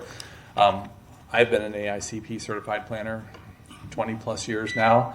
Our engineers in the pre-conceptualization of this have helped with the financial model effectively of what this is. And then, as it relates to, the trees, by example, that gets reviewed by the city's arborist staff. And so you have a variety of people that aren't standing here testifying, but have substantively put together the staff report as well as our justification report. All right, I just wasn't sure. The way it read, I was thinking we were talking about some third party. Basically, we're talking about city staff plus the people who are providing this presentation. Ms. Boyce, and then NV5's multiple departments of professional landscape architects, engineers, planners, surveyors. We were responsible for doing surveys, so yes, we have a whole team. No external third-party consultant or vendors like that? No, Mr. Chair. Okay. There was a question about by the bedroom versus essentially single-family apartment and family living. Tell me a little bit more about that. As it relates to the 750. Yeah, that trend, I believe, that Commissioner Willetts had talked about, and also Commissioner Engel, renting by the bedroom is not where this is headed. That was kind of when the standard was coming along. Gosh, it seems like more than a decade ago. You were getting 4 4s, and everybody had a deadbolt on their door. You had a bedroom and a bathroom and a common area there. This is a different type of project. So nothing like that. That would be if there's 3 bedrooms, you're talking about a family, shared living space, shared kitchen, shared common space, not individual bedroom, individual leases, no individual leases. That's correct. We're not looking at that in this project. Thank you. Basically, we had a slide both from the planner, so thank you for that. There's a lot of information, a lot of dense information, and from yourself, Mr. Dienbach. The slide that basically talks about by right, and there's 4 categories on there. Can we just, either presentation will be fine for that. It's just, so essentially the 3 categories from right to left are all by right, depending upon what the builder wants to do. You would just have to determine which way. The last one is really an exemption in land use change. So you have the capability, or the builder and developer has the capability to do any of those things right now, and it wouldn't even come before the commission. Do I have that accurately? That is exactly correct, Mr. Mayor. Any of those 3 first columns, that is by right, that is with inclusionary zoning, and that is through live local. Yeah, no, that's a choice that could be made right now. So you could go up to 12 particular stories right now with an existing zoning. You just have to comply with the Live Local Act provisions that are in there. You'd have a very empty building, Mr. Mayor.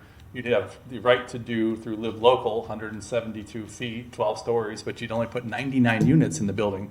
We're asking for you to allow us to have higher density, and instead of 99 total units, it produces 96 units of affordable and workforce. I'm not actually taking conflict with it. I just want to make sure that I had that understanding. Right now, there could be incredible economic development in any one of those 3 categories. I recognize there may be thresholds for profitability, but they could do any one of those 3, and that would not require neither land use change nor zoning change. That is correct. One thing I didn't state during the course of my presentation, over 23 years now with Casal and Ellington, Casal Hewitt and Walpole, now NV5. I've done due diligence on this project 6 times. And the names that I would throw out, you could probably already guess that are largely Gainesville-based developers or Gainesville contract developers, that live and reside here. Trimark Properties, Shear Construction, and others have looked at this site. They can't make it work because of, it's on the tax rolls for $3 million. Tax rolls are generally 80% of market value, so that's a very expensive piece of dirt and a very key strategic location. It takes an innovative group that has the funding capability to bring in over $100 million to build this building. And so when I gave you those figures, the way that this works is you invest a tremendous amount of money. There are economies of scale that work, and it does pencil.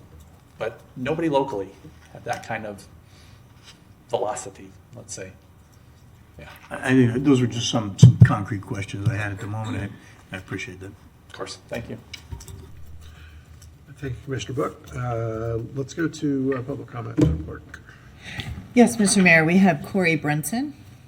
Welcome, Mr. Brunson. Hi, my name is Corey Brunson.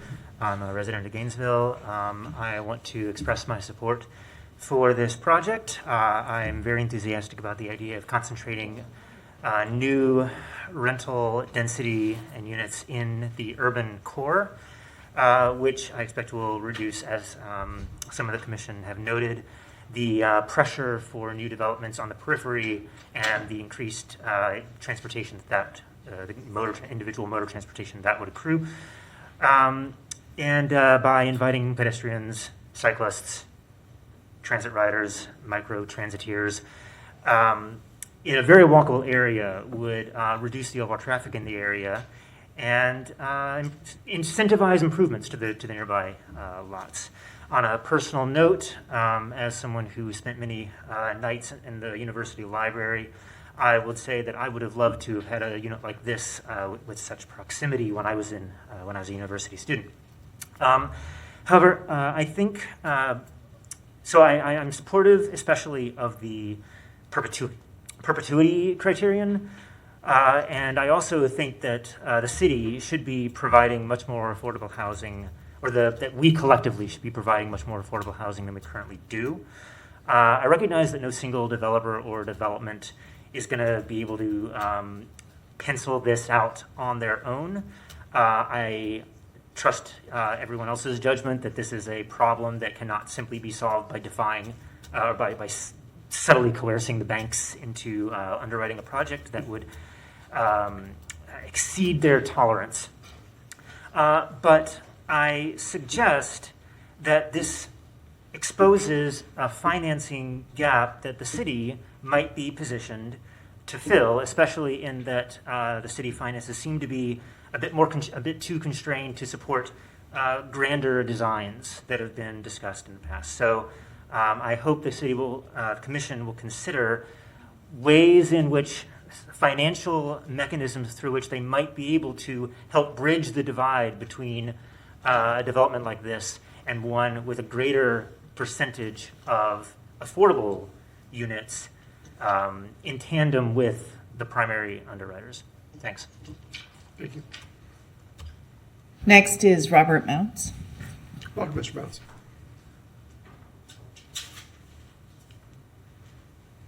Good evening, Mr. Mayor, Robert Mounts. You missed me? It's been a while. It's been a while. I'm still the immediate past president of the University Park Neighborhood Association, and Abe Goldman is in Europe right now, can't be here tonight. One key stat that Mr. Dietenbach hasn't mentioned is how many other residents will there be? You know, he did say we need at least 240 units to be viable, of which 96 would be affordable or workforce housing. And so I also think I heard him say that each unit would have 4 or 5 tenants. I've also heard 2-bedroom. I don't know that it won't be by the bedroom. I'm not sure that I believe that, but simple back of the envelope math says that's about 600 people in addition to the 96, which are primarily single people or students living with families. And my objection to the other building in Innovation Square is that this is just not compatible. You know, the example I used before is you have a single mother, maybe she's a nurse at Shands, she has a child. Does she really want to live in a building like the Standard, you know, surrounded by students? And everything I've heard about Standard and how it's kept up inside or not, and how messy the hallways are, it just doesn't seem to me like a place you're going to attract families despite the cost. But I have, more seriously, some practical problems.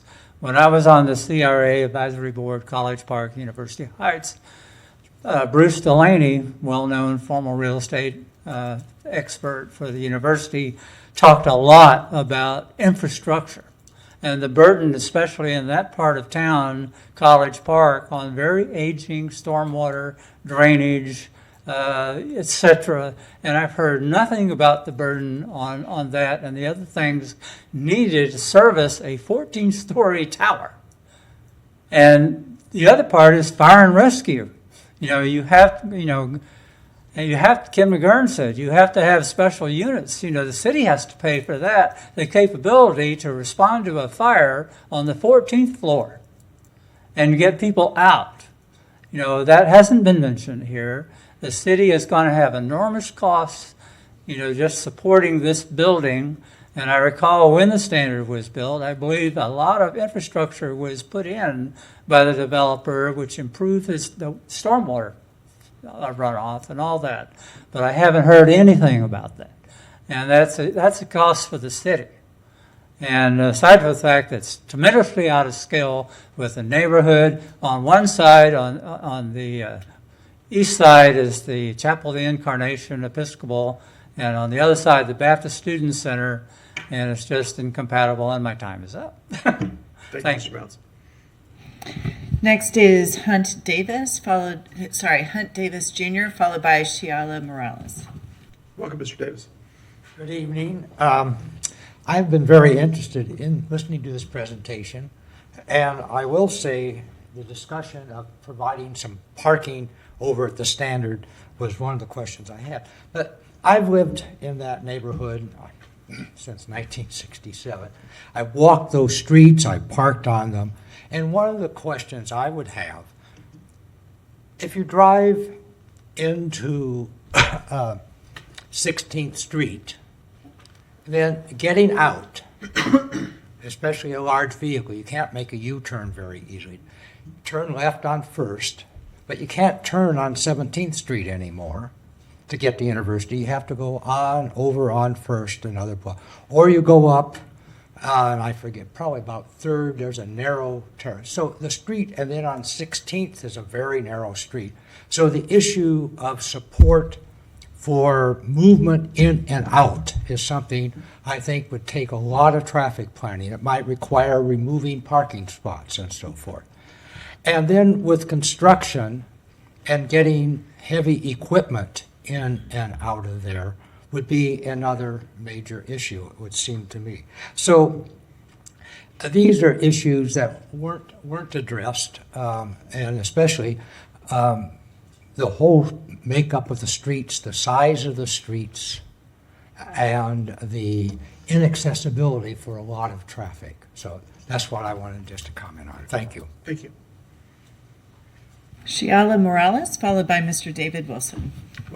Cool. Hi, my name's Shiala. I am a university worker. I've been there for 5 years. Well, actually 6 years now. And when I started, I definitely was not able to find any housing in Gainesville. I ended up living with roommates around my same age because that's what I could afford and what I could find in the area. And so I think this is a great opportunity. My now husband and I live in Union State, and we have one car and we have 3 bikes. So I do think it's possible to bike in and commute. And I know a lot of my friends and staff and everybody do use bikes to move around. So I don't think that the whole bike infrastructure is an issue. And I'm really excited to see this. I hope that this will also push our city to become more walkable, more bike friendly, because we do need to be more walkable and more bike friendly as we bring more people in.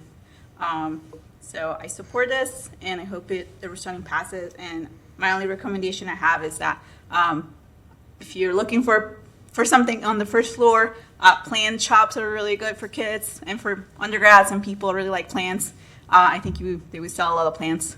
So yeah, thank you. Thank you. Mr. David Wilson, followed by Ms. Ann Riker Garlington. Welcome, Mr. Wilson. Mr. Mayor, hi, I'm Dave Wilson. I came to Gainesville half a century ago, and I've lived in the neighborhood that we're talking about, University Park neighborhood, for 45 years. And I deal directly with the consequences of these large apartments. University of Florida has decided in their wisdom 45 years ago or so to not build apartments on campus. That pushes, there's only less than 10,000 beds on campus. So, and then about 2017 or 18, they decided to throw alcohol off campus. I now deal with, I live 7 blocks from the project, by the way, and I now deal with noise, trash, yard parking, and traffic safety issues constantly in our neighborhood. And this type of project is, the talk is about families, about custodians living there, but the reality is half the residents are going to be young people, and halfway between my house and this project, there's a quote-unquote party house. The Gainesville Sun always thought this was a joke.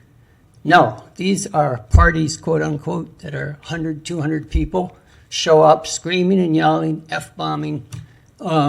These go till 2 or 3 o'clock in the morning. There's red Solo. In fact, at the house I'm thinking of right now on 19th Street, there's still red Solo cups and beer cans from a party from several weeks ago. And this opportunity of this apartment building is going to supply an enormous number of young people to join in on these events. And it's not just on Saturday night at a football game, it's on Thursday nights, Friday nights. This goes on all the time. We've been meeting with the Division of Sustainability. Forrest Edelton has been great about just talking to our neighborhood and trying to deal with these issues, but they're going to be more and more under stress. GPD and codes and Public Works are going to have their hands full with these intensified population pressures put on my neighborhood. My neighborhood is a lovely neighborhood. People have lived in the neighborhood, as Hunt just said, for well over 50 years. And some neighbors who couldn't come tonight, knee operation, he's lived here since he was a kid. So I think that this is a very bad impact on my neighborhood. Thank you very much. Thank you, Mr. Wilson. Ms. Ann Riker Garlington, and then Mr. Eric Godet. Welcome. Good evening. My name is Ann Riker Garlington. I was born and raised in Gainesville, and I'm now living in the house where I grew up. I'm also on the board of the University Park Neighborhood Association. I am very opposed to allowing this apartment building to be built. I'm concerned, most importantly, about the lack of parking. And although the gentleman spoke about maybe having agreement with a landmark property, maybe allowing people to park there, there's no guarantee that will happen. There's no guarantee that that will continue in the future. That's the biggest concern. Parking for this whole area is a nightmare. I live 5 blocks from this property. I have students parking in front of my house for weeks, in the median in front of my house for weeks. I see them park their car, they get out with their skateboard or scooter, and then they go back to their apartment 5 blocks away. We talk about infrastructure, being able to accept this type of facility, but the infrastructure is really overburdened. Not just parking. If you ever drive around that area, any time of day or night, it's just crowded with students walking in the streets, cars parked. I don't ride my bike in the area anymore because it's so dangerous. So, a couple things I thought about when the gentleman was speaking. Do we know what percentage of students come to the University of Florida with a car or without a car? Have we ever asked that question? Also, what is the occupancy rate of all the other apartments that are built in the area? Are they full? Are they 90% occupied? Do we really need 750 more people living in that area? Thank you very much. Thank you. Mr. Eric Godet, followed by Mr. Joshua Ney. Good night, Mr. Mayor. Thank you. Madam Manager, Commissioners, thank you for this opportunity. I really appreciate you, each and every one of you, and your passion and commitment to make sure we address all of the accessible housing that may be available. I really appreciate all the work that everything you did with accessory dwelling units really being forerunners out here in our country in terms of what's happening. I'm very excited about this project because this really hits right in the heart of our largest employer. We currently found out in 2023, I think the information came out in June, that there were over 55,000 individuals driving into our community, our city, each and every day to work in our community at some of these largest employers because they really couldn't find access to places to live in here. So accessible housing is a critical issue. I mean, in terms of individuals and the apartments that we have today, when we have the ribbon cuts for these things, they are already full. They have waiting lists. And the ones who are behind before school opens, man, there's a lot of challenge making sure we house these individuals in our community before school starts. So I just want to share that many of us in our community, and on behalf of the Chamber, the Economic Development Committee, we recognize this need for more accessible housing on all levels. It's not just one group, and every bit helps, especially when it can be close to one of our largest employers. I do remember the beautiful BK Lounge. I remember when we lost it, but this is the best project I've heard to address many individuals in a place that comes to our densest area of employees. And so thank you so much, and I encourage you to approve this, and I support staff's recommendation. Thank you. Mr. Joshua Name.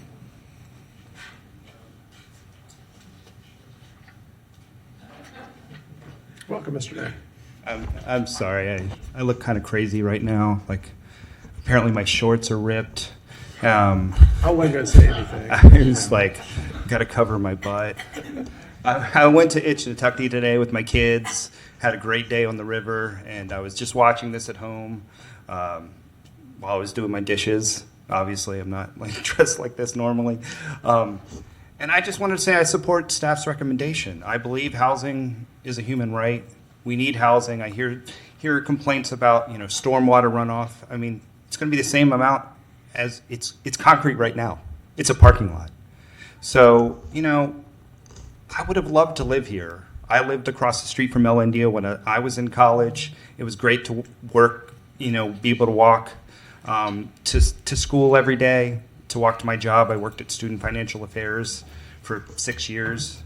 I don't understand why we wouldn't want our densest housing near our biggest employer with no parking spots. I know parking's an issue. If these kids want to pay for parking, they can pay for parking somewhere else. But there's 13 spots, however many bicycle spots. I think they were inside, protected. That's one of my problems with apartment complexes being built. When they build those staples outside and they say, oh yeah, just park your bike there to get wrecked by the weather, it gets stolen, messed with all the time. So I don't know. I didn't really have anything prepared, obviously, because my butt's hanging out. But I appreciate you guys' consideration on this, and thanks. Thank you. So last speaker, Mr. Mayor. Very good, thank you. Take care of yourself, Mr. Nay.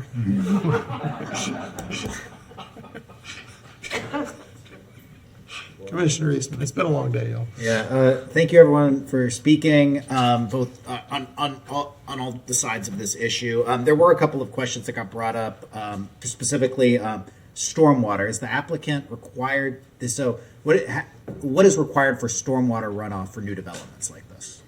Is there some infrastructure guy here? Oh, Mr. Singleton, we haven't heard from you today, so why don't you come on up?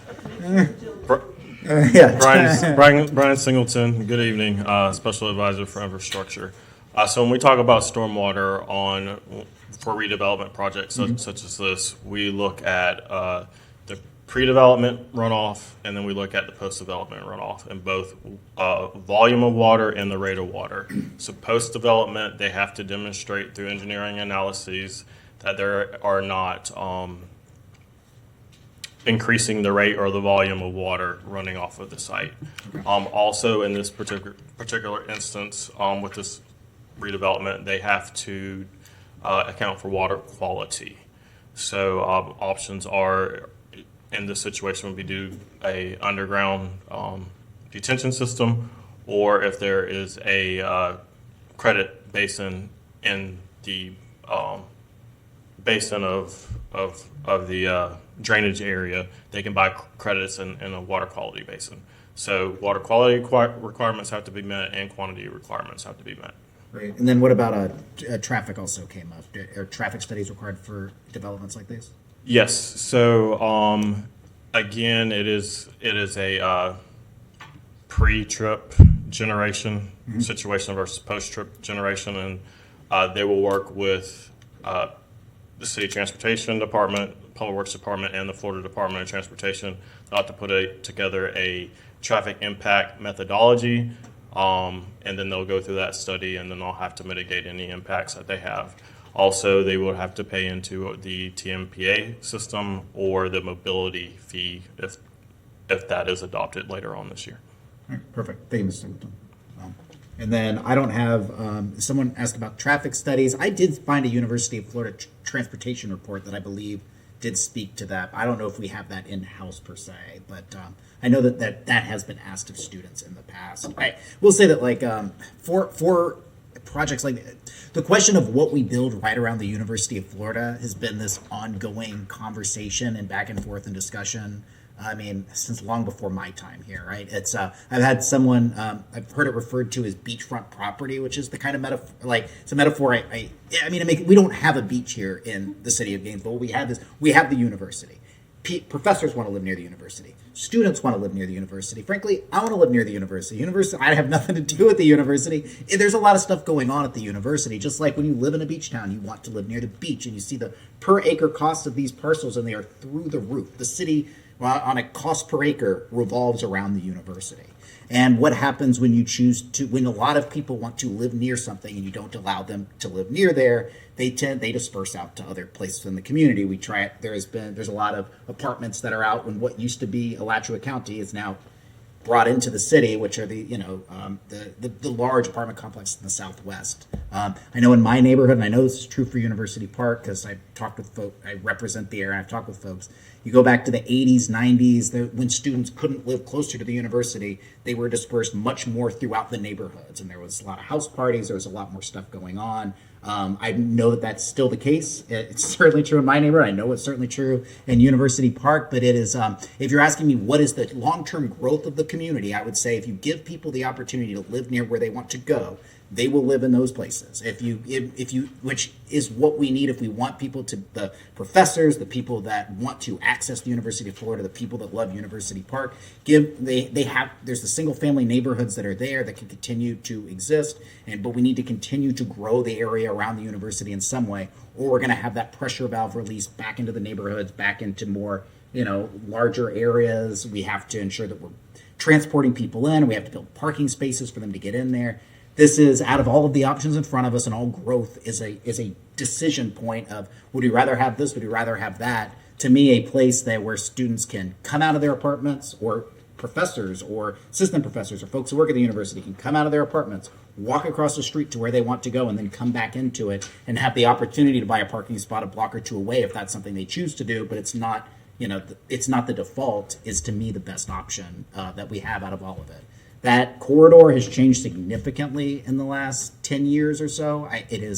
This may have been completely out of scale 10 years ago. It is not. That is what the corridor looks like. It is a much more urban corridor. We are not making a decision today to say we're changing the look and feel of University Avenue. That was decided long before we came onto here, and we'll continue. And I think in the end, it is, in terms of the growth and trajectory of this community, I think it is worked out.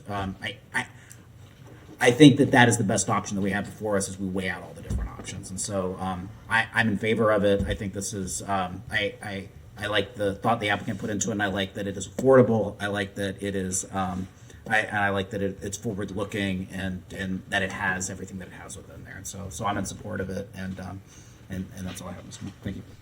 Thank you, Commissioner Eastman. Commissioner Willits. Thank you, Mr. Mayor. I want to talk a little bit about just understanding, what this could mean for Gainesville. And currently, the proper provides $0 for fire service. I looked it up. 0. They do not support, at least through our fire assessment. Excuse me. But the standard kicks in $108,000 a year to fire service. The standard kicks in $710,000 just to city tax, for a total of $2.54 million to all taxes on, everything and ad valorem fees or assessment, fire assessment. And so like we're really talking about, like in this parcel we get 10,753 for city tax. Like it's something, but that it doesn't pay for a lot of the city services. Next week I'm going to a national gathering called Strong Towns, which the whole thesis is that if you do not collect enough tax revenue on the things you build to support the basic infrastructure services, then your city will be ruined eventually. It will literally be ruined. You will, particularly once you hit a place where you can no longer expand out, you will hit a limit and you will go into a spiral of debt in essence, or really, really bad crumbling roads, pipes, and all that kind of thing. And so this is one of those places where we have the opportunity to fund not just right around there the expensive infrastructure that's already, some of the infrastructure already there, but some upgrades, but to support all of the infrastructure across the city by actually collecting, because right now it is $10,000 a year versus much more. I don't have that. I can't project that out. And so, and I think that when we lose people at a potential site here living there, it's not like, well, they'll just live kind of somewhere else, close, whatever. When Mr. Gooday talked about an apartment opening, he not means in Gainesville alone. He means Noble on Newberry. And Noble on Newberry, I love the county, but I want those young, and that's who's living in Noble on Newberry, young professionals who work at UF, Shands, VA. A one bedroom there is $1,800. That's not that far off of, they could do that at this facility. A one bedroom at 80% of AMI for $1,560, but maybe at 120%, $2,340.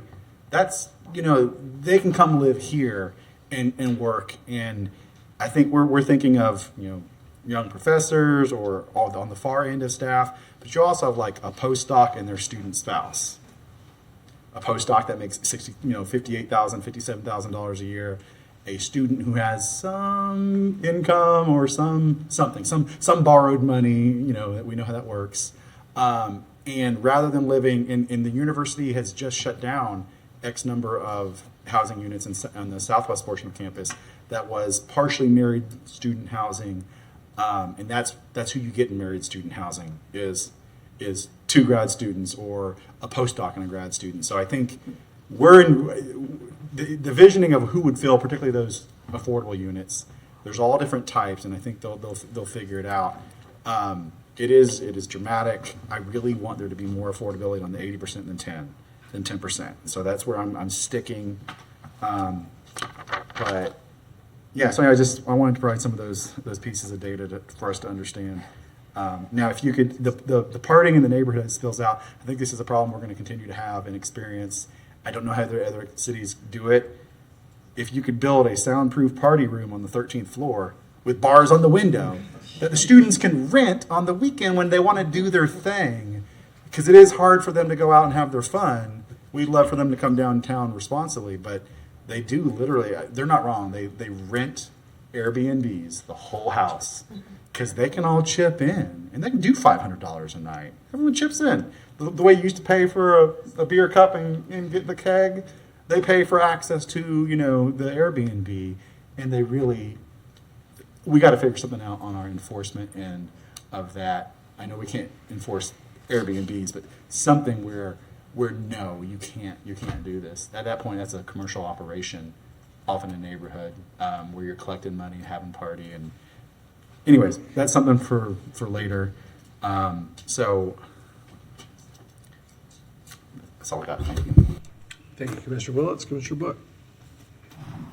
Thank you. So now we have quite a bit of information, which is helpful for decision making.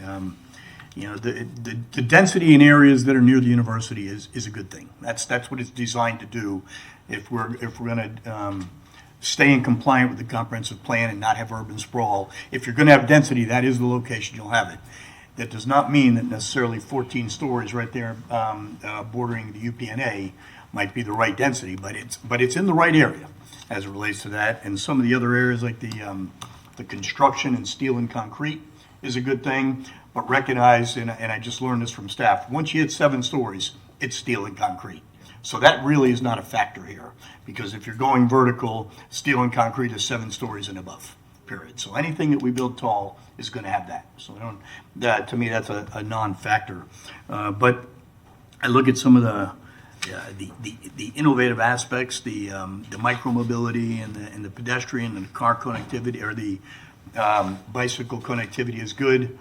The parking component with the 13 spaces is awful, and that's just reality. No matter whether we think that we're going to hope that 750 people who live there are going to have no visitors, or that they're going to walk a few blocks to the standard to park, it's not going to happen. So that means that we have to really think about the stressors to the neighborhood and the manner in which that impacts the neighborhood. I'm not talking about the people who live there now. People have visitors. This was a staff question. When somebody lives in the areas that are in these university context neighborhoods, they're not eligible to even get decals in the area. Is that accurate? Can somebody answer that for me? Zone 2. They're allowed Zone 2 parks. I couldn't hear it. This would be a question for staff. Okay, well, I'm just telling you that it's Zone 2 parking, which is why when I called the police about the people who've been parking in front of my house for weeks and months on end, it's Zone 2 parking.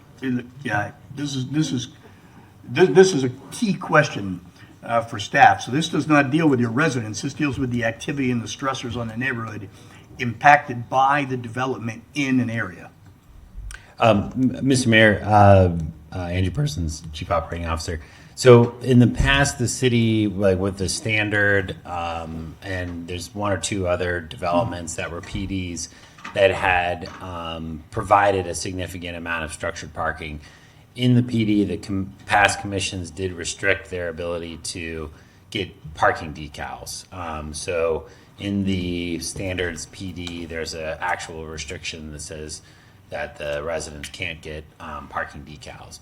We did talk to transportation staff today about this because there's no structured parking in this project, that they would anticipate that the residents could also get parking decals for that parking decal zone. They could or could not? They could, yes, Okay. they could. Well, that's very important. And so what, from an impact perspective, this may be for you, Mr. Diedenbach, what's our plans as it relates to people who actually visit the space that might be there? Because that's very important.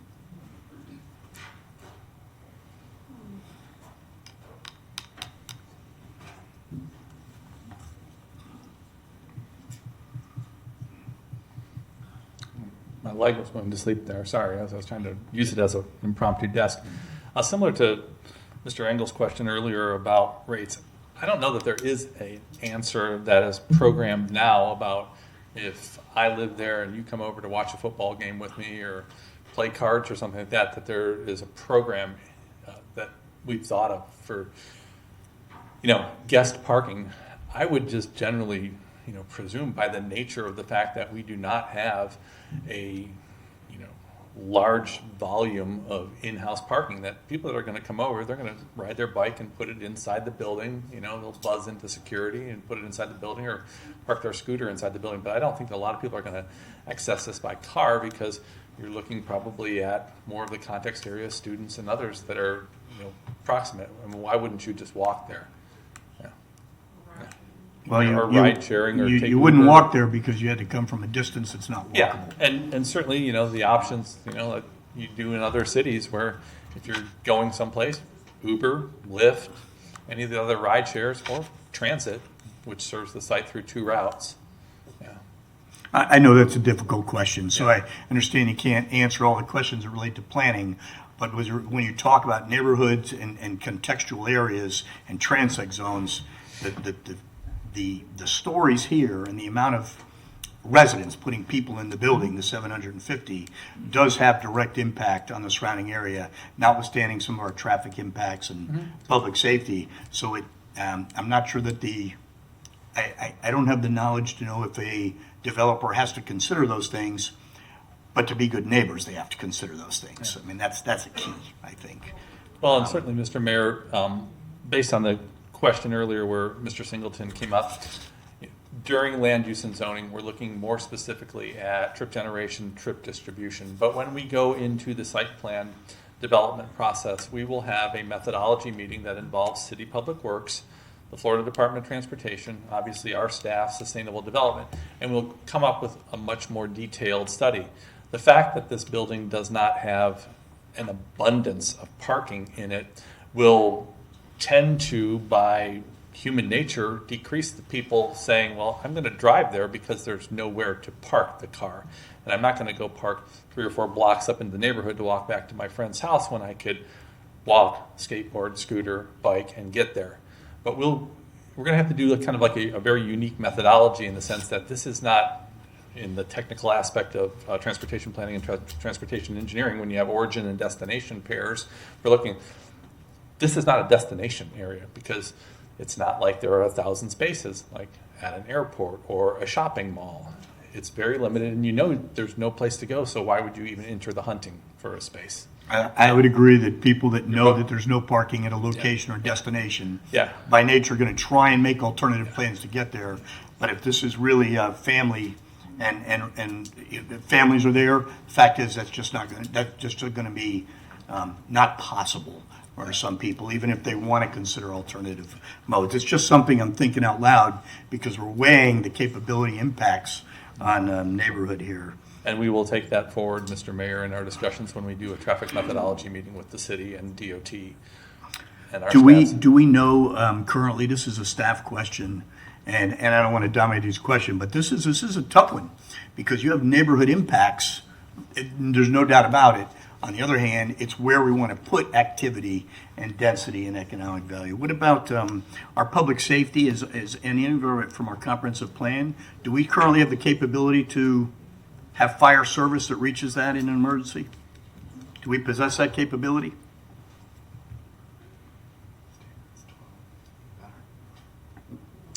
Mr. Mayor, Commissioners, I cannot speak for Settleton, Director of Sustainable Development. I cannot speak directly for our fire department or for our police department, but I can say as a part of our review process, they are included in that for our comprehensive land use changes and our zoning changes.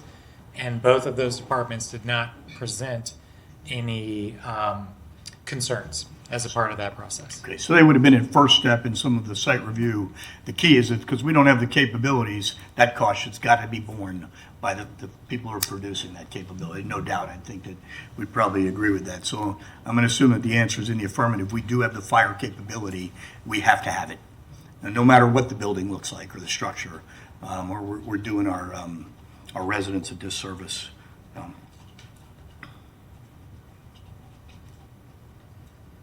That's plenty for the moment. Okay, all right. Thank you, Commissioner Brook. Commissioner Engel. It's good to be like the old school Gainesville City Commission meetings, pushing 9 o'clock. I'll say most of my questions have been answered. I would say because infrastructure got brought up, much like we have checked with fire and much like we have checked with police. I assume sewage capabilities and water availability and everything else is going to fall into that same development review. I'm landing the same kind of spot that Commissioner Willits is, and that I would really like to see more affordable housing tied into this than just the 10% we have. Understand that where we are, that's not necessarily practical, that we've got to have some proof of concept, and that perhaps we can get more of that moving forward.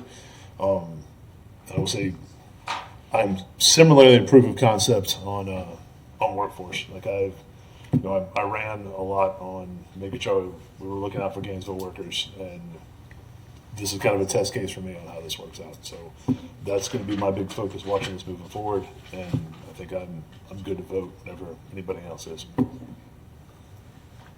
Okay, thank you, Commissioner Engel. Commissioner Duncan Walker. Thank you, Mr. Mayor. I have a couple of questions, and I think my first one might be for Forrest or staff from Sustainable Development. Forrest, hi. I'm sorry. You saw I was looking way back there. I'm glad if I can Everything's blend shutting in, down I'm doing a this good front. job. Forrest, I overheard some members of the community saying that you had been meeting with them. So first, I want to start off with a thank you.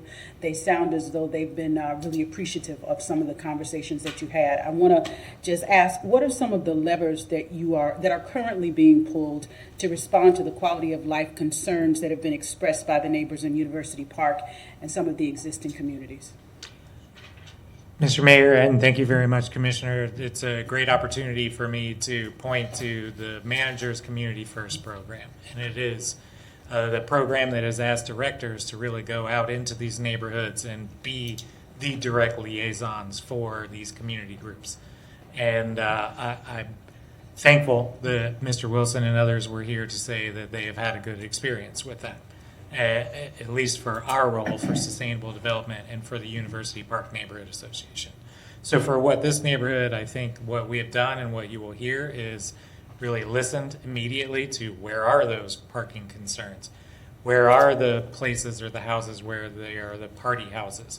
Where are people parking all over Creation? And is it something that we can do as far as code enforcement to address those concerns? And we found, yes, there are places where this happens. And we go, we have the communications, we speak to them directly, and for the most part, as ever, we work towards that compliance, and we get there before we even have to go to the magistrate or violations or something to that effect. Okay, thank you for that. I think that's all I have for you right now, but I have a question now for Mr. Diedenbach.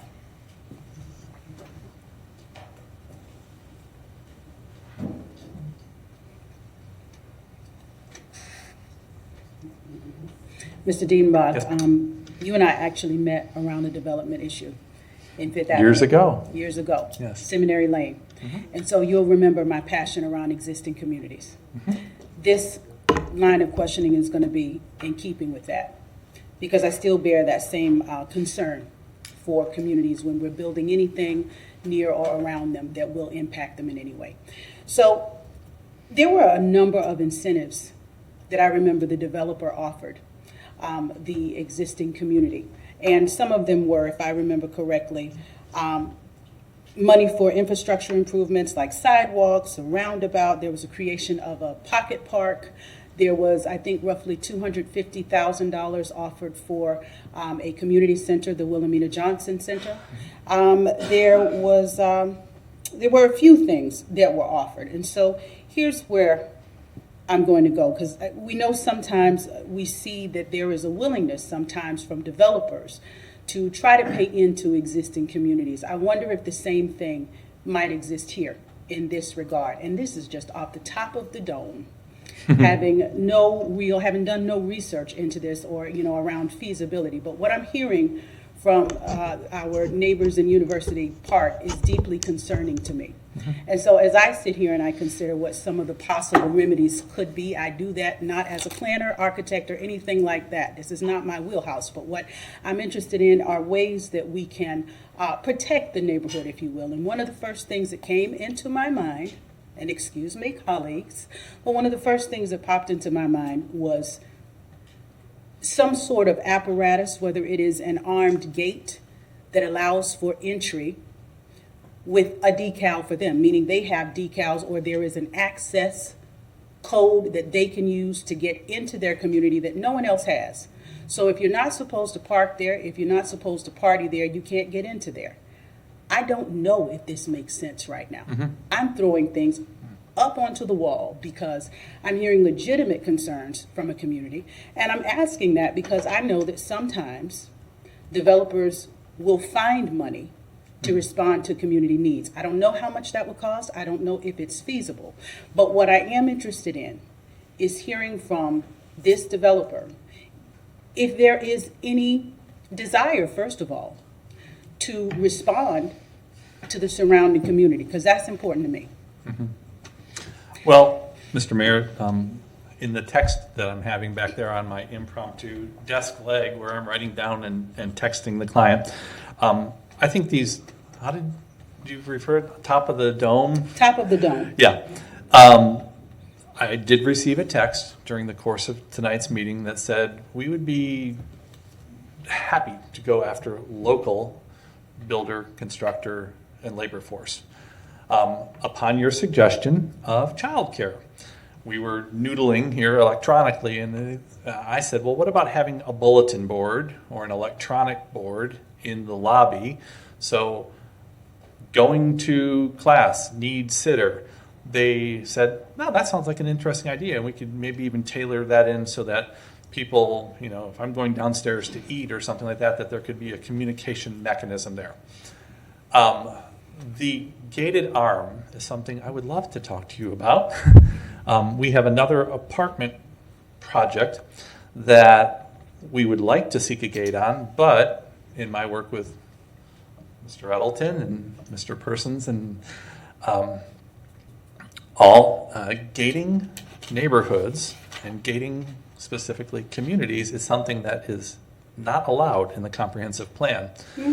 What another innovative idea that we've been talking about here is they could, in marketing this, restrict the tenants from getting a decal, but I don't believe, and Mr. Edelton or staff could tell me, that if a person had a utility bill and a lease, that they couldn't come to the Thomas Center and say, I want to get a decal. Our client said that they would restrict that, you know, and not offer that, and put that forward in the marketing that, you know, you are not guaranteed a space or parking here. We have an option that we worked out within a garage, but I don't know that we can do anything like gating or changing the physical connectivity of the transportation system up into UPNA to the north. I don't think that that's practicable or even allowed by, you know, the comprehensive plan or our transportation policies.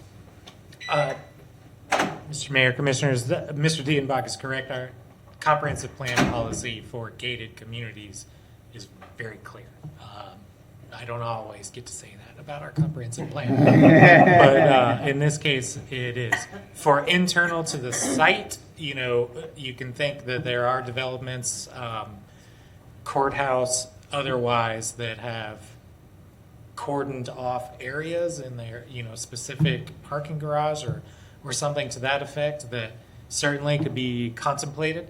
But as overall, a community or gating off of roads or access to parking, otherwise, it's clear in our comprehensive plan that that is not permitted. Thank you, Forrest. Please don't leave just yet. So right now, am I hearing that the only thing that we are able to apply is code enforcement, basically? If someone is in this community, they have to make a phone call in and kind of wait to see when someone will respond for people to move out of the community. I would not say only, but that certainly would be something for any development. If it is not following what has been approved by this commission, then it comes into an enforcement action. Okay, thank you.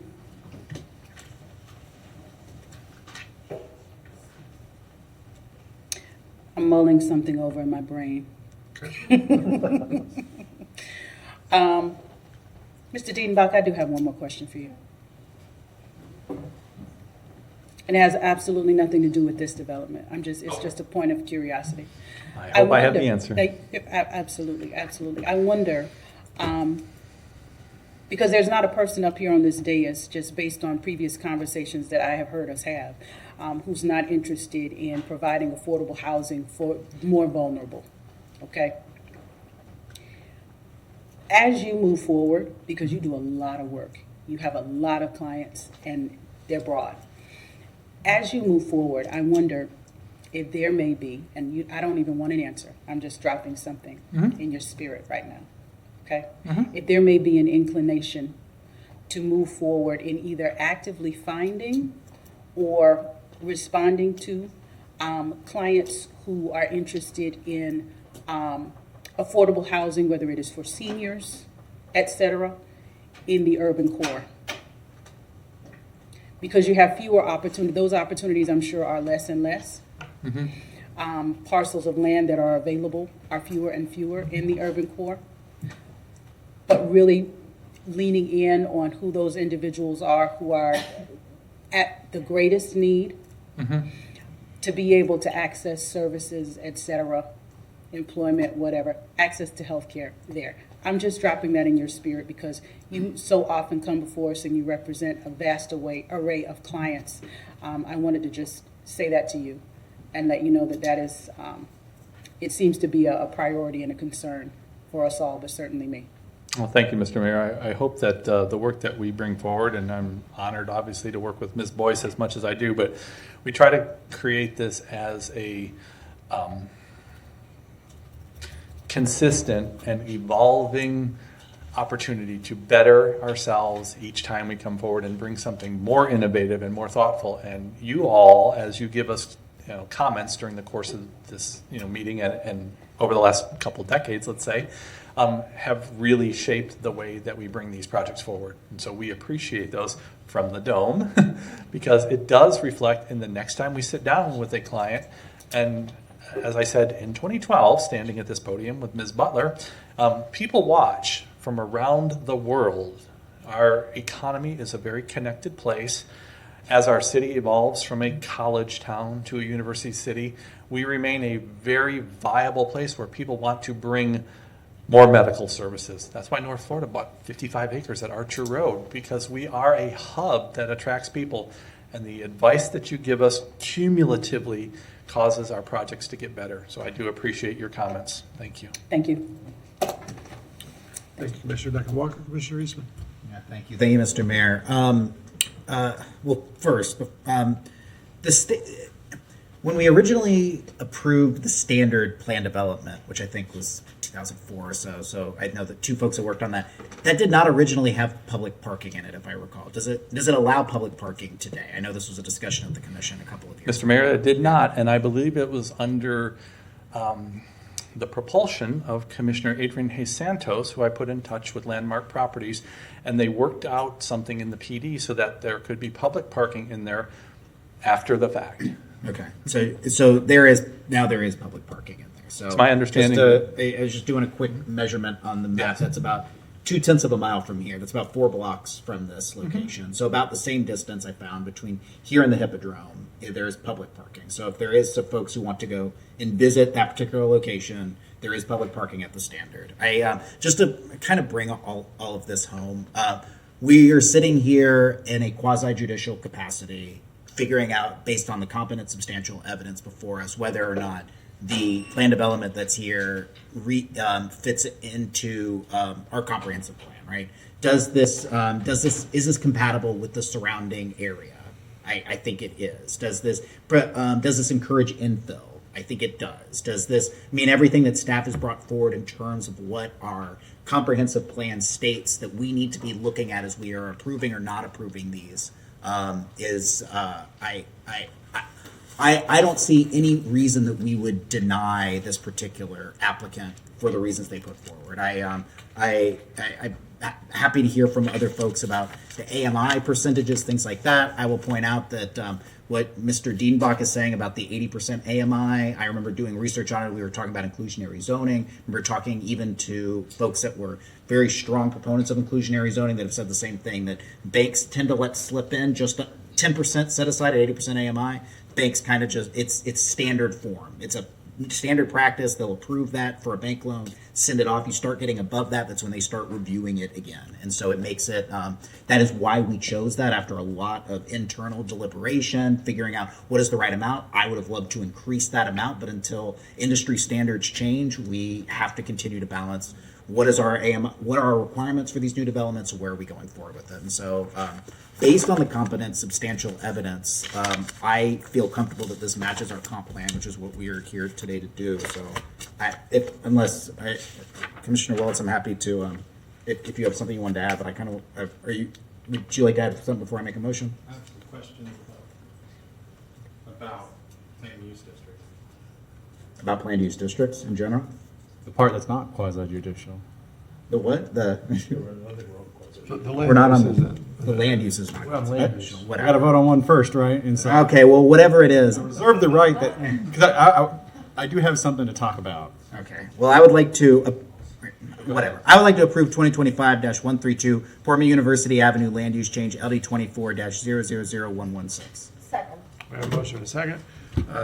You done? I'm done. Okay, Commissioner Willis. Sorry, Mr. Mayor, about that back and forth.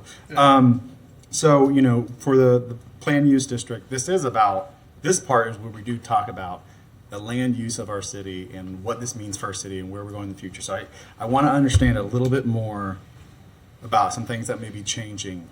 If we pass our mobility fee, Mr. Diedenbach, can you pay it, and will this all still pencil out? Have you heard about our mobility fee that we may be expanding to much greater portions of no, this is already in TMPA, correct? Now I can't remember. Sorry, Mr. Edelton. Is this already in a TMPA?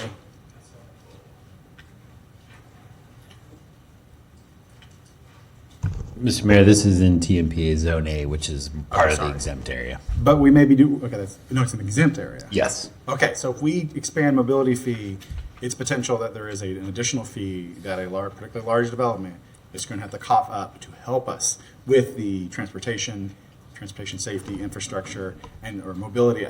So this is my question about that. Can any of that, for the sake of safety, be used on parking enforcement? Probably not. The generally speaking, because mobility fee is an exaction, it goes towards largely capital projects. It can go to some operations, but those have to be baked into the actual overall formula calculation. Okay, because I don't think parking enforcement is in. And I know that's out on the edge, but Commissioner Duncan Walker has talked a little bit about code enforcement or how we handle parking, and I have an issue down in my district that's about to be potentially complicated with even more dense housing, where it seems like there's not quite enough. There's lots of parking, but people just don't want to go park in that garage or pay the fee to the extra whatever $100, $200 a month. And so I need more enforcement in my district. I need parking officers that have an expanded footprint and need an expanded footprint in UP&A. And as we get to if we use land for our planned use district in a way that in essence we're talking about envisioning zero parking of 13 spaces for 750 bedrooms plus a lot of bike and a lot of scooters, right? Like a lot of people will be navigating there, but not in a 4,500 pound car. I think we're going to have to work more on enforcement, but we're going to have to actually give the city manager money and say, please, another parking officer, another 2 parking officers, a parking officer that is not just merely in this tight downtown area, that really works in UP&A, because a car parked partially on a sidewalk is absolutely a safety problem for people who are walking and biking, because then it puts them in a street, it puts them where they're not used to or not willing to whatever. And in my district, I don't need a full-time parking officer, but we could have a full-time parking officer probably just in UP&A to really make it clear that you got to go pay at the standard. Girlfriend, boyfriend who's coming to visit. That's what I was going to say about who it limits the most. You're only going to be able to date within walking distance, those students, because boyfriend, girlfriend can't drive over. So maybe this is just more of an idea thrown out there that at some point, as the city changes, when our future land use envisions something, it's not merely how we use the land, it's how we build the infrastructure, of course, but the people infrastructure to do something. So I don't know if it can't be out of mobility fee. I understand, but that's where I'm going with this idea that at some point when we generate a bunch of new revenue, perhaps from taxes, in essence, if we allow urban buildings, we have to support it with urban services, and urban services looks a lot more like parking enforcement than perhaps what we currently give that neighborhood. Mr. Mayor, not to try to take this any longer, I did want to clarify. I did get some information from staff. I think the issue about the parking decals, I believe staff and Mr. Chan can maybe correct me or come up here and provide his input. But transportation staff did indicate that they will not issue decals for residents of this development. Is that correct, Mr. Chan? Okay. So just to clarify the statement earlier about that they would be eligible, they will not be eligible for parking decals. Thank you, Mr. Persons. Yep. Mr. Mayor. Thank you. Commissioner Book. Yeah, we've probably all used up our talking time this evening, and I know I have also. Yeah, we're on the land use, and my understanding from staff, is this an accurate statement to say that the land use is appropriate, that what we have right now, and it's zoned appropriately, correct? Is that an accurate statement or not? That aligns with staff recommendations. I'm sorry? That is a staff recommendation, yes. No. My question is, forgetting the plan development, what we have right now is not inconsistent is both for land use and zoning. What we have currently in place today is consistent, and what is being proposed, we have found is consistent. Would also be, okay. In other words, so what we have fits.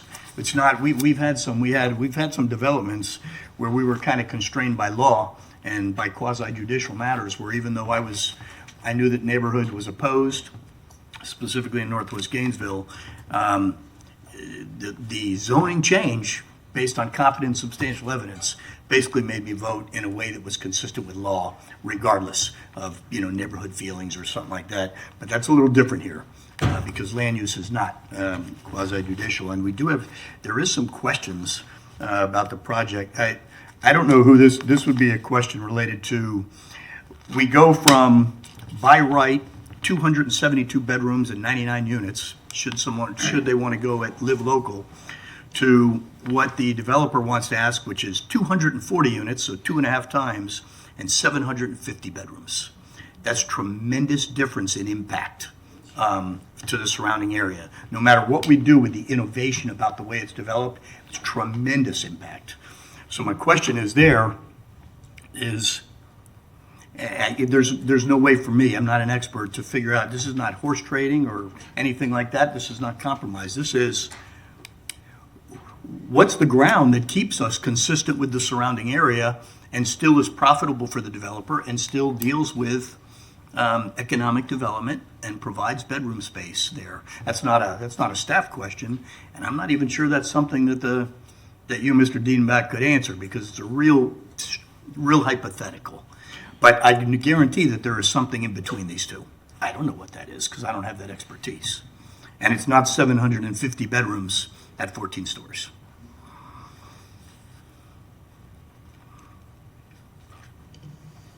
Well, Mr. Mayor, as I stated, we've done due diligence on this project, on this particular piece of real estate, let me say, at least a half dozen times. And to make the project work, you have to have a certain economy of scale on here. There are what I would call small boutique developers that have done tremendous work in the College Park South area, Innovation District, Sorority Row, and so forth. This is a different animal. This is on State Road 26, directly across from the core of campus. And so everybody that has previously looked at this project has not had the financial feasibility to make this close, if you will, and the numbers work in return on investment and carrying the debt until they brought this forward as a project that is effectively a full apartment complex, which would ordinarily consume 15 to 18 acres of land and be, 3-4 stories at most, across a sprawling area with an enormous parking lot. This is a client that is out of Atlanta, that understands urban infill, and has made a financially feasible pro forma on this that Ms. Boyce and I, along with others in our office and on their team with their architects, have come to bring closure to at this number, because it operates as an effective retail and service area as well as a residential area. We in no way meant to portray any sort of a veiled threat when we could say, under Live Local we would do this, or under inclusionary zoning.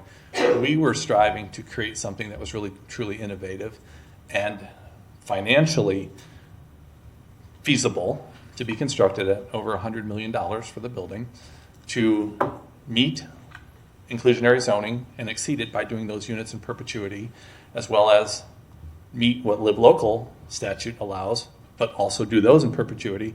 So I have not seen in any previous attempt where people have tried to create a pro forma and a business model for this, that it has worked. We know that definitively, though, this does work. They have done their financial research on here. It can be underwritten as it is presented in the application, and staff has found 15 areas of consistency in the City of Gainesville's comprehensive plan for that legislative component, and have also testified, and I will stand here doing the same, that it is consistent with the Land Development Code. There is a financial model and a unit bedroom mix that is being presented to you that staff has found consistent on 15 components of the City of Gainesville's comprehensive plan and in the Land Development Code. So, yeah, nobody previous to this has ever been able to make this financially work in this location. That is, who said beachfront real estate of sorts? The affordability index is really just I don't think it's a great factor whether you in almost any of these categories, and the reason for that is we're currently, and this is kind of goes to Commissioner Engel and Commissioner Willis' point, is we have 10% of units at 80% AMI. So what we're saying is somebody can make $58,000 a year right now, and we're going to consider that affordable, and they're going to get a unit. That's not helping not one person that I think is vulnerable. And that's not necessarily a component, but it's important because I think the argument about affordability, that term and the AMI term, always really throws people off. And I know it does me. So I look and I say, wait, 10% of these units, if you make under 58,000, you're eligible. But we haven't helped anybody that's vulnerable there. And then if you 72 units at 120%, like you talked about this, that means if you make $87,000 a year, you're eligible to get one of these affordable housing units. And boy, that's tremendous. That's a tremendous salary in the city of Gainesville. So it's not affordable. That's really not that's not something that's critical for the unit. But at least if we're talking about developments in terms of what we do to help affordable housing, this isn't it. It's just not. And it's even not at the Live Local Act, so this is not related to the developer. This is 120% AMI is $87,000. You make less than that, you qualify. So that concerns me also. But again, that's not a developer issue. That's an AMI, and what Live Local says, that's not doing anything for the people we think are most in need of the housing. So it's a tough one. Thank you very much. These are very difficult questions. Thank you, Commissioner Book. Commissioner Engel. Just a quick nuts and bolts on the affordable housing. The 80% AMI does come to be very helpful when you talk about housing vouchers and other issues, because there's strict income limits on those, and then only a certain portion of that can be used for rental. So when you've got 80% AMI, it really opens it up to a lot of people that are vulnerable, because those housing vouchers are then usable for those things. So it can make a big difference on that end. Okay, believe it or not, I don't see any further lights, so we have a motion on the table. We have another. So that's funny now, in an hour it won't be. Madam Clerk, let's call the roll. Commissioner Duncan Walker? No. Commissioner Book? No. Commissioner Willits? Aye.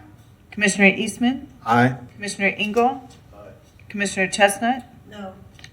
Mayor Wharton. Aye. That passes 4-3 with Book, Chestnut, and Duncan Walker in dissent. Madam Clerk. Mr. Mayor, I did read 2025-133 already into the record.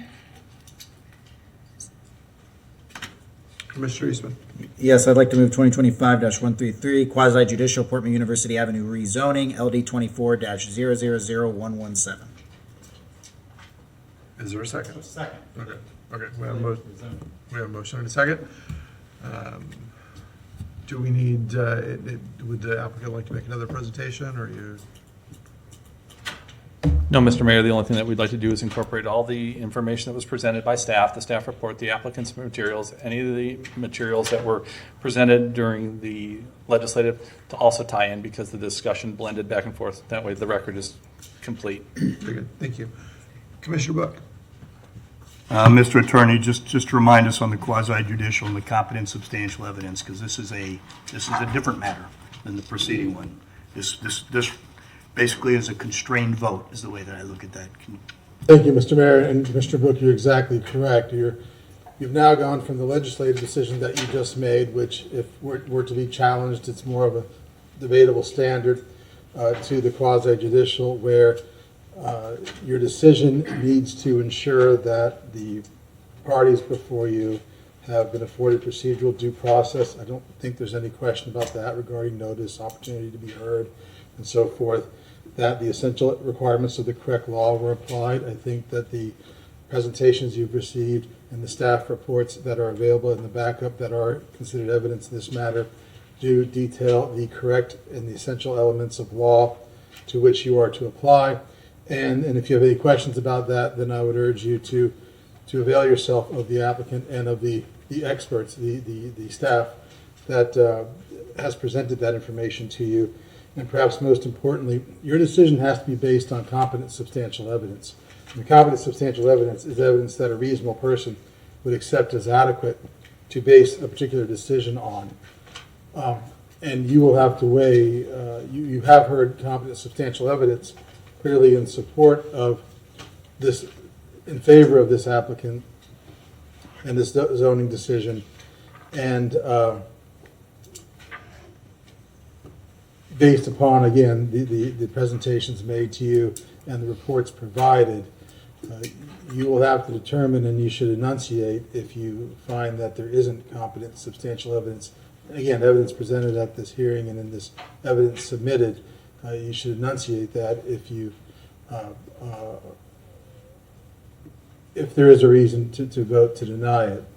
So again, that is, you're absolutely right, Commissioner, that you're in a different phase with the quasi-judicial, and it is more, the weight upon you, I think, is a little greater to consider those elements before you.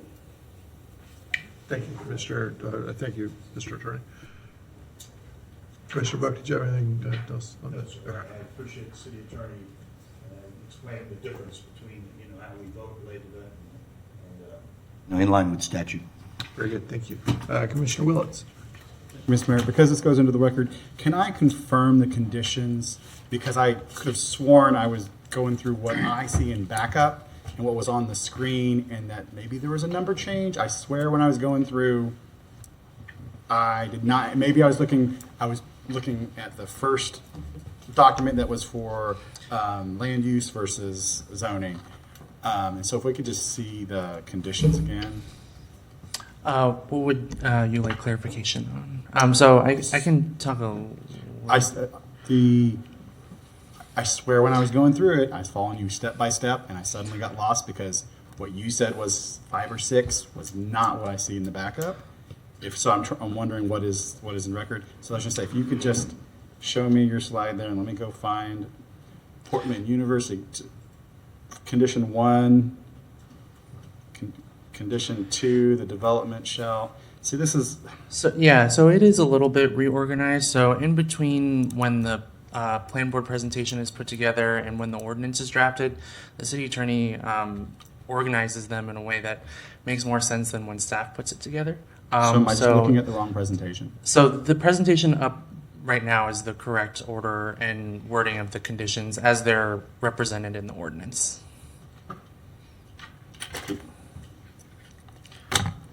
Do I guess do I not have this in backup?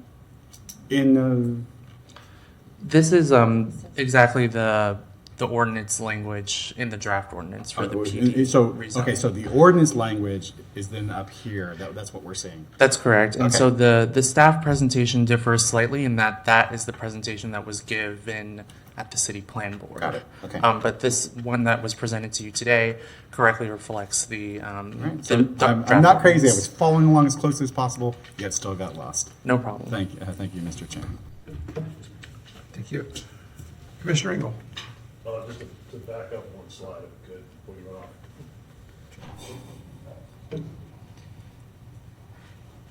Or maybe 2 slides. Whatever that's, there we go. And I just, because it came up here, I just want to make sure we're all on the same page.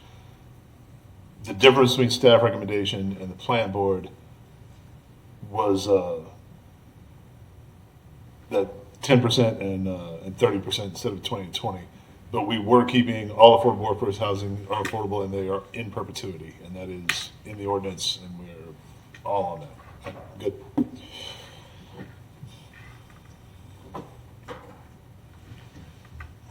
Okay, did you make the motion? Yeah, you did make the motion, okay. All right, I see no other lights. Any public comment on the zoning? Let's make sure we ask. I did have Mr. Mount signed up for the second item, He's but gone. I think he left. Okay. Okay, all right, let's, hold on. Hold on. I do want to make one point, because the only reason that we are sitting here today is because in our urban core, what the applicant came here today with was an issue with density within our urban core zoning that is, and he's asking for 2.5 times what we currently allow within our urban core. We could have easily had a density, we probably would not be sitting here if we had densities that more matched what you could fit inside of the box that, as the applicant asked for. They probably would not be asking for 2.5 times, they could have probably made it work within a more reasonable urban core density. But what we have is a density amount that is, they said, Mr. Diedenbach said very clearly, said, if you built with the density, with the box that you guys tell us that we can build within, you'd have, quote, a very empty building. And I think I hate approving planned developments, because when I look back through the history of the city, you can see what the city was failing at within its zoning and its land use designations based on whatever planned development was there. Back before we allowed mixed use zoning, you'll have planned developments that had mixed use zoning. And I think this is a very clear showing that we are not able to make a lot of our urban core work because our densities are much too low in the urban core. I was going to make a motion about it. I'm tired. I could make a motion about it, but I do think we need to at some point have a conversation more long-term so that we're not back here having these discussions about planned developments within an area. I mean, we're talking about the same box regardless of how many units are in there, regardless of what allowed uses are in there. It is the same box. It's the exact same box. No one outside of the box has any idea what's going on inside of that box. And I don't know. We have heard this for a while. I think by the time that someone is paying Mr. Diedenbach's salary for 8 months to come sit here in front of us to go through a planned development, it means that there's a lot more that is, there's a lot more things that are not happening as a result of that. And so I think at some point we need to have a conversation about our urban core densities and within our land use. That's all I have, Mr. Mayor. Thank you. That sounds like something you should bring up at member comment on a less busy day. Madam Clerk, let's call the roll. Commissioner Book. Commissioner Willits. Aye. Commissioner Eastman. Aye. Commissioner Engel. Aye. Commissioner Chestnut is absent. Commissioner Duncan Walker. Aye. Mayor Ward. Aye, that passes unanimously with Commissioner Chestnut absent. All right. Mr. Mayor, we are on to our final item of the evening. Or no, we're not. Sorry, just kidding. All Our right. penultimate item. Penultimate.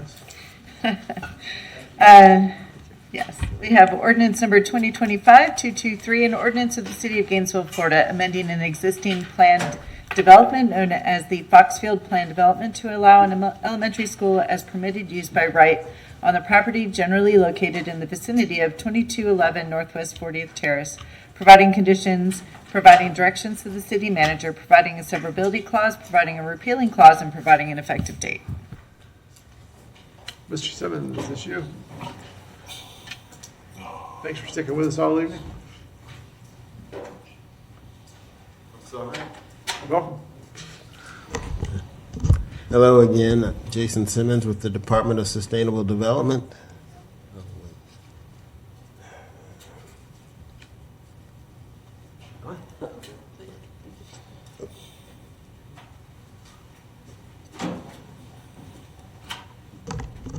Okay, thank you, Mr. Mayor, Commissioners. So this petition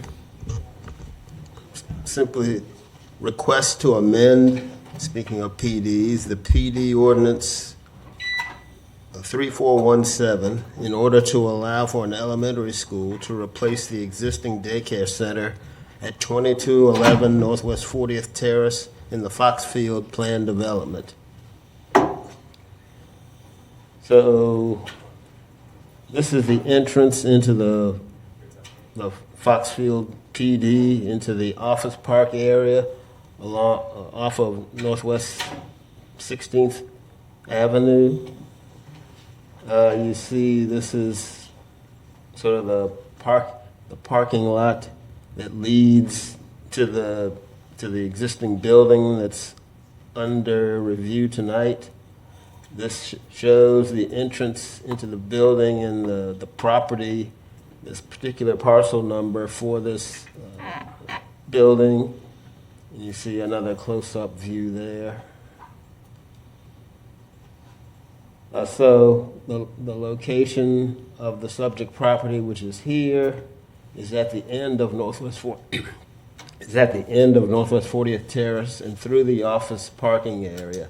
So the pictures we saw were the entrance off of Northwest 16th all the way to the cul-de-sac, and then there's the regular parking lot to access the buildings in the office development, and you follow those parking vehicular use areas all the way to the entrance into the subject property. The land use for this is PUD, or Planned Use District, and the zoning is PD, Planned Development. And the request, again, is to allow an elementary school as a permitted use within this Foxfield PD. Now, here is sort of the crux of the matter. North is this way. This is Northwest 16th. And this is 40th Terrace that we just saw. The yellow is the subject property of Lot 4. So Ordinance 3417, which was being amended, was adopted in March of 1988. And that ordinance concerned only Lot 4, which is highlighted in yellow, and Lot 7 of the design plat in the professional office subdivision of the Foxfield Plan Development. Now, some of the rest of this area that you see sort of outlined with the black, that's Lot 7. So Lot 7 was subdivided into 4 single-family lots that each front on Northwest 38th Drive, which is located here. The remainder of Lot 7 was added to Lot 4, which included a residential building that was originally intended to remain as a residence. That residential building is now the existing daycare center, which is this building that shows up here. However, over the course of some time, it became apparent that the most appropriate use for the building was professional office rather than a single-family dwelling. The building is adjacent to the 5-story atrium building, which is located here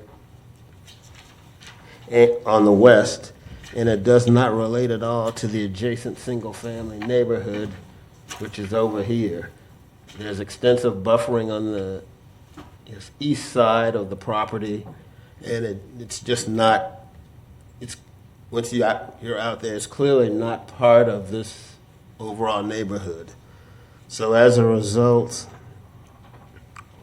also the building is oriented towards the office development to the south.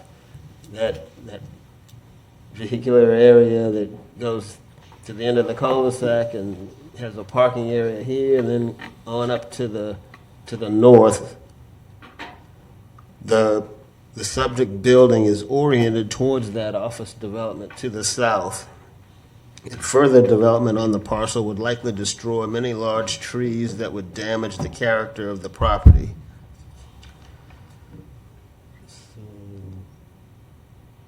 And here's another view of this area, sort of a site plan. You see the end of the cul-de-sac located here, and you see the vehicular use area, providing parking for the existing office buildings. There's 3 of them shown here. That parking area goes further up, and the entrance into this parcel is located about here. And this is where the existing daycare center is located now, and this is where it's proposed that the elementary school would be located. And again, that was the building that at the beginning of all of this was the residence for the owners who were behind the move to make this whole area a PD.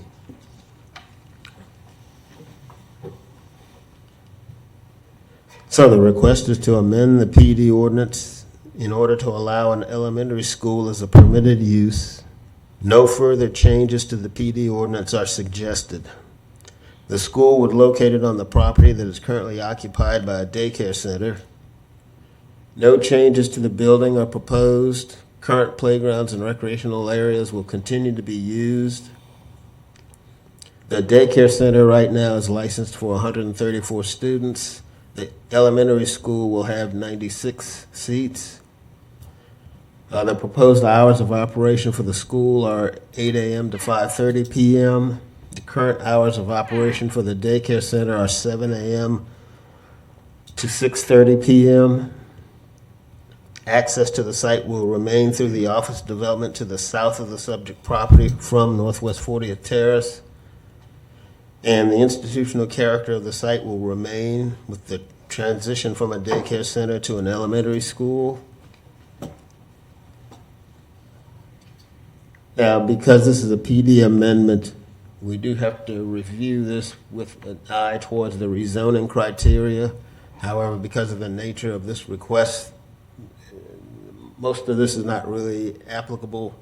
There's not going to be a new site plan or development plan. It's basically taking the daycare students out and putting in elementary school kids in that location. Now, there are also review criteria for plan development applications. It has to be consistent with the comp plan, conforms to the other provisions of the PD, internal and external compatibility.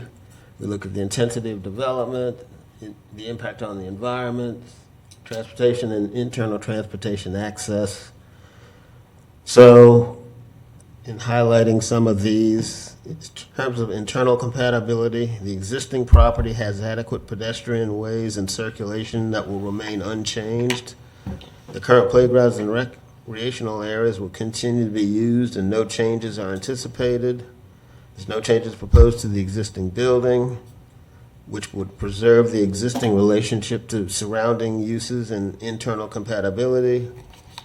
The setbacks and buffers on the site were established with the ordinance adoption in 1988 and will be maintained. As far as external compatibility, the proposed elementary school use is a similar institutional use to the existing daycare facility, meaning no significant changes to the existing compatibility with the adjacent residential and office uses. The existing traffic patterns and intensity are anticipated to remain the same as the current method of drop-off and pickup times closely match the daycare center's operation. According to the applicant, the daycare center is licensed for 134 students. The elementary school will have 96 seats. Students will arrive with parents who will drop them off in the same way as the daycare center students are dropped off now. Basically, the parents drive the kids up, pull up to the front, drop the kids off, and come back out, and then come back later in the day. As far as transportation access and transportation choices, development at the property is existing, and access is provided to the abutting major roadway, Northwest 16th Boulevard, by way of Northwest 40th Terrace, through the office park. Internal driveways and surface parking exist to support parking and maneuvering on the property. The current access will be able to accommodate the proposed change from the daycare to an elementary school. Sufficient off-street parking for vehicles and bicycles is already provided. Parking is provided for staff and visitors. Pedestrian pathways connect the site to the adjacent sidewalk network, which leads to existing transit stops in the area. RTS Route 10 runs along Northwest 16th Boulevard in this area. Now, there was talk about the PD conditions in the last development. Unfortunately, this slide represents the conditions from the presentation to the plan board. So, but the legal department basically combined these into two separate conditions. This was approved by the plan board with staff conditions, and which are basically these, but I will read you the conditions as placed in the draft ordinance that you have in your backup. Condition 1, the elementary school is limited to a maximum of 135 students. This limit includes any ancillary or similar uses during the summer. Summer means after the end of the regular school year and prior to the start of the next regular school year. And condition 2, the elementary school hours of operation may be no earlier than 7 a.m. and no later than 6:30 p.m. So with that, staff recommends approval of the proposed ordinance with conditions. And I'll be happy to answer any questions. I believe the applicant is here to address any issues you also might have. I want to ask the applicant, do you have a presentation you'd like to make, or? Okay. All right, very good. Commissioner Book. I'm going to go on this assumption that don't we wish they were all this easy, right? It's the same use, with the same size, in a neighborhood. Was there any community feedback that related to this, positive or negative, or input related to this? This is right down from my neck of the woods. I did not receive any inquiries from anybody from the public or surrounding properties. For the applicants, is there any feedback that might be important for us to know as a commission? We have the recommended meeting, or the required meetings. We did have the required meetings and nobody came. We haven't had any feedback from the community. I move approval of 2025-223, adopted proposed ordinance for Persimmon Elementary Plan Development Ordinance. Second. Have a motion and a second. Commissioner Willetts. Thank you, Mr. Mayor. I'll share with you one bit of feedback, some of it very good, from one of your neighbors, and they used our system, Quickly put on the... Yeah. So I just thought it'd be nice to share. They said the daycare has been a good neighbor, but space is very constrained by nearby structures. So they've been a good neighbor, it sounds like. But this person did want to have two questions, so I thought I'd ask them. And one is what's the estimated increase in vehicle trips between the two different uses? Is that in there somewhere? I assume it's same. I guess the makeup of elementary students might be in more families where you got two of them versus, I don't know. Maybe less trips. There's nothing in the staff report with specific transportation trip generation numbers. I tried to look it up under the current ITE manual, which deals with trip generation. And I'm not in that business anymore, so I'm not probably as familiar, but they looked pretty similar in terms of the uses. In fact, daycare might be more, right, in terms of trip generation than an elementary school. That's my assumption, but it could be wrong. And then the other question was about any kind of secondary access for emergencies, fire, flood, public emergency, because it is, I don't think today we would approve something quite like this, because it's a dead end on a dead end. It's a cul-de-sac on a cul-de-sac in essence. Is there any, I assume even from the atrium, there's not even something that a fire truck could eventually hop a curb and get in there to go help, students? Is there any opportunity for that? Mr. Mayor, we didn't review the existing development plan for this because actually if this passes, there would be no development plan. It would simply be going through their required building permits for doing the work internally. There's no site plan issues for us as proposed for what they're wanting to do. I don't know if in the 80s whether there might be, and I'm speculating, I'm not.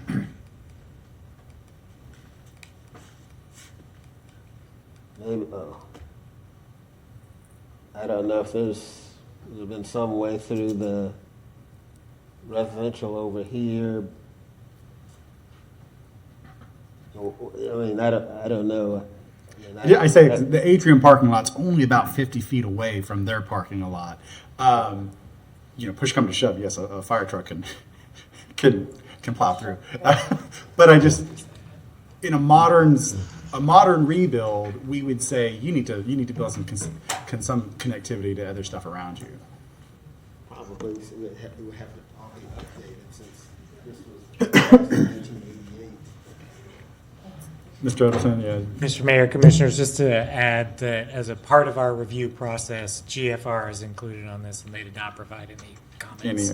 Perfect, thank you. And so the last question, I promise I'd ask those questions because some of it got lost in the ether, not to the commissioners, so I try to drag it out of the machine.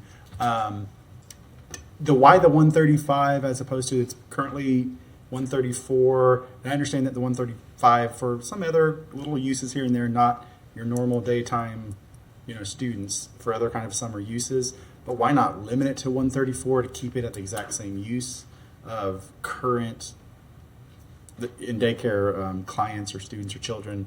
Why not just keep it right at 134? I think my idea was rounding it up to on the fives. It was 134. I said we'll just round it up to 135, and all right, but legal could have changed it. Puts us in not a hard spot. It sounds like to me like 40 years ago, because you don't have charters, we would never have thought of an elementary school, or 30, maybe even 20. But now we're just in a different world where you really can't have an elementary school at the size of 96 students. So I guess good for me. I'll support it. Thank you, Mr. Mayor. Thank you, Mr. Simmons. Thank you, Commissioner. Commissioner Eastman. Thank you, Mr. Mayor. Just for full disclosure, my daughter goes to Persimmon, not the elementary school, but the daycare that's here on 6th. I spoke with counsel who says that this does not inure to me or my family's to our private benefit. So, and my daughter will be she'll be a Parker Flyer next year, so this will be open after she is out of there. But we love Persimmon. It's the elementary school is now connected on 6th Street to the very first house in the history of the city of Gainesville, the Bailey House. Believe that this is moving that elementary school over into the west side, and some of the daycare students will be coming over there. It's a great school. We really love it, and I'm happy to support. I'm actually not incredibly happy to support it. Why do we? So you asked about conditions on 134. Why do we have all of these conditions on here? This has been my issue overall with plan developments is something makes sense in 1988 and we put these strict conditions on it. Zoning changes, how we regulate things changes, but the PDs get locked in amber, held over as sort of an historical artifact from what we thought made sense in 1988. Why do we limit the number of students in the underlying plan development? Instead of just saying you can have an elementary school. Why do we have those conditions in there?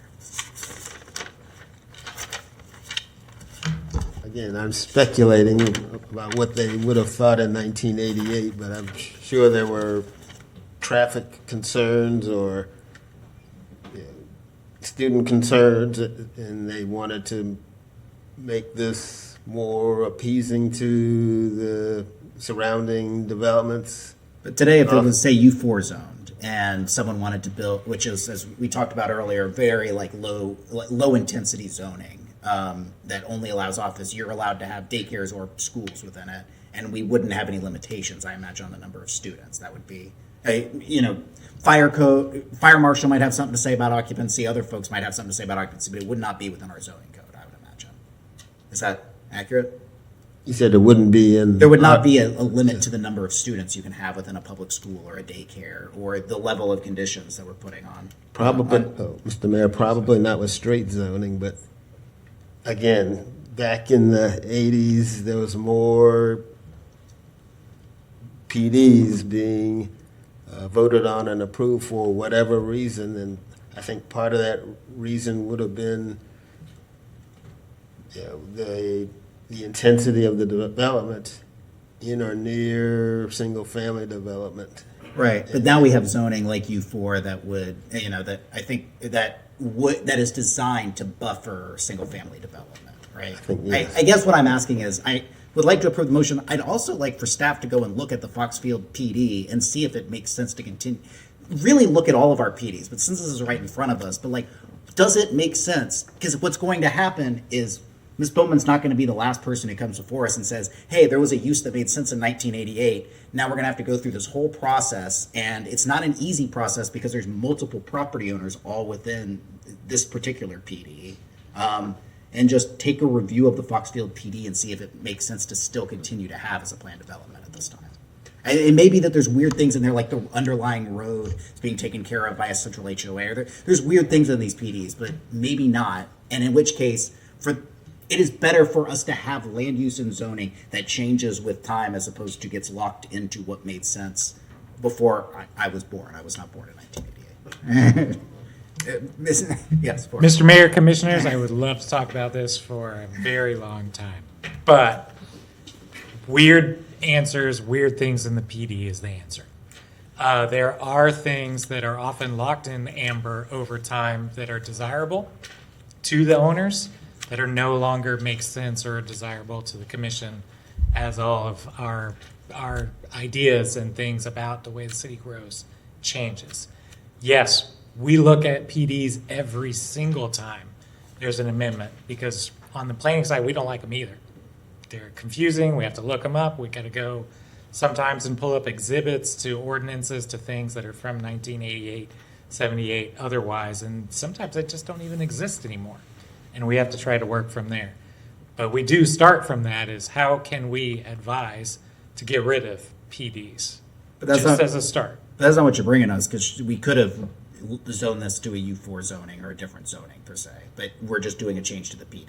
And there's still strict conditions on it. So when this goes for redevelopment in the future, that person's going to have to come forward with potential changes to the PD as well each time this goes forward. Is that correct? So there are parameters in the PD that, again, may be desirable to the owners that have them today that would not be allowed by zoning. Okay. And we would have to do that research and evaluation on, essentially a case-by-case basis because of the nature of PDs. Okay.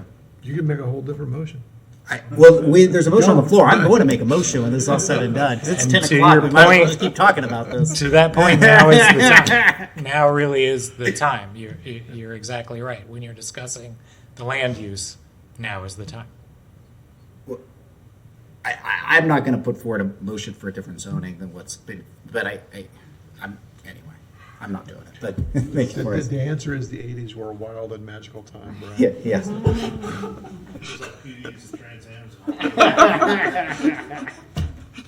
Commissioner Engel. Right. I was actually going to make a motion. I forgot what you Yeah. had a motion on the floor. So Okay, very good. All right, is there any public comment? Mayor. Okay, let's call the roll. Commissioner Eastman? Aye. Commissioner Engel? Aye. Commissioner Chestnut? Aye. Commissioner Duncan Walker? Aye. Commissioner Book? Commissioner Willets? Aye. Mayor Ward? Aye, that passes unanimously. Commissioner Eastman. Thank you. I'd like to move to direct staff to review the Foxfield PD for potential rezoning to a lateral zoning district. Second. Is there any public comment on that?